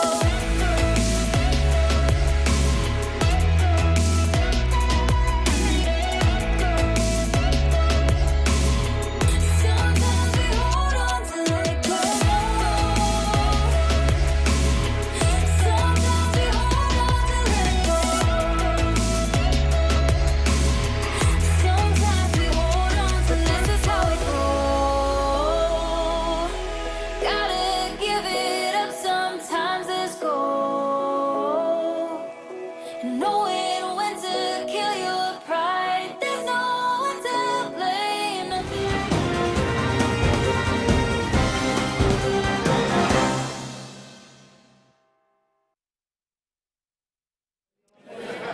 Hello and a very good evening, and you're very welcome back to Ocean FM's general election coverage for 2020 from the Sligo Leitrim constituency, and indeed we're coming to you live here from the Sligo Park Hotel. I'm joined at this stage by Pádraig McGuirty, somebody you would have heard being interviewed last night on the show with Niall in relation to the various exit poll. And not alone are we going to talk politics for the next few minutes, we're going to talk a little bit of GAA as well, because Pádraig is the selector with the Leitrim senior football team, part of Terry Hyland's management team, unfortunately beaten today by Longford in the Allianz League, but we'll get to that in just a few minutes' time. Pádraig, if I can start off by discussing the exit poll and the success of this exit poll. You were making headlines last night, both Sligo IT and indeed Ocean FM. It gave the general public in the Sligo Leitrim constituency such a good indicator in relation to what was going to happen today. You must be delighted with the way, first time that you carried out this poll, and how it's turned out to be so accurate. Absolutely. I suppose like the result of the football match, it was the other result we were looking out for today to see just how accurate our exit poll was going to be. And I suppose when we look at it, it turns out well within the margin of error. Probably the Sinn Féin vote was a little bit understated in it, but that can be probably explained by a number of factors. And probably one of the ones that, just thinking on it last night, was that Virgin Media had a survey or a exit poll out, and they were looking at the 55 to 65 category, where Sinn Féin had an increase in the vote, and they're probably the demographic that's most reluctant to tell you how they voted. So our sample would probably have a smaller number of those within it. So that's probably where the understatement from a Sinn Féin point of view came from.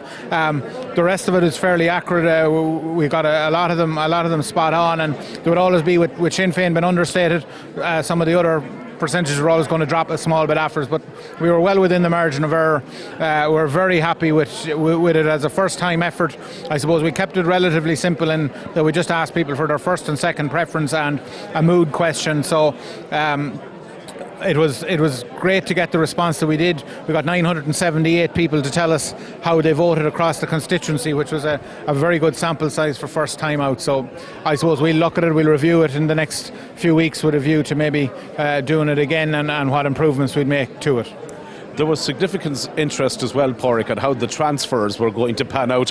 Now, I know the poll and the exit poll was able to tell us some of the things, but how the 4 seats are going to go, that's still very much up for grabs. Yeah, I suppose Martin Kenny on 25%, assuming the tally figure is accurate, which it very normally is. It's a very, very accurate figure. So Martin is probably well over the quote on a figure like that. So his transfers, first of all, will be key, and then for the other 3 seats are probably too close to call at the moment based on the tally results. So it'll be interesting where the transfers are going to go.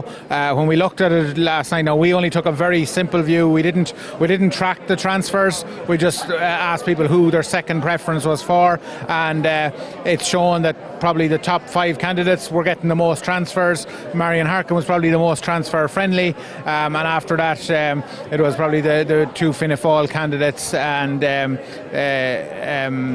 Frank Feehan. So it will be interesting to see. There's probably a couple of things in there to see how the likes of Declan Bree will do off Martin Kenny's surplus, and can he close the gap on himself and Thomas Walsh, who's slightly ahead of him in the poll. So we'll see where that goes over the course of tonight. All right, as we mentioned in the introduction, not alone are you somebody that is very, very well known from working on these surveys, indeed on election analysis in the past as well. You're also part of Terry Hyland's management team with the Leitrim senior football setup. You played Longford today, and unfortunately not the result that Leitrim would have wanted. No, I suppose the result was disappointing. Very good, I suppose, first half. We were in a good position after the first half. There was probably a few things ourselves that we knew we needed to improve on in the second half, but we were still 2 points, having played into a breeze in the first half. Difficult breeze as it was to judge, but it was the same for both sides. Probably the 10 minutes after half time we kicked 5 wides. That was probably where the game was won and lost. We had very good scoring chances. We probably had 90% of the possession in those 10 minutes, and we didn't make a count on the scoreboard where it mattered, and that's probably ultimately what cost us the result today. And 2 huge games now coming up. The first of those against Offaly in 2 weeks' time. Yeah, look at as I said, we're only 3 games into a 7-game league. We still have 4 games. It's still very much in our own hands. We have 2 home games and 2 away games, and there's still plenty to play for. Definitely all 4 games are games that we're capable of getting something out of. I think we probably have to try and replicate that performance that we gave in Derry 2 weeks ago, and if we can do that over the course of the next 4 games, I still think we will be in with a shout to make sure that we retain our Division 3 status. All right, Pádraig McGorty, thank you very much indeed for joining us, and of course we'll be hearing more from Pádraig right throughout the course of the night. Now, the next man that's going to join me here is no stranger in front of a microphone either. A renowned musician, Owen Kenny, son of Martin Kenny. First and foremost, I suppose, let's look at this from a family perspective here. And the campaign, the general election campaign, stressful, takes a lot of time, takes a lot of energy for all involved. What was the feeling in the Kenny household last night when the results of the exit poll was breaking and your dad was doing so impressively well? I mean, a pure relief, I guess. The last 3 weeks now have been hectic enough, going from the length of the constituency, but we knew we were comfortable enough. The doors were very positive always, people always willing to engage, and I suppose last night was just relief. Just, yes, everything's fallen into place, and today has confirmed that, thankfully. Yeah, fast forward into Sunday morning, obviously an exit poll is one thing, the tally figures is another, so there'd always be that little bit of, I suppose, anxiety to make sure what comes out of the tally figures is on a similar projection as what's coming out from the exit poll. Yeah, I mean, that's true. You can't take anything for granted, especially in politics, but we're just delighted, it's only a matter of time now. So hi Frankie, how are you? So we're just delighted, it's just fantastic. It just shows that, we're gone beyond the quota and more, and it just shows, and you can see all over the country, I was in the hotel there, and a big sea change, and I just hope it keeps going. We need a new country, we need a new attitude towards things, and we need to do better. you're somebody, you don't mind me saying, that's relatively young, and you would have talked a lot maybe to your peers about politics as well. The feeling from younger people there, they would really, I suppose, want change as quickly as possible. Absolutely. I'm graduating this year, and I don't know where I'm going to go, only Dublin, so that's what needs to change, and that's what young people are determined to do, is to make change and to bring development, jobs, everything back to rural Ireland. And I think Sinn Féin is the best party to do that, and I think people are starting to see that. And a new decade, things are going to happen. One final question. We hear about political dynasties, the Healy Rays down in Kerry. Could there be a Kenny political dynasty going forward in Leitrim? Any interest in getting into politics? I mean, I'm extremely interested in politics, but I keep saying this to people, I have no idea what I want to do. I want to finish my degree, get working, and we'll take one election at a time, John. One election at a time. One election at a time. It's a great way to round it off. Owen, thank you so much indeed. Thank you for joining us. Well done. Let's go back to Niall now. He's joined by Marion Harkin. Thanks for that, John. And we're doing more of that as the evening progresses. We'll be going out and about along the floor of the Sligo Park Hotel just to get a view and a sort of... it's interesting to hear people wandering around, people aligned to all sorts of camps, just getting their views on how things are progressing. So thanks for that, John, and all the guests. Marion Harkin has just arrived at the Count Centre. Marion, you're very welcome, and thank you for joining us. Thank you, Niall. Great to be here. You'll be drinking a lot more of those glasses, I'd say, in the next few hours, so. will you? It's water, by the way, in case anybody's wondering. Okay. What can you say about the first tallies and your performance? What's your initial reaction? Well, I've been listening and watching you all day, and at one point I was a bit worried because it just wasn't certain where the votes were coming from. But just before, I suppose, the final tally, it looked as if I'd be tying for second place. Of course, tallies can be out. We don't know how accurate they are. But look, probably no more than 1 or 2%. And congratulations on your exit poll. I mean, you nailed it. As near as makes no difference. You had me on 11.6. I think the tally shows me on 12%, Niall. So. Anyway, that's the... You weren't just with it. You were very, very close, Okay. And I mean, a brilliant vote for Martin Kenny. Yeah. 14,500, is it, or what? 15. 15. 15. Yeah, a almost huge 15. vote. And I was just comparing when I ran in 2002. Sean McManus got 5,000. Yeah. So he has tripled it. It's an extraordinary vote. Well done to him, his family, his supporters. And somebody was saying that the people have spoken. Well, I think the people have screamed, to be honest with you. When I look around and see what's happening in some other constituencies, Sinn Féin heading the poll, first elected in places that haven't seen a Sinn Féin TD in 100 years. So it's very, very clear what people are saying. Yeah. Did you sense that at all when you were canvassing? We hear so much about the change, and people wanted to change, and the appetite for change. Did you sense there was something groundbreaking happening when you were out canvassing or not? I certainly got a sense that people did want change. Yeah. Absolutely. But I could never know exactly what kind of change. From the very first day, started in Grange, and we went down to Ballantrae, Ballyshannon, and before we left Ballyshannon, I knew it was ringing in my ears that people just were not satisfied.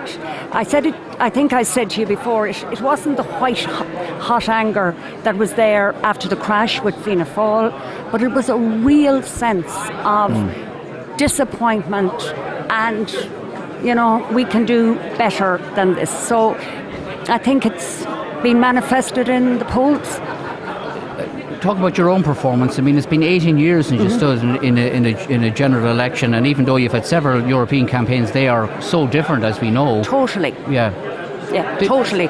And that's why we couldn't judge it, because in a European, goodwill probably means a number one vote. We were getting goodwill. It was coming at us in waves. But we didn't know how that would translate into votes. And hopefully there are enough second preferences there just to bring me. Well, you look pretty confident, I have to say. Well, sure, Niall, life goes on. You always smile. And look, I feel that I have a real chance. And I've been listening to some of my tally people. They're busily out there on the computers. We've been tallying number 2s across the board. And I would be hopeful. Yeah. Well, according to our exit poll, you were the most transferable candidate. That's right. Of the 19. So obviously that has to benefit you. Have you enjoyed? I mean, you told me a couple of weeks ago when you announced your return to domestic politics that you saw an opportunity. Yes. Is the opportunity still there, do you think? I mean, we're presuming, of course. It's too early to say. I mean, we have to look at numbers of seats. I think it is likely we will have some kind of coalition between 2 of the 3 big parties. Can I put it that way? Right. I think we probably will have to. But I don't think, looking on the figures right now, that'll be enough to form a government or a stable government. So, I'm looking around this constituency, Michael Fitz, Grealish, Nocton, Kenny, Boxermorn, and hopefully me here. They're all. I haven't heard. They're all doing well, are they? Yes, they're all doing well. Okay. So it's shaping up nicely. Is it the alliance that isn't? Well, you said it, not me. Okay. Look, early days. Yeah. It's early days as far as everybody is concerned. But there's potential, and that's all anyone can say. That's all you could ever say before the election, and that's all you can say now. Yeah. And nobody's elected. So we'll, as they say, not lose the run of ourselves. Yeah, I remember Jim Higgins was in awe of what he called the Harkin machine. He used to call it the Harkin machine. It was obviously still intact for this campaign. I think what was brilliant about this campaign is that a significant number of people who canvassed for the last general, but sort of went their own way in the meantime, so many of them came back. Because after 18 years? Yeah. Because I suppose, national politics is much closer to the bone, and people are more interested. So it was brilliant that happened. And we used the word humbled earlier. Were you humbled by that, to see people coming back after Niall, so many years? It is it is. And you are so grateful. And, when you're on the doorsteps, I mean, you know this, Tony, 95% of people are really nice. Now, if you're in government, you may have to answer questions, and I'm not saying it's that simple, but going around talking to people, you really get a sense of what's important. And, I always say that the responsibility, the huge responsibility that is on the shoulders of anybody who is elected, backbencher or minister, is huge. Because when people trust you with their vote, they actually trust you to do the best, not just for them, but for the constituency and the country. And it's different with different people, but it's a huge privilege. And I remember before I was elected, I'd hear politicians saying that. And I used to think, they're just saying it. But actually, it is true. It is true. It's a huge privilege, but it's a huge responsibility. And I think when all of this is over, that huge responsibility will be on the shoulders of the 3 main political parties to find a way forward.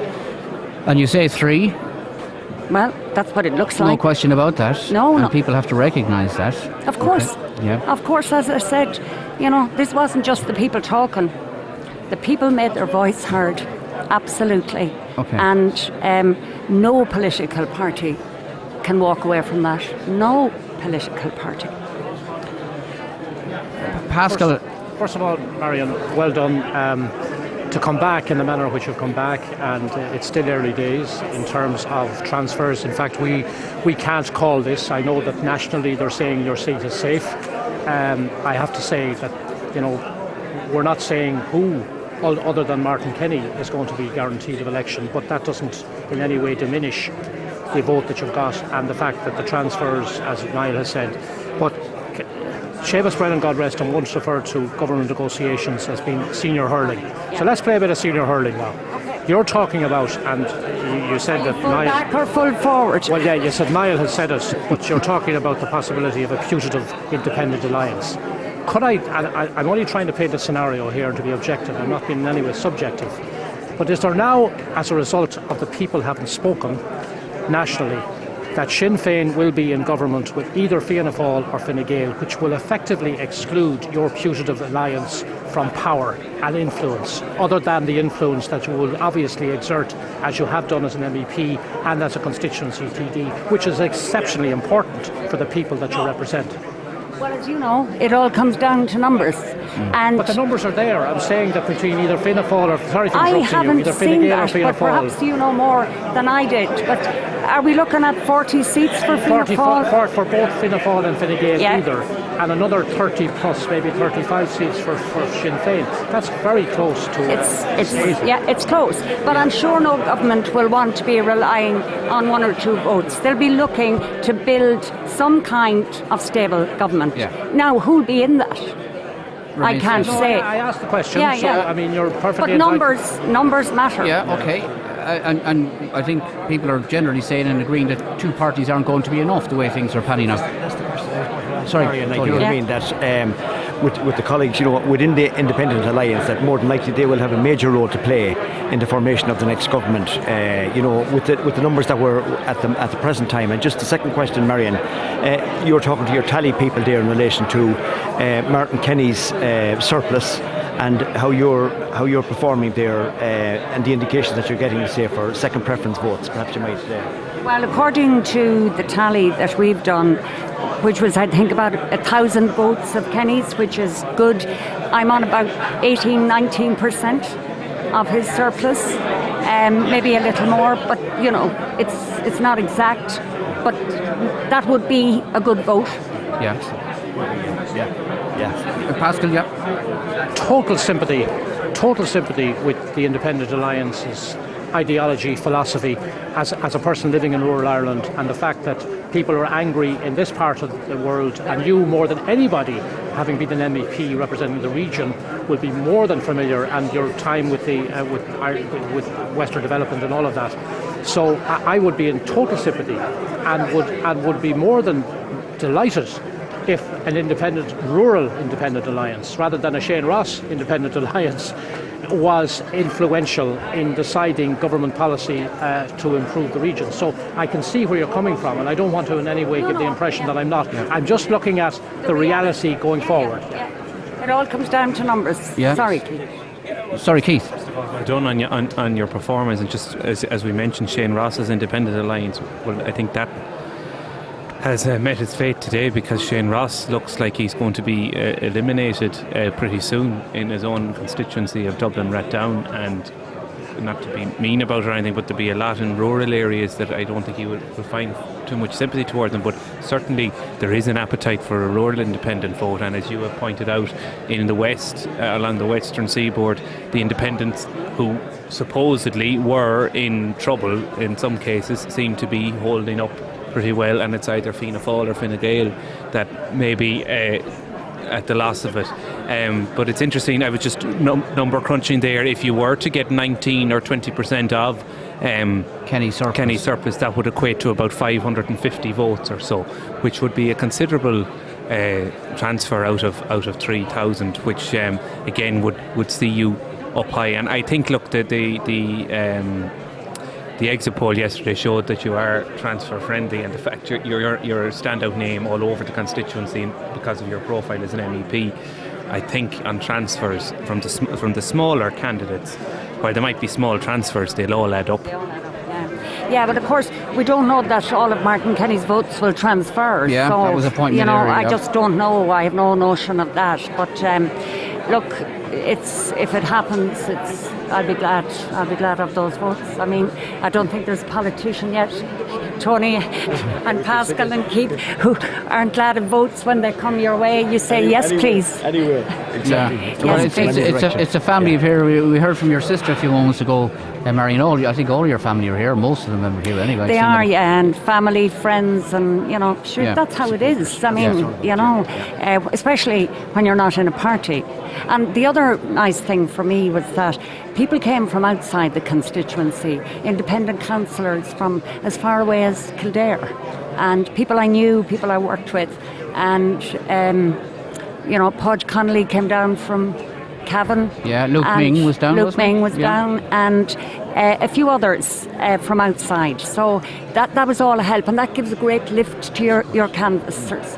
And people feel that there's more, and the energy is positive. But look, we still have a long way to go. Yeah, absolutely. But look, Martin Kenny is the man at the moment. Sinn Féin is the party of the moment, and their time has come. And let's see where it goes and where it leads. And I suppose I'll finish with this. Ireland has not had left-right politics. European countries, it's how they do their politics. I'm not saying it's good or bad, but I'm saying it's how it is. I'm not saying the mould is entirely broken, but it's well shattered, I think. You think this will be, in hindsight, a groundbreaking election when people look back? I think it has the potential to be. Okay. I think the next 2 to 3 years, we could have a Brexit that we might not like. Different things could go wrong. Trade wars, Trump. We're not isolated here. Many things can happen. And if you're in government and you're in power, when things are tough, there's always a price to be paid. But look, we hope that won't be the case. But we don't know. Yeah. Marion, thanks for stopping by. We know you're extremely busy and will be for the next few hours. I'll be drinking tea now. Okay. Chatting people. I'm taking it easy for the next few hours. Okay. Well, thanks. Going to see my mother and a few things like that. All right. Thanks for dropping by, as I say, and we'll catch up with Marion later. That's Marion Harkin, well placed to take one of the seats here in Sligo Leitrim. 071 incidentally, 071 911 8104 if you want to ring and ask any questions of our panellists or want any clarification on what is happening or any aspect of the count or the tallies or whatever. You can text or WhatsApp to 083 3500 530. Sorry, Pascal. Are we getting any indication, Niall, from the returning officer, an update?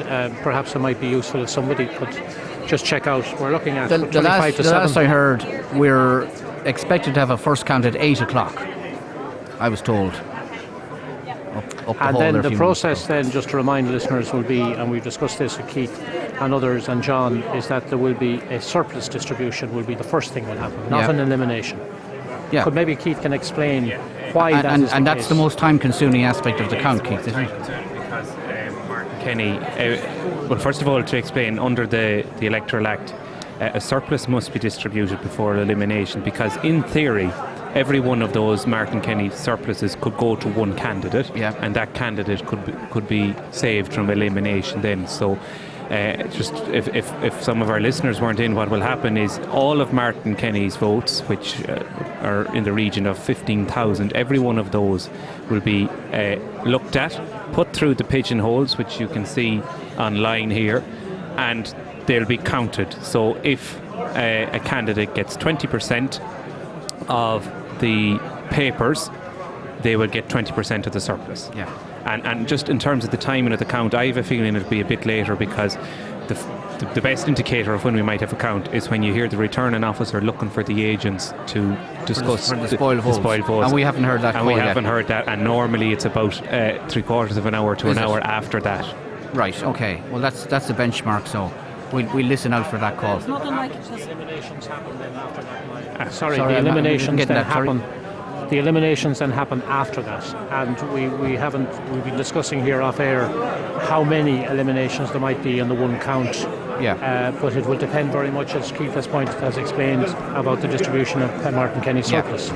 Right, let's talk to our next guest, who's got a big smile on his face, and it's not surprising that he would have. Sean McManus, of course, former Sligo councillor, former alderman, if you don't mind, as well, and mayor and general election candidate for many years. Absolutely. Even when we couldn't speak to you at one stage. Isn't that right, Sean? That's correct, Section 31. Yeah.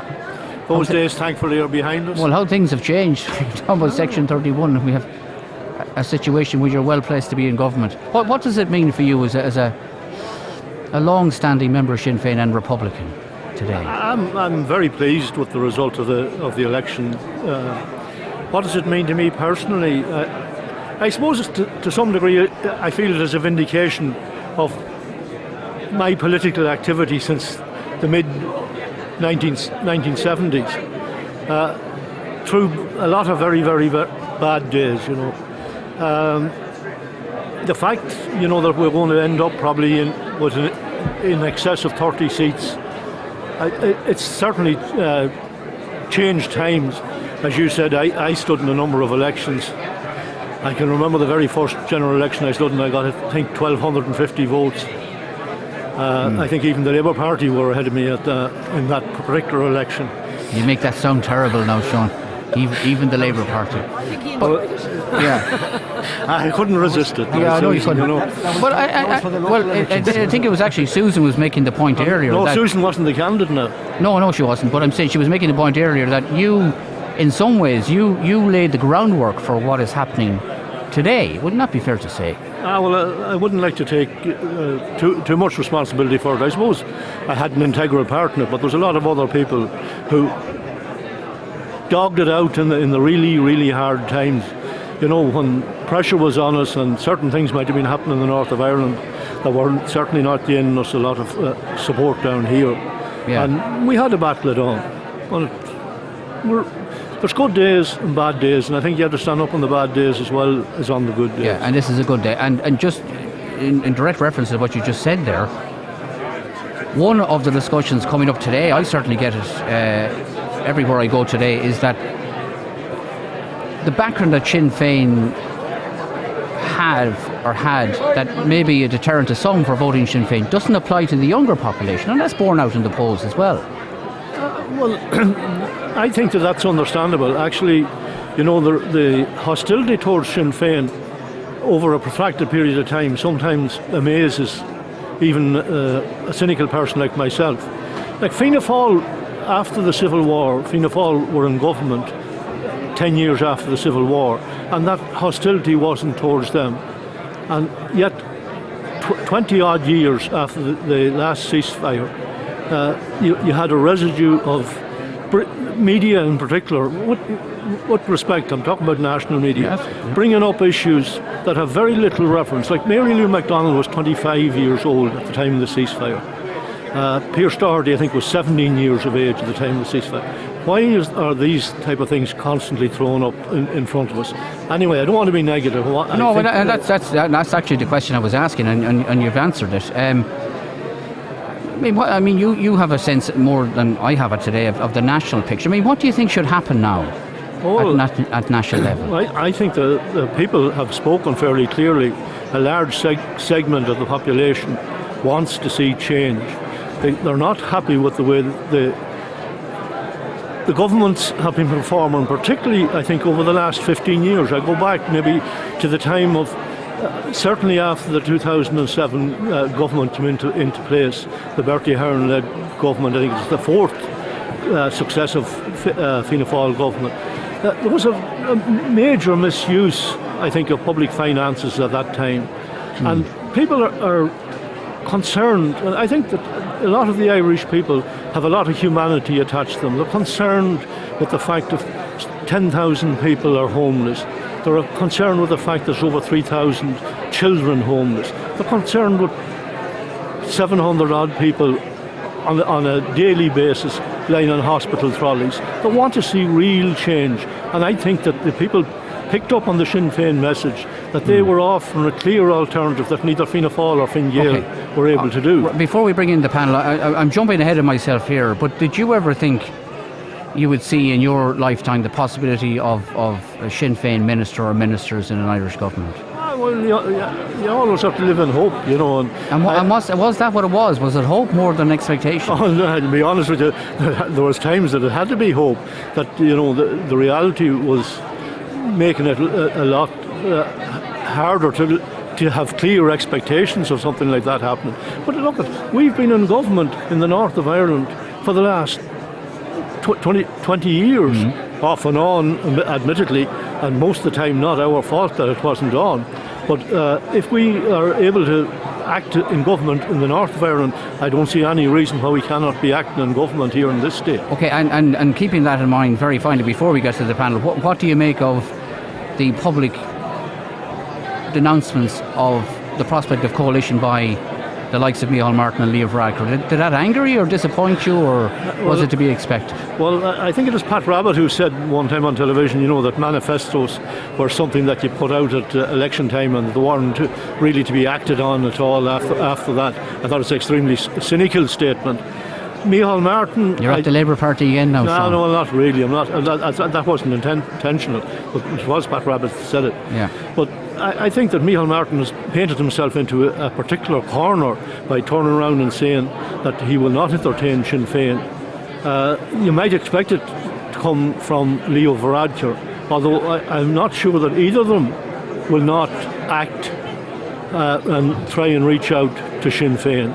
They cannot disrespect the tens of thousands of people who have voted for Sinn Féin in this election by saying, your vote is not as good, we're not going to countenance talking to Sinn Féin. What about all the shadowy figures that Micheál Martin talks about? How is he going to deal with those shadowy figures in the background? Is this in the Fianna Fáil or Corlia? Are those the people he's talking about? I don't know of any shadowy figure. I go back to what I said. The vast majority of people who are in the leadership of Sinn Féin are relatively young people who are very, very quite young when the ceasefires come around. I don't understand who these shadowy people is, because there is an Ard Corlia, of course there is, of Sinn Féin, and they give political direction to the party. There's an Ard Corlia Fianna Fáil, they give political direction to the Fianna Fáil party. There's a national executive of Fine Gael, I'm sure there's a national council of Labour. They all sit down. You're splitting the panel. One is nodding and one is shaking their head. So well, I wouldn't more. A young fellow like Keith doesn't understand the whole ramifications. But there's lots want to get in. No, just for the record, Sean, and I don't want to get into an argument. I'm last because I have the height of respect for you, and all. I'm so pleased for you, Sean, because you have fought your good fight for so many years. This has to be a wonderful day for you and your family. So I don't want to take that away from you. But I just want to make the distinction, and it's not one that I made, but I was a member of the Fianna Fáil National Executive one time, and unlike Sinn Féin, who have, and you're entitled to this, by the way, fully entitled to organise your party in any way you feel fit. But the Fianna Fáil Ard Corla does not have any direct influence on either Fianna Fáil policy and their Ardesh. While they may pass motions till the cows come home, they are not binding or mandated, and I think Keith will say that on the party. They're just not. That's the reality. Now, it's only splitting hairs for the general public out there who couldn't care less about the internal organisation of Fianna Fáil or indeed of Sinn Féin. The only Pascal, thank you for the kind words, but the only response I would make to that is that it's a sad thing that Fianna Fáil will meet at its Ardèche. It's Common will meet and they'll pass resolutions which will be forwarded to the Ardèche, and those resolutions are adopted to the Ardèche. But the National Executive or the Ard Corlia Fianna Fáil aren't able to adopt those. The point I'm trying to make is that power is vested in the parliamentary party and taken away from the members. The reverse is the situation with Sinn Féin, and I would be deeply disturbed if there was a move within Sinn Féin to vest power like that into the parliamentary party. I'm not justifying it, but just for the record. Yeah, and because it's really a semantic point. Okay. Keith, did you want to respond to Sean on that point, and then I'll bring Tony. Pascal has outlined the position, and I think it's pretty much the same in Fine Gael as well, that a lot of the leadership is taken by the parliamentary party. And look, first of all, it's great to see you, Sean. I haven't seen you in a while around it, but it's great to see you. And it's, as you said, it's a stellar performance here locally and nationally.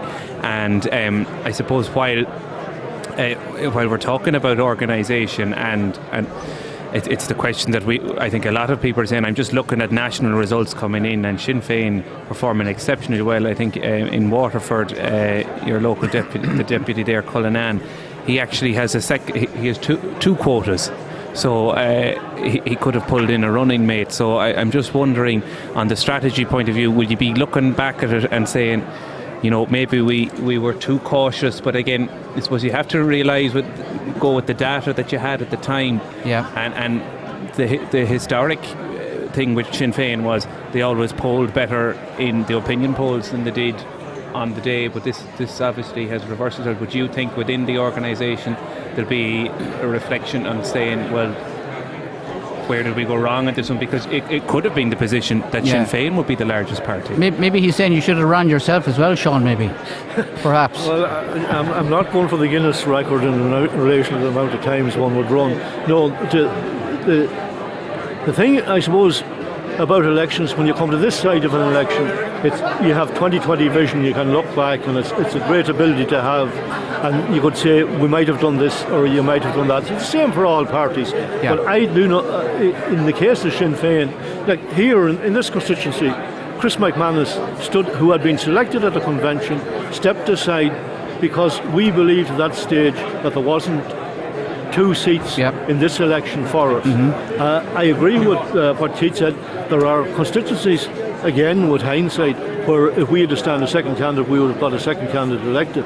But look at it's a nice dilemma to be discussing, I'm sure, for you and your party this evening. Well, I could almost certainly guarantee you that the next general election will be 2 Sinn Féin candidates in Sligo, Leitrim, North Roscommon, West Cavan, South Tyrone, whatever you're calling the All right, Susan.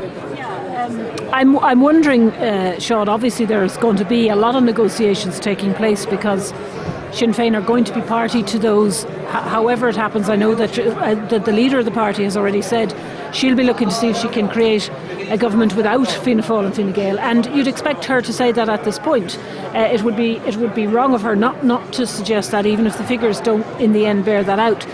But I'm wondering, in terms of the sort of Republican, the very strong Republican thread that runs through your lives and runs through your politics, where will the red line, do you think, be when it comes to talking about a border poll or a United Ireland or in a negotiation with a partner? Do you think that that's a red line that Mary Lou will look for early on? Yeah, are you in the inner circle, by the way, Sean, still? Or I'm not one of the shadowy people. That was a nice way of putting it. That's what you were going to imply. No. You jumped to that conclusion. But anyway,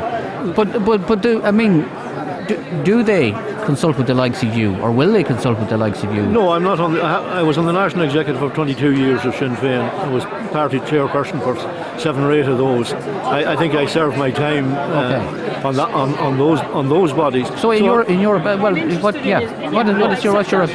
The red line issue. My opinion is that Mary Lou has said not that there be a border poll within 5 years, but that the governments take seriously this issue of a border poll, and that they start putting structures in place where people can sit down and start looking at what a United Ireland might look like. And God knows what shape it may take. And I don't want to go any further than that, but I don't think that it would. It certainly is a red line that the government, whatever government is formed, has to consider. But it's my reading of the situation that it's not a red line that a border poll be held. But obviously, as a Republican, I'd like to see a border poll in a week's time. And can I ask you? We haven't the groundwork done for that, and I don't mean we in Sinn Féin. We as a country hasn't the groundwork. What way would people vote if the vote was next week, do you think? Well, I think that recent polls have indicated that you're talking here in the 26 counties, that a large majority of the people in this state would vote, but the real in favour, vote in favour of it, yes. But the real vote was going to take place in the north. There has to be 2 votes at the same time, or one following another, very, very, very close. But the first vote has to be in the north. Yeah. And that's. Sorry for 1 second, Sean. Senators or agents of candidates who wish to attend for the ruling of the spoiled votes, I will deal with them in about 5 minutes' time. If you come up to the top here on my left-hand side, and no more than 1 person per candidate, please. Thank you. You see, you doubted me there, Keith. I said 8 o'clock. You said 45 minutes. So we're going to be. It's going to. That means we'll have a first count at roughly 8 o'clock for people at home.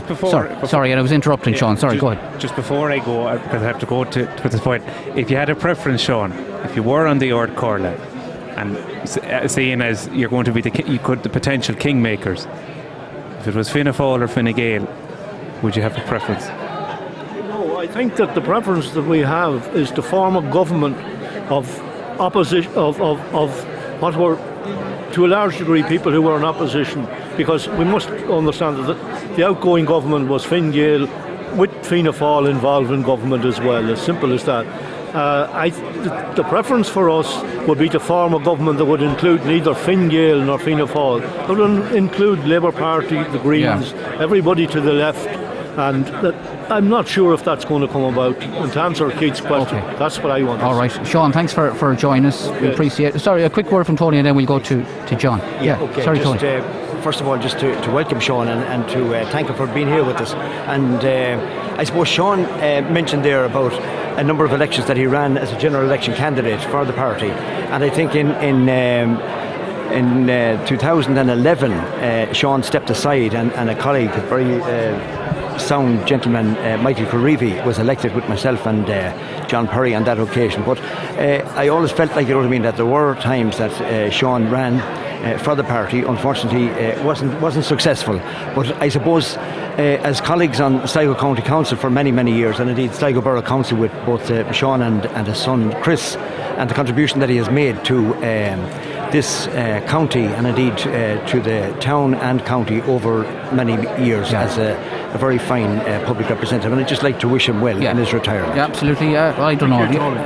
Okay. And very finally, an interesting text from one listener, and I would tend to agree on this. I'm looking at the election coverage from afar today. The difficulty of some in the national media to accept Sinn Féin tsunami is so noticeable, if not deeply resented in some commentary. It seems some commentators like democracy as long as it does not make them uncomfortable. I'd agree with that. Yeah. But thankfully, that's not happening locally. Okay, well, that's good. Thank you. For that photo. Thanks again, Sean McManus. Let's go to John, who's joined by Leitrim Fianna Fáil councillor Mary Bowen. Yes, thank you very much indeed, Niall. As you mentioned, they're joined by Fianna Fáil councillor Mary Bowen. Mary, you would have witnessed a lot of general election campaigns down throughout the years. This has been historic in many ways. Well, absolutely, and of course the big talking point is the tremendous vote that in this constituency that Martin Kenny has got. I gather he's going to have about 3,000 of a surplus, and across the country the amount of seats that Sinn Féin are taking. We all knew they were going to increase their vote, but I don't think anybody saw it coming that the increase was going to be as vast as it is. And I haven't been here all day because I was in Longford at the Leitrim-Longford game, and I'm not going to say too much about that. That was very disappointing. But listen to some of the national news. They're saying that even in Dublin that Sinn Féin could have won 5 more seats if they had to have more candidates. So, as you say, it is a historic day for... And as a member of Fianna Fáil, as somebody now who has worked with Fianna Fáil, who's a sitting councillor for Fianna Fáil, the fact that there seems to be such a demand for change, not alone in this constituency, but right across the country, is that a cause of concern now for the main traditional parties like Fianna Fáil and Fine Gael? Are the times simply changing, and do the parties have to maybe move and react to meet those changes? Well, absolutely. Certainly there's been a demand for change, and you could see that right throughout the campaign.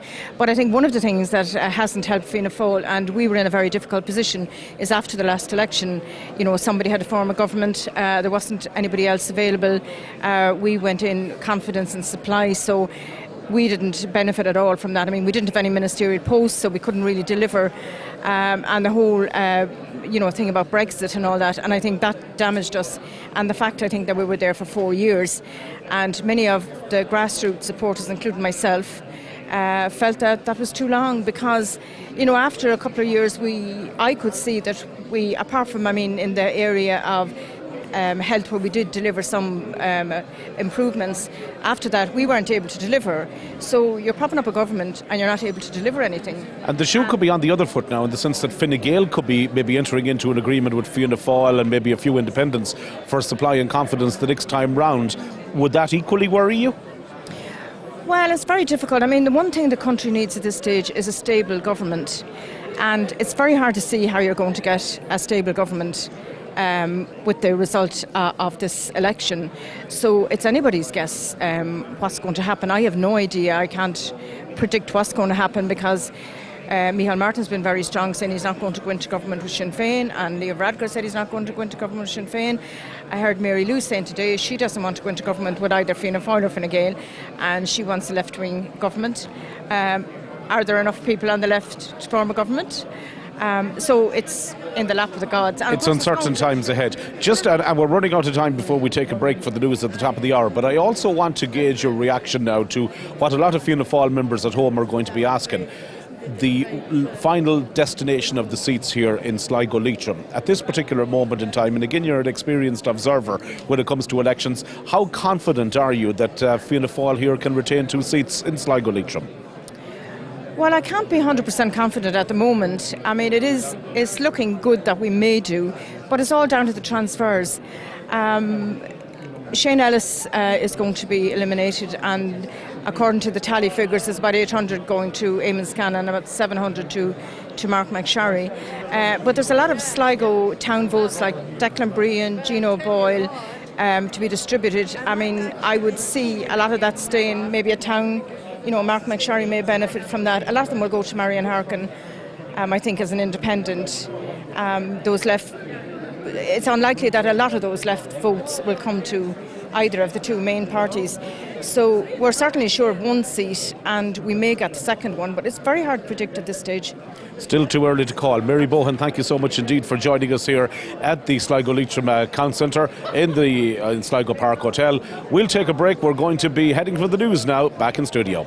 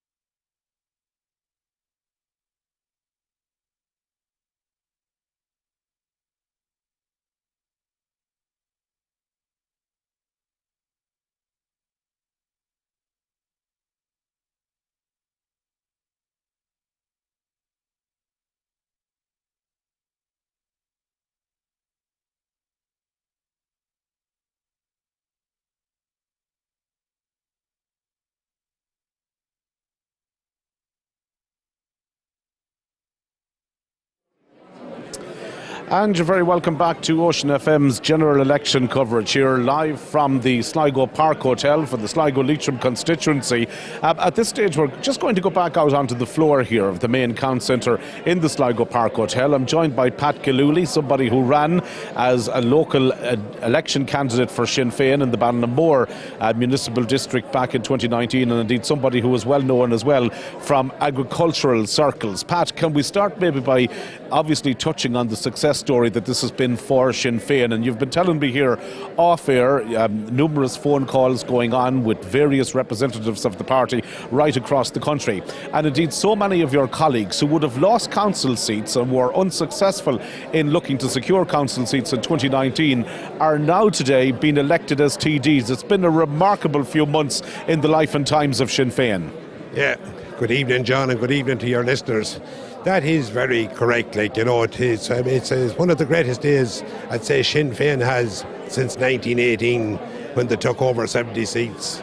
That was when we were still under British rule and that. So it is a major success for Sinn Féin, and we're all glad to see it. Because, as you said, a lot of our councillors and different people lost seats in the last local elections. We all know that, and we had a bad local and a bad European election. Apart from Matt Carthy got elected here and Martin Anderson in the 6 counties, we lost Dublin and we lost Munster. But this is a remarkable achievement, and it's great to see it, and I hope it continues. Just take me through the various stages of the campaign. And you started off with a great bounce, a lot of optimism in the Sinn Féin camp. Then over the last couple of days there was maybe some worries expressed that the whole Paul Quinn saga was going to come back and do a lot of damage to Sinn Féin. But definitely it seems that the public just wanted change, and when it comes to a change and a left-wing vote, if you want to call it that, Sinn Féin seemed to be the party of their choice. Yeah, you're right there. We got off to a great campaign, very good. Then at the beginning of this week, we had the television debates, and Mary Lou stepped up to the plate there along with the leader of Fianna Fáil and Fine Gael. She stepped up to the plate. Then we had this bit of a trial by the media and the gutter press and things on the Paul Quinn thing and all that, but it still didn't take any effect, because the appetite for change was there, and they voted Sinn Féin all over Ireland. It's a remarkable achievement, because, as you know yourself, we have topped the poll here with about 3,000 votes over the quota, which is unbelievable, Martin Kenny. And we've topped the poll in Longford, and it looks like in a 3-seater constituency in Roscommon, East Galway, that Clare Kilrane is going to be there or thereabouts as well.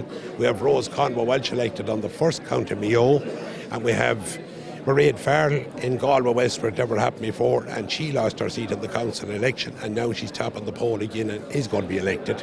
Just before I talk to you about Martin Kenny, just to pick up on one point that you mentioned there, do you feel maybe that the national media almost tried Sinn Féin throughout this campaign in relation to the Ard Corla, and then in more recent days on the Paul Quinn issue? Yeah, definitely. I'd agree with you there. I'm not hitting at local radio. I respect local radio because I've used it a lot myself, not alone as Sinn Féin, but with the farming community, people that are represented as well. But the national media, there was a sort of a trial there, the hit is very hard on that, and we were put on the gutter press as well. Talk to me about the performance of Martin Kenny, somebody you'd know very well. Can you quantify it, what he has done in this general election throughout the 2 provinces, the 4 counties? He seems to have got round to every corner and made an impression in every corner just by looking at the tally figures and the results of the exit poll. Yeah, that is correct. He has got, as we say, Sligo, Leitrim. He has got North Roscommon, South Donegal. He has covered it all. I want to say that I have worked around him at different things and on different things, and even from a farmer's point, he was always prepared to step up to the plate and try and do his best. And I have to say that for all the outgoing TDs in this constituency, we met them on farming issues and that, and they were all prepared to work with us and do the best they could. We always didn't get results, but sometimes with results. And Martin Kenny has worked hard for the people of the whole constituency. It's not alone Leitrim. He has represented Sligo. He has represented West Cavan with us there. He has represented South Donegal, and he'll do the same for North Roscommon. And finally, can I ask you about the various agricultural issues that came up during this general election debate? How confident are you now, we have to wait and see who's going to be in government, that some of those issues are going to be addressed, particularly for farmers in the Northwest? Yeah, whoever is the new government, I don't know who's going to be in it, whether it's going to be, if it's going to be a coalition or a rainbow, I don't know. But from a farming point of view, the farmers of the Northwest, their backs is to the wall this last number of years. And there has to be a proper suckler cow scheme put in place for the farmers, because agriculture is our biggest industry, and I know that dairying is going good, but in this part with fragmented holdings and everything, we can't go into dairy. A lot of the farmers, we have to go into suckler cows. And another thing that's very important is the sheep, not alone on the mountains and on the lowland, but it's very important, like as we said, we need €300 per suckler cow, and we also need €30 per ewe, because with climate change and everything, and they are part of the environment and keep the hills and all in right condition. So agriculture, I know from the farmer's perspective, we will be pushing it, and not alone will we be pushing Martin Kenny, whoever else is elected with him here tonight, whoever the other TDs is, we'll be looking for them to deliver and to work as they did in the last as a team for Sligo, Leitrim, Roscommon and South Donegal. Pat Gilooly, thank you so much indeed. So there you have it, the views there of Pat Gilooly. And I suppose at this stage, really, it's very evident that who's ever elected here tonight will certainly have to stand and deliver when it comes to agriculture. With that, it's back to Niall. Thanks for that, John. We'll have more from John and guests on the count floor throughout the night. Just for those listening at home, we expect a first count around 8 o'clock-ish, maybe a little bit before 8 o'clock, and then the fun and games start, as we know. And of course, we are going to have our first TD elected on the first count. Martin Kenny will be re-elected as the Sinn Féin deputy, so stay tuned for that. We'll have all the excitement when that announcement is made. Marie Castle, you're very welcome to the programme this evening. If you just put your headphones on, Marie, you'll be able to hear me. That's it, yeah. Now I can hear you. And you have a big yellow Marion Harkin rosette on you. And your reaction, first of all, to Marion's performance? Yeah, I'm delighted. It was a real honour, I suppose, to be part of the team, and it was great to see the work that was done on the ground over the last 3 weeks. She really has a great machine, and they're so dedicated and so loyal. But even the people that we met when we were on the canvas, they were so delighted to hear that Marion was running genuinely, because she has been very popular over the last, I suppose, 20 years in politics. She's hard working and she has so much integrity, and that came across, that she's genuine. And people were saying, because she was away for so long, in Europe, that you think when you're in Europe that you don't keep in touch with your people on the ground. But I can certainly say that that wasn't the case, because every time I went to ask her to meet her for a cup of coffee at the weekends, she was busy visiting her constituency, and she had 15 counties to cover, so it was a huge area, and she did manage it, very well. And the only person that she gave priority to was her mum on a Sunday for lunch, and that was it. So she was fantastic. She's going to visit her today as well. Yeah, she was telling us there. She's great, Annie. She's fantastic. How did you find the canvas and the campaigning, and what sort of issues were coming up? How was she being received, do you think? Yeah, very good. Some people were saying that,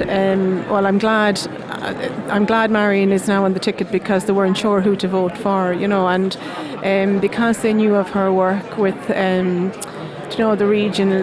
the regions and the Council for the West years ago, that she's such a good track record. She's worked really well with and supported carers, and she's done so much work with farmers and farmer groups and the INHFA, and so she really has worked with those groups that are doing so much on the ground. And as you know, in 2016 for the European Capital of Volunteering, she brought us out to Brussels, and she really sold Sligo to Brussels. And when I was there, I think nearly every MEP that I met, they all knew Marion, they were all singing her praises, and they had such respect for her. And what they said was she has so much integrity.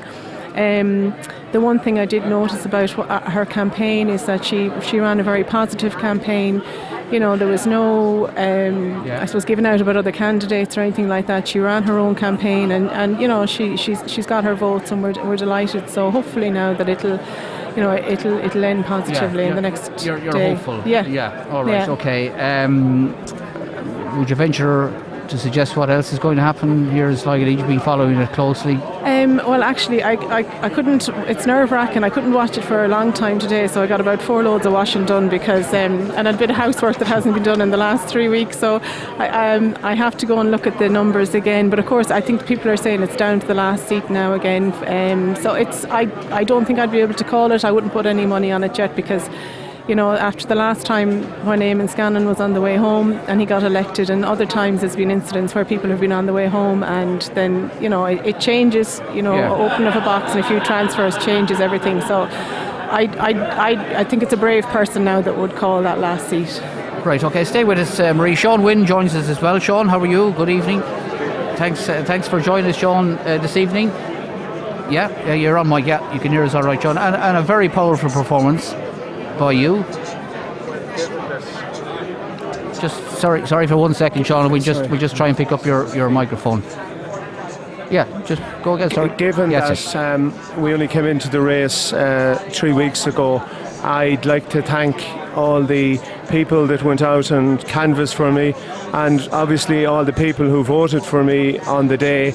I had a simple message that I stayed with throughout the campaign, which in fact was backed up by a report, as indeed was discussed on your show during the election, which was the report that showed that this constituency got the lowest spend in the entire state. Yeah. So that was the background to the whole thing. I mean, Martin Kinney, I have to congratulate him, even though it's a tally count, it's a spectacular result, and I compliment him, and hopefully that some of the issues that was raised by me and others during the campaign he'll take on board, and definitely Leitrim needs some sort of intervention at this stage. Who voted for you, do you think, Sean, and why? Or have you I would say that because I would be coming from a different position than others, the reason I left Fine Gael because of my stance in relation to the pro-life referendum and the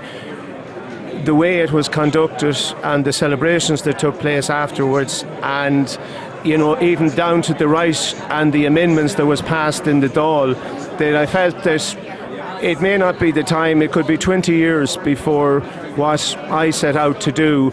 People may realise that it's an unfortunate situation that has arisen in Ireland. I may be completely out of touch with vast swathes of the population in my position, but that's why I fundamentally ran. I would have the other reasons, obviously, which was going back to the 90s, was the forestry issue, or indeed the one-off houses that has developed into a major issue, throughout this constituency.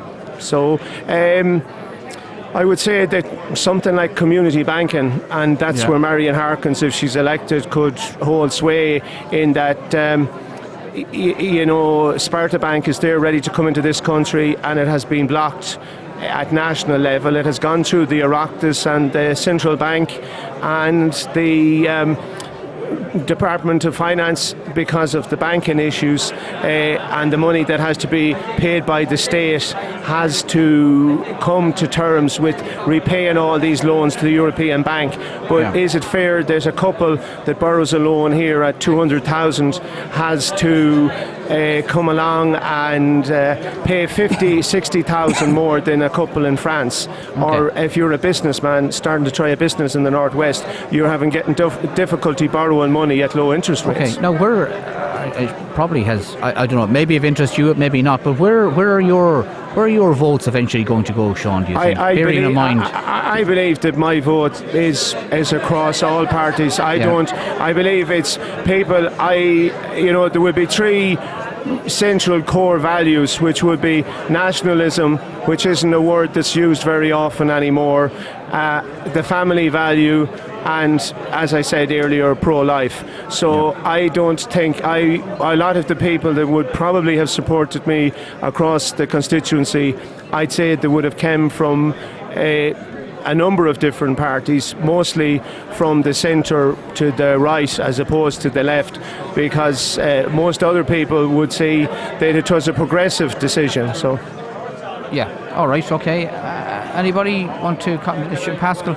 Our neighbours and friends for many, many years. I want to just say that Sean did very well, and I think he'll be vindicated that he stood for the values that he has outlined, and also I'd like to think that he got a very good, strong support in his hometown of Drumshanbo. I haven't seen the tally figures for I can't remember the tally figures of Drumshanbo, but I know from anecdotal evidence at least that he did quite well. And also the question that you raised about his transfers, I would agree with Sean that they probably will go every which way because of the fact that what he was appealing to was an electorate that was sort of crossed parties. It was a trans-party issue. So from that point of view, I mean, it's a very good vote. I'm sure he'd love to be able to stay in the race long enough to save the deposit, but never know, he might. He just might. Well, I'd just like to thank Pascal for his remark. I ended up with a third of the vote in Drumshanbo. It was the highest of the... So in one of the few places that the march of Martin Kenny, he didn't get the vote in Drumshanbo. But, I mean, that's not to take away from the fantastic result that has been achieved by Martin. And with a mandate like that, we hope that all in this constituency benefits from the mandate that has now been handed to Martin, and I hope he has the shoulders to carry it and that he fights for the issues, because we have been around on the hustings since the last number of weeks, and he's a pleasure to work with. And he did raise the issue of the one-off houses and septic tanks, and it was blocked by both Fianna Fáil and Fine Gael. So when people are talking about change, is it change about parties or is it change in the direction of this country? Because, you know, a lot of people have used the word change today. As I listened to your programme, I was listening coming down today, and you were just talking about change. But you know, without defining what exactly is it, change of the political personnel, or is it change in the way business is done in this country? And I think, you know, you have to ask yourself the question, why did Sinn Féin get such a large mandate? I think it's because of the excessive regulation, the excessive load on a lot of families, and that frustration boiled over, in my view, as out on the canvas. You wouldn't see that there was going to be the massive surge, I believe, that towards Sinn Féin on the ground. But from yesterday, it was obvious that that was going to be the place. Okay, you were a local election candidate last summer, Sean. You've now stood in the general election. Is there more to come? Have you got?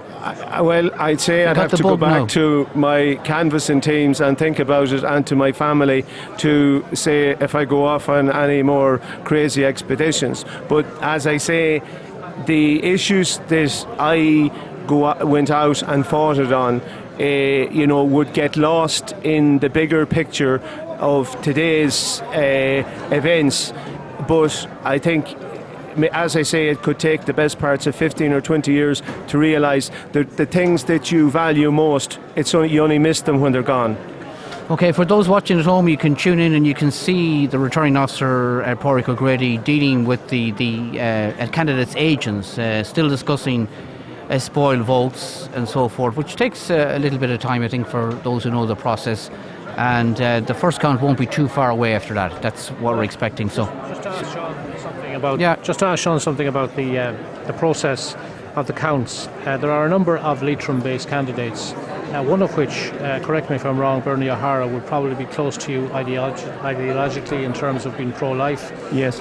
Would you be hopeful of staying in the race a little longer than maybe it's been suggested, that with transfers out of Leitrim? Well, given that there would also be Aintu and Renua and the Nationalist Party, they would all be pro-life parties, so there's a possibility that there would be some amount of transfers coming out. So you're looking at maybe 1,000 plus Aintu and Renua. You're looking at 1,000 plus votes in play. That if you know, it might be indicated that they might go to you because you will be ahead of those people when it comes to elimination. That would be a possibility, yeah, exactly. And there's be also the outside chance that Martin Kenny's surplus, there's half that would have been a Leitrim 6,000. That proportionately, I would hope that some of that would be a Leitrim vote, so there might be a possibility So you might be there a lot longer than people are suggesting, Sean.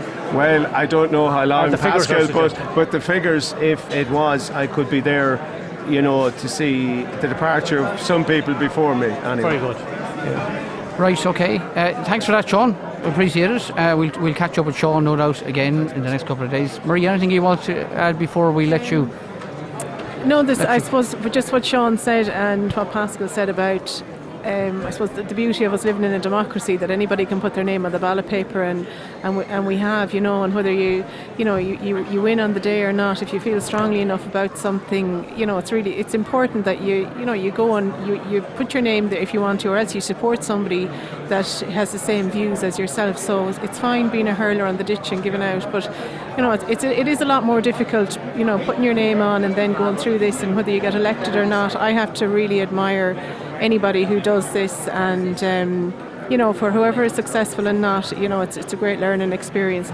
And the other thing that I wanted to say was that the amount of younger people that I know who have laptops and TVs and screens and everything on, and it's really a fantastic education for them in democracy and how it works and the PR system. And we speak a lot about the first past the post and the way the process is in the States, and we're very lucky that we live in a democracy as well, where we have so much choice. And you see, even the way it's all run today, everything is so above board, that I think we take it for granted how lucky we are to be able to vote, and to have our representatives, and to have our representatives, even if they're in Leinster House, that they're all very local as well to us, and that's great. I don't think there's another country in the world that you would have access to your TDs, picking up the phone or visiting their houses, or you meet them on the street.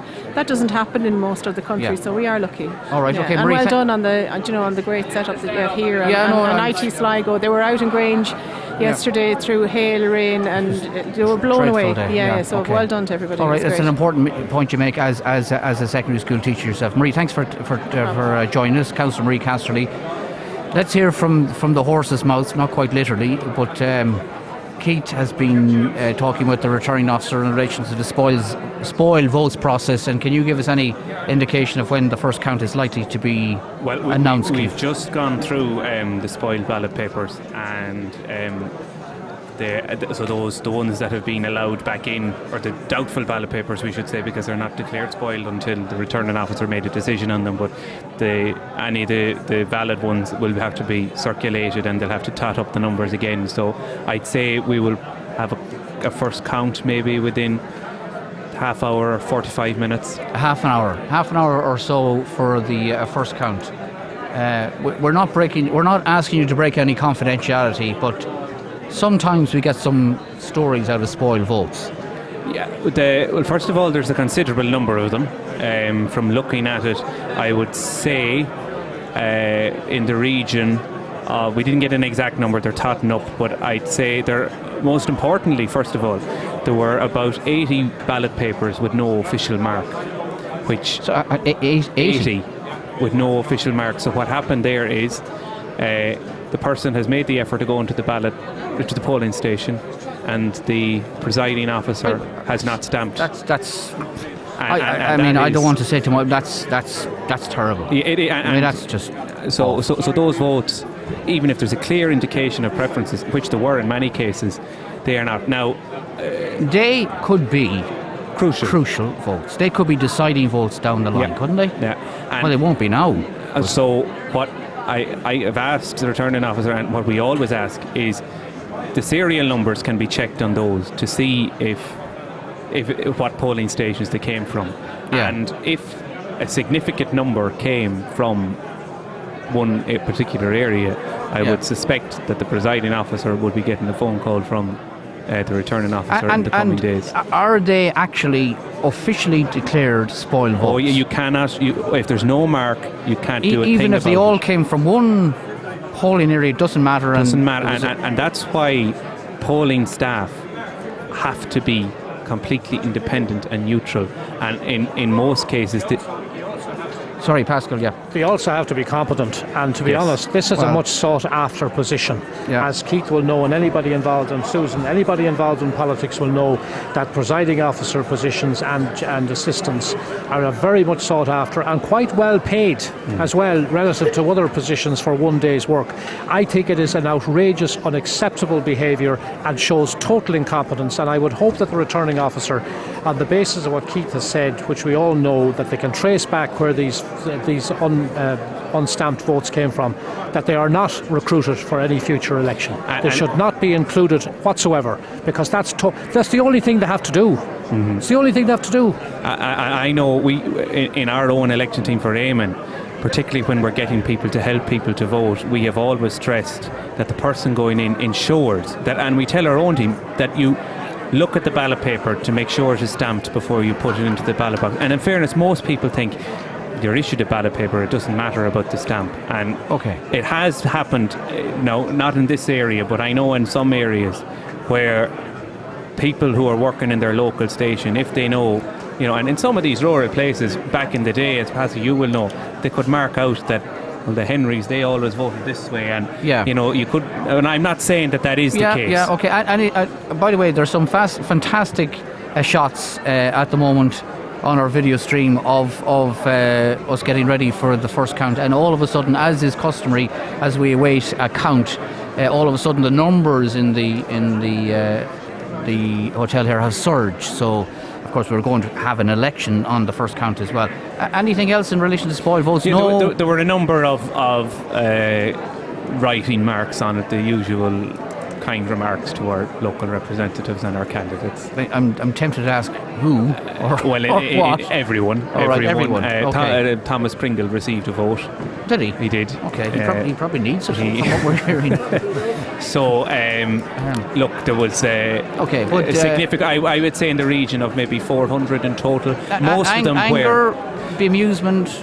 Well, the ones with writing, in fairness, there weren't too many. What is the issue is where there's no clear preference indicated, whereby people have put X's and 1s, or 3 or 4 X's, or 3 or 4 ticks. Did anybody get through, Keith? Were there many that were agreed that they return? Like the returning officer comes with a decision already made administratively, so it is then a matter for the discussion to take place subsequently. Was there any? A good portion of them were, fought over, and they did get through.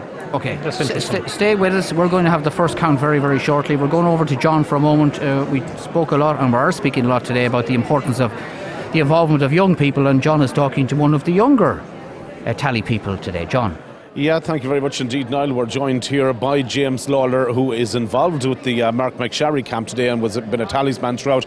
Just to pick up on maybe one of the issues there that the panel have been discussing, the number of spoiled votes. And as a tallyman here today as well, with 19 names on the sheet, on the ballot sheet, that must make it very difficult trying to keep track of, especially where transfers are going. Yes, John, it is and it isn't difficult. As I would say, there's a knack to it. I arrived just a bit late, but I ended up getting the tallying role, as you know, just to help understand where we're going to go next. The tallies that Oast FM did brilliantly this afternoon, I must add. Gave us the first indication, but we want to know where it's going to go down to. There's indications it will go down to the wire. It will last another day or two. My indication is that it will be the last few thousand votes to get distributed until we really know what's going on or how we're going to get here. I would also like to give the credit to Martin Kenny, who ran a hell of a campaign with Chris McManus and all them.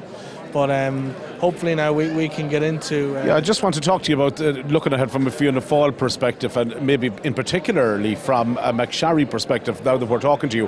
What's the latest word on the ground? Early in the morning, everybody was expecting that he'd be safe enough, maybe coming in on the second count. Those predictions maybe not as solid now as the evening progresses. Would that be fair to say? It is and it isn't, John. It's, with Mark... there was no seat safe, and we knew that. It was more or less kind of the talk of the people that, Mark's safe and Mark's this, but not. But we really knew that because with 19 candidates, it's a huge number. With Tony McLaughlin outgoing, we knew it would be up for grabs. So we knew everybody will throw their hat into the ring. We ran one hell of a campaign. We started when the government dissolved. We've been out in the wind, the rain. We've had teams. We've probably covered the most ground in the constituency, from Ballyshannon to Boyle to Carrick, the whole way across to Eastkey as a group together, which is absolutely fantastic. For me, on the campaign team, it's been an experience, and I've learned a lot of things from it. and I know I can take it into the future with me, whether I would like to take it in or not. And from Mark's perspective, Mark is he's in a good spot, and hopefully, you know, with the day's events as they peel on, hopefully we can grab one of those 4 seats, John. Talk to me about it from a younger person's perspective, general election 2020, and we're hearing that a lot of the demand for change has been coming from younger people. So for somebody like yourself now to be aligning themselves to one of the main traditional parties would be seen almost as a heel against the head, in the sense that you're maybe going against the views of an awful lot of your peers. How do you feel about that at the moment? Is there a future for young people? Obviously within the traditional parties there is, but overall, how difficult is it going to be to make the parties relevant to your peers in the future? Geez, you caught me in the hop with that one, John. It's tricky, but I would more or less answer your question by the fact that the young people don't know enough about politics for them to make a decision about a party. Obviously, climate change is a big thing amongst young. I did see a few of the members of the Pledge for Climate in here today, and obviously climate change is a big thing, but climate change also wasn't talked about as much this election, which personally, from my point of view, I was surprised at. So are you saying that maybe younger people are latching on to one or two policies like climate change and maybe ignoring some of the other maybe more economic policies that the various parties are pushing forward? No, that's not what I'm saying. What I'm saying is that we need to educate the younger population more as to what you know, not necessarily what parties do, what politics is, and how the politics affects the change within the citizens of our country. That's really what I'm trying to say, is that let's get as many young people into politics as possible, to get them to understand the politics and to use their vote as well. I did have this little campaign before everything started, before I joined McSharry, to encourage as many young voters as possible to get registered and sign up. And I was on with Niall one of the mornings encouraging that. It was extremely successful, and hopefully we can continue that into the future. Ógra Fianna Fáil and all that, Ógra Sinn Féin and all that aren't in the constituency at the minute. They have been over and back every now and every few years. But hopefully we can start something again where we can get young people back into politics and get them understanding what it's all about. All right, well, look, I suppose today is always going to go down as a significant day in Irish politics. Huge change, I think, being demanded by the people at the minute. So it's a day that's going to live long in the memory for all political observers. Oh, I would 100% agree. It is the time for change, the time where the citizens have come and they've voted and they said, we need to change. We need to fix our housing crisis. We need to fix our trolley crisis. We need to handle the negotiations with Brexit better. We need to look at more healthcare, more home health. We need to look into the HSE. We need to fix stuff. But we also need to do that within the money that's there in the government. And that's where I would feel that we need to look at. We can't be going in this and going in that. We need to look at, well, where's the money available and what can we do to make our economy strive, to get more businesses into our region, and to help the economy and help Ireland and give back to the people. All right, James Lawler, we'll leave it there. Thank you so much indeed for joining us. Interesting comments indeed there from James in relation to, I suppose, young people's participation in politics in the future. And Niall, you can really sense it, I suppose, a buzz in the air here now. Oh, yeah. You just get the feeling that first count isn't too far away. You can see the crowd coming in, John, as always happens when somebody is about to be elected, as is the case here with Martin Kenny, set to be re-elected, of course, first elected just 4 years ago, 2016, and he's going to exceed the quota comfortably on the first count, and we'll bring you all the action and the drama of that election live as it happens in the next half hour or so, or maybe before that. I want to ask Susan about, and I should emphasise, maybe I didn't emphasise clearly enough before, you're not here as a member of the Labour Party, you're not currently a member of the Labour Party, you're here in your capacity as a former senator and a former Labour general election candidate and Sunday Business Post journalist.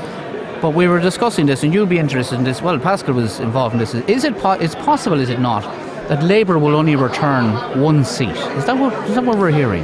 And that being the party leader. Yeah, and thank you for the clarification. So yes, I left the Labour Party after the last election in 2016 because I wanted to pursue my journalistic career again, so I left. But obviously you're always interested, and in this case we're interested in the Labour Party because of the shape of the political landscape and what's happening to it. And it very much looks like Brendan Howlin, the leader of the Labour Party, will be returned. And Sean Sherlock in Cork may well be returned, but it's not certain. Yeah. Aodhán Ó Ríordáin, who'd currently be a senator, who was previously a TD, may or may not be returned in Dublin Bay North. But Willie Penrose stood down in Mullingar and his seat's already been taken by Sinn Féin. Brendan Ryan has already stood down in Fingal, and the new person replacing him won't get elected. Joan Burton, the former leader of the Labour Party, former Taoiseach, is going to lose her seat. Kevin Humphreys, again a TD and now a senator, also looking set to lose his seat. Joanna Tuffy and Joe Costello, who were previous TDs, came back and stood again and also are not going to be elected. So there could well be just Brendan Howlin, or maybe Brendan Howlin plus either Aodhán or Sean Sherlock. Well, I was going to suggest that, obviously that there would have to be a change in leadership in that case, but there may be only he may be the only one person. candidate. And so if you consider that the Labour Party is, celebrated 100 years, a century of the Labour Party, certainly, you have to ask the question now, after this election, well, what will the Labour Party do now? Its clothes have been well and truly stolen, taken, whatever word you want to use, by other left parties who have been much more successful in selling their message. And do you put this down? Well, do you put it down to not getting that message across, or is this solely all to do with their time in government, and there's still the hangover from that? Well, certainly, the hangover at the last election in 2016, when the Gilmore tide was annihilated, and many people lost their seats on that occasion, went from the parliamentary party of 39 to 7. Yes, so a lot of it is still down to that. But I think also, I don't think the messaging since then, I don't think Brendan Howlin, while he may be committed, and I've no doubt he is and has been all his life, to the Labour Party, I don't think he articulated a clear message about why people should look to the Labour Party again this time, and didn't punch sufficiently above the weight that he needed to do while Sinn Féin were on a surge. Yeah. So it's been difficult, but certainly questions now. You have to say, is that the Labour Party, on its knees? Okay, permanently? and did you say that Alan Kelly is? Alan Kelly is also not a cert to be elected at all. It's extraordinary, really. It's an extraordinary outcome. Extraordinary. I would have expected them to hold 3, maybe 4 When you consider seats. the history of the Labour Party in Irish politics, it is quite extraordinary. Niall, could I just sorry for interrupting. I know they're not picking up on the mic there for a moment. We've been looking, Keith and I are actually looking at Tipperary as we speak, and Michael Lowry has exceeded the quota.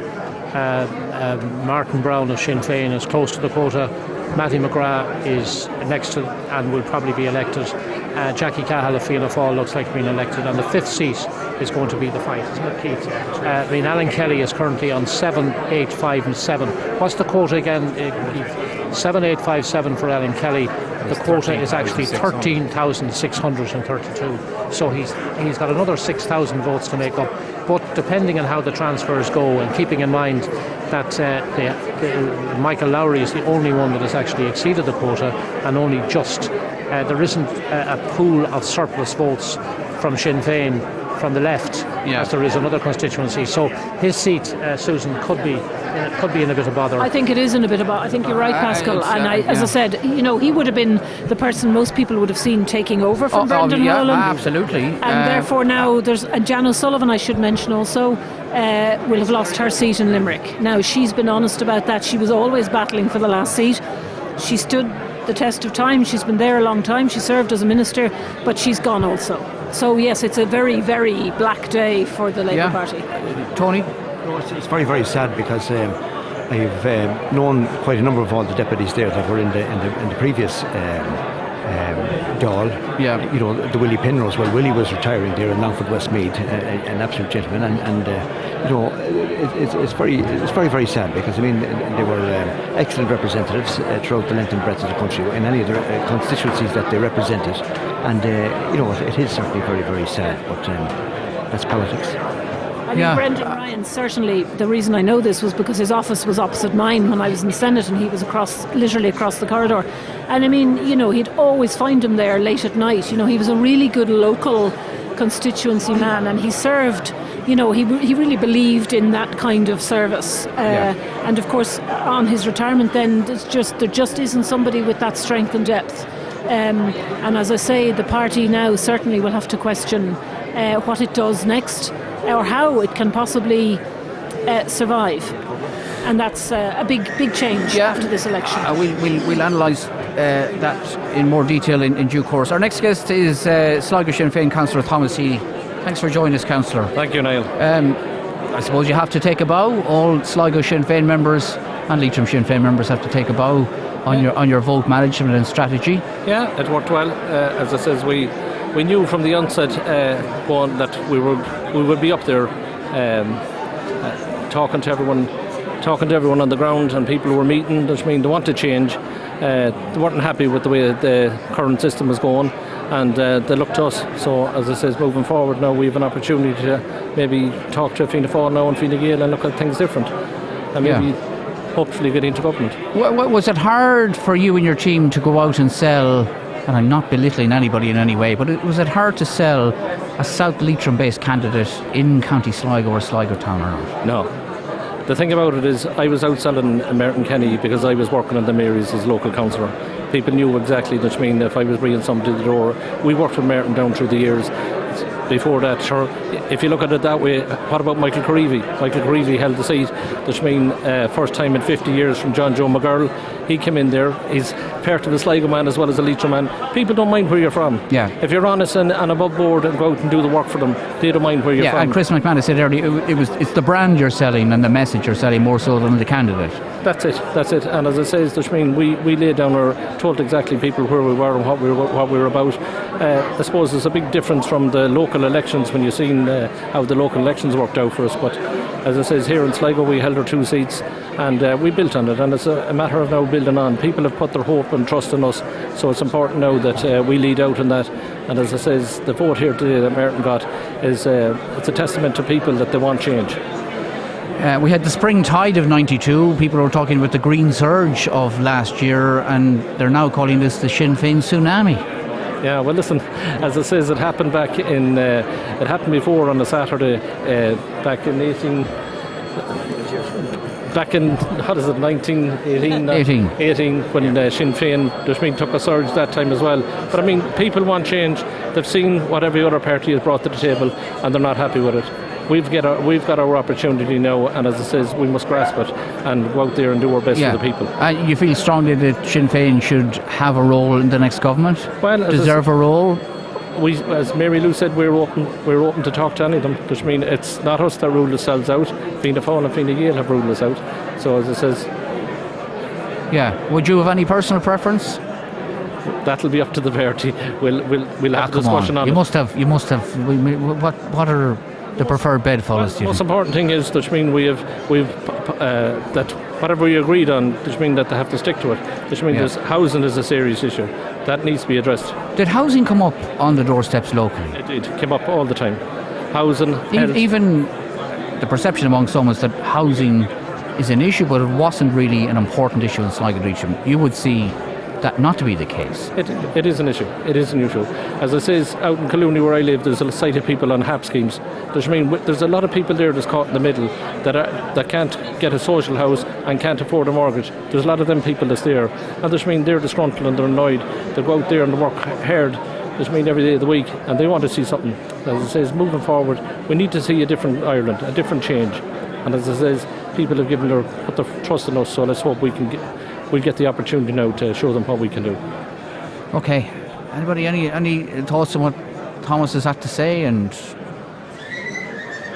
Keith, from your point of view, how important is the popularity and pulling power of local councillors in getting it's a TD vital, elected? because I'm sure no more than in Fianna Fáil, the work that Thomas does, and he does a lot of it, in fairness to him. He's an excellent local representative. I know when I was on the council with him, we used to have good old fun sparring across the chamber, but you were always a very hard worker in your community, and that allows him to approach those people that he has helped and ask them to lend their vote to whoever their Sinn Féin candidate is. And it would be the same within Fianna Fáil and within Fine Gael, having local representatives working on the ground. You know, it benefits. There was a huge amount of people, you know, I'm not voting Fianna Fáil, and from our side, and I'm sure it's the same with Sinn Féin, Tom, who traditionally would say, I'm not voting for that party, but I like Thomas Healy, or I like him and Scanlon, and they don't put the party badge with them at all, and it's down to the personal. You cannot underestimate the amount of personal ground hurling work, as I call it, that gets people over the line, and certainly having good hard working councillors on the ground is a benefit to anyone. Okay, sorry, Susan. In a local area where, for example, you know, between Eamon Scanlon and John Perry, certainly in the past, you know, one or other could transfer to the other. It didn't matter that they were from different parties that have been, you know, enemies forever. Because they're both local people locally want to hold on to their local representatives, because of course they see the value of having representatives at a national level. So I think sometimes there is a mix of the personal, but absolutely on this occasion, Tomás's, you know, and what Chris McManus was saying, you know, Sinn Féin really lifted on the tide of its identity and its position of messaging about this would be a change if you vote for us. And I think in that case you were definitely, there's going to be a lot of first time politicians in Leinster House. The pressure will definitely be on as they find their feet and try to work out, if they are in government, how that goes. It'll be an interesting time, I think, politically. Pascal has his hand up. I don't know if you want to Caragum Dolamock, or is it? No, I'm sorry, I was trying to, you were looking at the screen, I was only trying to just get your attention. Sorry, Niall. It was only in the context of about the importance of local councillors, and not in any way disputing, you know, Thomas and the hard work he's done and other county councillors. But here's a little aspect of the surge of Sinn Féin. Last summer, Sinn Féin were politically in chaos because they had lost over half their local councillors. And I remember talking to Martin Kenny, because in Leitrim they lost 2 councillors, and he was saying, you know, they've left gaps, and it's going to be a problem for me in filling those gaps because they have been representing our party at local level.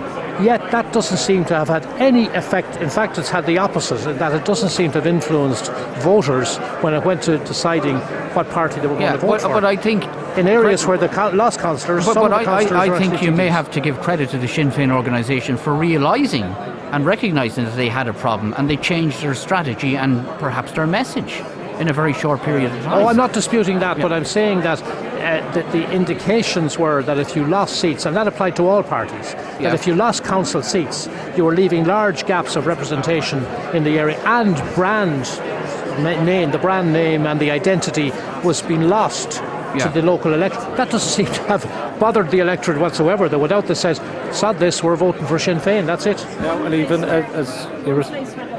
Sorry, Susan, I'll bring Thomas back in there. Sorry. Just as Pascal was saying there, which means we might have lost councillors, all right, but that only put more surge into us to do more. And as it says, the reason Sinn Féin is what we are, it's not just about councillors with us, it's about people that we have in the community that work very closely with us. And that way we were going to whack out and say, right, we might have lost seats here, what do? We don't sit in our laurels, we get back up, we get out there and start working in the community again. And I think that has proven it this time round. This means we had 6 months, we got a shock. And when you get something like that, it's how we recover from it. And as it says, we recovered well. We sat down, we talked, we seen what we need to do. We knew well then that we run one candidate strategy that worked for us. But I mean, a lot of work with not just councillors, which means we depend on so many other people in the local that come out and help us as well. So I say it's the people that voted today. It's the people that had their say. And as I says, we're only lucky that we're one of the TDs that's after getting that today. So that's the way I look at it. Okay, Tony, and I'll bring to Thomas there that certainly Sinn Féin did get a bit of a hammering in the local elections, but I see even some of the councillors that lost their seats, Thomas, are back in the Dáil there today after maybe 9 months having lost their local authority seats. I suppose the party, and in lots of parties, and I remember the last, not the current local elections there in May, but the previous one, where Fine Gael, where we lost a huge number of council seats all over the country. But it's to learn from the mistakes that a party does, or where you do have a lot of losses. But certainly, you got your act together very, very quickly, Thomas. Yeah, Susan. The only other tiny piece of that is that having fewer councillors will mean fewer Senate seats for Sinn Féin than they might otherwise look like they would have had, because of course those seats are elected by county councillors. And so, although I know that an awful lot of dealing goes on between all the parties in order to get seats across the line in the Shannon, it's the most arcane voting system in the world, and about 3.5 people understand how it works, and I'm not one of them. But it will just be the only sort of piece of the cake that will fall out against you at this point. But it'll catch up probably the next time. And I only just added, because obviously having been a senator, I'm aware of that. It's not in any way as a criticism. It's just an observation of the numbers. There's a begrudger on the text machine, Thomas, saying all Sinn Féin candidates and supporters are on all day about change. There's no change in Sligo Leitrim. You still only have one TD. Well, if they believe that, they need to look more carefully at the figures, I can tell you. And two in Donegal, which means there's now on the first count. Three on the first count in this area now. And just for your own information, Leo Varadkar has said in the past few minutes that his party's coalition position has not changed. He couldn't do otherwise. Yeah, having been out so anyway. strong. Leo had said here, or seen earlier on in the day, Niall, where Micheál Martin has said that he's open to negotiations now with the Fianna Fáil party and Sinn Féin. So obviously that's the route to take from here on in, I think. Right, okay, we'll let Thomas go, because no doubt you're getting yourself in position, are you? Yeah, and fair play to you for what you put on here today is brilliant. I mean, for anyone that can't be in here at the count and hearing it at home and listening to it at home, like, it's second to none the work that you do, and I appreciate everyone what you do. Thank you. Thanks for those kind words, Thomas, and thanks for joining us again. That's Sinn Féin Councillor Thomas Healy. You may notice there's a lot more background noise now in the Count Centre here in the Sligo Park Hotel. A lot of family members, younger people, kids arriving, which is always the case when somebody is about to be elected, and we expect Martin Kenny to be elected in the next half hour, 15-20 minutes perhaps, and we will bring you that live as it happens, all the drama and excitement of an election here at the Sligo Leitrim count. Keith. Bring up an issue, and we were discussing it just before the election, and seeing as we're waiting on the result of the first count, perhaps the panellists might be interested. I'd be interested to hear their view. The amount of houses in rural areas that weren't canvassed at all in some cases. I found as late as last Sunday, we were the first canvassers to call, and particularly, maybe I should have asked when we had some of the Sinn Féin representatives here. Sinn Féin wouldn't have where they have a very good organisation in the towns and villages. They traditionally wouldn't go around, particularly in Sligo anyway, in rural Sligo, they wouldn't be going out to the rural booths. They would be doing the towns, the likes of Ballymote, Tubbercurry, Collooney, but I know out in the parishes, out on the highways and byways, they may not canvass, but that didn't seem to matter. So they were obviously, I'm just wondering, is this the beginning of the end of the door-to-door Well, canvass? you raise a lot of issues there, not least the appropriateness of people calling to people's houses late at night, because the feedback we were getting on our programme during the campaign is that people are frightened, not necessarily older people and people that live alone. They worry when someone calls to their house late at night. Anybody's house late at night in rural areas, unless especially now with mobile phones, you send a text to say I'm on my way. You don't just you always announce your arrival anymore, don't you? Exactly. So does anyone keep their back door open anymore and neighbours come in? Well, but the idea also, this is the third winter election we've had in a row the nights get dark, people come in from work, they're trying to get their children fed and maybe get them to bed. They're not actually going to engage with you, when it's getting dark and you're just trying to get them off to bed and all of that. So if you're going to have winter elections on top of this worry that people have about opening doors, you are going to have to start campaigning in shopping centres. So it's becoming more presidential-like in nature, and then with social media's arrival as well, social media is hugely important now, particularly among the young people who are clearly going to go there first for their information. I was talking to one of the candidates during the campaign, and they said there's an element of damned if you do and damned if you don't about it, because they were getting abuse from some people that you hadn't the manners to come and ask me for my vote. If it's worth getting, is worth asking for. But it would appear, particularly from the Sinn Féin, because I know areas of South Sligo that Sinn Féin would not have canvassed rural parishes. Yes, they were in Ballymote and they were in Tubbercurry and they have good organisation there, but they generally don't go out into the country areas. But yet, from the tallies, it didn't seem to matter to them. So there were obviously people, maybe general elections now are being more focused on the national rather than the local candidates. But that's why I think in the progression of the count, for the likes of Eamon Scanlon, who has done the heavy lifting in terms of going to the rural votes, where he may not have got the number one, the fact that he called to the House at all might say, well, at least they came to the... And that's the advantage of having a good local organisation, which, the smaller parties wouldn't have within the rural areas. Okay, I'll bring Pascal. We have a break to take. We might get the break out of the way after Pascal, just to get it out of the way, and then we can take the first count live. Well, Pascal, it was just a reflective question. Did Leo Varadkar make a big mistake in calling a winter election? Because Bertie Ahern always subscribed to the view that elections should be held when there were long evenings, the sun at your back, and people were in good form and the birds were singing in the trees. And I'm just wondering, would that have added to the overall anger that the electorate have now shown in their vote? Would it have had a bearing? I think it might have had a bearing. Everything you're saying about people being afraid in rural areas of answering doors, Tony, are you in the inner sanctum of the certainly I believe, and from years of experience, that there is a cut-off point, and people are worried out there in rural areas particularly, and I think there is a time that you must finish canvassing, because families, with young families going to bed perhaps maybe after 8:30 at night or whatever, and going into rural areas, you've seen the fear that's in people at the present time.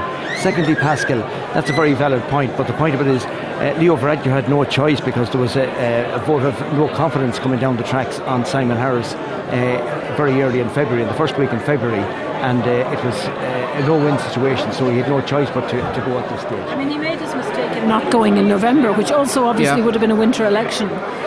But he wouldn't have had that hanging over his head, and he still would have had Brexit on fire, so to speak, and might have been in a better position. I mean, all these things are always what if. Yeah, exactly. Where is Simon Harris, or has anyone heard from Simon Harris? He looks like he's going to keep his seat. Does he? Okay. He's been missing in action, really, hasn't he, for the past few weeks? He has, and as has Owen Murphy, who also is in the fight for a seat, but may not. May not. Those were the two, I suppose, the people who were bringing a negative maybe light upon the situation because of the portfolios that they have. Health you'll rarely have a popular minister for health, and in terms of the housing, because it was such an issue, maybe those two men were kept to the back of the campaign in order to try and rebrand. I was just waiting for somebody to say it. I won't miss an opportunity.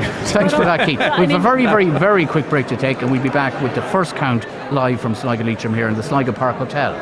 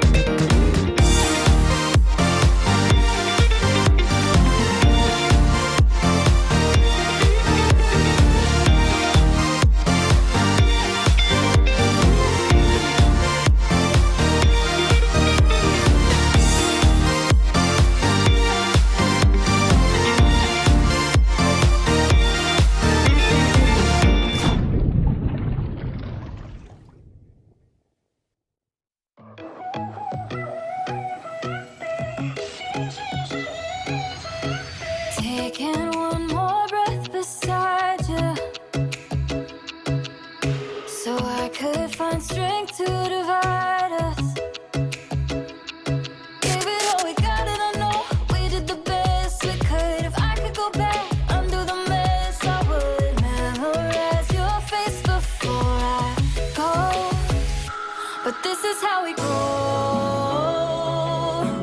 Gotta give it up sometimes, let's go. And knowing when to kill your pride. There's no one to blame, nothing really stays the same. This is how we grow. Sometimes we hold on to let go.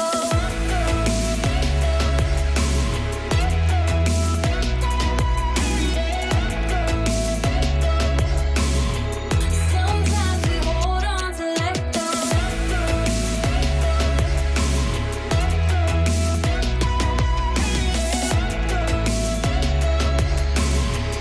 Sometimes we hold on to let go. There is nothing lost between us. And oh, I know you have your reasons. Some days I'm a mess, but I know there's a rainbow over all of the past. Your head on my shoulder, but I know we're better on our own. But this is how we grow. Gotta give it up sometimes, let's go. And knowing when to kill your pride. There's no one to blame, nothing really stays the same. This is how we grow. Sometimes we hold on to let go.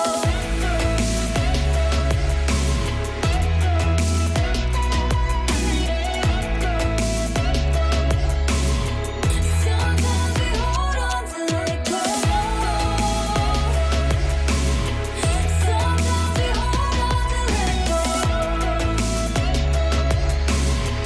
Sometimes we hold on to this is how we grow. Gotta give it up sometimes, let's go. And knowing when to kill your pride. There's no one to blame, nothing really stays the same. This is how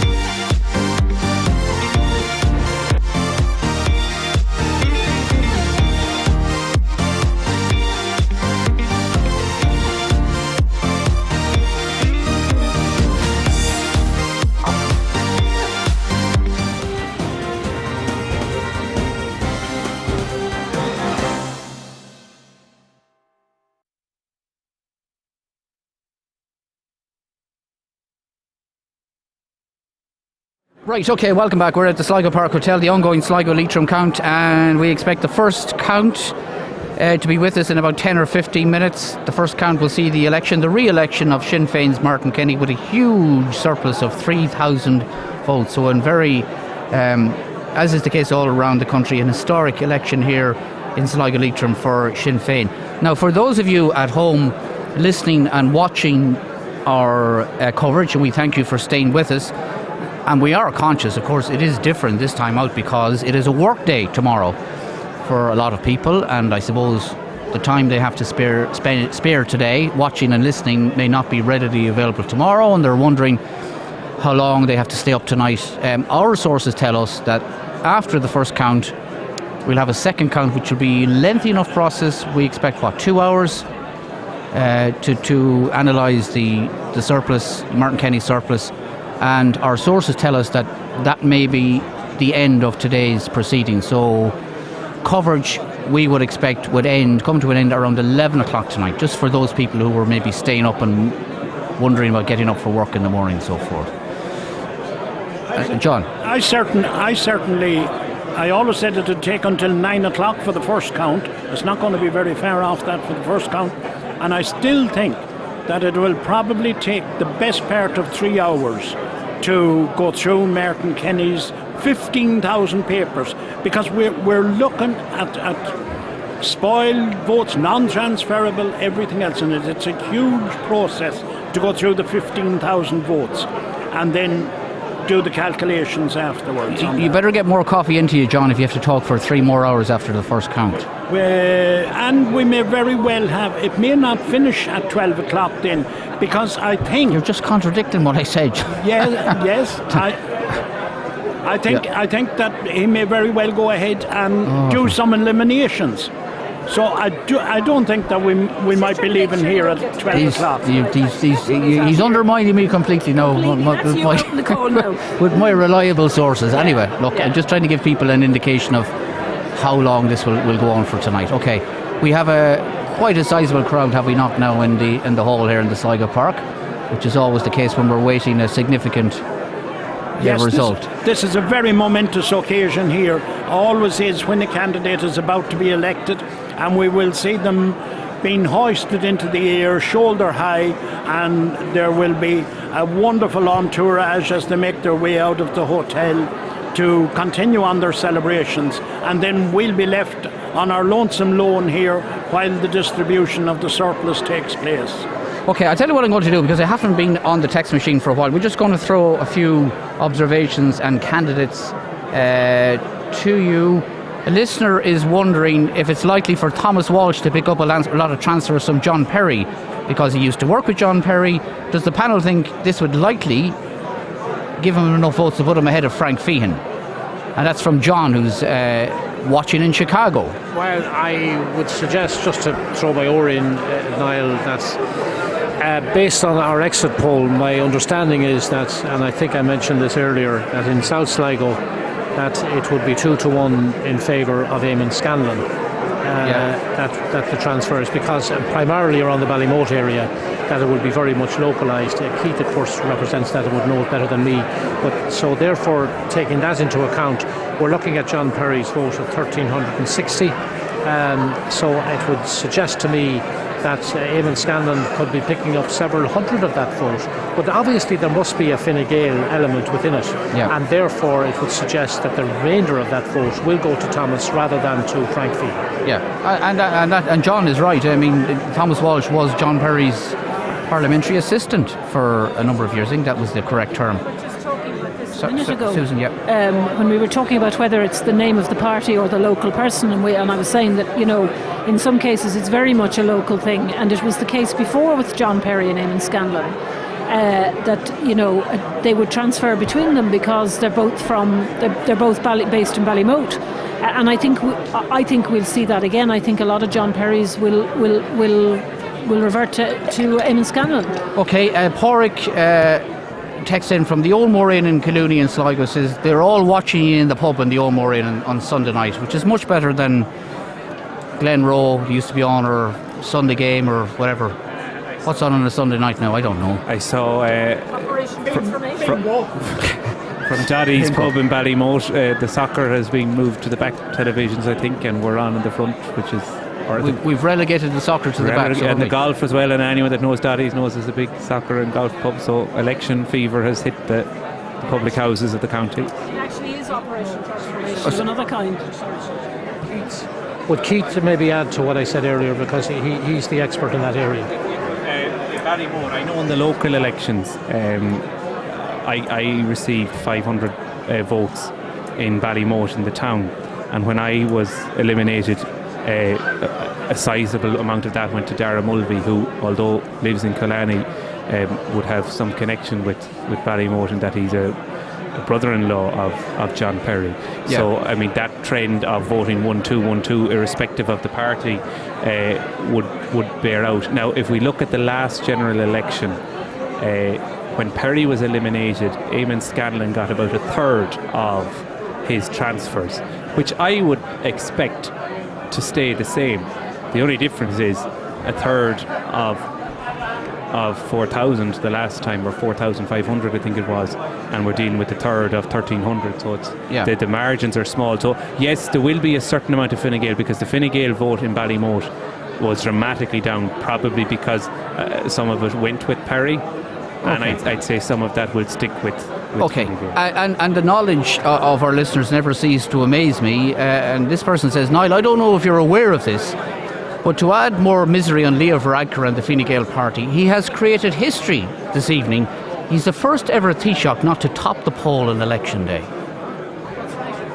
Yep, that's not a piece of history you want to be creating. And not only that, I mean, he's obviously been the poll topper there is Sinn Féin, and that was, and given that he's been so definite about not speaking to Sinn Féin, I'm sure that sticks quite severely in Leo Varadkar's throat to be dethroned by the very party that you said you were never going to have anything to do with. Sorry, I should say, I'm wondering if they're able to know when I want to speak. It's just for the benefit of listeners, not me. Because I don't want to be interrupting anybody. No, and you're not interrupting like anybody. It's just you can't talk across anybody. People want to I appreciate that. That's what I'm saying. Yeah. It's happened to Micheál Martin, putative Taoiseach in Cork, where they like to think that they have their own Taoiseach, going back to Jack Lynch's time. Okay. So it is a seismic change. Okay, great coverage, lads and ladies. We're all watching right now in McDermott's Bar and Restaurant in Castle Baldwin. Somebody else wants to know, is John not going to the bingo tonight? Because there is bingo tonight. No, I'm not going to the bingo tonight, and there is bingo tonight. But we're more concerned with the numbers here. And just if we might take them back to the Ballymote thing, I think Thomas Walsh won't be a great beneficiary from John Perry in the Ballymote area. If we look and we see what Thomas Walsh got there, 13, 15, 28, 40. He only got about 60 votes in Ballymote in the 4 boxes in Ballymote. So that, I think, will bear out in John Perry's distribution there from that. Eamon Scanlon will be the major beneficiary there, and I think it'll be much more than a third this time, because people are more aware of what's happening there. Okay, and I'll take a couple more. Back to the spoiled votes, and again, we don't want to break any confidentiality, but somebody is wondering, very interested in the conversation about the unstamped votes. Are those 80 unstamped votes declared void as per rules, specifically intended for one candidate or party? I'm not quite sure what they mean. Any ballot paper with no mark on it it's treated as any sheets of paper we have here. It doesn't work. It's not worth anything. I don't know if they're suggesting maybe that the unstamped votes were all for one party. I think that's not necessarily. No. Okay. No.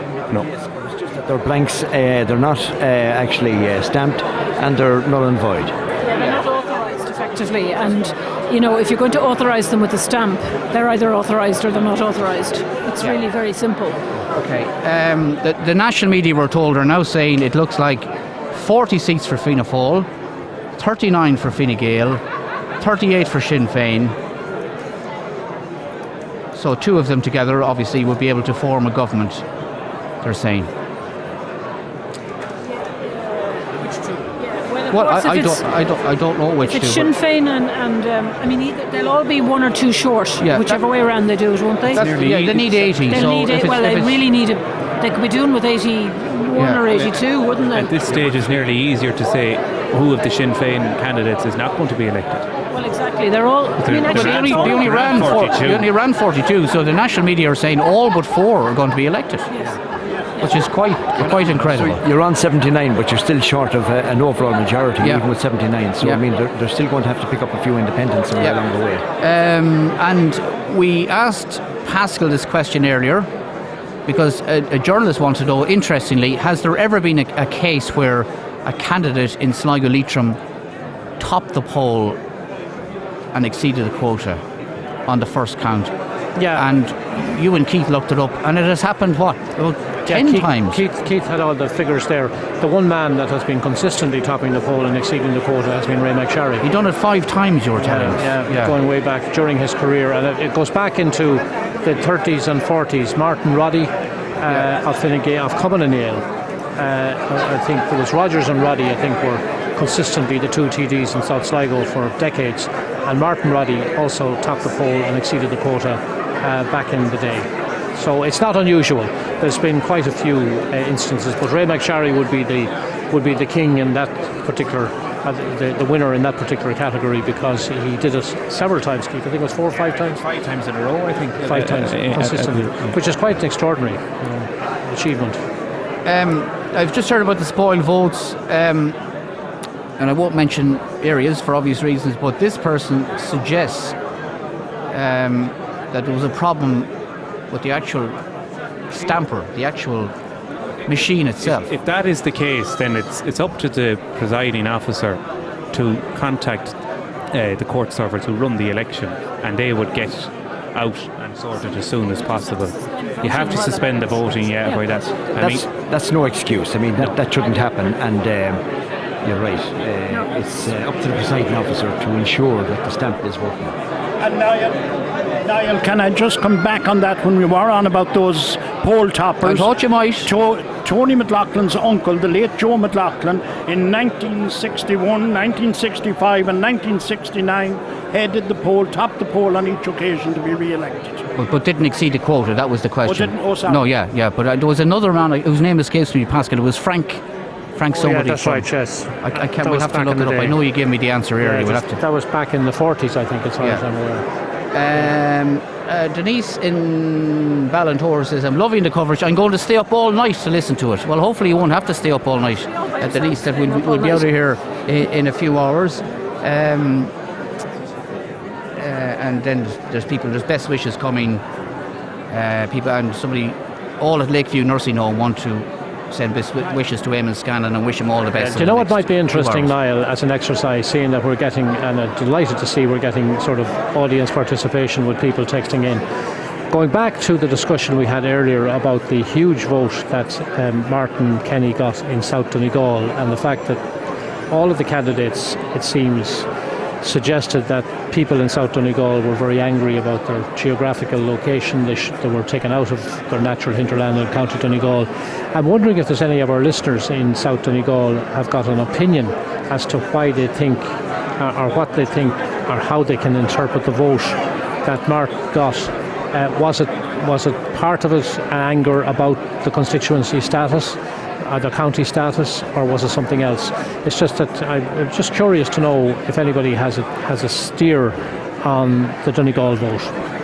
Yeah, interesting. And I know the people in Donegal are in a funny position because they obviously have an interest in their own constituency, but a lot of them obviously are I dare say, more interested in what's happening in Donegal, so they may be tuned into two different counts. But I take your point that it's an interesting point, and certainly Pádraig McGorty mentioned that as part of our exit poll.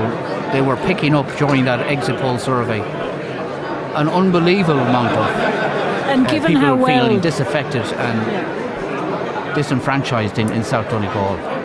Given how well that the other two Sinn Féin candidates have done, Pearse Doherty and Pádraig McLaughlin in Donegal as well, there could. I agree with Pascal. It is a very interesting question. Particularly, Ray McSharry was remarking on that this morning, was he not? When he said, something has to be done, whatever way they do it, for counties not to be sliced up. We're the only constituency in Ireland that has 4 counties represented in it, and that really is a bit of a difficult pill to swallow for the various counties that are, pieced together in this way. But certainly Sinn Féin have done well in Donegal. Colm, I'm trying to get some social media messages. Incidentally, if you want to make a comment or you want a name check of any of your establishments, you can do so 083 3500 530. 083 3500 530.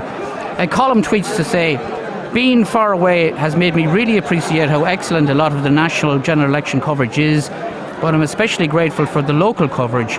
I've had Ocean FM open all day and it's been excellent.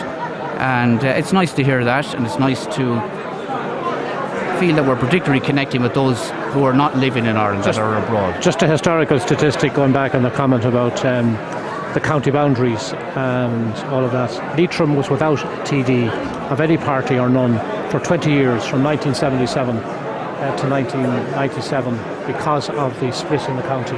And it really rankled with people. That they were not allowed enough votes to be able to elect their own TD, and they were effectively a feeder for Sligo Leitrim and for Roscommon Leitrim, and I can therefore fully understand the anger and annoyance of people in Donegal who probably saw themselves as being a feeder rather than have the capacity to elect their own TD. And Ray McSharry was absolutely right.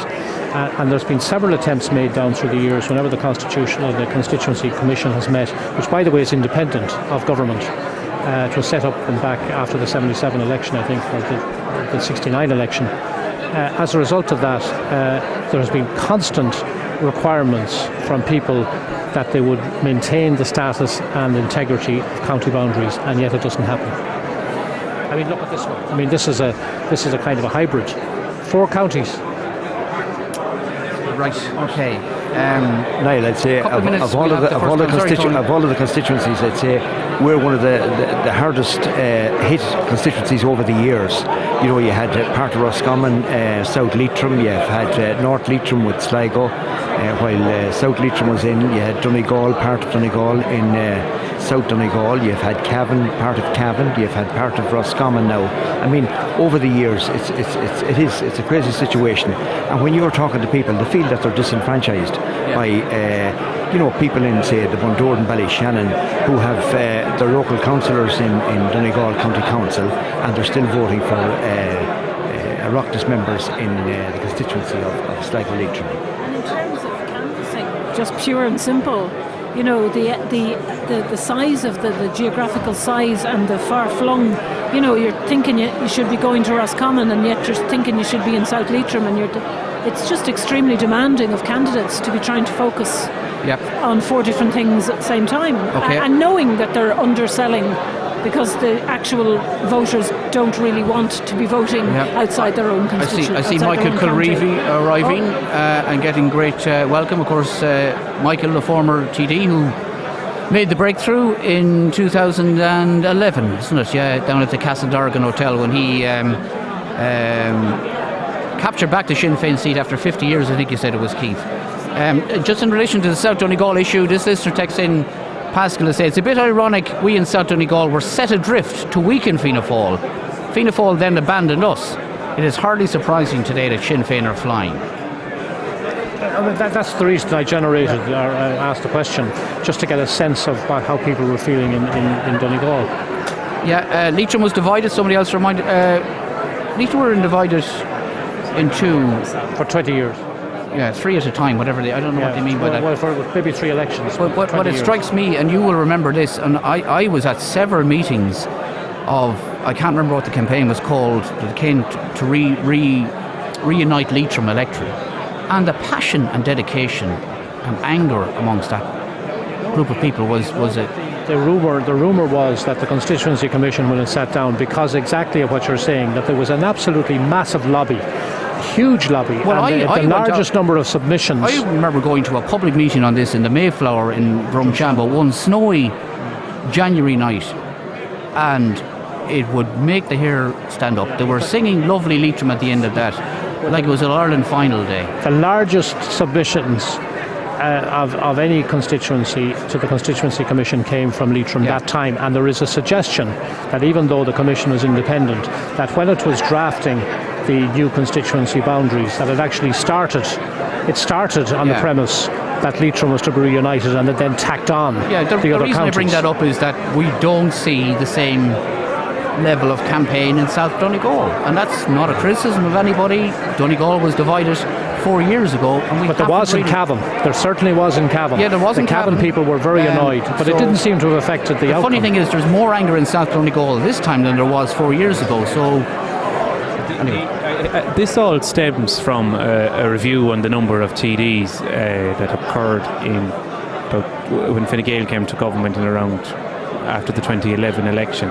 Because I suppose, you know, it sounds like a very popular thing to do, to cut the number of representatives, because there is always such public anger about TDs and their salaries and so on. But yet, when it comes to election day, everybody wants a TD in their own area. Okay, just if you're not watching, you need to watch, because it is absolutely chock-a-block in there now all of a sudden. They are milling into the Sligo Park Hotel for the announcement of this first count. And again, Kieran and his team have some fantastic shots of people getting ready for the first count and the election of Martin Kenny, so it's obviously only minutes away. Sean McManus was saying earlier, he'd been through the tough times, the dark times, the great times, and so for him and for all their supporters, Michael Kilreevy. Topping the poll is a big. It's not just an election. It's topping the poll along with all the other colleagues around the country. So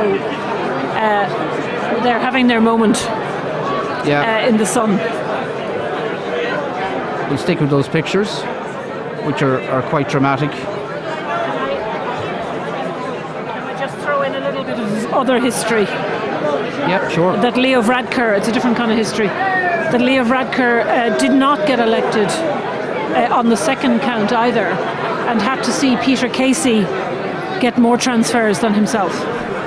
Peter Casey, of course, ran in two constituencies, not featuring at all in Donegal, by the way, for anybody who is interested. And not going to win in that constituency, but he got 213 transfers and Leo Varadkar got 118. So he's not elected yet. Okay. Which, must be another piece of history for him. Okay, the cameras are out, the mobile phones are out.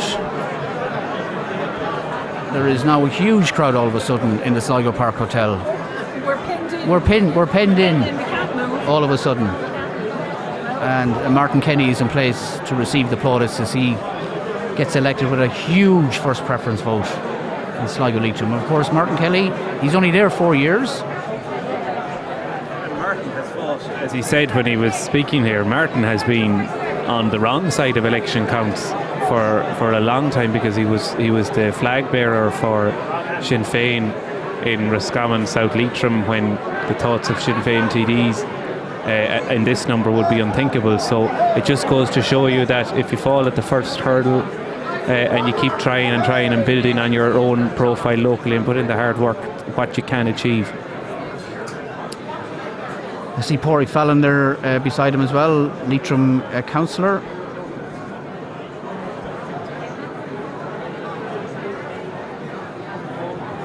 Great shots we're seeing of preparations ahead of the first count. Why didn't they just leave Donegal alone, one county for election with 5 TDs? Well, it's all to do with population. Yeah, you can't have any more than 30,000 per TD. So, and that's, if Fine Gael, when they were making that change, it would have been easier to have a referendum to change that in the this is all governed by the Constitution. And what is going to happen, because population trends are increasing, is the Constitution will have to be changed one way or another. Yeah. John, I think I know the answer to this. What year did John Ellis head the poll but was still not elected? I think it was 81, was it? 81, I'll check it for you now, but I think it was 81. Yeah, and that it did happen. Yes.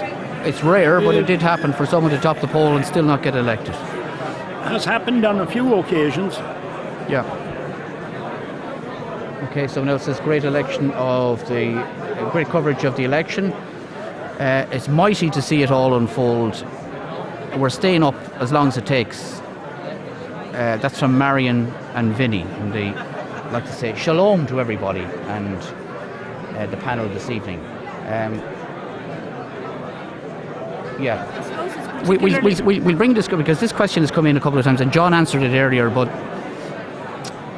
I'll read it as it is, John, because obviously it's upsetting somebody. We might give an answer. Can somebody please explain to me how my mother's vote doesn't matter? As a resident of St John's Hospital, has she not a democratic right like everybody? What a disgrace. Now, we need to clarify that. Her vote does matter. Her vote does matter, and her vote is, but it's not visible to us as tally persons. It's not tally, but rest assured to that person, your vote, your mum's vote is counted. It is counted, it's there in the count and everything else, but we as tally persons do not have visibility of that, because, as I said, there were probably less than 50, or I think it may be increased now to 100.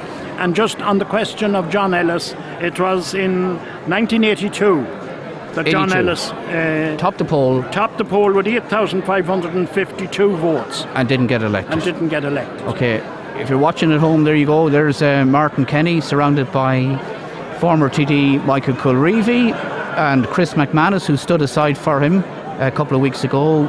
Councillors Thomas Healy of Sligo, Pádraig Fallon of Leitrim, and all their supporters. Pat Gillooly in the back as well. You can only be struck, I think, at this time when we look at the very recent election in the UK, where the first past the post system, we'd all be packing up and going home now. That would be the end of it. You'd have Martin Kenny as your MP, first past the post, and that would be it. Yeah. And how the complexity... And he probably wouldn't leave in the constituency. Correct. And how the complexity and the fact... Nor would he ever call to your door. That absolutely not. But that the woman who was asking about how important her vote was in St. John's, actually we see how your vote can matter as you go down the ballot paper, as it transfers, and really it is almost shocking that first past the post is still tolerated and is still acceptable as a means and a way of reflecting the complexities of the way that people vote in their lives and the way they see politics. So it is yet again to be grateful for proportional representation. But could we on the other side of that see perhaps where we have counties like Leitrim who might be a constituency on their own and have just one elected representative? Interesting question that would be raised, and I suppose the risk there is then that that would seem to be like a different outcome if you just had one seat. I mean, I take the point entirely. I'm very much in favour of. Yeah, well, are you talking about having more constituencies then, John? Well, if we want to respect the county boundaries, then have a constituency, Leitrim a constituency on its own, and if its population determines that it has only one seat, then have the proportional representation with one elected representative. Okay, well, so what you're talking then is more elections, more constituency, more elections, more money. Talking about one election but more constituencies. Smaller constituencies, but there will be more counts. That's my point. Then, as in more. Yeah, you'd need more apparatus to run it. Yeah, is there 41 constituencies? There were 39 constituencies. So you're saying more constituencies. Bring in one more. All right, let's make the constituencies bigger, which the established parties don't want. They don't want 5 and 6 seaters, because that was put to the people twice in referendum in the 60s and 70s. Correct. And the people rejected it, and it was, I think it was Fianna Fáil who did it, and I think the people rejected it on the basis that the larger parties like Fianna Fáil and Fine Gael were more likely to dominate then because of the machines that they had. They could get so I think the Irish person likes the idea that, look, if my man or woman doesn't get in on the first count, that there's a chance he might make it in somewhere, and that I have someone that represents my views in the constituencies, and that's the idea of multi-seat constituencies. And the nature of politics, if there was 1 or 2 constituencies that only had one seat in them, for that very reason, that all of a sudden that would be effectively first past the post, and therefore your opportunity to be elected would be reduced to the parties with the bigger machines. So I don't think it would work at all. Here's the returning officer, Pádraig O'Grady, approaching the microphone. Have we a first count? Not quite yet, no. He's just grabbing his pen. Here's one for you, Cian. Terrific election coverage. I'm very impressed with the audio. Who is your sound technician? Well, he's sound in every way, isn't that right? Cian's our broadcasting engineer. He's doing a wonderful job over there along with Kevin and of course Kieran and Schiefer, and we don't get to mention the guys who are helping us as much as we should do. Good sound on radio is all important. On Martin Kenny's election here and the result of the first count, just while we were talking about votes that count and didn't count, I encountered a few people who were issued postal votes because they were on the postal voter register for the local elections for being away for occupation, and they were actually around for the general election, and they didn't vote by post because they thought, oh well, I'm around on Saturday, I shouldn't be voting by post. So they went to the polling station and their name was crossed off, and it was too late then to put it into the post. So that did happen. I know a few students particularly, because they had applied for a postal vote for the May local election and had been they thought they were doing the right thing by not posting a vote back, and unfortunately they got no vote. And it should say on the envelope, if you must use this vote, otherwise you can't vote. I didn't actually know that. It never occurred to me. It should be. I think maybe on that we must certainly look at how our electoral register is compiled, and I think there should be no supplementary registers. Once the register is compiled on an annual basis, I think it should remain in force from whatever the first of the month until the 11th month has elapsed. In this day and age, technology to, it's so archaic. The register of electors. I mean, the government can track us by PPS numbers and know how much we're earning and where we're living and everything else. So I don't understand why it can't do the same for registration, because there are people on registers 3 and 4 times, and people who are deceased for a number of years that are still on registers. Okay, 5 minutes to the first count. We've just been told. There's others 5 then, minutes. and they're not even on the register at all. Like, you call to houses people that wish to vote, and they're not registered, and then they have to go hoping to get on a supplementary register. I mean, it will always be the case when you have a large amount of people, millions of people in this case, trying to keep anything up to date on anybody. The minute you compile a register, it's out of date. But I think what we're talking about is actually that duplication, the fact that people have deceased, the fact that people think they've moved and haven't or can't get on a register when they thought they were on it. And it does seem that with technology and the capacity of technology now, but that would of course require a huge investment at local authority level across the country, and certainly in a way it falls off the list of requirements, because it's only an issue at each election, and then as soon as the election's over, people forget about it and start complaining about it in 3 or 4 or 5 years' time, and then it's too late to change it. So you'd need to start fixing it tomorrow if it was going to be fixed at all. Okay. By the way, for those who want to access our Facebook page with all the updated news, and there's been lots of stories throughout the day here in Sligo, Leitrim. Ocean FM Ireland is our Facebook page, Ocean FM Ireland, and we're on Twitter at Ocean FM Ireland. If you want to follow our social media coverage of this, I should have mentioned that earlier. Can I say something, Niall? Sorry, John. While we're waiting on this result to come in at this poignant moment here, and how well Sinn Féin have done, and the question about whether they'll be forming a government, who'll talk to them, who won't talk to them, or anything else. Might I suggest, and pardon the pun, it's time for either Fianna Fáil or Fine Gael to bite the bullet and come round and say, yes, we will talk and we will see what Sinn Féin can offer. I was just looking there from Cavan Monaghan, Heather Humphreys, the minister. She said that, in her view, Fine Gael should not talk to Sinn Féin, but that she would talk to Fianna Fáil. So there's lots of ideas.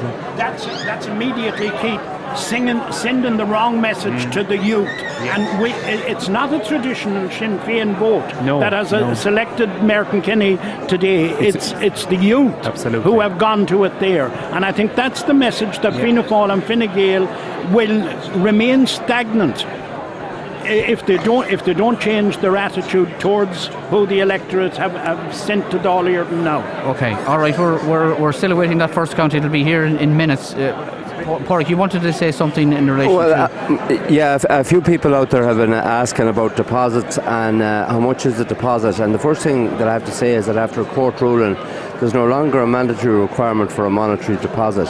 If you've got 30 people on the electorate who nominate you, you don't have to pay a deposit. However, if you don't have 30, the deposit is €500.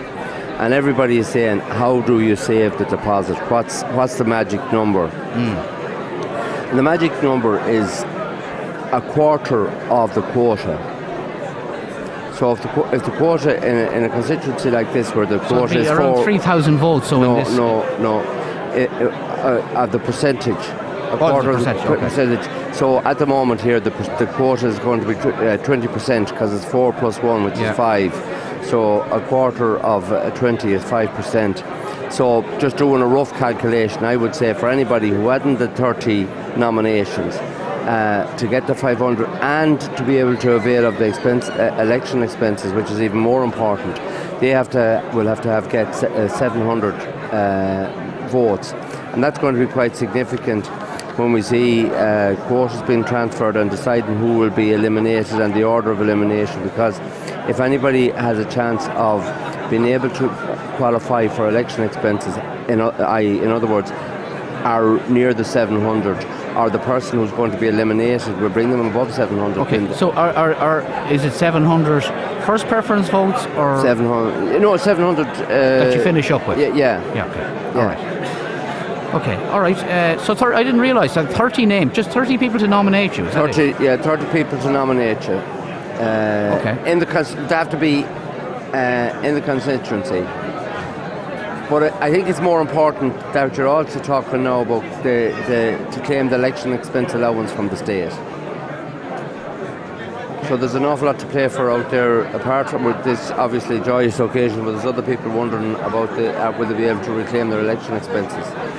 Niall, it only took 100 years to get Sinn Féin back to where they should be, leading this country, and fantastic coverage by you all today, and thank you very much for that. We're told that there's an announcement, a count announcement in Donegal at the moment. We're minutes away from one here. There's another piece of history being made in Galway East, where it looks like Louis O'Hara, who of course is a Sinn Féin candidate, is on course to be the youngest ever TD elected. He's only 21. The youngest ever? Yeah, that's what they're saying here, age 21. Now, I know Simon Harris was very young the last time, and Ciara Conway was also very young, but I think they were 23 or 24, 25. So 21 is very young. So, that's a great achievement on your first outing, surely, to make history. Who was just elected last year, 21 in Cork East. James O'Connor, who was polled 7,132, so he looks like there could be a good under-30s club in the houses of the Oireachtas, which is no harm at all. Certainly not. No harm at all. They'll learn pretty quick. Okay, deep end. we're still awaiting this first count from Sligo Leitrim. Sorry, Porrick? I'm just noticing on Twitter at the moment that what's trending as well is Ivan Yates is trending on Twitter at the moment. And he's not making a comeback, is he? No, he's actually trending because he says, I think Shane Ross is gone. He is gone, yeah. He's gone a while ago. Yeah. So that's another space has been made for the younger people. The important point there. Yeah. Okay. And right. Okay. There's an interesting question here in relation, and we haven't really time to consider it now, in relation to the significance of the huge Sinn Féin vote, and is it really a surprise, and whether it can be linked to the rise of populism and Trump and everything. We'll come to that. It's just a small question. Okay. Right. I'd say, it's something we will consider in due course. Okay, where are we at? We're just awaiting the first count here in Sligo Leitrim. Will be with us in the next few minutes, and as we say, Martin Kenny will be re-elected as TD for Sligo Leitrim, and we'll bring you all the reaction to that as it happens.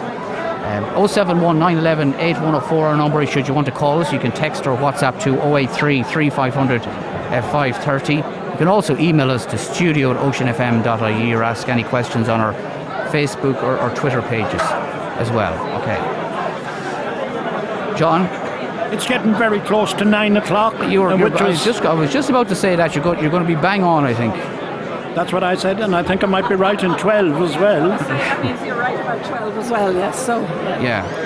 You think that the second count would be of the order of a 3-hour process? I think it will, because we know that this election result is going to be very, very close, and they will be meticulous in the event of a request for either a recount or a recheck, and there's every possibility of that, which may bring us into Tuesday. Okay. Well, I was predicting 9 o'clock as well, John, but I'd say 2 hours will see an awful lot happen in the distribution of Martin Kenny's surplus, and I think 11:30 at the latest. Seems as if we're on course to have a super moon tonight, along with all the other portents in the weather. According to NASA, it's the first super moon of this year. So perhaps that's also a sign of the changing face of Irish politics. We have to take it where we can, Niall. Yeah, absolutely. They're singing now. Okay. We have a super electorate in this country who have made this election what it is. It's anything.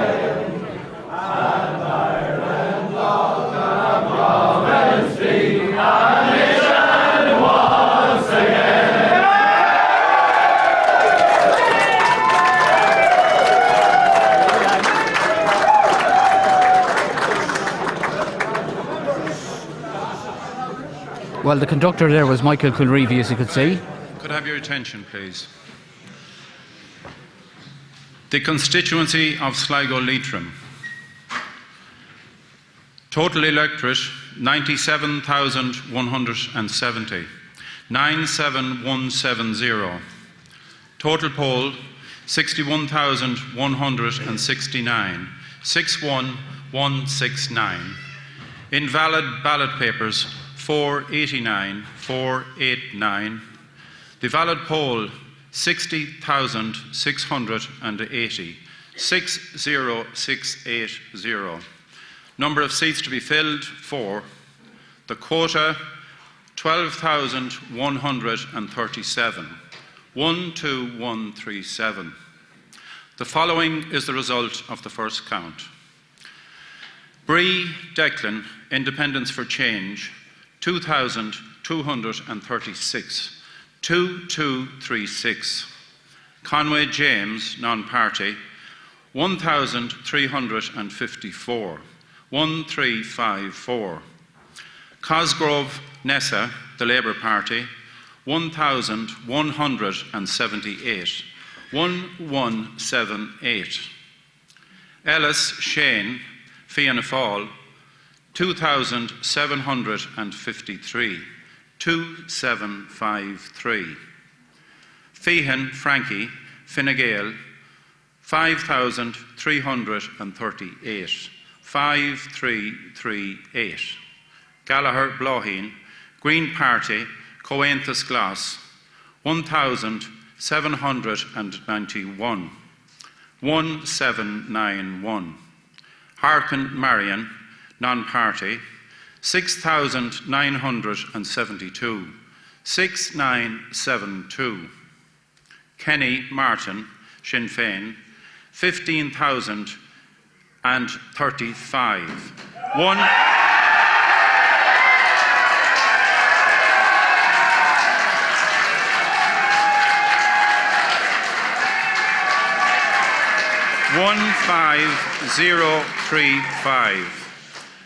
McSharry Mark, Fianna Fáil, 7,004. 7004. McCluskey Anne, Aonthu, 368. 368. McWeeny Paul, the National Party, and Páirtí Náisiúnta, 451. 451. O'Boyle Gino, Solidarity, People Before Profit, 1,746. 1746. O'Donnell Mary, non-party, 46. O'Dwyer Oisin, Reanua Ireland, 75. O'Hara Bernie, non-party, 650. 650. Perry John, non-party, 1,367. 1367. Scanlon Eamon, Fianna Fáil, 6,246. 6246. Walsh Thomas, Fine Gael, 4,760. 4760. Wynne Sean, non-party, 1,310. 1310. As the votes of Martin Kenny exceed the quota, I deem him to be elected.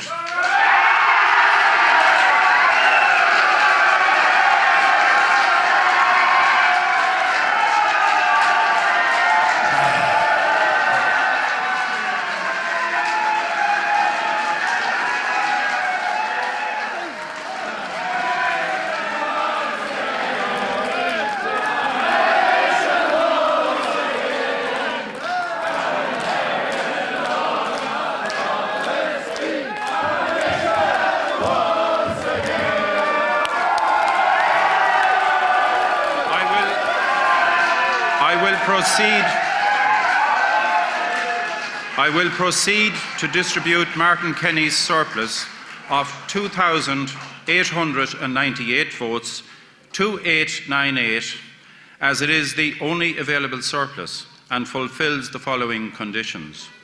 It exceeds the difference between the two lowest candidates. And the next count will consist of that. Thank you all very much.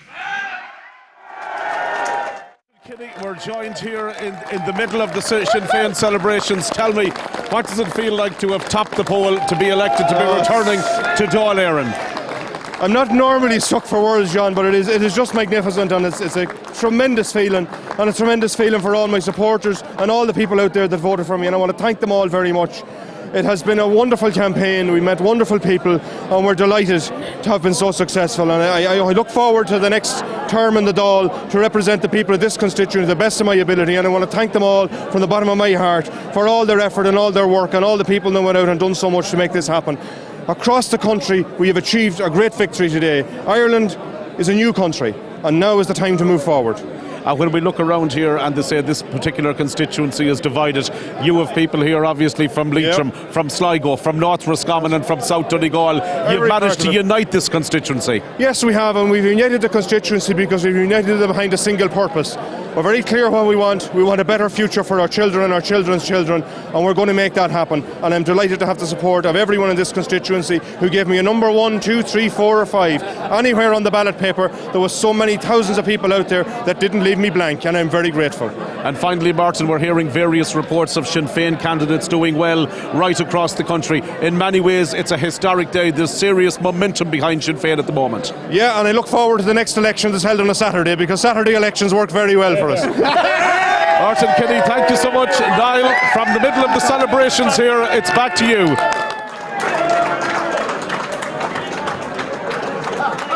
Okay, well there you go. You're watching the pictures of the congratulations coming Martin Kenny's way.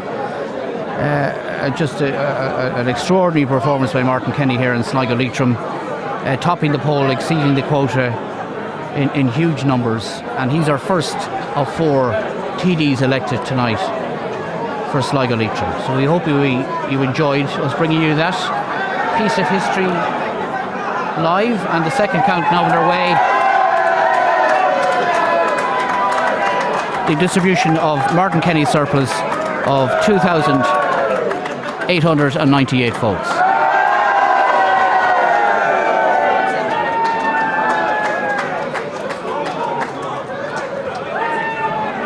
Okay, we're just waiting for the excitement to die down, and we'll get a bit of reaction from our panel to that.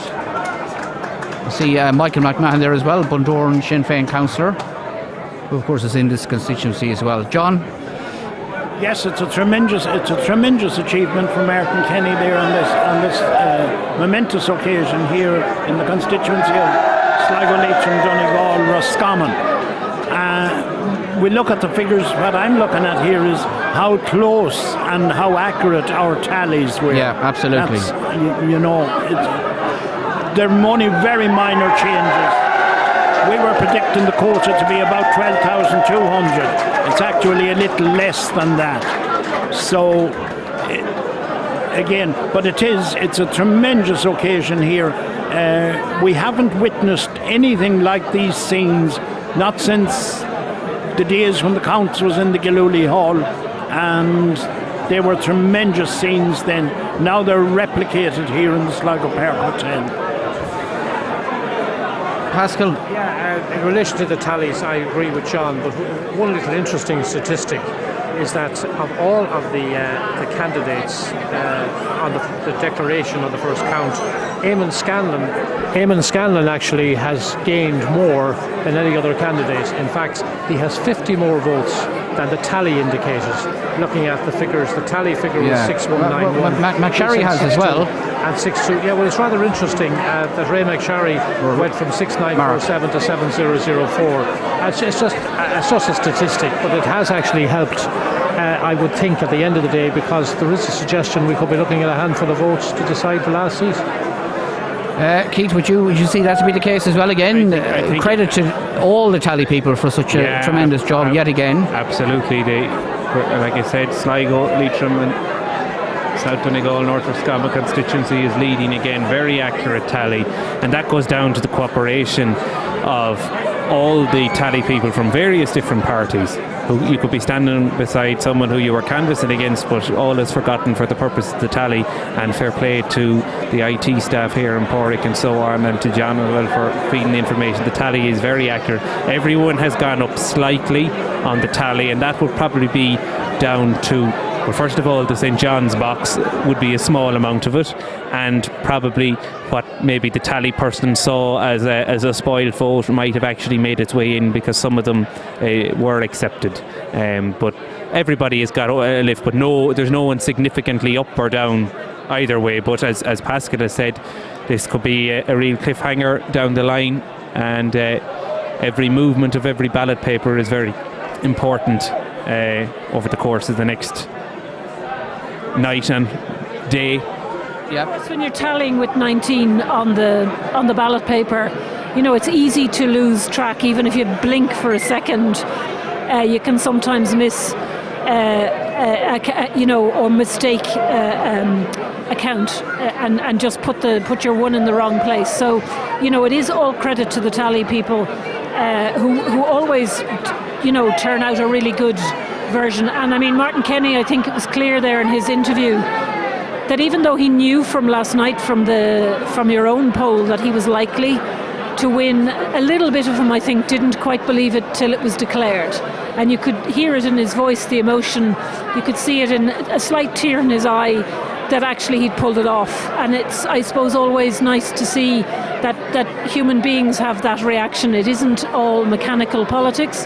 It's a real life event here, and he's doing, he's succeeding in front of his family and his friends and his party colleagues, and the night belongs to him. Okay, I'm going to bring in another guest here. Sorry, we're displacing John for a moment, and he won't mind that. We have a very, very special guest to talk to. Michael Culreevy, the former Sinn Féin deputy, of course, who was elected in 2011 as a Sinn Féin TD and stood down 4 years ago in 2016, made way for Martin Kenny, who retained the Sinn Féin seat, and now he's got a stranglehold on the Sinn Féin seat in Sligo Leitrim. Michael, you're welcome, and thanks for joining us. Thank you very much, Niall. Pleasure to be absolutely here. Delighted with that result. I am absolutely delighted. I mean, I've often been before microphones where the result didn't go for our favour, and my thoughts go out to candidates who are still waiting and hoping and that. But there's no doubt, it's been a superb result. Yeah. Superb result. What do you put it down to, Michael? Is it a Sinn Féin vote? Is it a protest vote? Is it a vote for change, or a combination of all that, do you think? It's my opinion now, and it's just a personal opinion, that people looked at the response of Fianna Fáil and Fine Gael. They've looked at what the government have done over the past 5 years, and they've said Sinn Féin's policies, while the economy seems to be performing well, they're not feeling any benefit from it. And I think they feel, rightly so, that Sinn Féin have policies that will translate economic benefit to ordinary working people. I think that's the key. Well, you remember, you had a very historic day in the Castle Dargan Hotel some 9 years ago now. Correct. And it was the first Sinn Féin seat in Sligo Leitrim, correct me if I'm wrong, in 50 years. Wasn't that what it was at the time? Since John McGurn, Lord rest him, yes. And that was an historic night. And a lot of people said then that, again, no disrespect to anybody, that long yearn for success within Sinn Féin in Sligo Leitrim came from your personality. You straddled support in each county. You're from Sligo town. You live in North Leitrim, and that it took someone like you to go out and actually get that Sinn Féin seat. But it's more than that now, obviously, isn't it? Absolutely. I think it helped at the time that I was born in Leitrim, reared in Sligo, and was living in Leitrim indeed at the time. And if you remember at the time, Leitrim had been split, just as Donegal is split now. And in my view, it was wrong that Leitrim was split, and it's wrong that Donegal was split. But I think what people recognised is that we were honest in what we said we would do, and we went and did it. And I had said prior to the election, that if elected, I would do one term and one term only. Yeah. And you stuck to that? I stuck to that. Yeah. And I was... and the party, in some quarters of the party, were worried that you were going to lose the seat because a man of your popularity was standing down. Probably, yeah. And I did come under some pressure to see would I change my mind on it. But as with any party, my mind was made up and that was it. And I knew that Martin Kenny was a calibre of candidate who would do Sligo Leitrim proud, and South Donegal and North Roscommon. And this landslide which we've just experienced here in Sligo Leitrim, did you anticipate that happening? Could you see that coming down the tracks? Funny enough, in the canvass, I think it was the most responsive canvass that we've ever had, certainly in North Leitrim now. I had been out canvassing in Fermanagh with Michelle Gildernew immediately prior to this election, and we got a good positive response. But I knew it would be a knife edge there. But this time in North Leitrim, I knew that there was a determination at the doors of people. We didn't really have to canvass a lot of people. The younger generation in particular were canvassing themselves. They were deciding, they were talking, and they wanted this talk about economic recovery and how well the economy is doing, and they had no evidence of it themselves. And I think Sinn Féin policies were in tune with those younger people in particular. But funny enough, I see today that the age range is right up to 65. It does. Yeah. What from your point of view, what should happen now, Michael, in relation to the formation of government and Sinn Féin's inclusion or not in that? What do you see as the path forward here now? I see three options.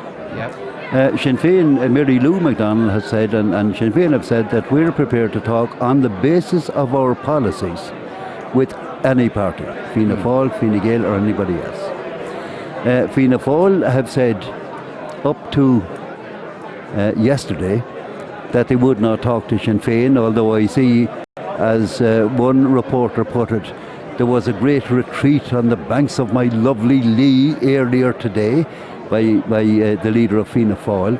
So perhaps there are discussions to be held there, and perhaps there are discussions to be held with the leader of Fine Gael.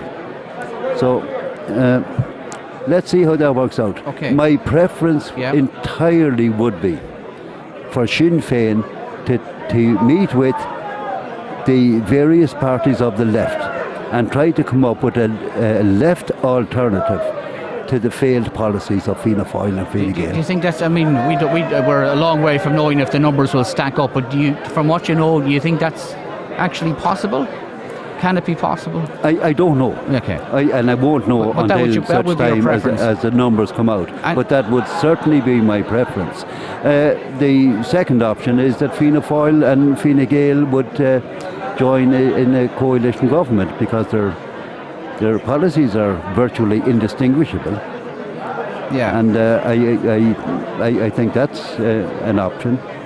And other than that, you could be talking about a party like Fianna Fáil or Fine Gael who doesn't want to talk to Sinn Féin, doesn't want to listen to the policies we're putting forward, and who will put the country through another election instead.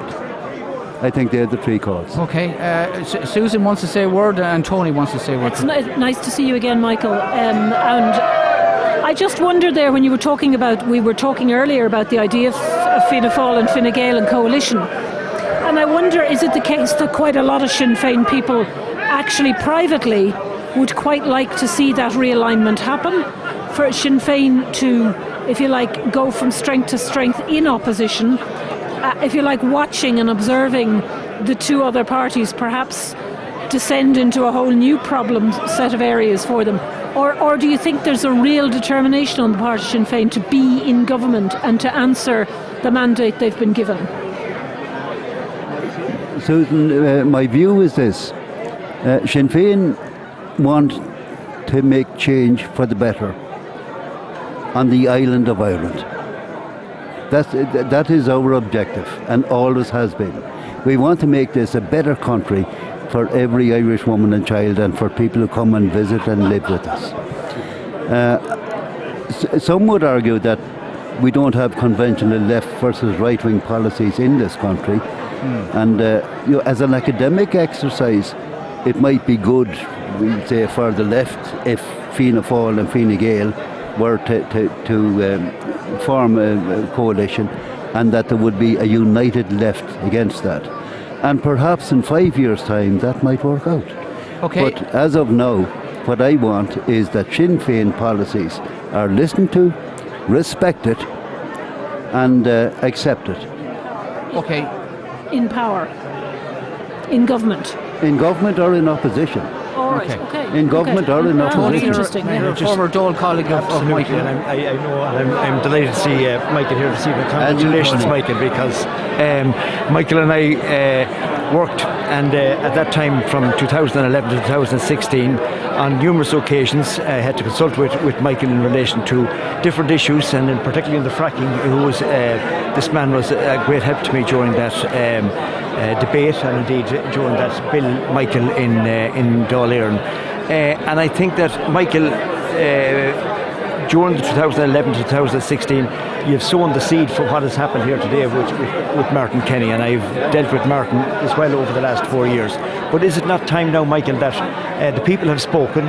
Sinn Féin have got a mandate today.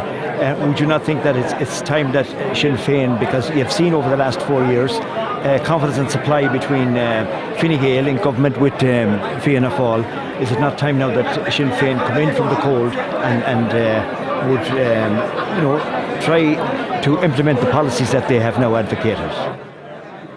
I think I've stated already that what we want is that our policies are advocated, Tony. And by the way, may I wish you a very happy retirement.